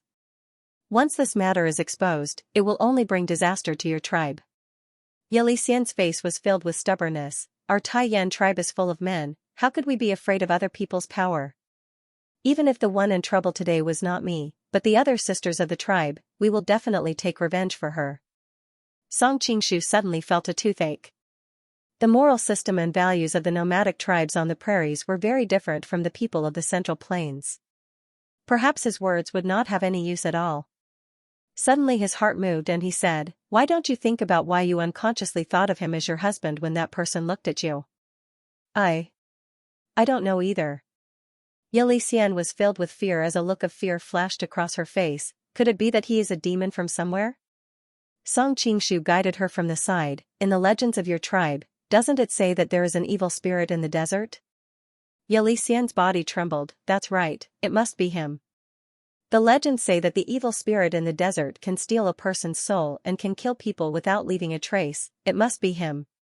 Seeing her intense reaction, Song Qingshu finally smiled. She didn't listen to reason. He never thought that the legends of ghosts and gods would be so useful here. That evil spirit should not have gone far. If you don't want it to harm your tribe, then don't go back tonight. Rest here for the night and wait until tomorrow morning. Song Qingshu thought that it would be hard for her to explain if she went back now. It was fine with the Taiyan tribe, but old man Wu Sun would most likely be suspicious. She could only quietly go back after the Mongolian army left tomorrow. This would be the best for everyone. Why? Ye Xian tightly grasped the blanket on her body and subconsciously took a step back. Song Qingshu was speechless and could only explain it in a way she could understand. That evil spirit should have heard that the Mongolians were entering the desert, so it came out. Tomorrow, the Mongolians will be heading to its nest, so naturally it will have to go back as well, otherwise its nest will be lost. Song Qingshu was stunned. Before he could reply, the tent's curtain was pushed open and a petite figure charged in. Master, are you here? The person who came in was naturally the Wind Maiden. Song Qingshu had already heard the footsteps of this person, so he did not stop her. What did you find me for? Song Qingshu asked. The Wind Maiden looked at the beautiful young woman in the blanket and did not come back to her senses for a while. When she heard his words, she subconsciously pointed outside. Something seems to have happened to the Taiyan tribe. Che Urku's wife has been kidnapped. Her voice became weaker as she spoke. The woman in front of him had a very exotic appearance and her hairstyle was exactly the same as the Taiyan tribe. It was easy to guess her identity even with one's toes. Oh, have you found the person? Song Qingshu was very calm. The Taiyan tribe has split into several groups to search. Bo Eru has also personally led people into the wilderness, but there is still no news. The Wind Maiden's expression became more and more strange. It really was hard to guard against a thief in one's own home. That woman was here, it would be strange if they could find her in the wilderness. Did anyone ask about me? Song Qingshu asked in a deep voice. He had just disappeared from the bonfire party, so if someone investigated it, they would be suspicious. The Wind Maiden replied, Wu Chen did ask about it. I said that master suddenly had an epiphany and went to find a place to break through. I was worried that they would send people to find you, so I quickly came back. She had thought that Song Qingshu had disappeared to meet with Hai Wanli, but who would have thought that he had actually gone to steal a woman? Song Qingshu nodded. You're quite smart, not using the excuse of being drunk. It had to be known that back at Ali Buji's residence, he had won against Alan De and was already a famous wine immortal in Lin City. If he said he was drunk, no one would doubt it. The Wind Maiden looked at him with a complicated expression and said with a resentful expression, I finally understand why master hasn't touched me in the past few days. So you like being a wife? Song Qingshu's face darkened. What nonsense are you saying? It's not what you think. You are a member of the Mongolian envoys? Ye Xian finally understood it this time and couldn't help crying out in surprise. Song Qingshu said lightly, sometimes, knowing too much isn't necessarily a good thing. Ye Xian's beautiful face revealed a look of panic. She had thought that he was a messenger sent by God to save her, but she never thought that he and old man Wu Sun were from the Mongolian envoys. Then why did they save her? The Wind Maiden pulled out a dagger from her thigh and instantly placed it against Xianxia's neck. Master, kill her after playing with her, otherwise it will be very troublesome if this matter is exposed. Hearing this, Song Qingshu couldn't help but feel a little annoyed. Don't kill her. I still have a use for her. The Wind Maiden misunderstood his meaning and hurriedly advised, this woman is indeed beautiful, but she is in the Taiyan tribe and her identity is special. Once she is discovered, I am afraid that the Mongolians will not protect you. If Master really can't bear to part with her, you can use her a few more times tonight. I will secretly find a place to dispose of her tomorrow morning. Xian had a good impression of this petite woman, but when she heard her words, a thought appeared in her mind. Were these people all demons, thinking of being played with like a female slave and being killed afterwards? She couldn't take the fright she had tonight. She called for help as she tried to get up and run out of the tent. It was a pity that the poison in her body had not been cleared and her body was very weak. After running 2 steps, she fell to the ground. As for her cries for help, the cold wind was howling outside and everyone was searching for her. The entire camp was filled with noise and she couldn't hear anything at all. Look at how scared she is. Song Qingshu angrily looked at the Wind Maiden and then walked over to help Xian up. Xian quickly moved back in fright. I thought you were a good person, but I never thought that you only saved me to occupy me for a long time. Song Qingshu softly said, aren't you feeling a bit too good about yourself? Although you are beautiful, I have seen many people prettier than you in this world. Not all men are as greedy for your body as you think. Then why did you save me? Although the other side's tone was not polite, Xian's heart calmed down a bit. Can't I help when I see injustice? Song Qingshu gave a snort. The Wind Maiden on the side had a look of doubt. What was her master doing? Couldn't he just take off her clothes and push her down? What was the point in doing this? Could it be that he not only wanted her body, but also her heart? This master's level was much higher than the previous masters. Finally seeing that Song Qingshu did not make any further moves, Xian finally calmed down. Song Qingshu reminded her, remember what I just said. Other than that, you have seen my methods. If you don't want trouble, don't investigate my identity and don't expose the matter of seeing me. Yes, Xian was now a fish on the chopping block, how could she refuse? Seeing her expression, Song Qingshu nodded in satisfaction. He said to the Wind Maiden, who was watching the show from the side, send her back secretly tomorrow morning and rest here for the next few days. Also, help me keep an eye on her to see if she's spouting nonsense. The Wind Maiden was instantly anxious, I want to go with Master. Before she finished, she was mercilessly cut off by Song Qingshu. Have you forgotten the pain of riding a horse?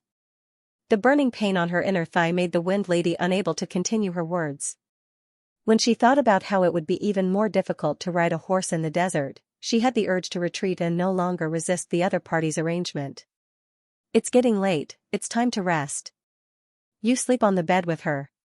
Song Qingshu pointed at Xian on the side. Xian couldn't help letting out a sigh of relief. Although this young girl's words were scary, she was still a woman and sleeping with her was better than sleeping with a man. The Wind Maiden giggled, no need, I'll make my own bed. Master, you can sleep on the bed. In this period of time, she had already vaguely understood her new master's temper. He was clearly a bit lecherous, but he cared a lot about his face. As a maid, how could she not know this? On the side, Xian's face instantly turned pale. She was thinking that if the other side really agreed, she would risk her life to protect her chastity. Put away your little thoughts. Song Qingshu looked at the Wind Maiden. In the bitter cold lands of the north, it will be bone-chilling at night and there won't be any heat left. I'm afraid your little life will be gone if you sleep for a night. Then what about you? The Wind Maiden's heart warmed. Although this new master's mouth was very fierce, he seemed to be very kind. The Water Moon Great Sect would not think this much for disciples like them in the past. Song Qingshu tied a rope to the 2 ends of the tent before tapping his feet and lying down. I'll sleep here. Master, how did you do this? The Wind Maiden quickly ran over to take a look. It was clearly a normal rope, so how could a person maintain their balance when sleeping on it?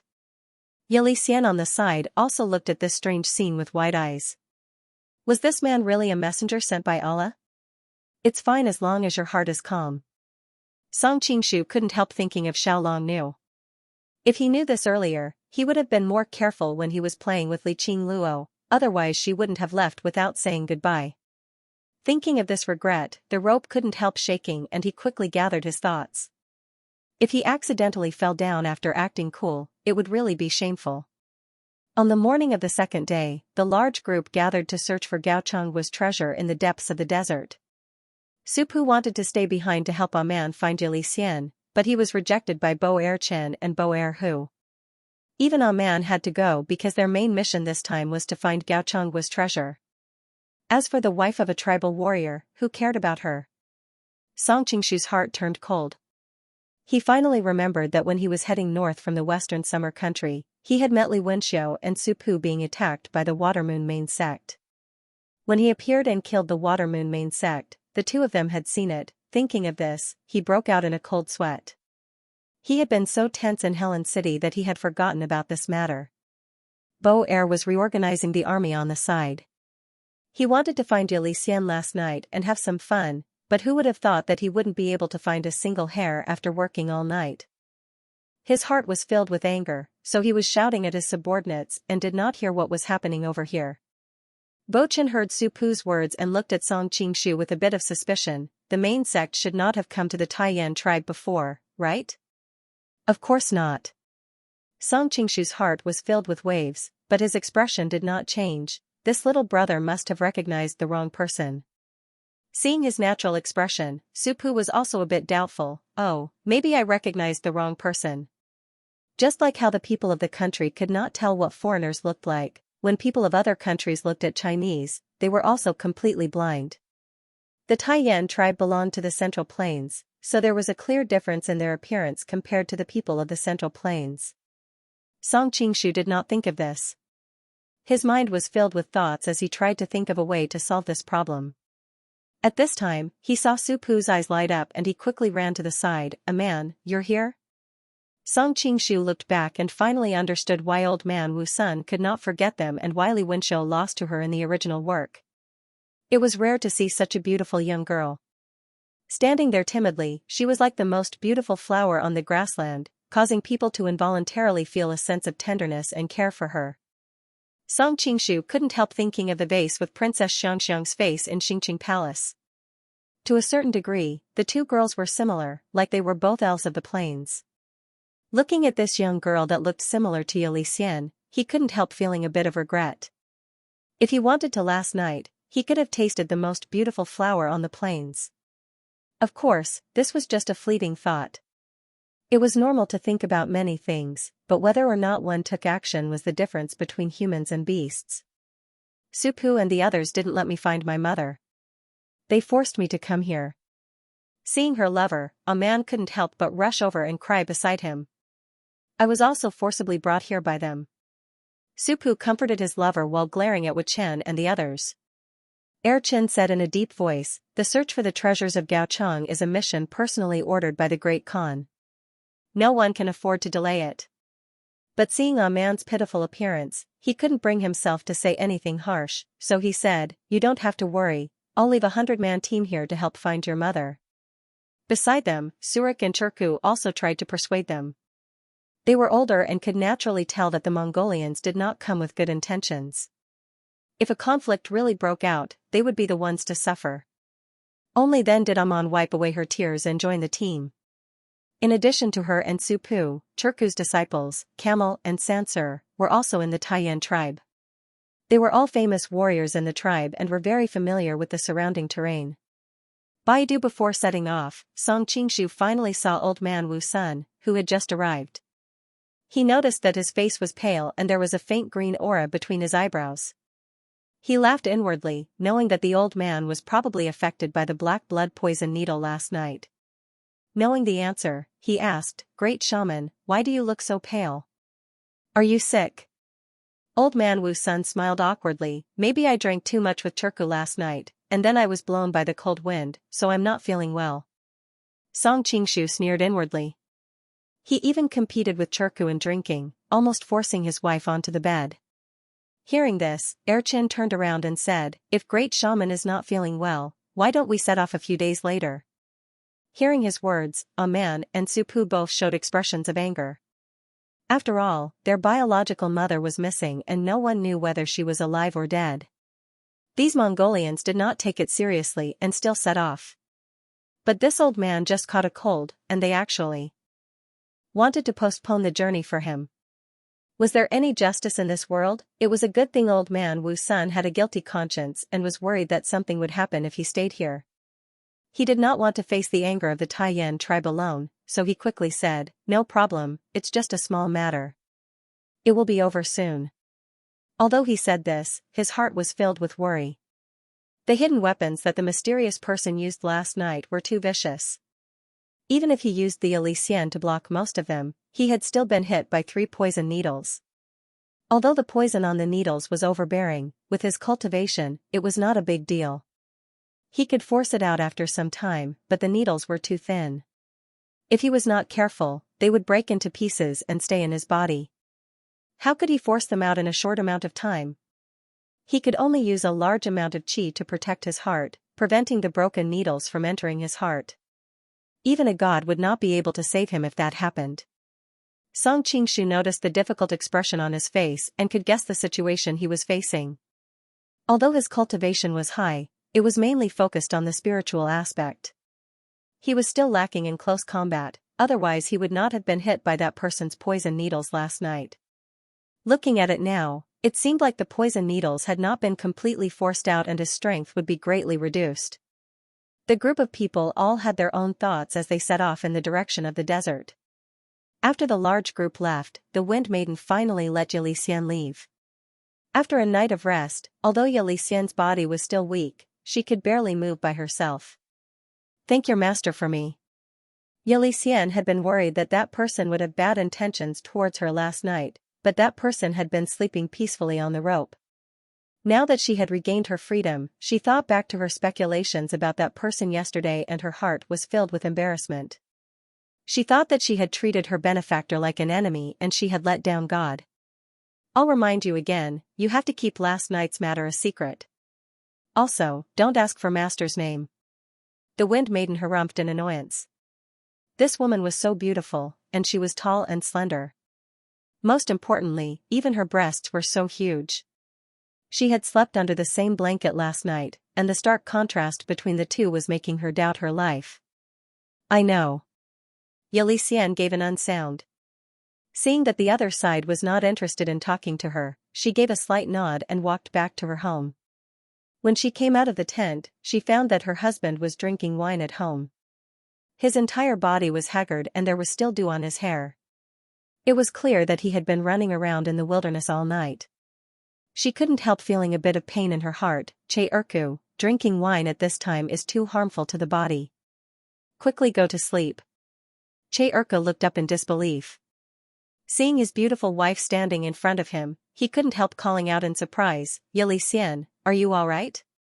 Xian couldn't help smiling. Could it be that you want me to be all right? Feeling her husband's warm chest, Xian, who had been worried all night, finally relaxed. Yesterday there was a thief that suddenly entered my tent and then there was a mysterious masked person that suddenly charged in and the two of them fought. That masked person could not win, so he shot out many poison needles when he left. That thief used me as a shield, but he was also hit by the poison needles. Hearing that you all dared to come, they quickly ran away. She followed their previous agreement and spoke in a half-truth and half-lie. Poison needles? Cheku was shocked. You were hit by poison needles? Also, why didn't we see you when we came in? There was a messenger sent by the true Lord that knew you couldn't save me, so he took me away to cure the poison. Xian's face was slightly red, looking even more beautiful than the most beautiful flower on the plains. Who is the true Lord's messenger? Cheku asked with a frown. I also don't know his identity. Xian shook her head. She was wondering if she should find a chance to ask who in the Mongolian envoys had a maid. You spent the night with that man? Cheku was instantly filled with jealousy. It had to be known that when Xian was a young girl, she had attracted many men's attention. The most famous one was a warrior from the same tribe called Viraki. In the past, the two of them had almost died fighting over her. Because his wife was too beautiful and he had many pursuers, he was very sensitive to this matter. Xian couldn't help angrily saying, I already told you that the other side was the true Lord's messenger and he was saving me, what are you thinking? Seeing his wife angry, Cheku instantly became soft. He scratched his head and said with a laugh, isn't it because you had too many pursuers in the past few years, making me feel a kind of insecurity? Xian angrily said, still mentioning the matters of the past, our daughter is already so big now. Cheku helped his wife sit down as he said, but you are still this beautiful. Who in the tribe doesn't say that you don't look like a man's elder sister when you stand together? Just like that bastard Su Rook, his eyes always look at you when he drinks, I am very clear on what he is thinking. If it wasn't for the fact that his son and our man are in love, I wouldn't have let him off, humph, humph. Xian snappily said, you're thinking so much just by looking at me, really. Hee, it's my fault, it's my fault. Cherku poured a bowl of milk tea for his wife to drink. Tell me about that messenger of Allah. How did you know he was the messenger of Allah? Because he has great abilities. Xian recalled last night's events as she replied, it said that the mysterious person last night was a demon from the depths of the desert. He knew that the Mongols were going to enter the desert, so he came out to stop them. Anyone that was stabbed by the demon's needle would silently die, but he had the ability to save me. Other than Allah's messenger, who else could it be? A demon in the desert? Cherku shivered. Over the years, this legend had been passed down from generation to generation in the tribe, and the fear of the demon deep in the desert could be said to have been carved into their bones. Yes. Not only did that emissary scare away the demons, but he also quickly undid the curse on the devil needle and forced a dozen devil needles out of my body. Because of Xian's suspicious attitude towards her benefactor last night, she was filled with regret now. Her words were filled with praise to make up for the guilt in her heart. Wait, you're saying that person quickly undid the curse on your body?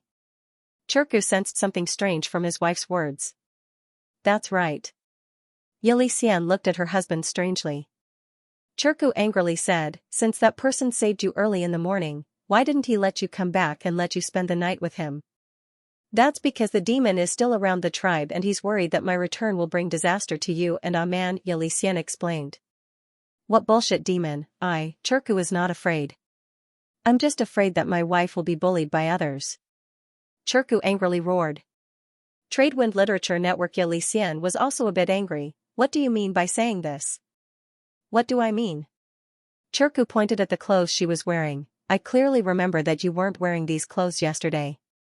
You even changed your clothes after spending the night with someone else and you were wearing such revealing clothes, so you should know what you did. Xian looked down and remembered that in order to save her last night, that person had to cut off the clothes in front of her chest. Naturally she couldn't wear it today, so she borrowed a set from the Wind Maiden. It was a pity that the two of them were a bit different and this set of clothes was too short, revealing her snow-white stomach. At the same time, it was too tight around her chest, making it seem a bit slutty. My chest was hit by a demon's poison needle and it was someone else who saved me. That's why I changed my clothes. Xian was ashamed and angry. Cherku instantly jumped up, you took off your clothes in front of that person? No. Xian quickly explained as she was about to cry from anger, I almost lost my life and you didn't care, only caring about these random things. I know that this has nothing to do with you and I'm not blaming you. I'm just blaming that person for being too despicable, actually saying things like Allah's messenger and demon. Cherku hatefully said, who is that person? I'll go find him to settle this debt. Allah's messenger and demon were all my own thoughts, it wasn't something that person said. Xian said. It can only be said that person's methods are brilliant. I am a man, so I understand a man's thoughts the best. There is no man who wouldn't be moved by a beauty like you, angering me to death. Where is my blade? Cherku's hair and beard stood up as he searched for his blade in the tent, quickly tell me, who is that person? Don't, you can't beat him. Seeing that her husband was serious, Xian instantly panicked. She was clear on how strong that person was. Not to mention the Taiyan tribe, even if all the warriors of the surrounding prairies were added together, they still wouldn't be a match for that person. She did not know that her words of concern were grating to her husband's ears. Chirku angrily pushed her away. Let's talk about whether I can beat him or not. My Taiyan tribe does not have cowards. Xian was already weak after being poisoned and being pushed by him. How could she still stand? She fell to the ground, and with her anger attacking her heart, she couldn't help fainting. Chirku was shocked and quickly ran over to help her up. Xian, what's wrong? Suluk also came over at this time. You found sister-in-law? Aya, what is this situation? The quarrel between the two had already attracted quite a few people in the tribe. The people outside were pointing and whispering to each other. Xian is this beautiful, spending a night with another man outside, I'm afraid. Hey, which man can resist this kind of temptation? I already said it. Xian's eyes are filled with charm, you can tell with a single glance that she is not someone who knows her place. AI, that's why everyone can't marry a wife that is too beautiful in the future, it's just too troublesome. In the past, he and Baraki fought over Xian, almost harming the entire tribe, and now this matter has happened. The wind girl mixed in the crowd suddenly realized something. Master's move of advancing by retreating was truly brilliant. Compared to yesterday's method of making him sleep with her, it was too clumsy. The Mongolian army walked for dozens of miles to the west. According to the guides, Supu, Sansur, and the others, the desert was just behind them, and they would be very far away from the next oasis. So, Okan ordered the army to rest and resupply here. A smile flashed across Song Qingshu's face. Why did it feel like the service station on the highway in his previous life? But if you missed the service station on the highway, you wouldn't be able to go to the toilet or refuel. But in the Gobi Desert, if you didn't take care of your supplies and missed an oasis, you might pay with your life. Gobi. Listening to those people shouting, Song Qingshu thought of the beautiful and gentle woman in the Jin kingdom, and the corners of his mouth rose slightly. Achoo! Song Qingshu suddenly felt his nose itch and sneezed a few times in a row. Could it be that someone was badmouthing him behind his back? A man, who was standing beside him, looked over and said softly, in this season, the weather on the grassland changes greatly from day to night. Most of you Han people are not used to it, so it's easy for you to get sick. Put this herb near your nose, and your symptoms should be better. As she spoke, she handed over a sachet. A few dried herbs could be vaguely seen from the sachet, making her wrist even more white and delicate. Seeing that the corners of her eyes were red, she was obviously still worried about her mother's safety. Song Qingshu couldn't help but laugh. Little girl, you have a good heart. But I'm not Han, I'm Dong-ing. Since he was going to put on a show, he had to go all the way. He didn't want to be seen through by his Mongolian companions. Dong-ing? I've never heard of it. Where is Dong-ing? Although there was still worry on her face, the girl's longing for the outside world made A Man's beautiful eyes shine brightly. It's very far in the east. After reaching the seaside, we have to cross the sea for thousands of miles. Song Qingshu explained. So far? A Man couldn't help but click her tongue. I've never seen the sea in my life. Song Qingshu answered subconsciously, I'll take you to see the sea when there's a chance. The Golden Snake Camp was located in Shandong, and there were seas all around. The Divine Dragon Island, the Peach Blossom Island, and even the Chivalry Island were deep in the sea. She could see the sea at any place. Almond blushed. Thank you, but Sup will take me there. There's no need to trouble you. I was rude. Song Qingshu smiled apologetically. If there's a chance, I'll entertain you. Let's go together. A Man's eyes lit up. Sure. A Man.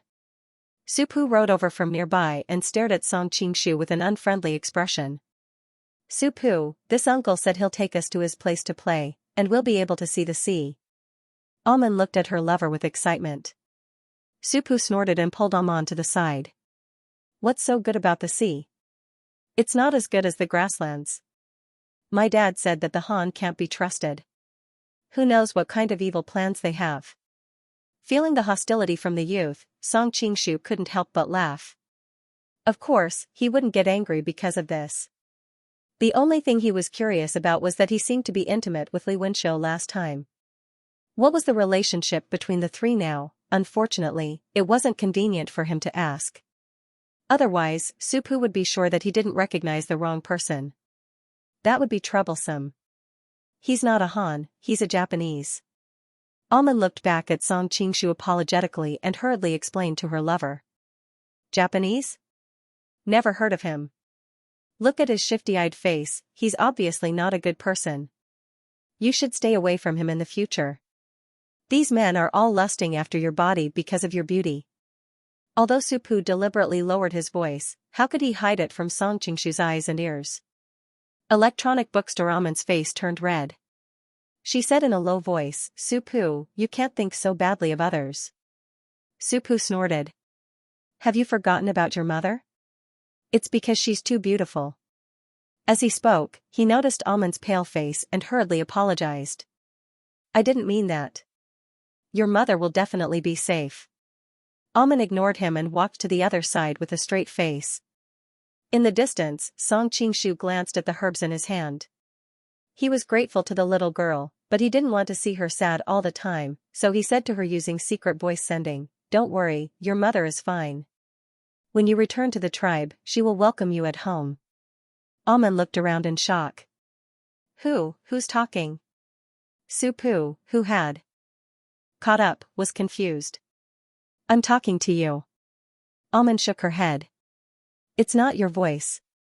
At this time, Xianxia suddenly said, There's a rumor in the tribe that there are evil spirits in the desert. Could it be the voice of that evil spirit? As soon as these words came out, the surrounding Taiyan people all shivered.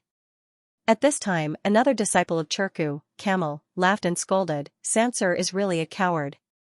There's still some distance from here to the desert.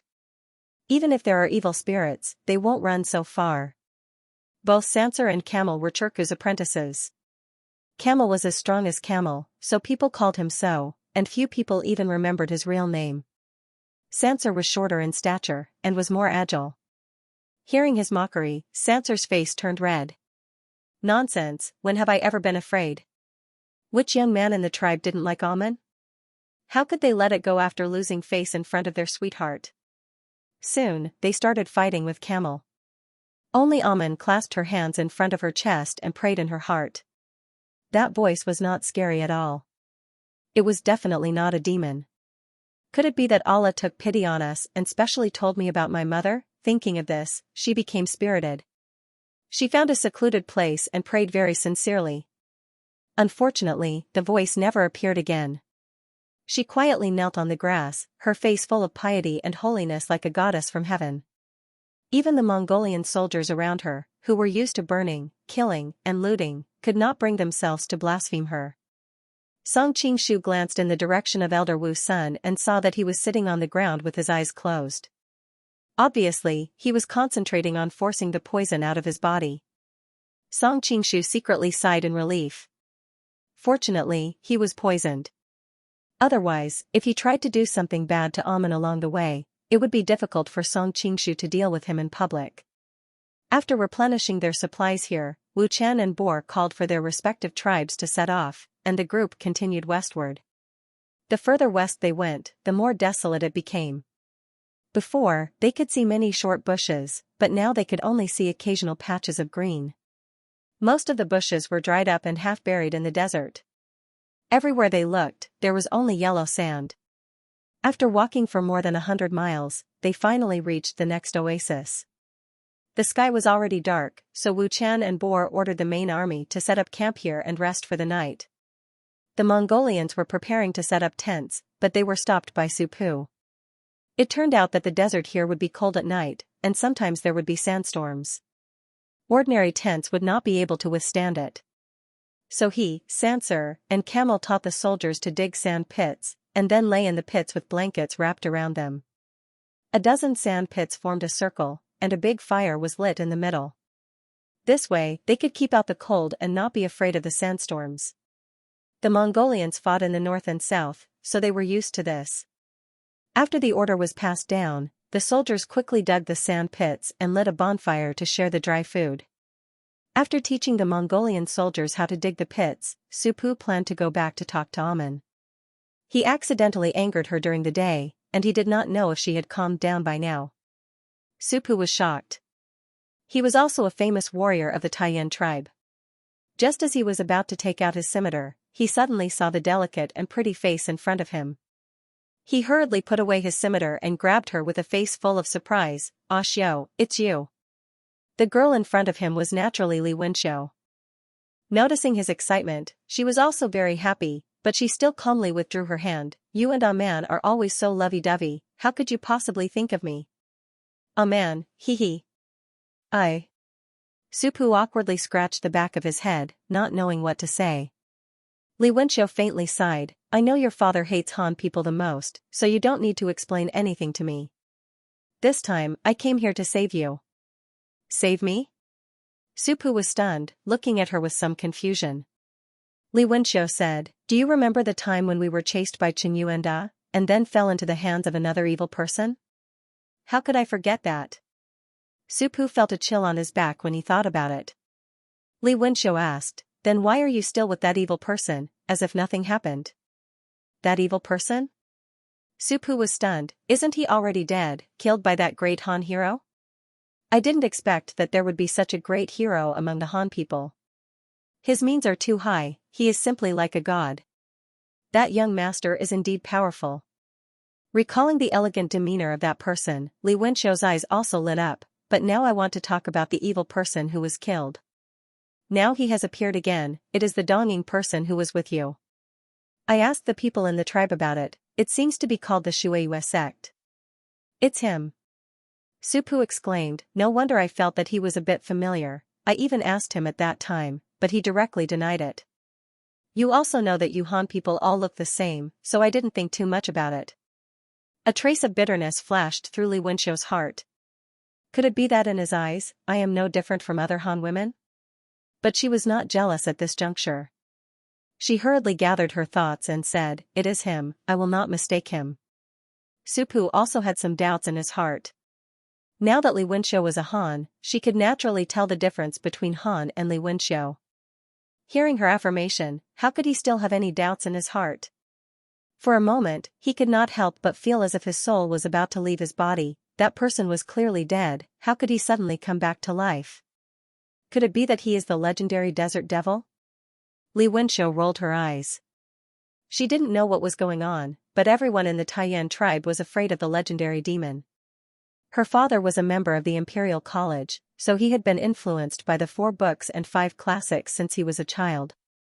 Naturally, he didn't believe that there was a demon in this world. That's just a disguise. Human? Supu opened his mouth in surprise. Li Wenxiu nodded and looked in the direction of the Shueiyue master in the camp. This person is pretending to be the Shueiyue master. Obviously, he has ulterior motives. Moreover, you have exposed that you have witnessed his death. Although he managed to deal with it, he will definitely not be at ease. In order to not expose his identity, he will most likely choose to kill you to silence you." Supu was furious. "My machete is not to be trifled with."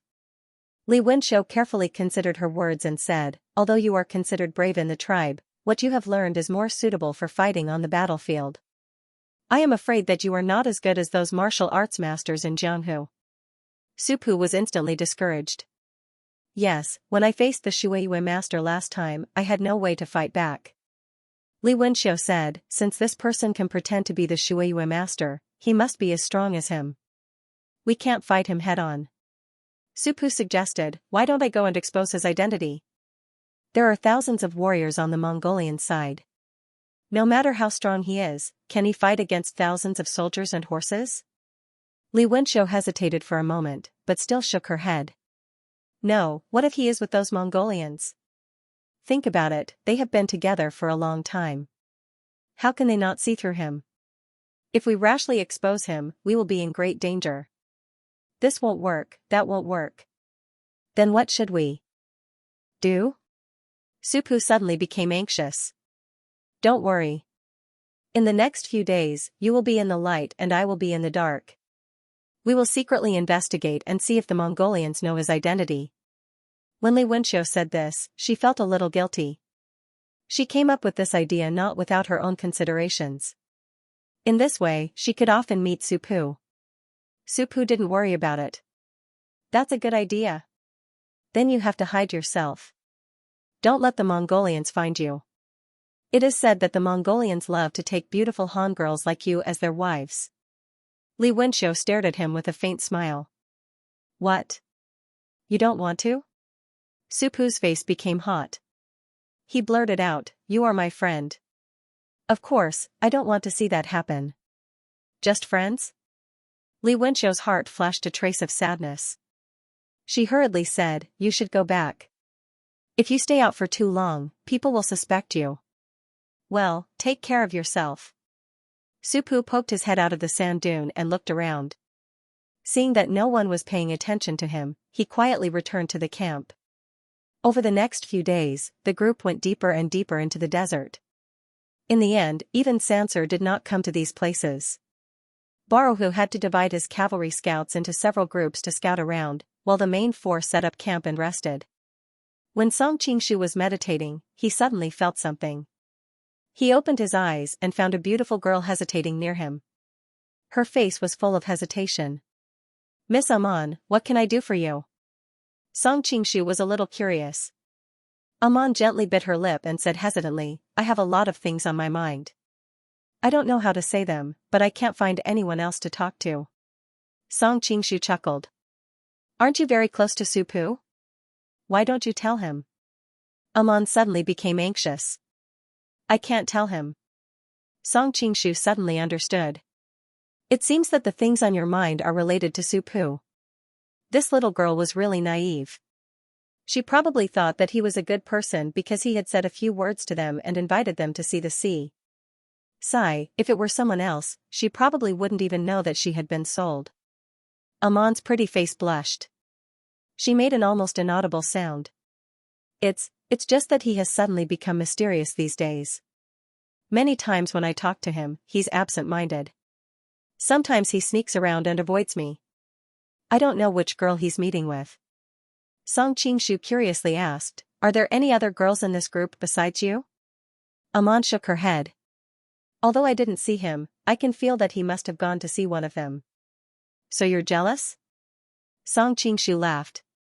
In fact, he had also noticed that someone was spying on them these days. However, the other party's martial arts were weak, so he didn't care at all. Hearing her words, Song Qingshu thought that if the men from the Central Plains knew about this, they would be so happy that they would cry. However, on second thought, it seemed that the men from the Central Plains also had this benefit in this era. It was just that 3 women were a scene. Once there were more women, there would inevitably be infighting and scheming. Previously, there was only Xianxia who didn't mind the man having another wife. Now, there was a man. I wonder how Xianxia is doing now. Song Qingshu sighed inwardly. Xianxia went back to Hu province to keep watch for the Zhuang family. It was a pity that he couldn't find the time to visit her. Are you listening to me? A soft and sweet voice interrupted his thoughts. He saw a man tilting her head and looking at him. Her lips were slightly upturned. She was obviously a little dissatisfied. Song Qingshu smiled and explained, doesn't this prove that Su Pu cares about you and values you? If he wasn't afraid that you would be unhappy, why would he be so careful? But I'm clearly not that kind of person. It still shows that he doesn't really understand me. A man bit her lip. She was obviously very sad.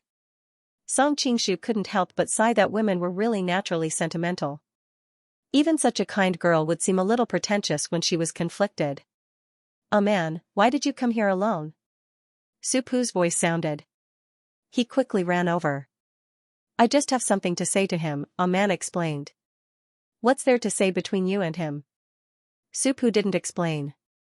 He pulled her and ran away. A man exclaimed. She could only turn around and smile apologetically. Song Qingshu didn't mind. It was normal for young men to get jealous easily. They would be very sensitive to guard against anyone of the opposite sex who approached their lover. However, he couldn't ignore what a man said. The woman that Su Pu secretly met was most likely Li Wenxiu. Su Pu was easy to fool, but Li Wenxiu recognized him. If she ran out and exposed his identity, it would be really troublesome. However, from what a man said, it was speculated that Li Wenxiu should have appeared long ago. So why did they not expose him? This was, after all, a hidden danger. Song Qingshu got up and decided to find Li Wenxiu and find a way to solve this hidden danger. Meanwhile, Almond was dragged away by Sup to a secluded place. Sup hurriedly asked, "Why are you looking for that person?" "I want to talk to someone." A man felt a little guilty and didn't dare to look at him. "Then why can't you come to me?" Supu was anxious. Amon turned his face away and said with a hint of resentment, "But I can't find you often." Supu held his breath. Only then did he remember that he often went to look for Li Wenxiu these days, so his whereabouts were a little uncertain. He had no choice but to say, "Even if you can't find me, you still have Sansel and Camel." "Why are you looking for that person?" Armand looked at him strangely. "Didn't you hate it when I was with Sansar?" She was Churku's daughter, and Sansar was Churku's apprentice. The two of them were childhood sweethearts, and Sansar had once pursued her passionately. Later, he lost to Supu and had no choice but to withdraw. However, Supu had always been wary of this former rival in love. Supu said, "The situation is a little different this time. Anyway, you can't go to that Shuiyue master again. He's not a good person." Amon was a little angry. "Supu, it's not good to speak ill of people behind their backs. And I think he's a good person, not like what you said." "He is." Supu was anxious and almost said that the person was a fake, but suddenly remembered Li Wenxiu's warning. He thought that Amon was simple and kind. If she knew the whole story, she would definitely show a flaw in front of that person. If the person found out in advance, it would be troublesome. So it was not convenient for him to explain, so he said in a low, muffled voice, "I don't care. Anyway, you can't go to see him again." He was a bit hot-tempered, and the more he said, the angrier he became. He snorted and left. Amon looked at his back and couldn't help but feel a little sad. "You're jealous and sad when I see an elder. Then why don't you think of me when you see other women?" She only thought that he was angry because of jealousy. After all, Supu was famous for being a vinegar jar these years. He guarded against any man who wanted to get close to her like a thief. She was used to it. Supu left angrily and went to the place where he and Li Wenxiu had agreed to meet. Before Li Wenxiu said anything, he said directly, "I can't stand it anymore. I'm going to expose that Shuiyue master's identity." "What's wrong with you?" Li Wenxiu saw that he was in a bad state and hurriedly asked. Supu said angrily, "That person is really good at disguising. He actually pretended to be a good person to get close to Amon.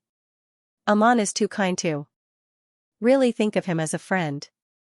This person must have bad intentions.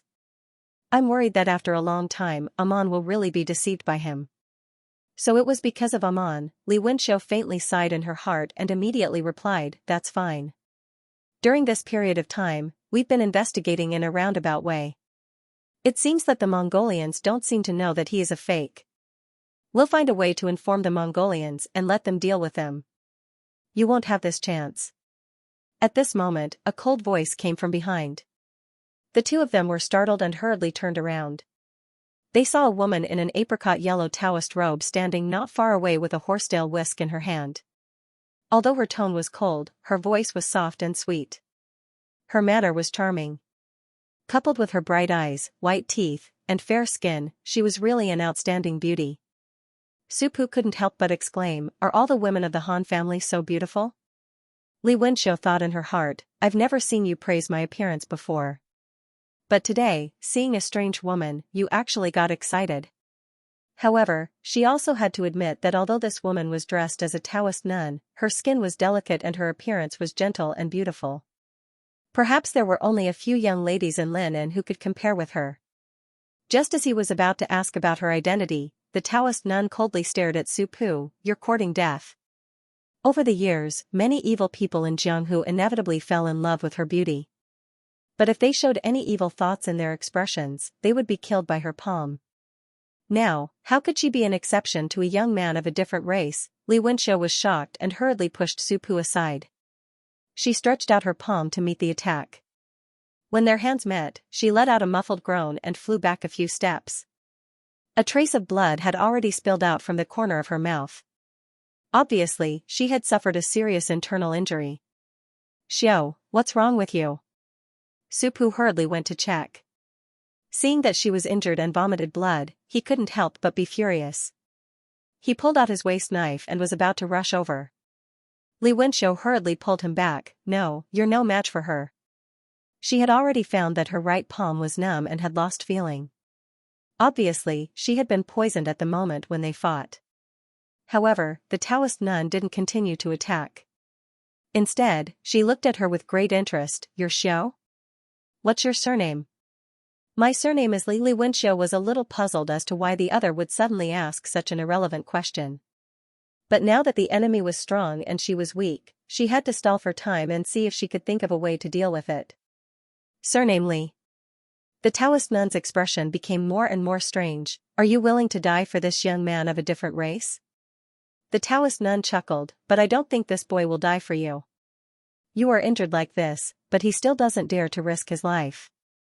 Supu couldn't bear it any longer. With a roar, he brandished his saber and rushed over. Unfortunately, the Taoist nun leaned to the side and tripped him with her foot. He lost his balance and fell heavily to the ground. Just as he was about to get up, the nun stepped on his back. Supu's face turned red.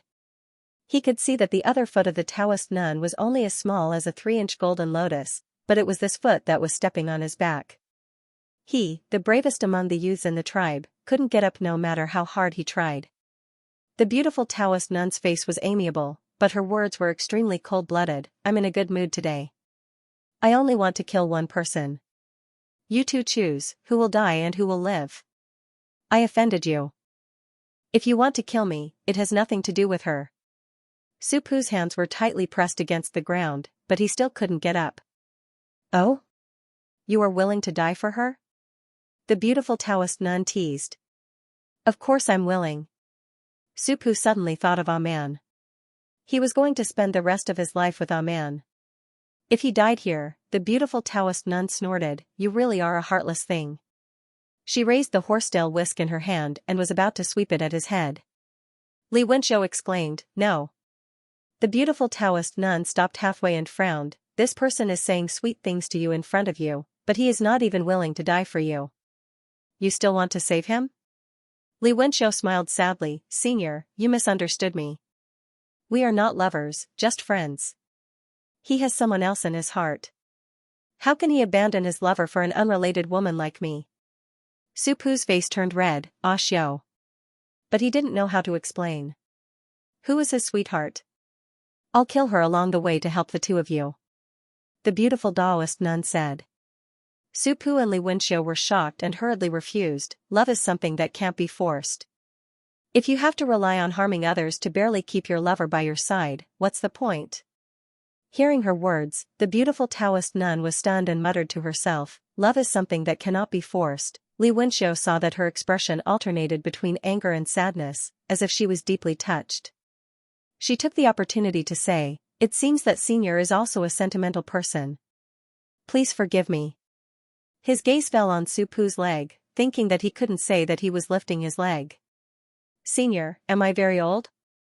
The beautiful Taoist nun's tone was not kind, but she moved her feet away and hurried over to help Supu up. Supu subconsciously grabbed his machete, but when he thought of his opponent's martial arts, he didn't dare to act recklessly. Do you know why I let you go? The beautiful Taoist nun put away her horsetail whisk. Her Taoist robe fluttered in the cold desert wind, making her look like a water fairy gently trembling in the wind. Li Wenxiu secretly sighed at how beautiful this person was.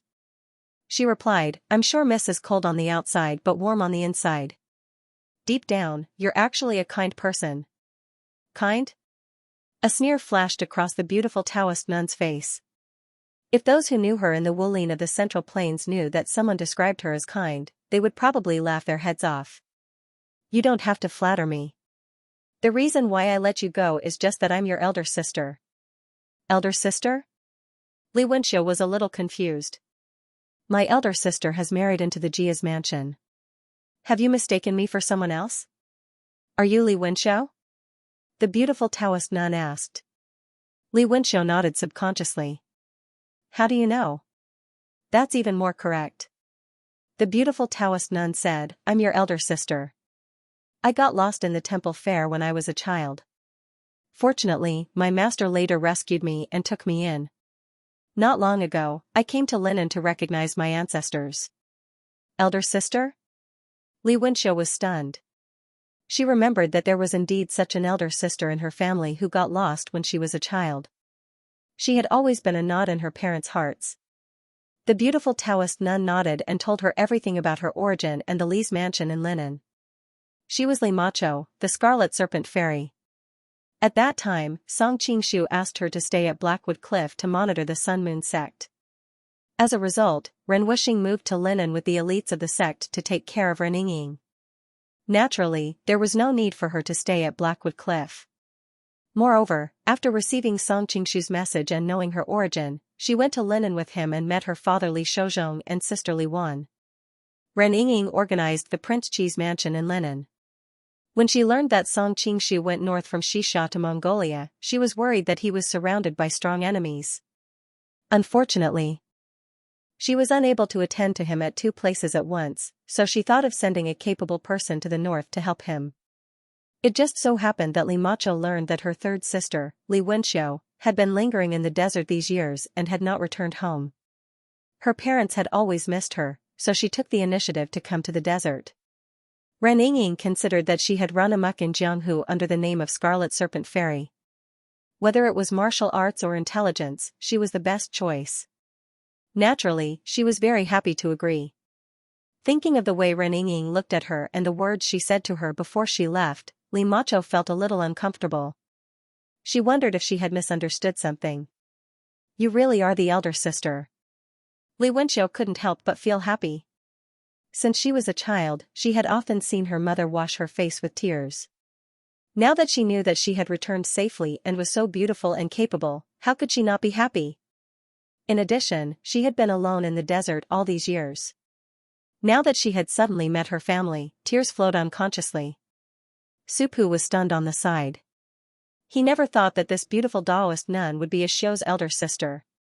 His eyes swept over Li Macho's soft waist and he couldn't help blushing. Her elder sister seems to be even more beautiful than Man. Actually, this was completely his misconception. Man and Li Macho were similar in appearance, but Man and Li Wenxiu had not completely grown up yet. Li Macho was currently at the peak of a woman's maturity. Adding in the fact that her waist was thin and her chest was high, she naturally revealed the charm of a mature woman. This was a fatal attraction to a young man full of vigor. In the entire tribe, only Li Xian had this kind of beauty and mature charm, but the other side was Man's mother. Normally he would not think in that direction, so seeing Li Macho for the first time gave him such a big shock. But he immediately thought of his miserable state after being taught a lesson by the other side and quickly looked away. He was worried that he would be beaten by her again. Where would he put his face? Li Macho slightly knit her brows as she looked at him. If she met a man that looked at her like this in Jianghu, she would have already dug his eyes out. But thinking that he was her little sister's friend and that her little sister seemed to have feelings for him, she could only secretly suppress this thought. That person. Li Macho hesitated for a moment, choosing her words carefully. I know that person. The reason why he disguised himself as a member of the Watermoon sect is because he has something very important to do, so don't ruin it. Li Wenxiu grabbed her arm and asked, You look like you want to say something. Is that person my brother-in-law? Li Macho was furious. What brother-in-law? Don't talk nonsense. The person who could be your brother-in-law died 16 years ago. Li Wenxiu stuck out her tongue and thought that there were many stories hidden in this. She had to find a chance to ask about it. However, is our Li family poisonous? Both of our brothers-in-law died young. Can I escape this fate? He subconsciously glanced at Su Pu and sighed inwardly.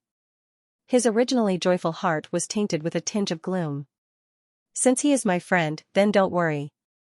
I was afraid that he had ulterior motives and would kill us. That's why I was thinking of ways to deal with him. Li Wenxiu said. Li Macho nodded and then looked at Su Pu and asked, Hey kid, since you are from the Taiyan tribe, do you know where the treasure of the Gaocheng country is? Do you have any legends about it? She also knew that Su Pu probably didn't know the exact location of the treasure. Otherwise, their tribe would have already taken it out. Why would they continue to graze? But the Taiyan tribe had lived nearby for generations, so there should be legends about it. She wanted to see if she could infer anything from it. Seeing this mature and beautiful woman take the initiative to ask, Su Pu couldn't help but feel a little excited. He hurriedly answered, our tribe does have legends about the treasure of the Gaochang country. But after so many years, no one knows where the treasure is. We are not sure if the treasure really exists. Noticing the disappointment on Li Macho's face, Supu hurriedly continued, but our tribe has another legend. There is a 1,000-year-old demon hidden in the depths of the desert.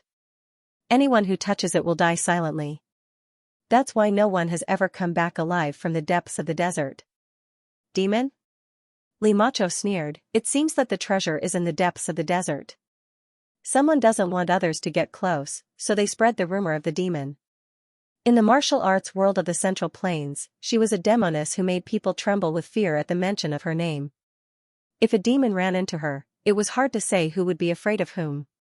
At this moment, Li Wenqiu suddenly said shyly, Actually, I have a map of the Gaochang nation's treasure.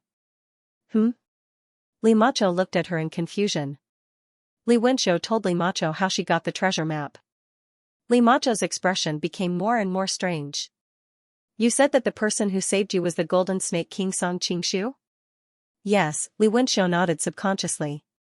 By the way, he said he was your friend. Do you know him? We don't just know each other. Li Macho's mind replayed the scene of him teaching her the Jade Maiden Heart Sutra. She couldn't help but blush. Supu's eyes widened as he watched. After a while, Li Macho came to her senses. Seeing her sister looking at her curiously, she couldn't help but blush. She hurriedly said, Show me the treasure map. Li Wenqiu grunted and took out a light yellow handkerchief from her bosom. She wasn't interested in any treasure, not to mention that the person in front of her was her sister. How could she hide anything? Sister, I've looked at this treasure map many times, but no matter how I look at it, it looks like an ordinary handkerchief. I can't see anything special about it. Li Macho took it and looked at it. She could feel that the handkerchief was made of silk. There were some faint patterns of mountains and rivers embroidered on it. The terrain looked like the desert, but it was too blurry to see clearly. There were no signs on it, so it really did look like an ordinary handkerchief embroidered with patterns. You're the daughter of an official after all, so you don't know much about the ways of the martial arts world. Li Macho rubbed her finger on the pattern for a while and understood. She looked at Supu, Oh, come here. Miss, you called me? Supu's heartbeat suddenly sped up. Although he knew that the other was Li Wenqiu's sister and shouldn't have those kinds of thoughts, her mature beauty, and charm that was completely different from the women in the tribe, had a fatal attraction to him. Give me your hand. Li Macho said lightly. Supu subconsciously stretched out his hand. His Adam's apple couldn't help but slide up and down. He noticed that the other's slender fingers had also come over. His heart beat wildly. Does she want to hold my hand? But Li Wenqiu is still here, and I can't let him on down. While he was struggling, he suddenly felt a pain in his fingers. He subconsciously wanted to pull back, but the other's hand was tightly held. It was strange. Li Macho's wrist was thin and white, as if it would break if he used a little more force. But it was such a slender snow-white arm that grabbed his much thicker hand that felt like it was being held by a vice. He couldn't move an inch no matter how much strength he used. Sister, what are you doing? Li Wenqiu's beautiful face paled, and she hurriedly stepped forward to stop her. I'm just borrowing a little of his blood. What are you panicking about? Li Macho said coldly. If it was someone else looking at me like that, I would have taken his life long ago. This time, I'm letting him go because of you. Supu's face was already red with embarrassment. Xiao, I'm fine. Don't worry. At the same time, he thought to himself, this woman is beautiful, but too fierce. She's not as gentle and understanding as Aman. She can't even compare to Xiao. Li Wenqiu originally wanted to say something, but her attention was quickly attracted by the changes on the handkerchief. She saw that when Supu's blood dripped onto it, the originally somewhat blurry mountain and desert patterns on the handkerchief became clearer. What was even more amazing was that there were suddenly some red lines. At a glance, it was obvious that they were treasure hunting paths. How can this be? It's amazing. Li Wenqiu muttered to herself. Supu was also dumbfounded. Seeing that there was enough blood, Li Macho threw his hand to the side and explained, this handkerchief is made of silk. The lines on the handkerchief are woven with cotton thread in the middle. The silk is yellow, and the cotton thread is also yellow. Normally, you can't see it, but when it's stained with blood, the cotton thread absorbs more blood than the silk, so it's easy to tell. This is indeed the map to the depths of the desert. So there really is a treasure. Supu grew up in the tribe, so he was very familiar with the surrounding terrain. With one look, he knew that the treasure map was real. Do you Taiyan tribe people want the treasure to be found by the Mongolians? Li Macho stared at him, a trace of killing intent hidden deep in her eyes. If he was close to the Mongolians, then she would rather make her sister sad and take his life, so that the Mongolians wouldn't know about the treasure map. Of course not. Supu said with hatred. The Mongolians have enslaved us for many years, and from time to time they ask for tribute. This time, when they heard that they want our tribe to give up 30 beautiful girls, I'm angry just thinking about it. These days with the Mongolians, they were used to their arrogance. They didn't care about the Taiyan tribe at all, and treated them like slaves. That's good. Li Macho let out a sigh of relief. She didn't want to have a falling out with her sister. That's right. It's not realistic to hope that the Mongolians won't find the treasure, Li Macho thought for a moment and said, I think the ruins of the Gaochang kingdom are like a labyrinth. We can use the complicated terrain to deal with the Mongolians. Xiao, you and I will go to the labyrinth and prepare for the unexpected Mongolian guests. Li Wenxiu was reluctant to leave Supu at first, but when she thought of how close he was to a man every day, she felt uncomfortable seeing him like that, so she agreed. Supu panicked, no, that devil is most likely hiding in the labyrinth. Besides, there are only 2 of you. No matter how well you plan, how are you going to deal with so many Mongolian soldiers? Li Wenxiu was also uncertain, but Li Macho said, I'll take care of the devil. As for the Mongolian army, it's not a big deal. No matter how strong an army is, it can't compare to the power of heaven and earth. Since the treasure of the Gaochang kingdom is buried in the labyrinth, there must be a lot of traps. I'll go and familiarize myself with the layout. Even if we can't kill all of them, they won't be able to do anything in the terrain. Seeing that they had made up their minds, Supu said, then you must be careful. Li Wenxiu was reluctant to leave, but Li Macho became impatient and pulled her away. After they left, Li Macho frowned and said to her sister, what's going on between you two? Li Wenxiu blushed and said awkwardly, what do you mean what's going on? Li Macho snorted, even a blind man can see your feelings for him. He has feelings for you too. Then why is your relationship so strange? Li Wenxiu smiled sadly, he already has someone in his heart. The one called a man? Li Macho's face turned cold, I'll go and kill her. Don't worry, I'll do it without anyone knowing. I won't let Supu get suspicious and blame you. Li Wenxiu panicked, no, Supu and I are only fated to be together. How can I kill someone else for my own selfish reasons? I won't be able to live in peace for the rest of my life. Then you'll bear all the pain for the rest of your life alone? When Li Macho saw their relationship, it was as if she saw her own shadow. Don't you want to be with the one you love? Time will make everything go away. If I can be with Supu, that would be great. But if I have to kill someone to be happy, I won't be happy. Li Wenxiu paused and said slowly, I don't like it. Although her voice was not loud, Li Macho could feel the determination in it. She thought of how she had made a completely different choice from her a few years ago, but the person she loved still did not return to her side. She could not help but feel touched. What is love in the world? Looking at her sister's lonely back, Li Wenxiu blinked her eyes.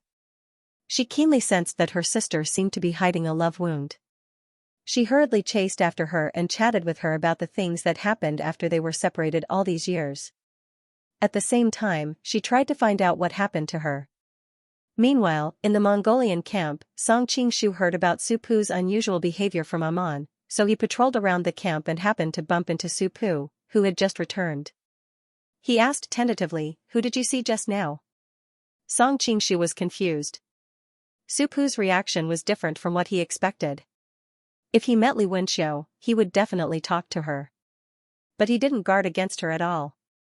Song Qingshu was a little confused. His reaction was a little different from what he had imagined. If he had met with Li Wenxiu, he would definitely have discussed how to deal with him. However, when he felt his body's reaction just now, he did not put up any guard at all. Unfortunately, he couldn't ask her directly. Song Qingshu hesitated, then quickly searched around the camp. To his surprise, Li Wenxiu was nowhere to be found, and there was nothing suspicious. Audiobook. Who did Su Pu go to see? Song Qingshu suppressed the doubts in his heart and secretly paid attention to Su Pu's every move. But to his surprise, Su Pu did not show any abnormalities. Could it be that all of this was just Amon's illusion? Not long after, the scouts sent by Boer came back one after another. He combined all kinds of information and chose a direction with Wochen. The army continued to march. After a few more hours, the sky was already dark, even though it was still early. Su Pu and the others saw this and hurriedly said, "A sandstorm is coming, we can't keep going." Wochen and Boer had followed Temujin in many battles and had naturally seen the power of sandstorms. They didn't dare to show off and immediately ordered their troops to dig holes in the sand dunes. They also tied up their horses and waited for the sandstorm to pass before continuing on their journey. Song Qingshu looked at the dark sky and couldn't help but sigh at the power of heaven and earth. No matter how skilled a person was, they would never be able to match it. With Shuiyua's current status, he naturally didn't need to do anything himself. He had the soldiers dig the holes for him and hid with Wochen, Boer, Wu Sun, and the others. After Boer returned with his troops, he slapped Wu Sun on the shoulder. "Shaman, why have you been so quiet since we entered the desert?" Wu Sun was in the middle of expelling the poison from his body. The slap almost caused the poison to flow backwards and attack his heart. He glared at the shaman, but unfortunately, he couldn't do anything and could only say, "I'm just meditating." Wochen nodded and smiled. Having a shaman with us is indeed very reassuring. All these years, the clan has been fighting in the north and south. It's always been us ambushing others, not others ambushing us. This is all thanks to the shaman's psychic scouting ability. Song Qingshu raised his eyebrows. He didn't expect Wu Sun's psychic abilities to be used in this way. It sounded like a radar that could detect any abnormalities in a large area. The only thing he didn't know was how far his detection range was. "There's no sign of human habitation within 1,000 miles of this desert," Boer said disapprovingly. "What's there to scout? Not to mention, who can hide from such a large sandstorm? There's no need for the shaman to scout. Come, let's drink together." Wu Sun replied, "It's better for me to scout. You can drink by yourselves, don't worry about me." Song Qingshu laughed inwardly. This guy seemed to have not completely expelled the poison from his body, so he could only use this excuse to deceive others. In his current state, it would be strange if he could scout. Hearing this, Boer didn't want to disturb him anymore. He carried his wineskin and came to Aman's side. "Come, have a drink to warm yourself." Aman moved a little unnaturally to the side. "Thank you, General, but I never drink." At the same time, he looked around for Su Pu, but Su Pu had been dragged away by the Mongolian soldiers to teach him how to dig the pit. How can the people of the grassland not drink? It's getting dark soon, and you're wearing thin clothes. You'll definitely feel cold. Boer looked greedily at the beauty of the young girl in front of him. Of course, the two with the highest status in the group were Wochen and Wu Sun, but Wochen was about to marry the princess, so he obviously couldn't flirt with other girls. Wu Sun didn't know what was wrong with him, but he hadn't come looking for Aman these days. Could it be that the old man wasn't interested in this kind of young girl and preferred older and more mature ones? Well, it wasn't impossible. After all, with Wu Sun's age, a girl in her 50s or 60s was still a young girl in his eyes. Boer swallowed his saliva, but he still snorted with a straight face, "Nonsense. Your father, Sulik, and the others all drank before. You deliberately lied to me. Do you think I'm easy to bully? What nonsense. Our longevity heaven doesn't have such rules. Are you going to drink or not? If you don't drink, you're not giving me face." Boer suddenly glared at her fiercely. Although Aman was kind, her stubbornness was aroused by his words. She raised her small face, but her expression was firm. "I won't drink." Boer suddenly became furious. He pinched her face with one hand and poured the wine into her mouth with the other. Aman cried out in alarm and hurriedly used both hands to try to pry him away. But how could a weak little girl like her compare to the strength of a burly general? The only thing she could do was to tightly close her lips and let the other party pour the wine on her mouth and face. Some sparkling things slipped from the corner of her eyes, but it was hard to tell whether they were tears or wine stains. Song Qingshu furrowed his brows and subconsciously looked for Sup, Sansur, and the others. Unfortunately, they were nowhere to be seen, most likely because Boru's subordinates had sent them away. Just then, Bor suddenly screamed. He saw Amon stagger behind him, and Bor chased after her in exasperation. "Bitch, how dare you bite me?" Song Qingshu had important matters to attend to. He didn't want to meddle in these affairs, but since Amon was hiding behind him, he couldn't bear to let her do as she pleased. He got up and stopped in front of Bor. "General, please reconsider. We still need to rely on the Taiyan tribe as our guide. Amon has a special status in their tribe. If we touch her, it is likely that they will turn against us. In any case, those people have never been to this land. What else can they do?" Bor suddenly snorted and was about to step forward to catch his prey, but Shui Wuzong blocked in front of him like a wall. "Does Shui Wuzong want to stop me?" Bor suddenly said in an awe-inspiring tone. Although the Shui Wu Great Grandmaster was highly skilled in martial arts, he was just a foreign official after all, while Bor was one of the 4 leaders of the Xianxia army. Moreover, the Shui Wu Great Grandmaster had met with that incident in the western Xia. Everyone in Helen City knew that he had lost the favor of the emperor. So, naturally, he didn't need to worry about anything. Song Qingshu frowned. Before he could answer, old man Wu Sun, who was not far away, said, "Let's get down to business. We have yet to find the treasure. Let's not complicate matters." What a joke. Amon and her daughter, as well as the 30 beauties of the Taiyan tribe, were all in his pocket. Unfortunately, he had not forced the broken needle out of his body, so he could not do anything about it. But it did not mean that he would sit back and watch Borga lay his hands on the forbidden things he valued. Of course, having lived for such a long time, he had long since become a shrewd person. He would not reveal his own thoughts. Instead, everything was done under the guise of official business, leaving the other party with nothing to say. Borga was still a little hesitant. Wu Chen also said, "It's not too late to do this after we find the treasure." Although he could not do anything to Amon because he wanted to marry the princess, as a man, seeing such a beautiful girl being toyed with by another man in front of him was not a good feeling. Since the others had spoken, he naturally took the opportunity to express his opinion. Borga could ignore the Shuiwa sect, but he could not ignore the opinions of Wu Chen and Wu Sunday. He could only snort, "What a bummer." After that, he returned to his seat in the pit and drank his wine. Only then did old man Wu Sun close his eyes and once again began to force the broken needle out of his body. In order to ease the atmosphere, Wu Chen pulled Borga to drink with him. Song Qingshu turned back to look at the weeping beauty and asked, "Are you all right?" Amon wiped the corner of her eyes and softly said, "I'm fine, thank you." She did not know why, but at the critical moment just now, she subconsciously ran behind this person. Although this person looked somewhat strange and perverted, she always felt that he was a good person.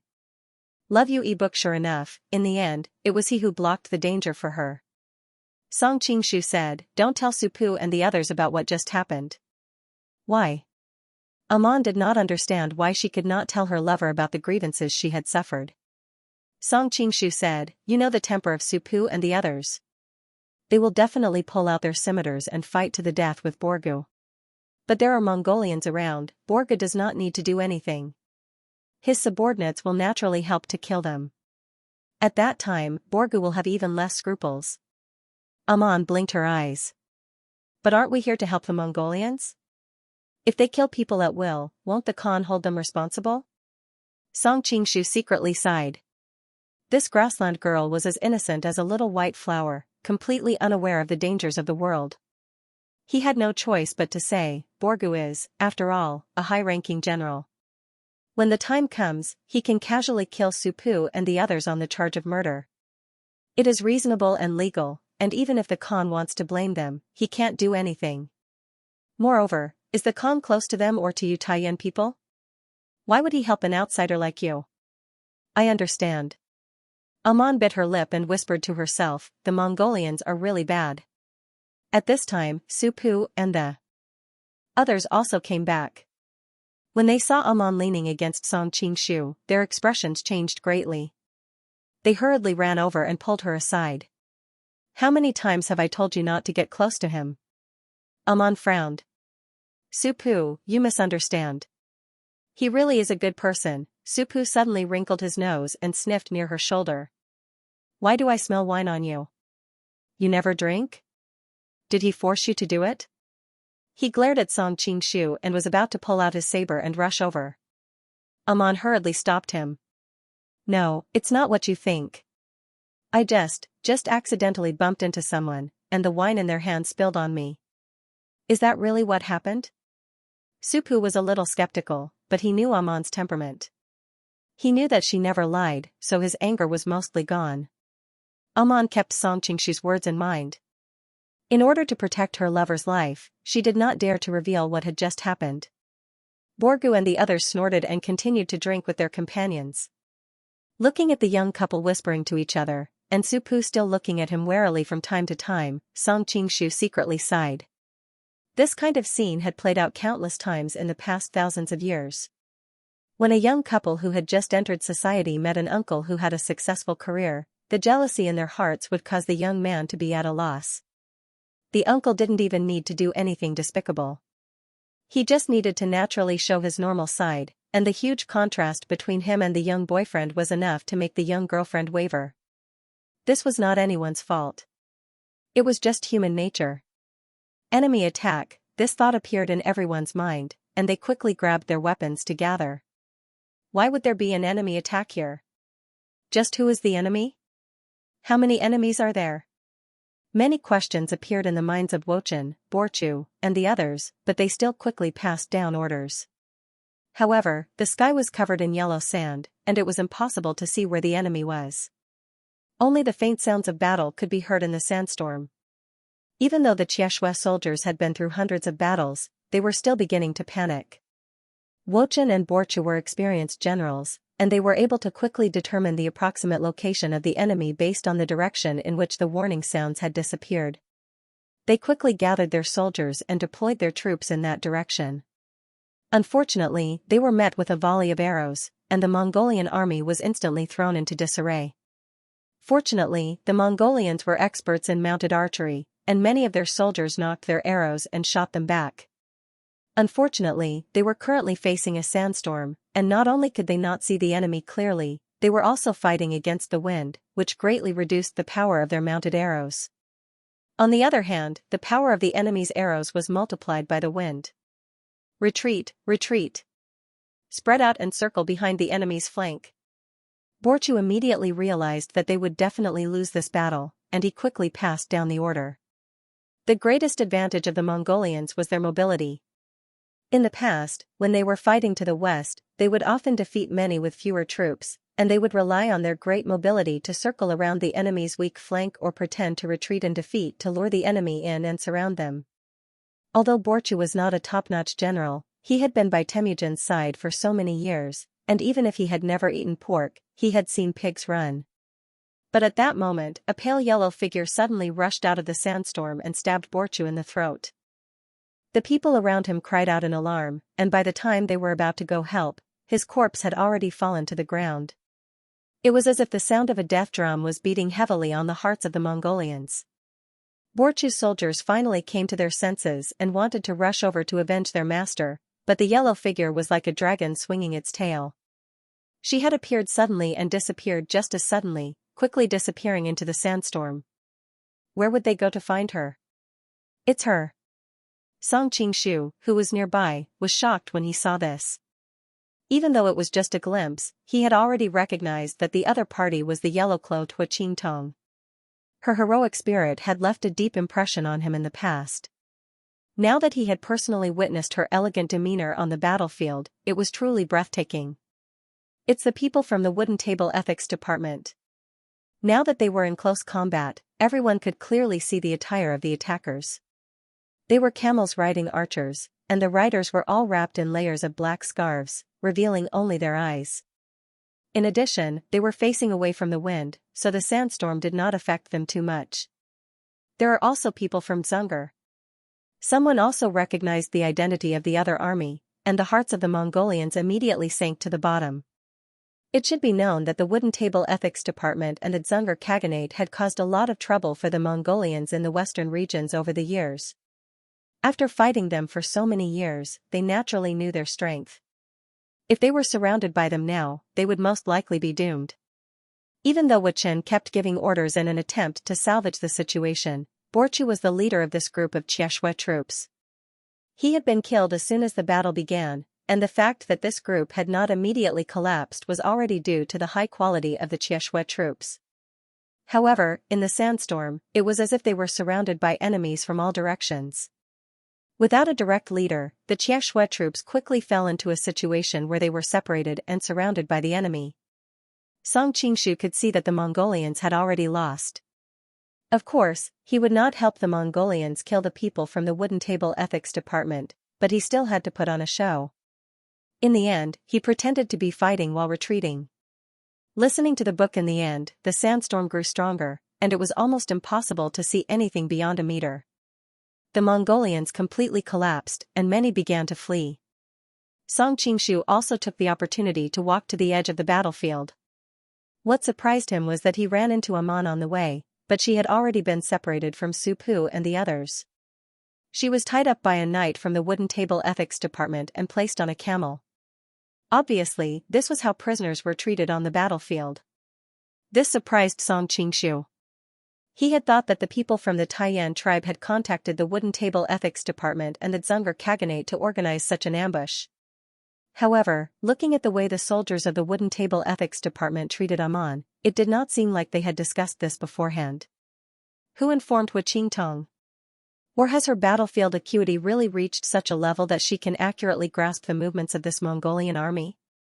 While Song Qingshu was puzzled, the knight from the Wooden Table Ethics Department had already seen him. He only thought that he was a member of the Mongolian army, and waved his sword at him. Song Qingshu leaned to the side, grabbed the knight's wrist, and threw him dozens of feet away. Then, he jumped on the camel and took his place, running to the edge of the battlefield. Now that the battlefield was a mess, no matter how good his martial arts were, he had to guard against cold arrows everywhere. It was better to leave the battlefield as soon as possible. Thank you, uncle. You saved me again. When Amon saw that it was him, she could not help but be pleasantly surprised. Uncle? Song Qingshu thought that with the appearance of the Shuiyue sect, he would at most be considered a perverted uncle. This little girl was really silly and sweet. She could even call him uncle. Don't talk. Be careful that the sandstorm doesn't get into your mouth, Song Qingshu said, and handed her a scarf to wrap around her face. However, Amon did not listen to him. Instead, she continued, "Can you go and save Su Pu and the others? Just now, we were separated by the chaotic army." Song Qingshu directly refused. "Do you think I am a god? Now that there are thousands of soldiers outside, what is the difference between me going and dying? What's more, it's so dark that I can't even see my fingers. It's impossible for me to find them." He wasn't a saint who would take such a big risk for an unrelated man. However, if the person he was saving was Su Pu and he asked him to save Armin, would he go? Amon looked around. Indeed, there was sandstorm everywhere. Even the sound of fighting could hardly be heard. Looking for people in this situation was tantamount to looking for a needle in a haystack. She could only put her palms together. Allah bless Su Pu, you must let him live. Song Qingshu saw her praying with her hands tied in front of her chest. Coupled with the fact that she was placed horizontally in front of her, the current posture was as strange as it could be. He could not help but laugh. "You are too much of a lover than a friend. Why do you only ask Allah to bless Su Pu's life? Are Sancer and Camel not human?" "I am not." Amon suddenly blushed and hurriedly prayed for Sancer and the others. Song Qingshu calmed himself down. While guarding against stray arrows, he rode the camel and broke through the weak points of the enemy's forces. Even though the sky was filled with sand and wind, he could still sense the chi movement and avoid many risks in advance. Halfway through, Amon felt uncomfortable and asked Song Qingshu to untie her. Song Qingshu glanced at her and did not agree. "I advise you to leave it like this, lest you say that I am taking advantage of you later." "Slave?" Song Qingshu was stunned. "What the hell? Amon explained, this is the rule of our grassland tribes. The captive becomes the master's slave and must listen to the master. He can't run away or betray his master. Otherwise, he will fall into hell after death and never be reincarnated. Just now, that man captured me and made me swear to be his slave. Now that you've taken me back, I should be your slave. But we're friends, and you know my relationship with Supu. Uncle, can you not make me your slave? Song Qingshu was speechless when he saw her explaining to him with a straight face. This girl was so naive and sweet that he could only gasp in amazement. Are we friends? Ah? Amon exclaimed. So you don't see me as a friend? She thought that they had a good chat before. She had told him everything she wanted to say to him, but he didn't see her as a friend. She felt wronged and scared. She looked like she was about to cry. Song Qingshu had a headache. Okay. I won't let you be a slave. Really? A man was pleasantly surprised. Her beautiful eyes seemed to be glowing. Of course it's true. Song Qingshu said as he untied the restraints on her hands and helped her sit up straight. Then are we friends? Amon blinked and looked back at him. Song Qingshu couldn't help but say, are you so unwary of everyone? Amon looked confused. Obviously, she didn't understand what he meant. She said subconsciously, I'm good to people, so people will naturally be good to me. Why should I be wary? Song Qingshu originally wanted to say something, but looking at her innocent face, he finally gave up and said, all right, fortune favors fools. Along the way, he had used his powerful aura to avoid any risks, choosing the weakest spots on the battlefield and slowly moving to the outer layer. Of course, if there wasn't such a huge sandstorm that made it impossible to see faces from a meter away, it would not have been so easy for him to escape from the battlefield with a delicate girl. Hugging a soft body in his arms was much more comfortable than touching a camel's hump. At first, Amon was still chatting with him, but soon, a blush slowly rose from his neck. Maybe I should go down and walk? Amon whispered. Song Qingshu replied, do you understand what I meant just now? Amon blushed even more. He just reminded her that if she let go, she would blame him for taking advantage of her. But she didn't understand at all. The space between the two humps wasn't big to begin with, and with two people squeezed together, they could be said to be very close to each other.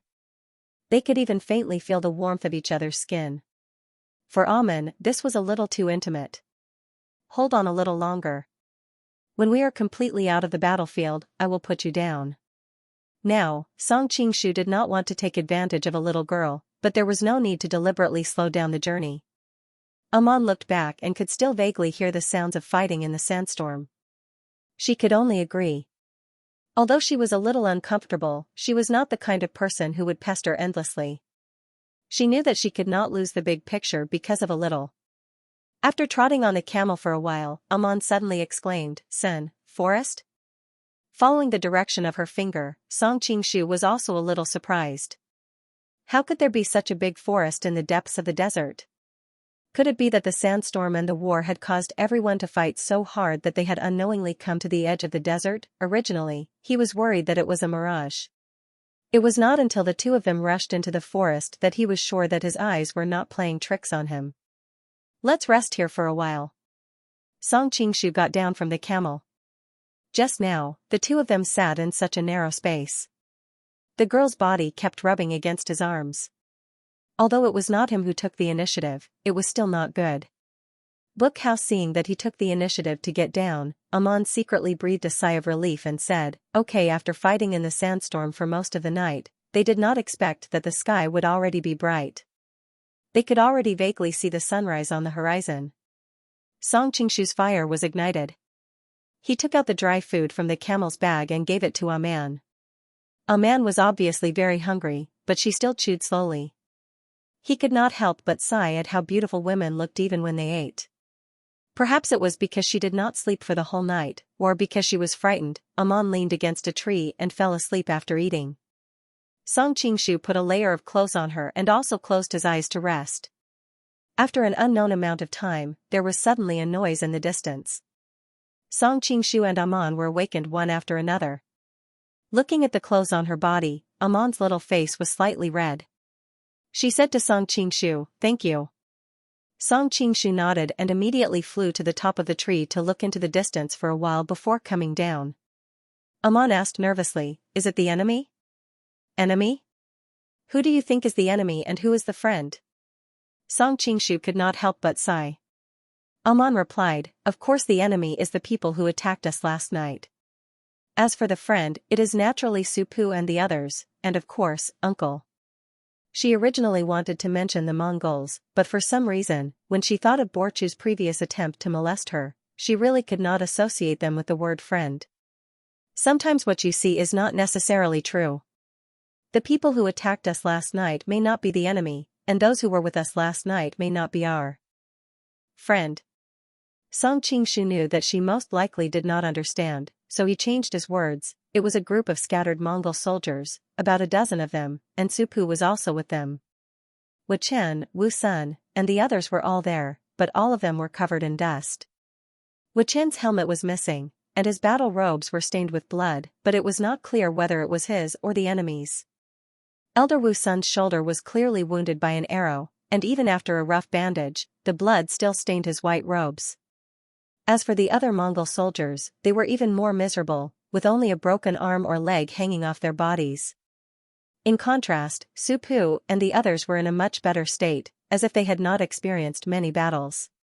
Could it be that the Taiyan tribe was really in cahoots with the Woodtable Luan tribe? At the side, when Amon heard the news of her lover, she immediately jumped in joy. "Supu and the others are fine, that's great."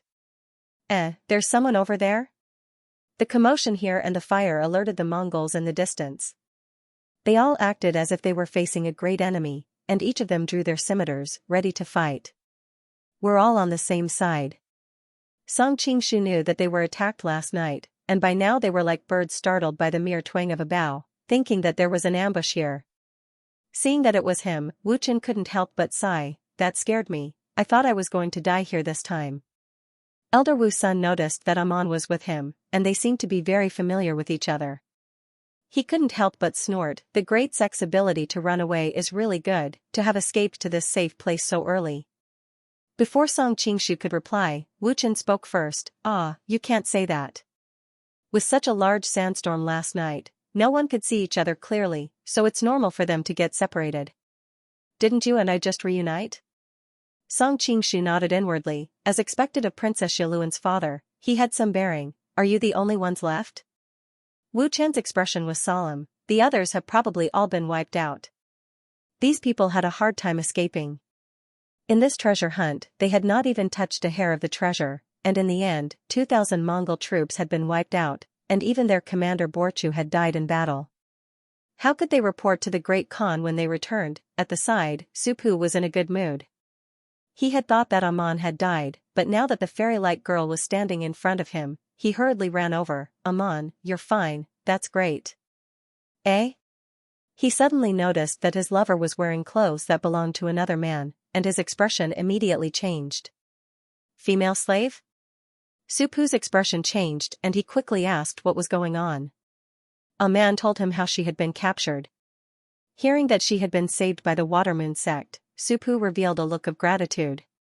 However, when he learned that the two of them were in the same boat and that his lover had been taken advantage of by another man, he felt very unhappy and his eyes were filled with hostility. Wu Chen, Wu Sun, and the others on the side had strange expressions.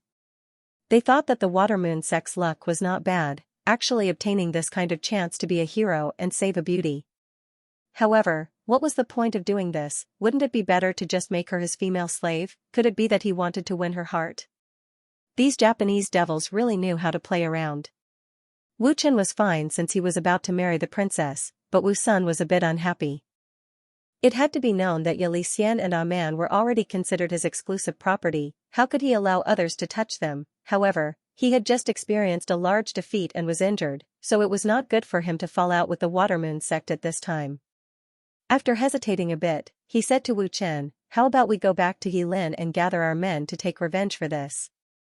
As long as they returned to Yilin, with his status, he would be able to gather more resources than the Watermoon sect. How could he compete with him at that time?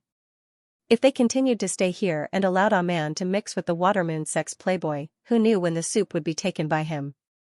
It would be a large loss for him. However, Wu Chen immediately rejected this proposal. No, we came out to find the treasure this time, but not only did we not find anything, we were completely annihilated by the enemy and even Bara was killed. How will I explain this to the Great Khan when I return? We have to at least find the treasure first. Old man Wu Sun thought of how he would be punished when he returned and how the wooden table Luan tribe's army was not far away, perhaps they were waiting to ambush them on the way back.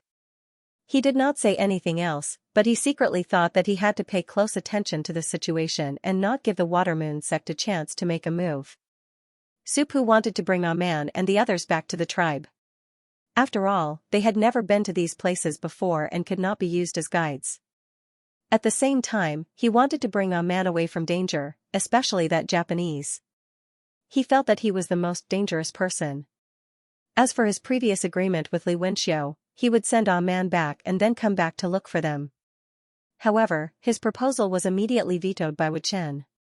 Firstly, they had suffered heavy losses and did not have many people on hand. Every additional person would be an additional portion of strength.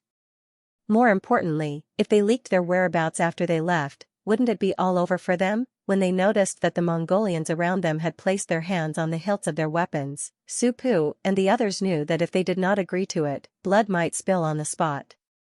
Hence, they had no choice but to continue staying in the group. Su Pu, I'm a little scared. I don't think these people are good people. No matter how innocent Amanda was, she also felt the strangeness in the team, especially when Boar suddenly wanted to do something bad to her last time, which made her hate him even more. Of course, someone must be excluded. Don't be afraid, I'll protect you. Supu patted his chest and said. Xianxia and Camel also comforted him, but they didn't have much confidence. Supu, if they find the treasure, will they let us go? A man suddenly asked. Supu frowned.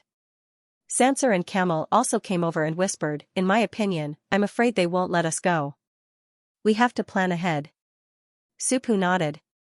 Fortunately, Xiao and her sister were here. Don't worry, I've already made arrangements for the next thing.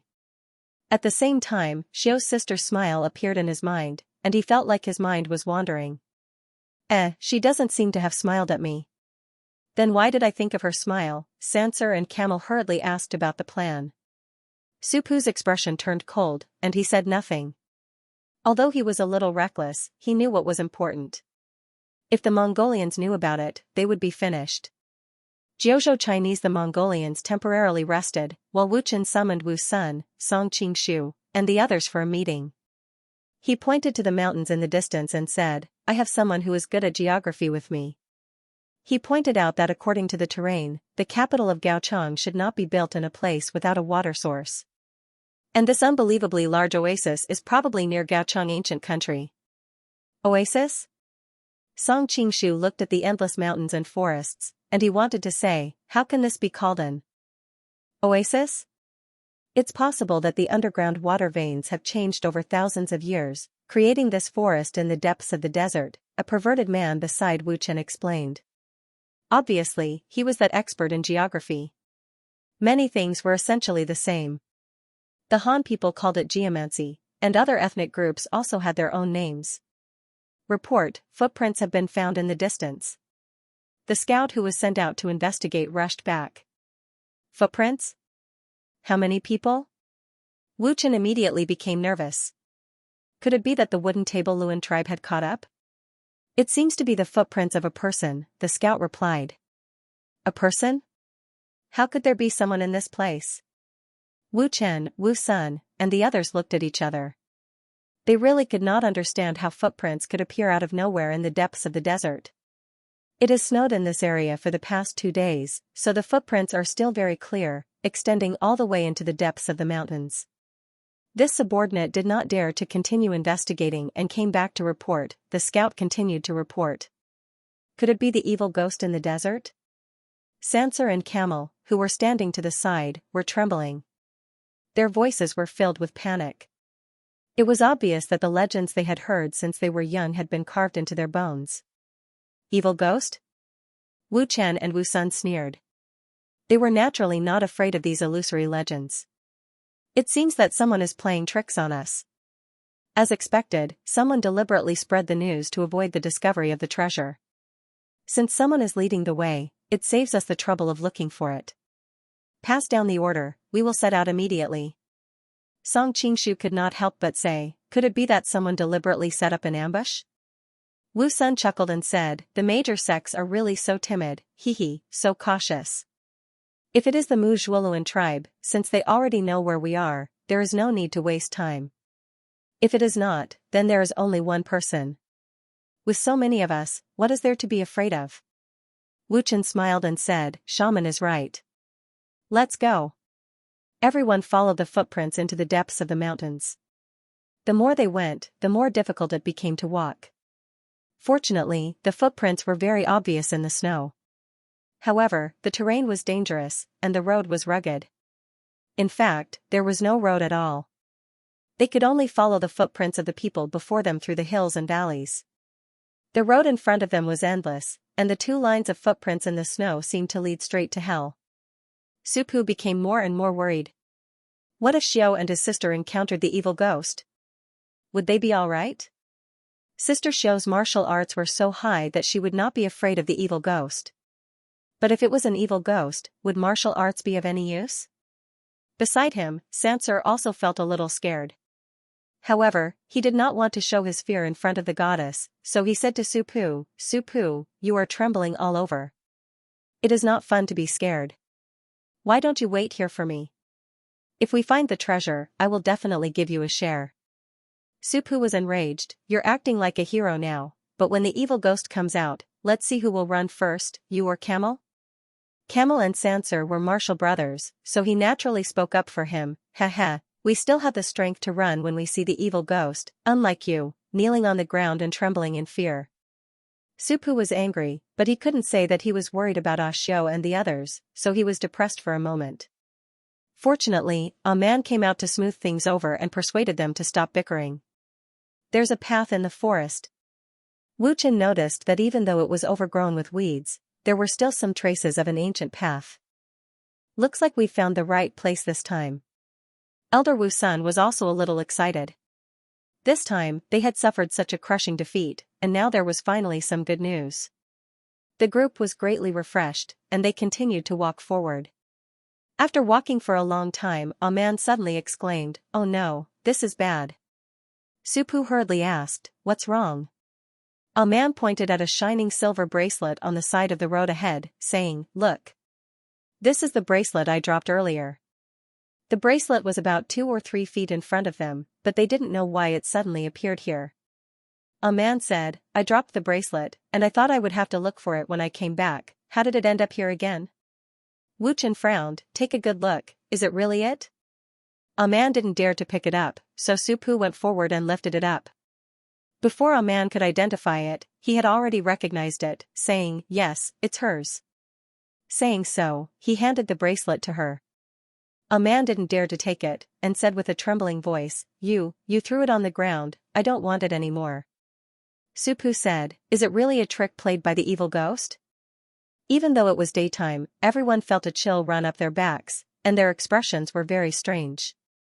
The Mongolians originally didn't believe in such things, but once they arrived at Taiyan tribe, they heard the legends of evil ghosts, and now they couldn't help but feel scared. The shaman under Wu Chen who was good at geography was called Kaluo. He walked over, picked up the bracelet and looked at it, then ran around and looked around. I see, he said, we must have taken a detour and come back. All of a sudden, Supu and the others, who had lived on the edge of the desert for a long time, thought of the famous legend, a traveler in the desert lost his way, and suddenly found footprints. He was overjoyed and followed the footprints, but he didn't know that they were his own footprints. He followed the old path and went around in circles until he died. Wu Chen frowned, but we've clearly been moving forward, how did we end up circling around to the back? The layout of this place must have confused our sense of direction. Kaluo explained, I heard that the Han can achieve a similar effect through some formations, called Chimanduanjiao or something. Song Qingshu suddenly understood. No wonder there was a strange feeling when he walked just now. It was because when people walked, the distance taken by their right foot was slightly longer than the distance taken by their left foot. The difference of 1 or 2 steps was not very big, but the accumulated difference was very obvious after walking for a long time. Therefore, in that kind of environment where you could not tell the direction, you thought you were walking in a straight line, but in fact, you were walking in a gentle arc. In the end, you would catch up to your previous footprints and form a circle. Can we find the right way? Wu Chen was a little anxious. He still wanted to find the treasure so he could report back, but if they were trapped here, wouldn't it be all over? 20-inch. I'll try my best, but I need time. Kaluo fiddled with some stones, branches, and other things on the ground to study, presumably trying to figure out the layout of this place. The mysterious footprints from before had already disappeared, so they could only rely on themselves for the rest. Leave it to me, Wu Sun suddenly said. Wu Chen couldn't help but be overjoyed. How could I forget the great shaman's abilities? With you around, there will naturally be no problem. I hope the treasure vault isn't too far from here. If it's too far, I won't be able to sense it. Elder Wu Sun sat cross-legged on the ground, his eyes slowly closed. His subordinates had already surrounded him to protect him. Song Qingshu felt a huge wave of mental energy brush past him, spreading out in all directions with this place as the center. He couldn't help but feel surprised. Could it be that he can also use the function of a radar? In fact, the soul search technique he learned from Li Qiushui had a similar function, but he could only use his powerful internal energy to spread out the sound waves to search for people. If the other party did not respond, the chances of him finding them were very low. Looking at Elder Wu Sun's posture, he should be able to use his huge mental energy to scan the surroundings and build a three-dimensional map in his mind. Of course, there were advantages and disadvantages. He should only be able to sense objects of a certain size and above. If it was just one or two people, it probably wouldn't show up on the map. However, it was perfect for finding the labyrinth here. After a long time, Elder Wu Sun opened his eyes, and Wu Chen hurriedly asked, "How is it?" Elder Wu Sun smiled. "Our luck is good. We should not be far from the Gaochang labyrinth." As he said this, he pointed in a direction. Of course, he wasn't 100% sure, but through his mental energy scan, he found that there was something different about that direction. It should be a building or something like that. Wu Chen hurriedly ordered everyone to search in that direction. The road became high and winding, making it very difficult to travel. If not for his trust in Wu Sun, he would have long since retreated. After walking for about a few miles, the scout at the front suddenly exclaimed. Song Qingshu and the others hurriedly went forward to take a look. They saw a stone mountain on the opposite side, with two iron doors embedded in it. The doors were mottled with rust, showing that they had been around for a long time. The Gaochang labyrinth. Everyone cheered. Wu Chen and Wu Sun almost cried tears of joy. They had finally found the treasure. This way, they would be able to answer to the Great Khan. A man looked at the door in the distance and muttered to himself, "The legend of the tribe is true. There really is a treasure in the depths of the desert." Sancer and Camel were also excited. Only Supu was full of worry. I wonder if Xiao and her sister have found the place. Although the number of Mongols has decreased, they are all experts. Especially that white-robed shaman, he is like a god. With just the few of us, will we be able to deal with them? Song Qingshu was also worried. He wondered if there would be any changes to the Gaochang treasure in this world. If there really was a treasure, how could they let the Mongols take advantage of it? Some of the Mongol soldiers had already run over to push the iron doors. These soldiers who had survived the battlefield were all brave warriors, but it was a pity that the two doors did not budge at all. The lecherous man Gulualu walked over. Knowing his capabilities, everyone retreated. He looked at the door for a long time and found that it was as if the door was born in the stone mountain. There was not a single crack on it. He looked around and finally, his eyes fell on the knocker. He walked forward and turned to the left, but it did not budge. He frowned and said, "This labyrinth has been built for hundreds of years. Although the desert is very dry, the iron doors must have rusted. Even if there is a knocker, it will not budge." Everyone was shocked and rushed over to check, only to see the lecherous man's body around the entrance. There was no trace of anyone else. Wu Chen examined his carotid artery with a gloomy face and shook his head. Could it really be an evil ghost? Sancer muttered to himself. The Taiyan tribe members trembled, clearly terrified to the bone.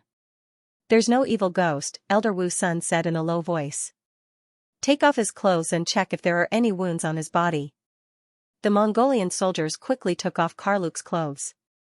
A man turned away in embarrassment while Supu and the rest craned their necks to check. The soldiers examined his body carefully and finally said in a daze, "There are no wounds." Camel's teeth chattered as he took a step back.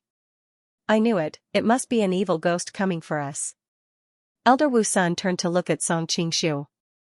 "Big brother, did you sense someone behind the door?" Song Qingshu shook his head. Other than Karluk, there was no one else's aura near the door. Elder Wu Sun also said, "I didn't sense anyone behind the door either." This time even the Mongolian party felt a chill in their hearts. Is there really an evil ghost here? When they stared at the dark entrance, the group of Mongolian soldiers instinctively took 2 steps back, and they stared at Wu Chen with expectant eyes. Wu Chen frowned. There was no turning back now, but with such low morale, it would be troublesome to force them to die. Suddenly, an idea came to him. He said to Supu and the rest, "You guys go ahead and scout." Supu and the rest immediately objected. "Why us? I told you there's an evil ghost here." Wu Chen did not waste any more time. He drew his saber and placed it on a man's neck. "If you don't go, I'll kill her immediately." Wu Sun's eyelids twitched. He was worried that his hand would shake and turn the beautiful girl he had been eyeing into a corpse. However, he would not jump out to ruin Wu Chen's plan at a time like this. He knew that this was Wu Chen's plan. Song Qingshu held his saber with both hands and looked on coldly from the side. "You're too despicable." Supu gnashed his teeth. Unfortunately, the situation was against him, and he had no choice but to give in. "All right, I'll go scout." "Sansur, Camel, this has nothing to do with you. You two stay behind." Sansur and Camel immediately shouted, "Armin is our master's daughter. How can you say it has nothing to do with us? Besides, our Taiyan tribe only has brave warriors who will fight to the death. There are no cowards who run away." Amon was the most beautiful flower in the tribe, and no one wanted to see her wither in front of them, even if her lover was not them. Moreover, this was related to their reputation in the tribe, so even though they were afraid, they still insisted on going with them. "Sansur, Camel." Amon's tears fell like pearls. He felt that he had harmed them. Seeing the lover of their dreams shed tears for them for the first time, Sansel and Camel suddenly felt refreshed, as if evil spirits were not so scary anymore. "Luiko, all right, go scout the way." Wu Chen urged impatiently. Supu and the other two had to pull out their sabers and walk slowly through the gate. Sansur and Camel were worried that they would die like that lecher as soon as they entered the gate. Supu was thinking, "I wonder if Oxiu and her sister have encountered this kind of danger when they came here before. Where are they now?" The three carefully entered the gate with different thoughts in their minds. To their delight, they did not encounter Golualu and entered the gate safely. Wu Chen breathed a sigh of relief at the back and called the soldiers to follow. He followed behind with Amon in custody, and Wusun was also with him. When she passed by Song Qingshu, a man looked at him with a pitiful expression, but Song Qingshu pretended not to see it. He was not the kind of person who could not walk away when he saw a beauty. This trip to the north was of great importance, and he could not ruin the whole plan just because of her. Behind the gate was a long, dark tunnel. Supu and the other two lit torches, holding a torch in one hand and a long saber in the other, and led the way. The Mongolian soldiers behind also made torches and lit them up. Of course, Wu Chen, Wusun, and Song Qingshu did not need to hold the torches themselves. There were soldiers around them to light them up. "Ah!" Almond suddenly screamed. It turned out that she had been worried about Supu's safety. Her eyes were fixed on him, and she noticed several skeletons lying at the foot of the wall in front of them. Soon, a Mongolian soldier came forward to investigate and reported, "Some of their clothes are weathered, some are barely recognizable, but without exception, their bodies have all turned into white bones. I think the earliest one died decades ago." Supu, Sansur, and the others looked at each other in shock. No wonder there was a rumor in the tribe that no one could come back alive after entering the depths of the desert to look for treasure. It seemed that there were brave warriors who came to look for it in the past hundreds of years, but they all died here. Can you tell what the cause of death is? Wu Chen asked in a deep voice. The Mongolian soldier shook his head and said, other than their own weapons, there was nothing left at the scene. Moreover, the bodies have all turned into white bones, so it's hard to determine the cause of death. Not everyone in this era was like Xianxia, who could determine the cause of death just by looking at the bones. Are they really evil spirits? The same thought rose in everyone's mind. When they looked at the long tunnel in front of them again, it was like a giant snake that was about to devour them, giving them an oppressive and terrifying feeling. Wu Chen braced himself and said, "Don't panic, everyone. We, the Mongols, are not only protected by the everlasting heaven, but also by the Western Vatican and the gods and Buddhas. Evil spirits are nothing to us." When the Mongolian soldiers heard this, they gradually calmed down.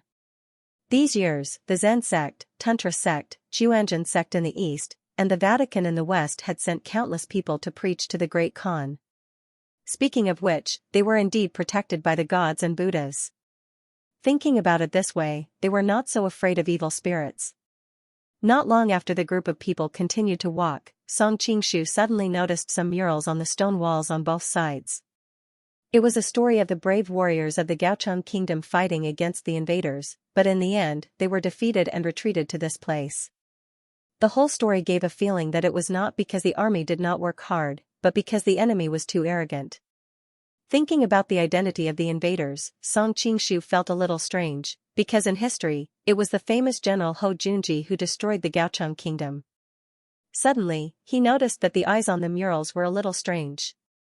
He walked forward to take a closer look, and found that the circles on the eyeballs were not painted, but were originally round holes on the wall. Looking around, he found that the walls were densely packed with such round holes, but they were hidden in the murals, so it was difficult to see at first glance. The moment the mechanism sounded, countless arrows shot out from the walls on both sides of the tunnel. In such a narrow space, how could the arrows from the crossbows be dodged so easily? Almost in an instant, half of the soldiers fell to the ground. Although Song Qingshu was skilled in martial arts, he was the closest to the wall. If he had reacted a little slower, he would have been turned into a porcupine by the arrows that suddenly shot out. Hearing the screams, everyone dropped their torches on the ground. Half of the tunnel was darkened, turning it into hell. Song Qingshu could not bear to do this. With Wu Sun and Wu Chen's cultivation base and status, these sharp arrows would not be able to kill them. Those who died were just some lowly soldiers. Moreover, there were a few innocent people from Taiyan tribe among them. The water moon saber was unsheathed, and a cold light flashed in the tunnel. The arrows that were shot out were all cut by his saber energy. The crossbows in this mechanism were not endless, and after 2 rounds, they stopped shooting. Song Qingshu raised his torch and asked, "Is everyone okay?" Wu Chen hurriedly took stock and found that more than half of the Mongolian soldiers who came in had died, and the others were all injured. He and Wu Sun were fine because the guards beside them raised their shields in time. A man was also safe because he stayed by his side. However, Su Pu and the others were much worse off.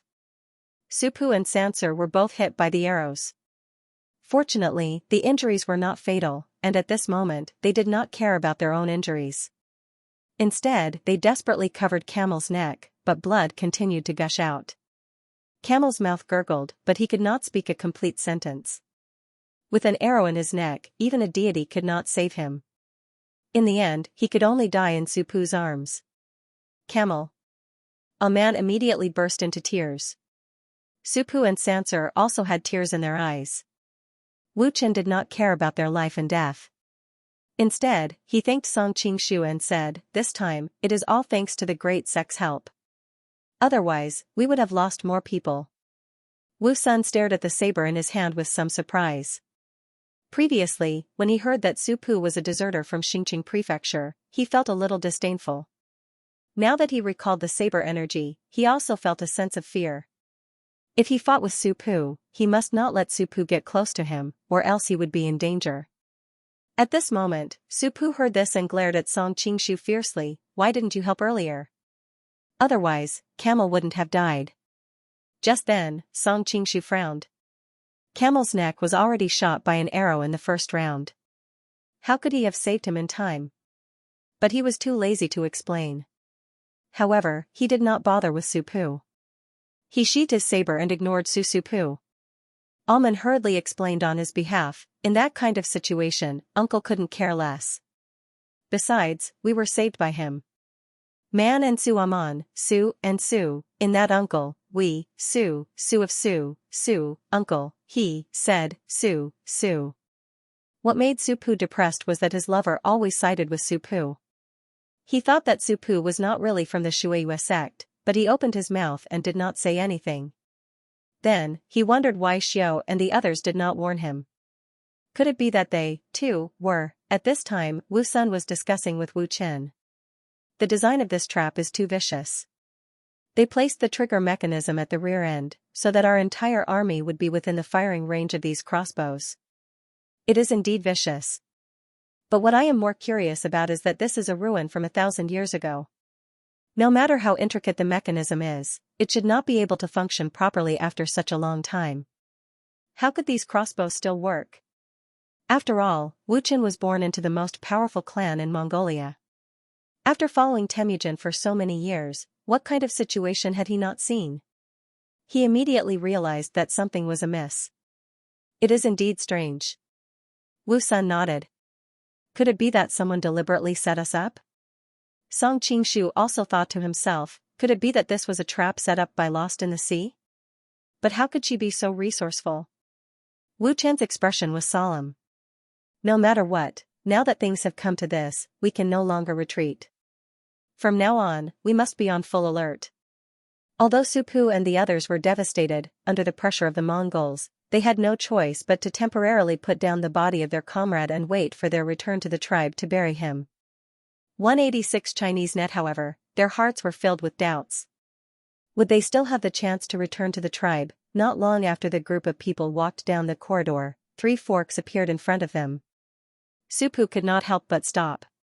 Wu Qin went forward to investigate, but the entrances of each fork were almost identical. There was no way to tell the difference. There seems to be footprints on the ground. Wu Sun's eyes were sharp. He quickly picked up a torch and squatted down to examine the ground. However, he discovered that it could barely be called a footprint. It was only a very small round mark, which was very different from a human's footprint. Are there any animals with footprints like this around here? Wu Qin turned to look at Aman. Aman shook his head in bewilderment.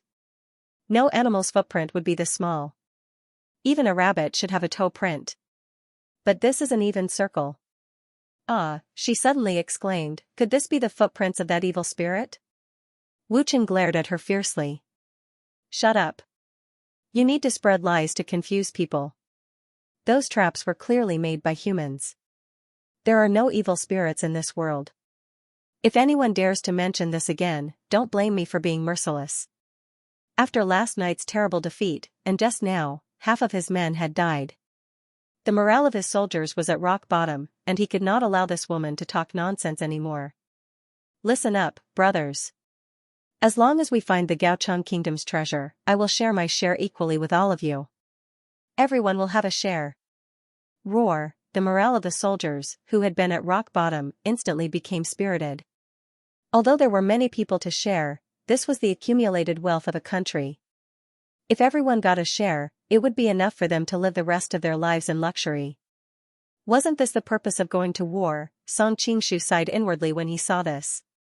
It was no wonder that the Mongolian army was undefeatable.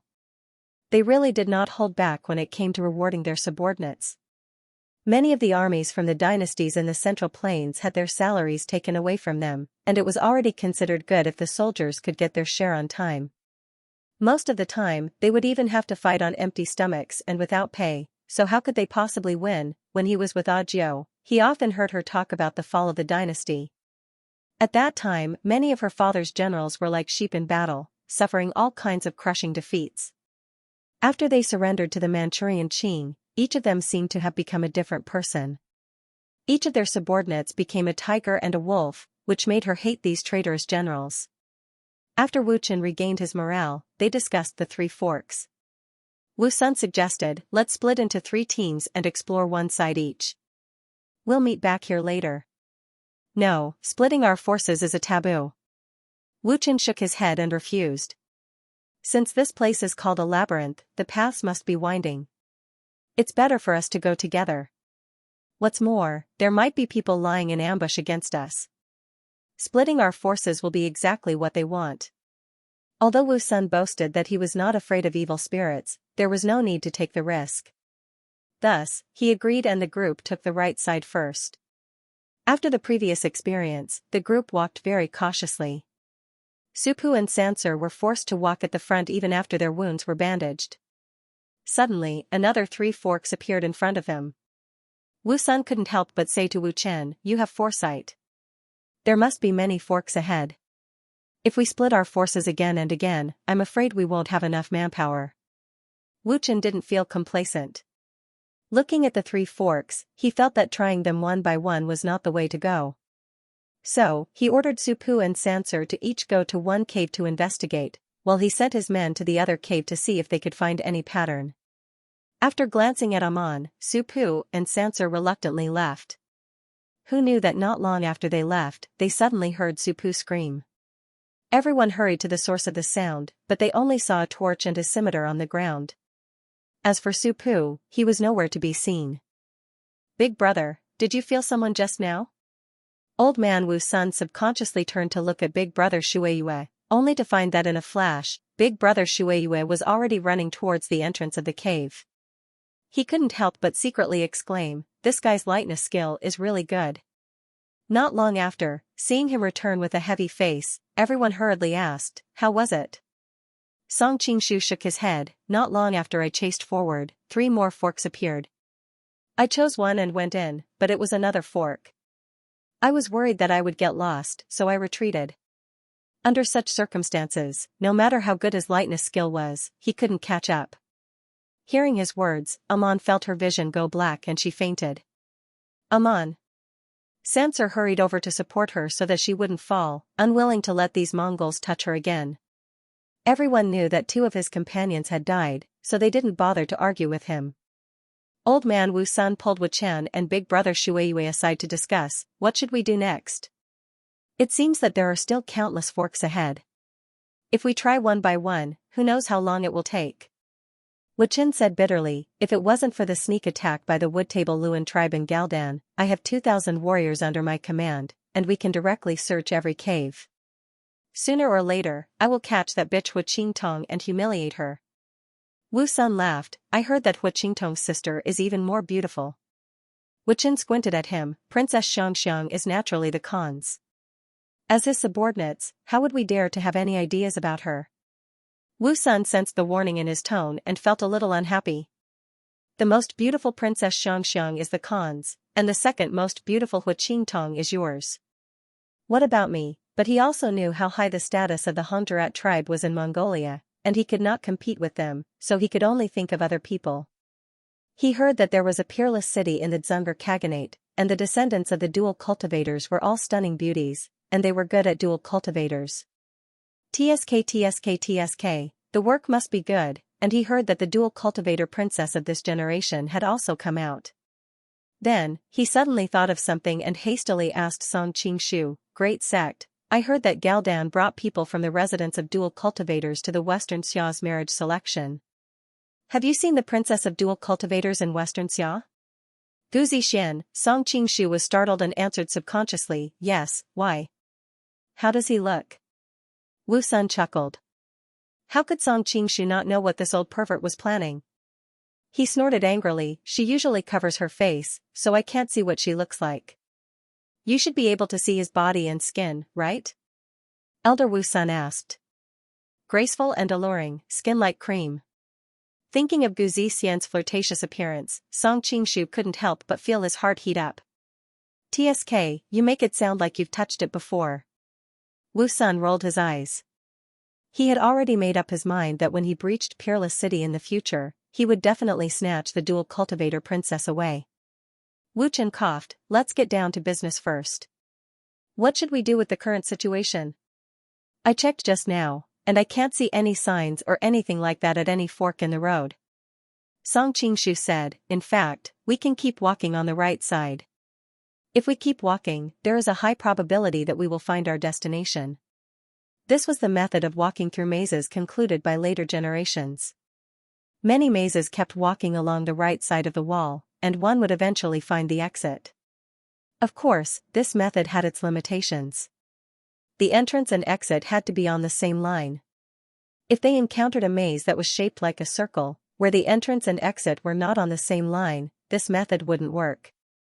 There were also mazes with multiple layers, which were even more complicated. They could only hope that the people of Gaochang 1,000 years ago didn't have such a complicated mind. However, Wu Chen said, this will take too much effort. If the exit happens to be on the left side, won't we have to try one last time to find the treasure? After saying that, he looked at Elder Wu Sun. Shaman, can you use your mental power to investigate? Song Qingshu's mind lit up. He was also confused. Why did he always think of using scientific methods to solve problems? After all, this world was a world where there were many unscientific methods. Elder Wu Sun frowned and said, I can give it a try, but there are too many twists and turns here. My mental power will affect each other, so it might not work. Song Qingshu nodded. In this kind of terrain, mental power that was spread out would be quickly reflected back, and it would easily interfere with other mental powers. It was difficult to construct the correct terrain in his mind. Shaman, please give it a try. Wu Chen was overjoyed. He had the surrounding soldiers clear an open space for him. Elder Wu Sun sat cross-legged in the middle and quickly fell into meditation. Wisps of mental power probed the various forks in front of him. Song Qingshu went to the side to check on the fainted man. Sancer was very guarded against other Mongolians, but he was not so nervous around him. After checking her pulse, Sancer asked nervously, how is man? Song Qingshu replied, she just fainted from overwork and great joy and sorrow. It's not a big deal. I just need to help her circulate her blood. Now that there were dangers at every step in this maze, it was too dangerous to let her continue to be unconscious. As he said that, he placed his palm on her back and sent a warm stream of Xianxia into her. After a while, man woke up with a moan. However, when she saw Supu's scimitar, she immediately felt sad. Supu Song Qingshu did not want her to faint again, so he immediately said, don't worry. The one who captured Supu is a human, not a ghost. Since the other party did not take Supu's life on the spot, he should not be in danger for the time being. Really? A man's previously blank eyes gradually regained their spirit. Of course, so you have to take care of yourself. Only then will we be able to find him together. Song Qingshu nodded. Thank you, uncle. A man happily hugged Song Qingshu. In her opinion, he was his elder, so she did not think of him as a bad person. However, this made Sancer jealous. Even Song Qingshu felt a little uncomfortable. He hurriedly pushed her soft body away and retreated to the side of Wu Chen and the others. Seeing Wu Chen secretly give him a thumbs up, Song Qingshu smiled bitterly. This time, he really did not mean to do it. Speaking of which, it was a bit strange. With the appearance of the Water Moon sect, he could also win the favor of a girl. Could it be that his charm was so great that even a disguise could not hide it? At this time, old man Wu Sun also slowly opened his eyes. He first glared at Song Qingshu. Clearly, under the cover of his spiritual force, what happened just now could not be hidden from him. Then he said, the maze is too complicated. My spiritual force was too exhausted along the way, so I could not investigate too far. I can only temporarily eliminate a few branches that lead to dead ends. Wu Chen was overjoyed. This is already a great help. Where should we go next? Seeing that everyone had chosen this direction, the happiest person was man, because this was where Supu had been captured. The group walked for a long time, and there were countless forks in the cave. Every time they came to a fork, Wu Sun would meditate and eliminate a few impossible forks. Sometimes even he could not make up his mind, so everyone could only choose a random path. Along the way, Wu Chen would use a knife to mark the mountain walls so that when they came out, they would not be able to find the original path. After walking for an unknown amount of time, suddenly, the view in front of them opened up, and a large open space appeared. At the end of it, there were 2 iron doors embedded in the mountain rocks. Wu Chen was overjoyed. Have we found the place where the treasure is hidden? The group hurried across the open space and came to the door. Wu Chen asked Xianxia to turn the knocker, but unexpectedly, the door was unlatched. With a light touch, it opened with a creak. Everyone walked in and saw that there was a hall inside. The four walls were decorated with clay and wooden statues of Buddha. After entering the hall, there was a row of houses. Most of the houses were decorated with Buddha statues. Occasionally, they saw a few Chinese characters written on the walls. They read King of Gaochang State, Wen Tai, Tang Xinguan 13th year, and so on. There was a hall full of Han statues. In the middle of the hall was an old man. On the plaque was written the words De Qingji Shi Kongzi. On the left and right were dozens of people, with the names Yan Hui, Zilu, Zigang, Zisha, Zizhang, and so on. Xianxia and Aman were confused, and Wu Chen frowned. Who are these people? These are the ancient sages of the Han people. Wu Sun was experienced and knowledgeable, so he explained, this is really strange. The people here clearly believe in God, so why are there so many Buddha statues and Han statues? Chests. Treasure. Suddenly, a Mongolian soldier pointed at a pile of chests placed at the center and cried out in excitement. Without waiting for Wu Chen's order, the group of people ran to the treasure chests in a frenzy. Since the devastating defeat last night to the series of events that happened today, everyone had been depressed for far too long. Now that they finally found the treasure, there was no way they would not be happy. Everyone had the same idea. They wanted to fill their pockets with more gold, silver, and jewels. Over the past few years, after the Mongolian army conquered the cities, everyone would do this. Whoever managed to get their hands on the treasures would own them, and the higher-ups would not care. Besides, this time, Wu Chen had already said that they would split the treasures equally. Wu Chen and Wu Sun did not go over. They naturally had to pay attention to their table manners in front of their subordinates. In any case, they would not be spared in the end. Song Qingshu was with Aman. Aman looked around but did not see Su Pu. Her eyes were filled with sadness. In order to comfort her, Xianxia ran to the other rooms to see if there were any clues. Eh? What's this? The Mongolian soldiers opened the treasure chests, but they did not see the gold ingots that they had expected. Instead, the chests were filled with oily green particles. Is this a gem? One of the Mongolian soldiers picked one up and examined it closely. There seemed to be patterns carved on it. It looked a little like a worm, and the craftsmanship was very vivid. Song Qingshu looked in the direction of the voice, and his hair stood on end. He shouted, "Throw it away." What? The Mongolian soldier turned around in confusion, while the others sneered in their hearts. They had heard that Gaochang was rich in gems, and they would not be able to wait to stuff these gems into their pockets. Throw them away? Were they crazy? Just as the Mongolian soldier turned around, the green gem in his hand suddenly moved. The foot carved on it suddenly stretched out, and a crack appeared on its surface. Soon, a worm shook its head and crawled out. The Mongolian soldier felt a sharp pain in his hand. He turned around and saw that the worm was biting his finger. He instinctively wanted to throw it away, but the worm was biting so hard, how could he throw it away? Just as he was about to use his knife to get rid of it, the worm bit through his flesh and crawled into his hand. There was a visible bulge on his arm, and it kept moving on his shoulder. Audiobook City. Although the Mongolian soldier was brave, he had never seen something like this. He immediately screamed in fear. If he had decisively cut off his arm with his knife, he might have been able to keep his life, but how could a normal person make that kind of decision? While he was hesitating, the bulge had already moved from his shoulder to his neck, then to his face, temples. In the end, his whole body suddenly trembled, and he fell heavily to the ground. His mouth was wide open, and soon, a worm crawled out of his mouth. The whole process seemed to take a long time to describe, but in reality, it happened in a short moment. Maybe it was because they smelled blood, or maybe they heard the call of their own kind, but the green gems in the chest all woke up, as if they had become demons from hell, and they bit the people closest to them.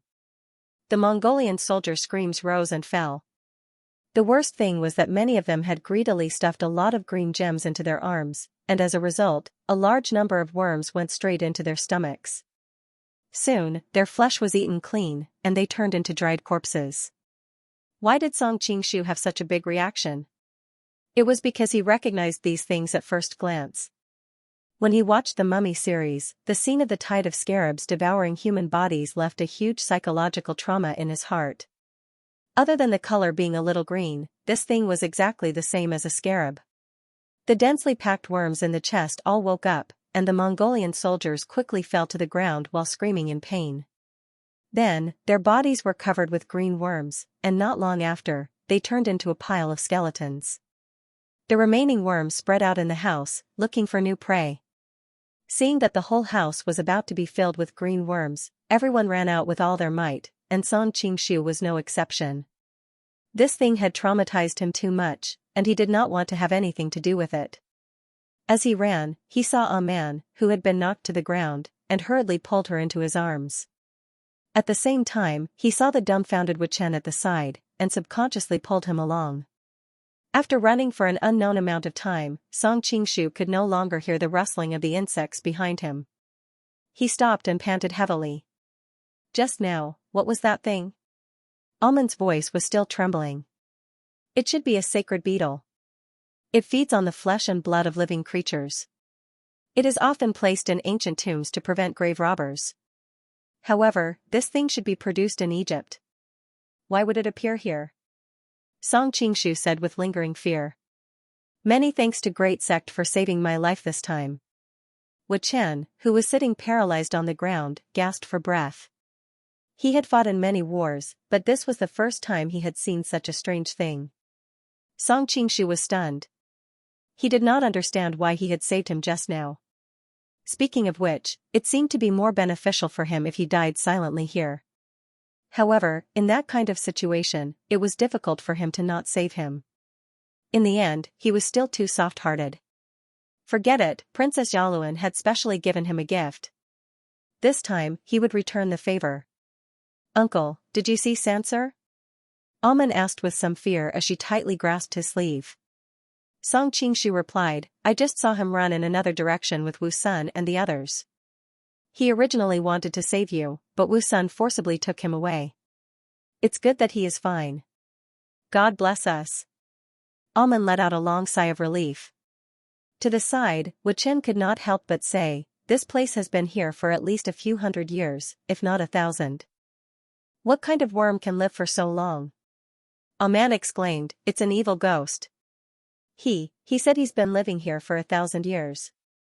As she spoke, she grabbed Song Qingshu's hand and hid behind him. Song Qingshu replied, there's no such thing as an evil ghost. It's a person in disguise. At the same time, his gaze fell on her interlocked fingers with his. He couldn't help but feel puzzled. Was this girl so innocent that she didn't have the concept of keeping a distance between men and women, but she didn't seem like this to other men other than Supu? So does that mean she doesn't treat me as a man at all? At this moment, Wu Chen said hatefully, this person should be the mastermind behind the scenes. He caused so many of our warriors to die an untimely death.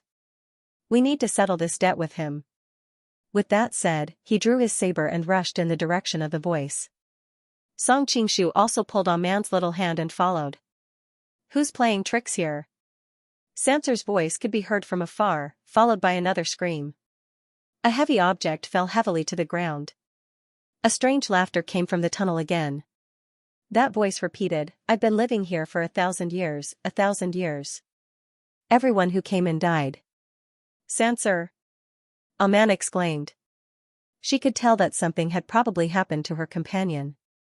Song Qingshu pulled her around a corner and saw that Sancer had already fallen to the ground. It was dark in the tunnel. A man might not be able to see clearly, but Song Qingshu's vision was as bright as day. He could naturally see that Sancer was bleeding from the corner of his mouth and that he was no longer breathing. On the other side, Elder Wu Sun and a few Mongolian soldiers surrounded a figure in the center.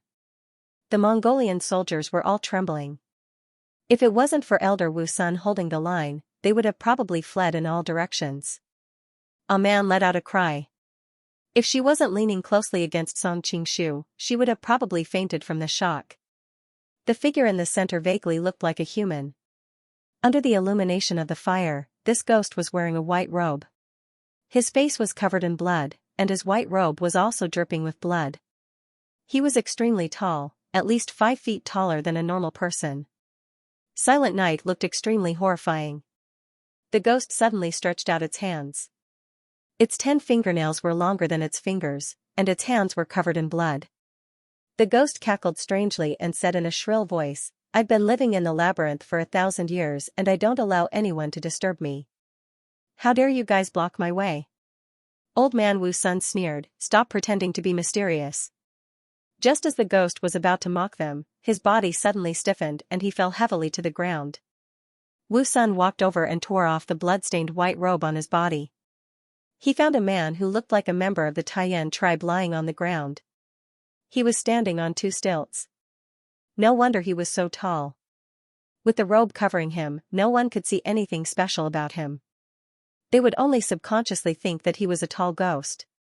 At this time, everyone remembered the strange footprints they had seen before. It turned out that the stilts had stepped on the ground. "What sorcery did you use?" That person looked at Old Man Wu Sun in horror. Wu Sun laughed and said, "Aren't you an evil ghost? Are you afraid of demonic arts? Who are you? Who ordered you to deal with my Mongolian people? Pa! You Mongolian dogs are despicable and shameless. All of you deserve to die." That person gnashed his teeth and cursed. Old Man Wu Chen was furious. He took out his scimitar and was about to slash him, but he was stopped by Song Qingshu. He wanted to find out his identity first. The commotion attracted the attention of that person. He noticed a man, who was beside Song Qingshu, and a hint of infatuation flashed in his eyes. "So beautiful. You are as beautiful as your mother when she was young." "No, your mother is also very beautiful now." "Ah." Man was surprised. Hearing him mention her mother, and seeing that he was not a ghost, she gradually overcame the fear in her heart. "You know my mother. How could I not know her? Sigh, I almost became your father's woman." When the person said this, his tone was full of unwillingness and annoyance. "Why are you talking nonsense?" A man's face was red. She was very angry that the person had taken advantage of her mother. "I am not talking nonsense. My name is Varatzi. Have you heard of me?" That person looked at a man with eyes full of expectation. "Varatzi?" A trace of confusion flashed in a man's eyes. Then, she suddenly remembered something and subconsciously said, "The bastard who wanted to steal my mother." As soon as she said this, a trace of embarrassment flashed on her face. "Sorry, that was my father's original words." Varatzi chuckled. "That old dog Churku. This is indeed his style. Did your mother ever mention me?" A man thought for a moment and shook her head. "I don't remember." Varatzi's expectant eyes were suddenly filled with disappointment, and then he fell into extreme anger. "That bitch didn't miss me at all. If I had known this, I would not have been so soft-hearted. I would have taken her life with a needle. If I can't get it, no one else can." A man was so angry that her face turned red. "Don't you dare scold my mother." Old Man Wu Sun became impatient. "Are you two done? Don't try to get close to me. No one can save you this time." Varatzi sighed, but there was no fear in his eyes. "I should have died long ago. I have lived for so many years. Do you think I will be afraid?" After saying this, he looked at a man. "Are you afraid of me?" A man pursed her lips and did not answer. She just subconsciously hid behind Song Qingshu. Varatzi looked at her and Song Qingshu being intimate, and then looked at Old Man Wu Sunday. He suddenly laughed. "Are you friends with this old man?" Alman opened her mouth but did not know how to answer. If she said yes, it would definitely be a lie, but if she said no, the kind-hearted her was worried that she would hurt the old man. After all, the old man had spoken up for her when Baru wanted to violate her. Seeing her expression, Varatzi understood and sneered. "That's why I said that little girls are easily deceived. You still think that this shameless man is your friend. Do you know that day in the tribe, he disguised himself as your father and ran into your tent? He almost raped your mother." "Ah." A man looked at Wu Sun in disbelief. Could it be him that night? Wu Sun did not care at all. There were no other people from the Taiyan tribe here, so he was not afraid of being exposed. He just coldly stared at Varatzi and said through gritted teeth, you are the black-cloaked man from that night? The other party's poison needles had tormented him greatly. Varazzi laughed and said, even I did not obtain you Li Xian, yet you are a toad wanting to eat swan meat. How about it, my black blood needles taste good, right? You are seeking death. Old man Wu Sun flew into a rage. He was about to strike Varazzi's head with his palm, but he was stopped by Song Qingshu. What are you doing? Wu Sun looked at him with a vigilant expression. He has been in this labyrinth for many years, so he should be very familiar with it. Song Qingshu lightly said. You are a bad person. How dare you humiliate my mother? A man's eyes were filled with anger. She pulled out her scimitar and was about to fight. Although she had a weak temperament, that was only when compared to the other Taiyan people. Compared to the noble ladies of Jiangnan, she was a woman from the grasslands. The spirit of martial arts was engraved in her bones. Unfortunately, she was facing one of the top figures in the world. Wu Sun merely glanced at her and her entire body froze, unable to move at all. What kind of witchcraft is this? A man's beautiful face paled. At that moment, she had the same doubts as Varazzi. An ignorant commoner in the wilderness would not understand this old man's magical skills. Wu Sun snorted and reached out to touch her smooth face. He had wanted to do it for a long time but could not find the opportunity. A man had never seen such a shameless person. She had thought that Borchu was bad enough but he only wanted to bully her. This old man not only wanted to harm her mother but also her. At the same time, he had designs on her and her mother. How could Allah not punish him? But now, she was powerless to resist and could only watch as the other person's dry and disgusting hand approached her. Just at this moment, a cold light flashed. Old man Wu Sun let out a strange cry and jumped back by one zhang. He looked at Song Qingshu warily and said, as expected, you still made a move. What is the meaning of this? Could it be that you are deliberately trying to oppose me? When he touched a man earlier, he had focused most of his attention on guarding against him. That was why he had managed to dodge the scimitar in time. Song Qingshu reached out to massage a man's body and quickly removed the seal on her body. He replied coldly, I would like to ask you what is the meaning of this. What else could I want? Of course, I want to take back what belongs to me. Elder Wu Sun pointed at man. The Taiyan tribe belongs to the princess. The princess bestowed me 30 beauties and the most beautiful people in the entire Taiyan tribe are her and her mother. Therefore, these two women are mine. You. A man almost fainted from anger when she heard his words. But when she thought of the power of Mongolia, she wondered if this was the only ending for her and her mother. Father loved mother so much. How could he bear it? And Su Pu, with his mother's personality, she definitely wouldn't be willing to be humiliated. Thinking of that tragic fate, her body involuntarily trembled. At this moment, Song Qingshu gently patted her hand, and she suddenly felt a sense of peace. At the side, Wu Chen was dumbfounded. He didn't expect Huajing to give him such a promise.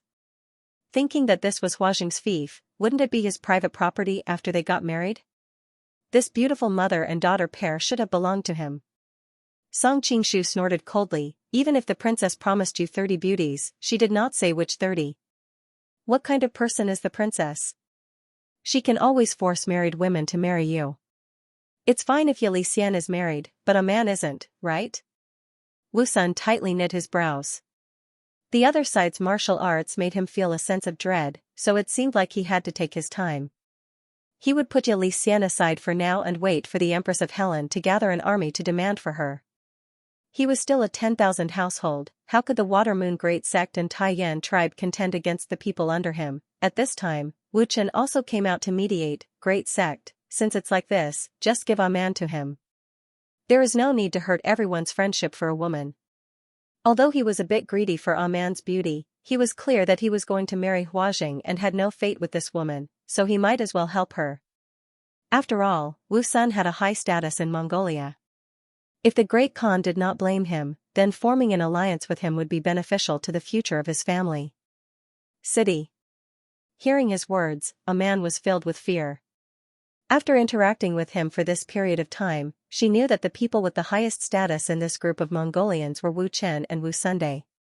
The uncle beside her was only a highly skilled guest official and did not have any real power. If the two of them had the same opinion, then her fate was already sealed. Song Qingshu knit his brows. If it was before when there were many people, then it would have been a bit difficult, but now that the Mongolian army had been completely wiped out, there were only a few people left. Of course he wouldn't just watch as this kind little girl was bullied by that old pervert. He pulled Ah Man into his embrace and put his arm around her shoulder as he said, "Ah Man is already my woman, I ask the great shaman to choose someone else." Ah? Ah Man was suddenly pulled into the man's embrace.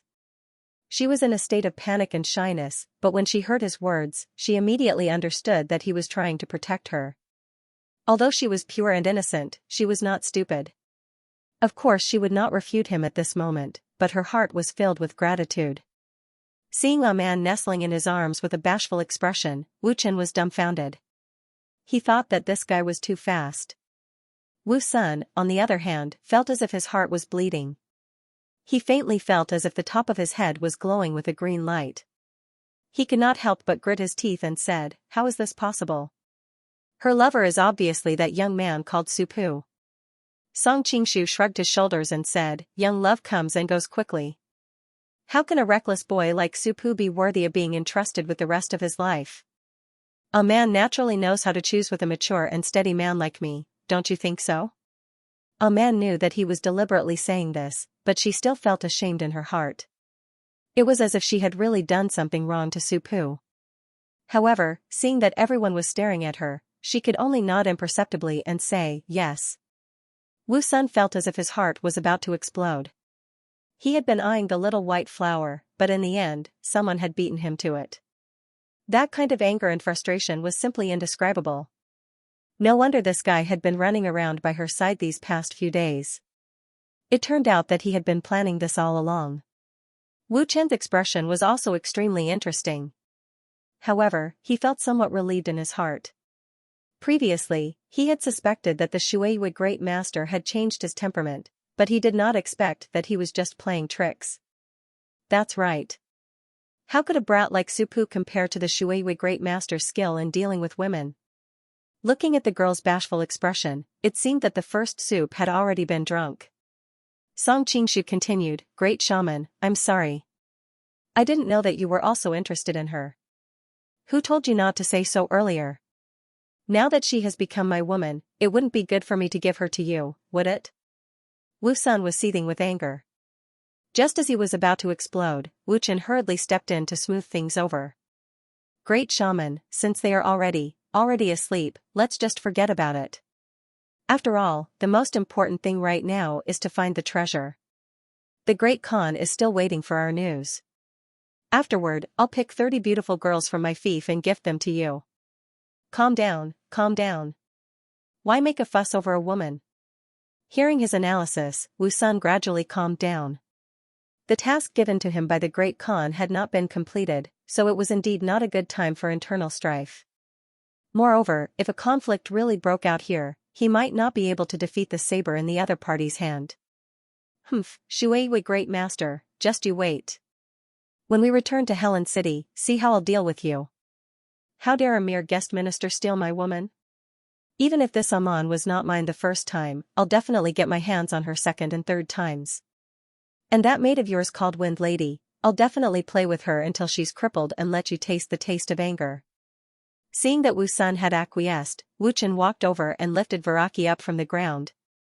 "Since you've been playing tricks in this underground palace, you must be very familiar with the terrain. Lead the way. If we can find the treasure, not only will we spare your life, we might even grant you the title of Qianhu. You also know that we Mongols are never stingy with our rewards.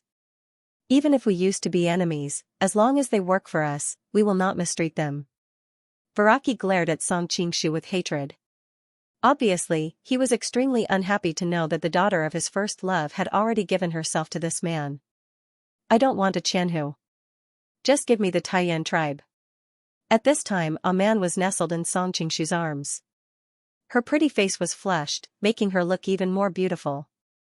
Wu Chen's heart raced when he saw her, and he sighed inwardly. Although Huajing was also a beauty, she was still lacking compared to the beautiful and graceful girl in front of him. It could only be said that there was always a loss when it came to gains. Worried that looking at her would disturb his state of mind, Wu Chen quickly calmed himself down and said to Valrazzi, "In that case, lead the way." Valrazzi did not get up. Instead, he glared at Wu Sunday. "It's time to remove the restriction on my body." "What did you do to me?" He had learned good martial arts in the Central Plains, so he naturally knew how to hit acupoints. However, he had not been hit just now, yet he could not move at all. It was really incredible. Wu Chen also looked at Wu Sunday. "Great shaman, in my opinion, why don't you remove the restriction first?" Wu Sun frowned and said in a deep voice, "You can remove it, but you must hand over the poison needles in your body." Although the other party's martial arts were good, he and the Shueiyue sect were here, so there was no need to worry.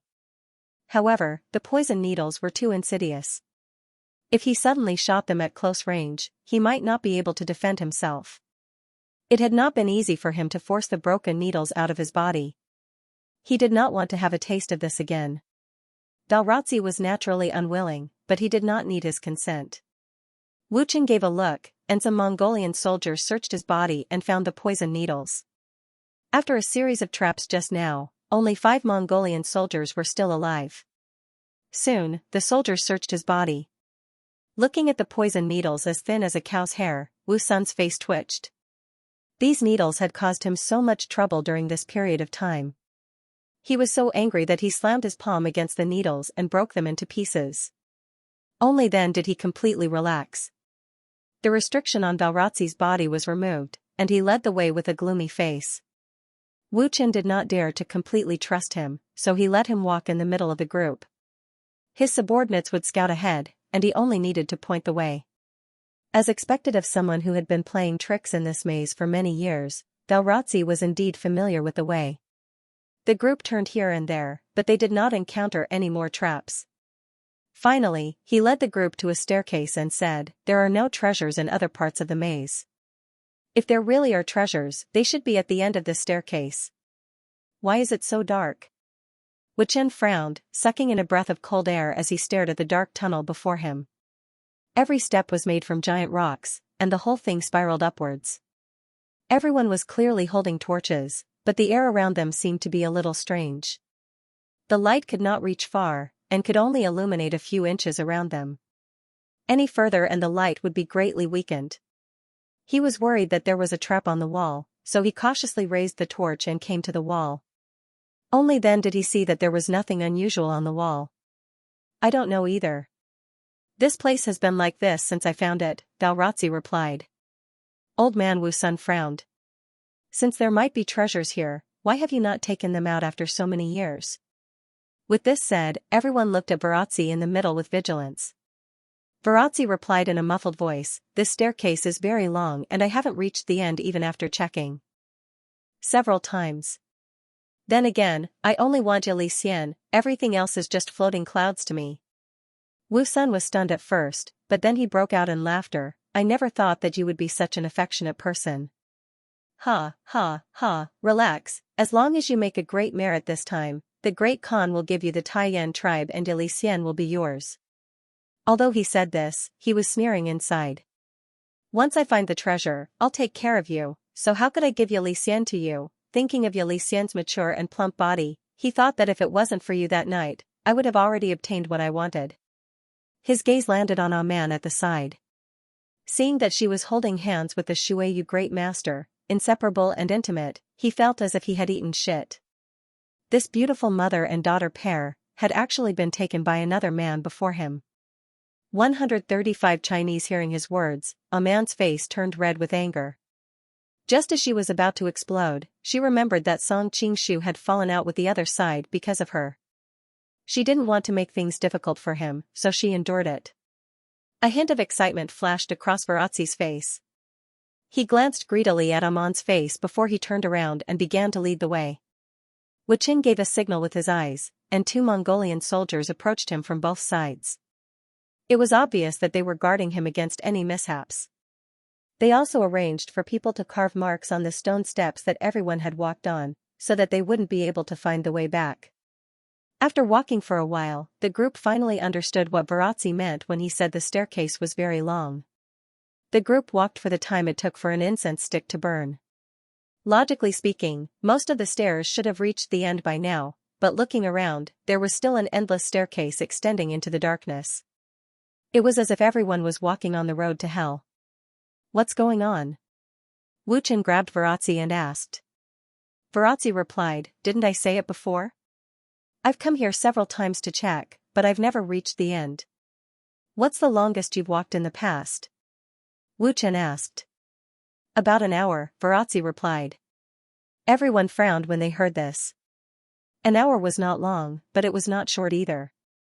They had no choice but to continue exploring deeper. After all, the purpose of their trip was to find the treasure. After walking for another incense stick, their surroundings were still pitch black. The wide stone steps spread out and disappeared into the darkness ahead. The repeated darkness gave off an inexplicably strange and oppressive feeling. A man subconsciously shrank into Song Qingshu's arms. Uncle, I'm scared. Song Qingshu could feel her delicate body trembling slightly. He thought to himself, this girl is really defenseless against me. Does she think of me as her godfather? It's okay, I'm here. Even though he was complaining in his heart, he still had to comfort her. We can't go on like this, Wu Chen said in a deep voice. Great shaman, can you use your psychic power to check out the surroundings and see what's going on? Wu Sun nodded. He was a little scared to keep walking like this. He sat down cross-legged, closed his eyes, and spread out his psychic power, who knew that not long after, he would open his eyes in shock. Strange, the environment here is too strange. My psychic power can only extend up to 10 feet. Any further and it seems like it's being absorbed by something. Beside him, Song Qingshu had the same feeling. In fact, he had already used his qi to investigate, but he could not find anything at all. Could it be that these stone steps were made of a special material that could absorb psychic power and qi? After thinking for a while, he approached the wall with a torch and pressed his palm on it. As expected, his conjecture was confirmed. He told everyone what he had found, and they were all shocked. This place is so strange. Why don't we go back the way we came? Someone suggested. However, Wu Chen immediately rejected the idea. No, we've sacrificed so much to get here. We can't just go back like this. Others might be fine after going back, but he, the commander-in-chief, had not achieved anything.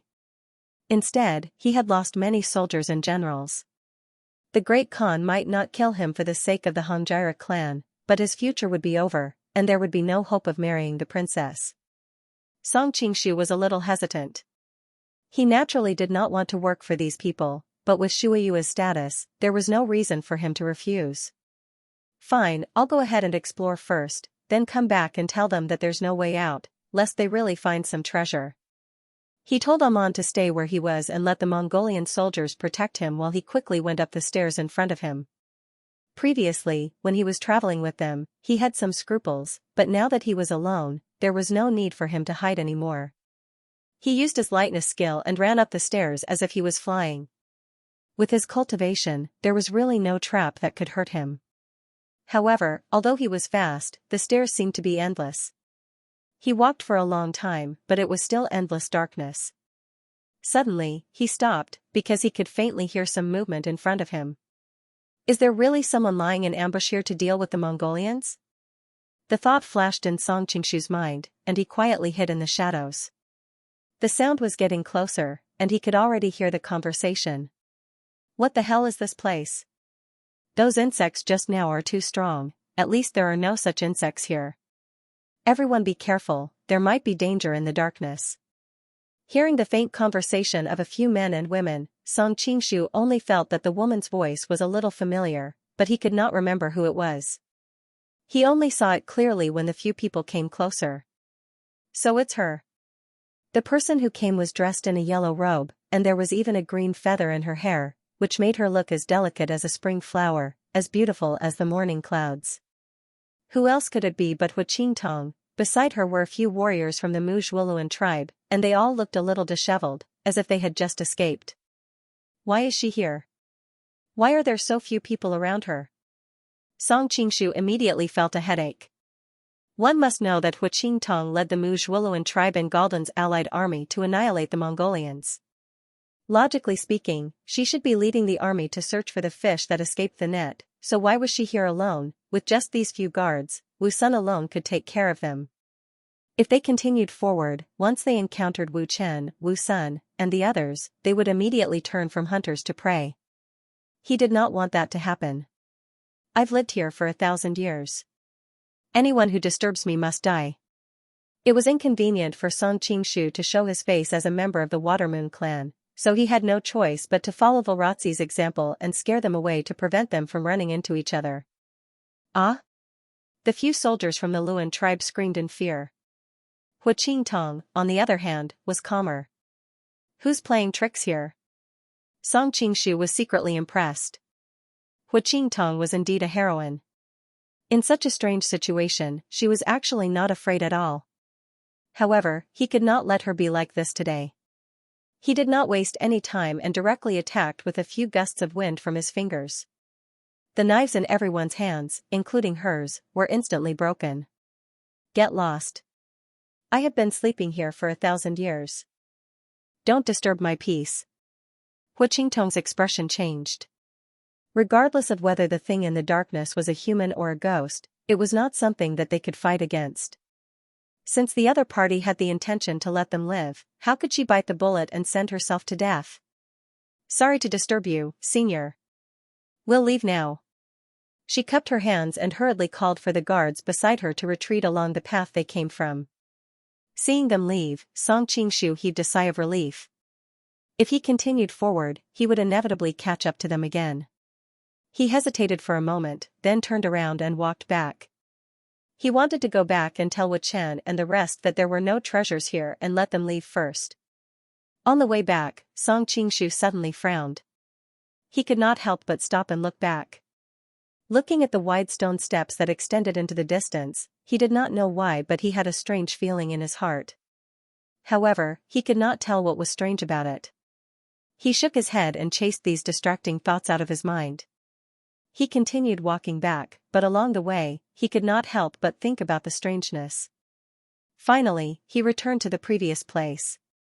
Just as he was about to say that there were no treasures ahead, his expression suddenly changed.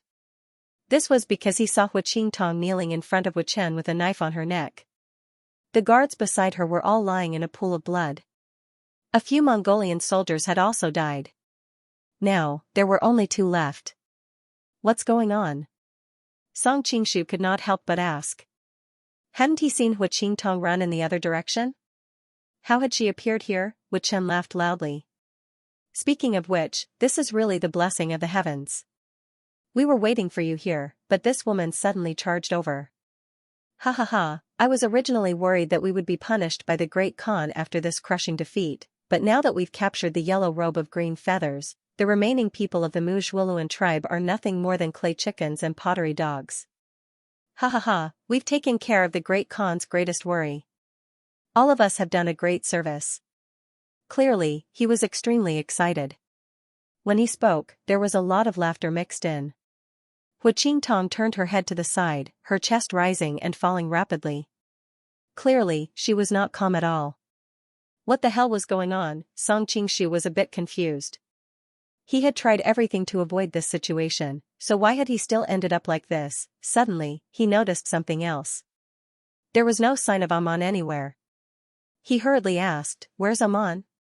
A trace of embarrassment appeared on Wu Chen's smile. He stammered, "Just now, not long after you left, Varatzi suddenly attacked. He grabbed Amon and ran into the darkness. We chased after him, but he seemed to have disappeared into thin air. We were worried that you wouldn't be able to find him when you came back, so we could only wait for you here." Wu Sun also nodded. That Varatzi is really treacherous. On the surface, he was cooperating with us, but in fact, he had always been thinking of betraying us. It's our fault for being careless. 2 of the soldiers protecting Amon fell into his hands. What? Song Qingshu was furious. With the cultivation of the great shaman, Varatzi is no match for you. Wu Sun smiled awkwardly. It happened so suddenly that we didn't have time to react. We didn't expect him to go after Amon. If I had more time, I would have been able to subdue him, but for some reason, he seemed to have disappeared into thin air. Then, we ran into Hu Qingtong and the others, so we had to stop. Song Qingshu was too lazy to listen to his nonsense. He directly used his lightness skill to chase after Varazzi. This time, he did not hold back at all. He directly used the unique skill of so close, yet worlds apart, and quickly searched for traces of Amon along the way. Hu Qingtong's identity was very important, so she would not be in danger there for the time being. However, the same could not be said for Amon. With Varazzi's infatuation with the mother and daughter, it was hard to guarantee that he would not kill her. He really did not want to see such a kind and trusting girl end up in any miserable situation. He ran all the way, retreating along the stone walls, but there was no trace of her. After running for a long time, he suddenly saw a flame in front of him. He could not help but be overjoyed. He finally found her. Song Qingshu also felt a chill run down his back. He had clearly been going downstairs, so why did he end up above them? His first reaction was to look at old man Wu Sun, thinking that he was hallucinating, but he immediately rejected this possibility. Although Wu Sun's spiritual energy was vast, it was still not enough to deal with him. Not to mention that Hu Qingtong and the others were running in the opposite direction, but they ended up in this direction. It couldn't be Wu Sun's influence, right? It seemed like this staircase was a closed loop, no wonder he could never reach the end. After saying the guess in his heart, everyone else's first reaction was that it was impossible. Even Hu Qingtong forgot about being captured and his eyes were filled with doubt. It was hard to imagine that this kind of staircase would appear in this world. Wu Sun did not believe it either. His relationship with the Water Moon sect was not good, so he was worried that Wu Sun was deliberately deceiving him, so he led a Mongolian soldier back. Song Qingshu and Wu Chen stayed where they were. They looked at the captive Hu Qingtong on the side and then at Wu Chen's unguarded appearance. If they made a move to save him now, no one would stop them at all. However, he gave up on this idea. Hu Qingtong would be fine for a while, so he would just act according to the situation. With his martial arts, even if Wu Sun was here, he would not be able to stop him. At this time, he was even more worried about Aman, not knowing how she was. On the other hand, Vara had escaped from the strange staircase with Armin through the secret passage. Armin kept struggling and punching Vara. "Put me down. Put me down." It was a pity that she was too weak and hitting him was like a lover hitting his chest. Not only could he not break free, it even stimulated Varaki's bestial nature. Thinking that the Mongolians were already trapped in the maze and it was impossible for them to catch up, he threw a man to the ground. "Humph, Xianxia was blind in the past, I never thought that her daughter would also be blind, actually choosing this kind of middle-aged man as her lover. Who cares? You're not allowed to scold my mother." A man stubbornly raised her head and angrily stared at the bad person in front of her. Looking at the young girl's charming face, Vraki couldn't help thinking of Xianxia when she was young. It really was similar. Back then, everyone played together happily, but it was a pity that she chose Che Urku. At the thought that the girl in front of him was Cherku's daughter, a trace of ruthlessness flashed in Varazzi's eyes. "Humph, you two women have eyes but can't see, but in the end, you will be mine." After saying that, he began to tear Amon's clothes. Amon cried out in alarm and struggled desperately to call for help. With a crisp crack, Valraki tore off half of her sleeve, revealing her fair arm. "Bastard!" Suddenly, a furious roar rang out nearby and a figure pounced over. Varazzi was greatly alarmed, thinking that it was the Water Moon sect that had caught up to him. However, when he saw the other party's appearance, he couldn't help but burst into laughter, and here I was wondering who it was. "So it's you, you brat. You're overestimating yourself." The person who had come was the previously missing Supu. He happened to see Valrazzi about to rape Amon, so his body exploded and he immediately rushed over, attacking his enemy without any regard for his life. Unfortunately, although he was considered brave in the tribe, compared to Valrazzi, his martial arts were still much worse. He was quickly kicked to the ground. Valrazzi laughed, "Brat, you only have brute force, but your martial arts are too bad and your brain is not good either. If you had waited just a little longer and waited for me to enter Amon's body and sneak attack her from behind, I wouldn't have survived." Supu bit his lips so hard that they almost bled, shameless. Ignoring the injuries on his body, he climbed up from the ground and desperately pounced forward again. If he had calmed down and taken it slow, Valrazzi wouldn't have been able to knock him down in a short period of time. Unfortunately, he was too angry and his attacks were violent. His body was full of flaws, so he was quickly knocked to the ground again. Seeing her lover covered in injuries, Almond's heart was broken. She hurriedly shouted, "Supu, don't worry about me. Go find uncle for help." Valrazzi clicked his tongue. "Did you hear that, brat? You're still risking your life for me, but I only have other men in my heart. I don't like you at all." Almond's face turned red with anger. "You're talking nonsense." Valrazzi coldly snorted, "I'm talking nonsense? Didn't you just admit that you're already that Japanese devil's woman? Look at how intimate you were in my arms. You're really a fickle woman like your mother." Supu looked at his lover in disbelief, his eyes wide open. On the way here, he had always felt that the Watermoon sect was up to no good. At the same time, he was also dissatisfied with his lover's attitude towards him. He never thought that his worries would really come true. Seeing his reaction, Valrazzi smiled with satisfaction. "Brat, just watch from the side. Maybe when I'm done, I'll let you have a good time too." At the same time, he secretly thought that there would be a day when he would ruthlessly take Xianxia in front of Cherku. Thinking of that scene, Valrazzi became even more excited. When he was about to throw himself at Amon again, a meteor hammer suddenly flew over. Valrazzi dodged it with a flip, and the meteor hammer hit the stone wall on the side, sending rubble flying. Then, a fair-skinned and beautiful girl jumped out and caught the meteor hammer that bounced back. She then continued to attack Valrazzi. A thin and weak girl was wielding a mighty and domineering meteor hammer as a weapon. The contrast between the two was too strong. Supu's eyes lit up when he saw this, and he shouted excitedly, "Axiu, be careful." This girl was Li Wenqiu. She was waving the meteor hammer at Valrazzi's acupuncture points. Valrazzi was flustered at first, but he quickly calmed down. The other side's hammer technique clearly hadn't reached a high level yet, so he raised his left hand and Li Wenqiu subconsciously dodged to the right. Who would have thought that this was a feint? His right palm came down and with a pu sound, it hit her left shoulder. Li Wenqiu stumbled and fell to the ground. "I never thought that father's luck with women would be this good today. Another little beauty has come." Valrazzi began to laugh. Although the girl in front of him wasn't as beautiful as Amon, she was still a beauty. At this time, a cold laugh came from the stone room, a trivial diversion. "Do you really think you are invincible in the world?" Valrazzi's expression changed. "Who is it? Scram out here for me." His move just now was indeed a diversion, but he didn't know why the other side had seen through it. Noticing his gaze, Limacho's eyes turned cold. "Where are you looking?" Valrazzi laughed. "I thought I was unlucky enough today. Who knew that there would be a turn of events? Not only are there two little beauties, but there is also a great beauty. I don't know if my body can take it." "You're courting death." Limacho hated people who disrespected her the most, so she was merciless. Valrazzi's smile froze because he didn't expect this woman's voice to be so sweet. He hurriedly met it with a palm. When the two palms met, he screamed and quickly retreated. "There's poison in the palm?" Valrazzi looked at the palm that had turned black and couldn't help but be aghast. Limacho's face showed a hint of conceit. "How is it? My 5-poison divine palm is not bad, right?"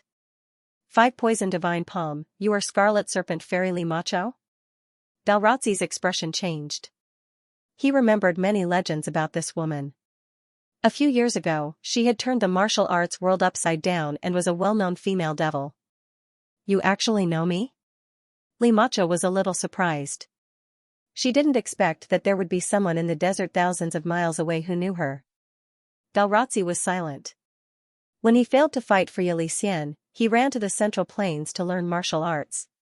He could be considered a person of Jianghu, so how could he not have heard of the Scarlet Serpent Fairy's reputation?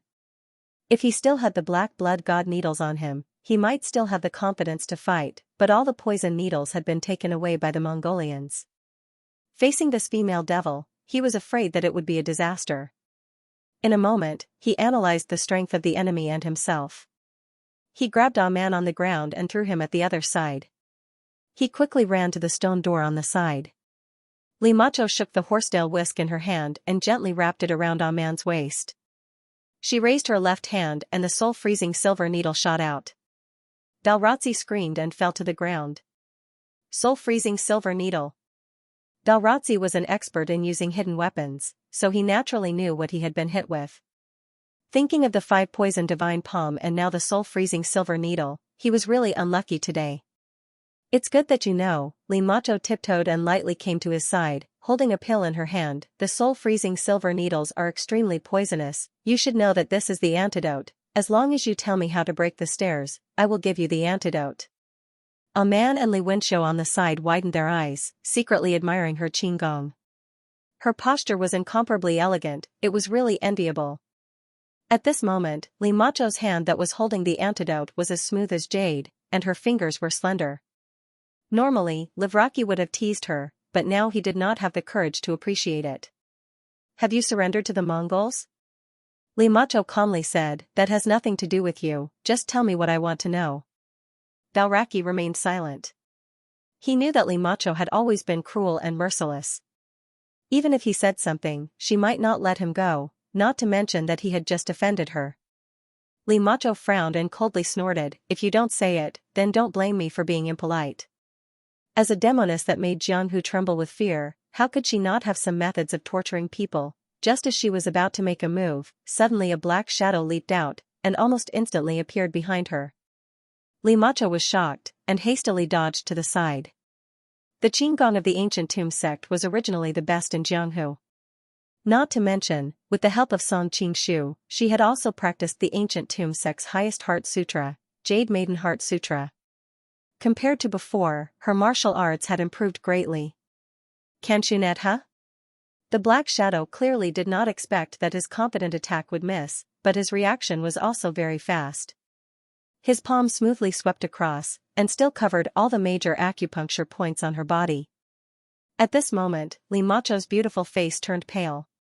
Her martial arts were very high, and with the addition of the soul-freezing silver needles and the 5-poison divine palm, as well as her proficiency in actual combat, in Jianghu, only the 5 uniques could defeat her.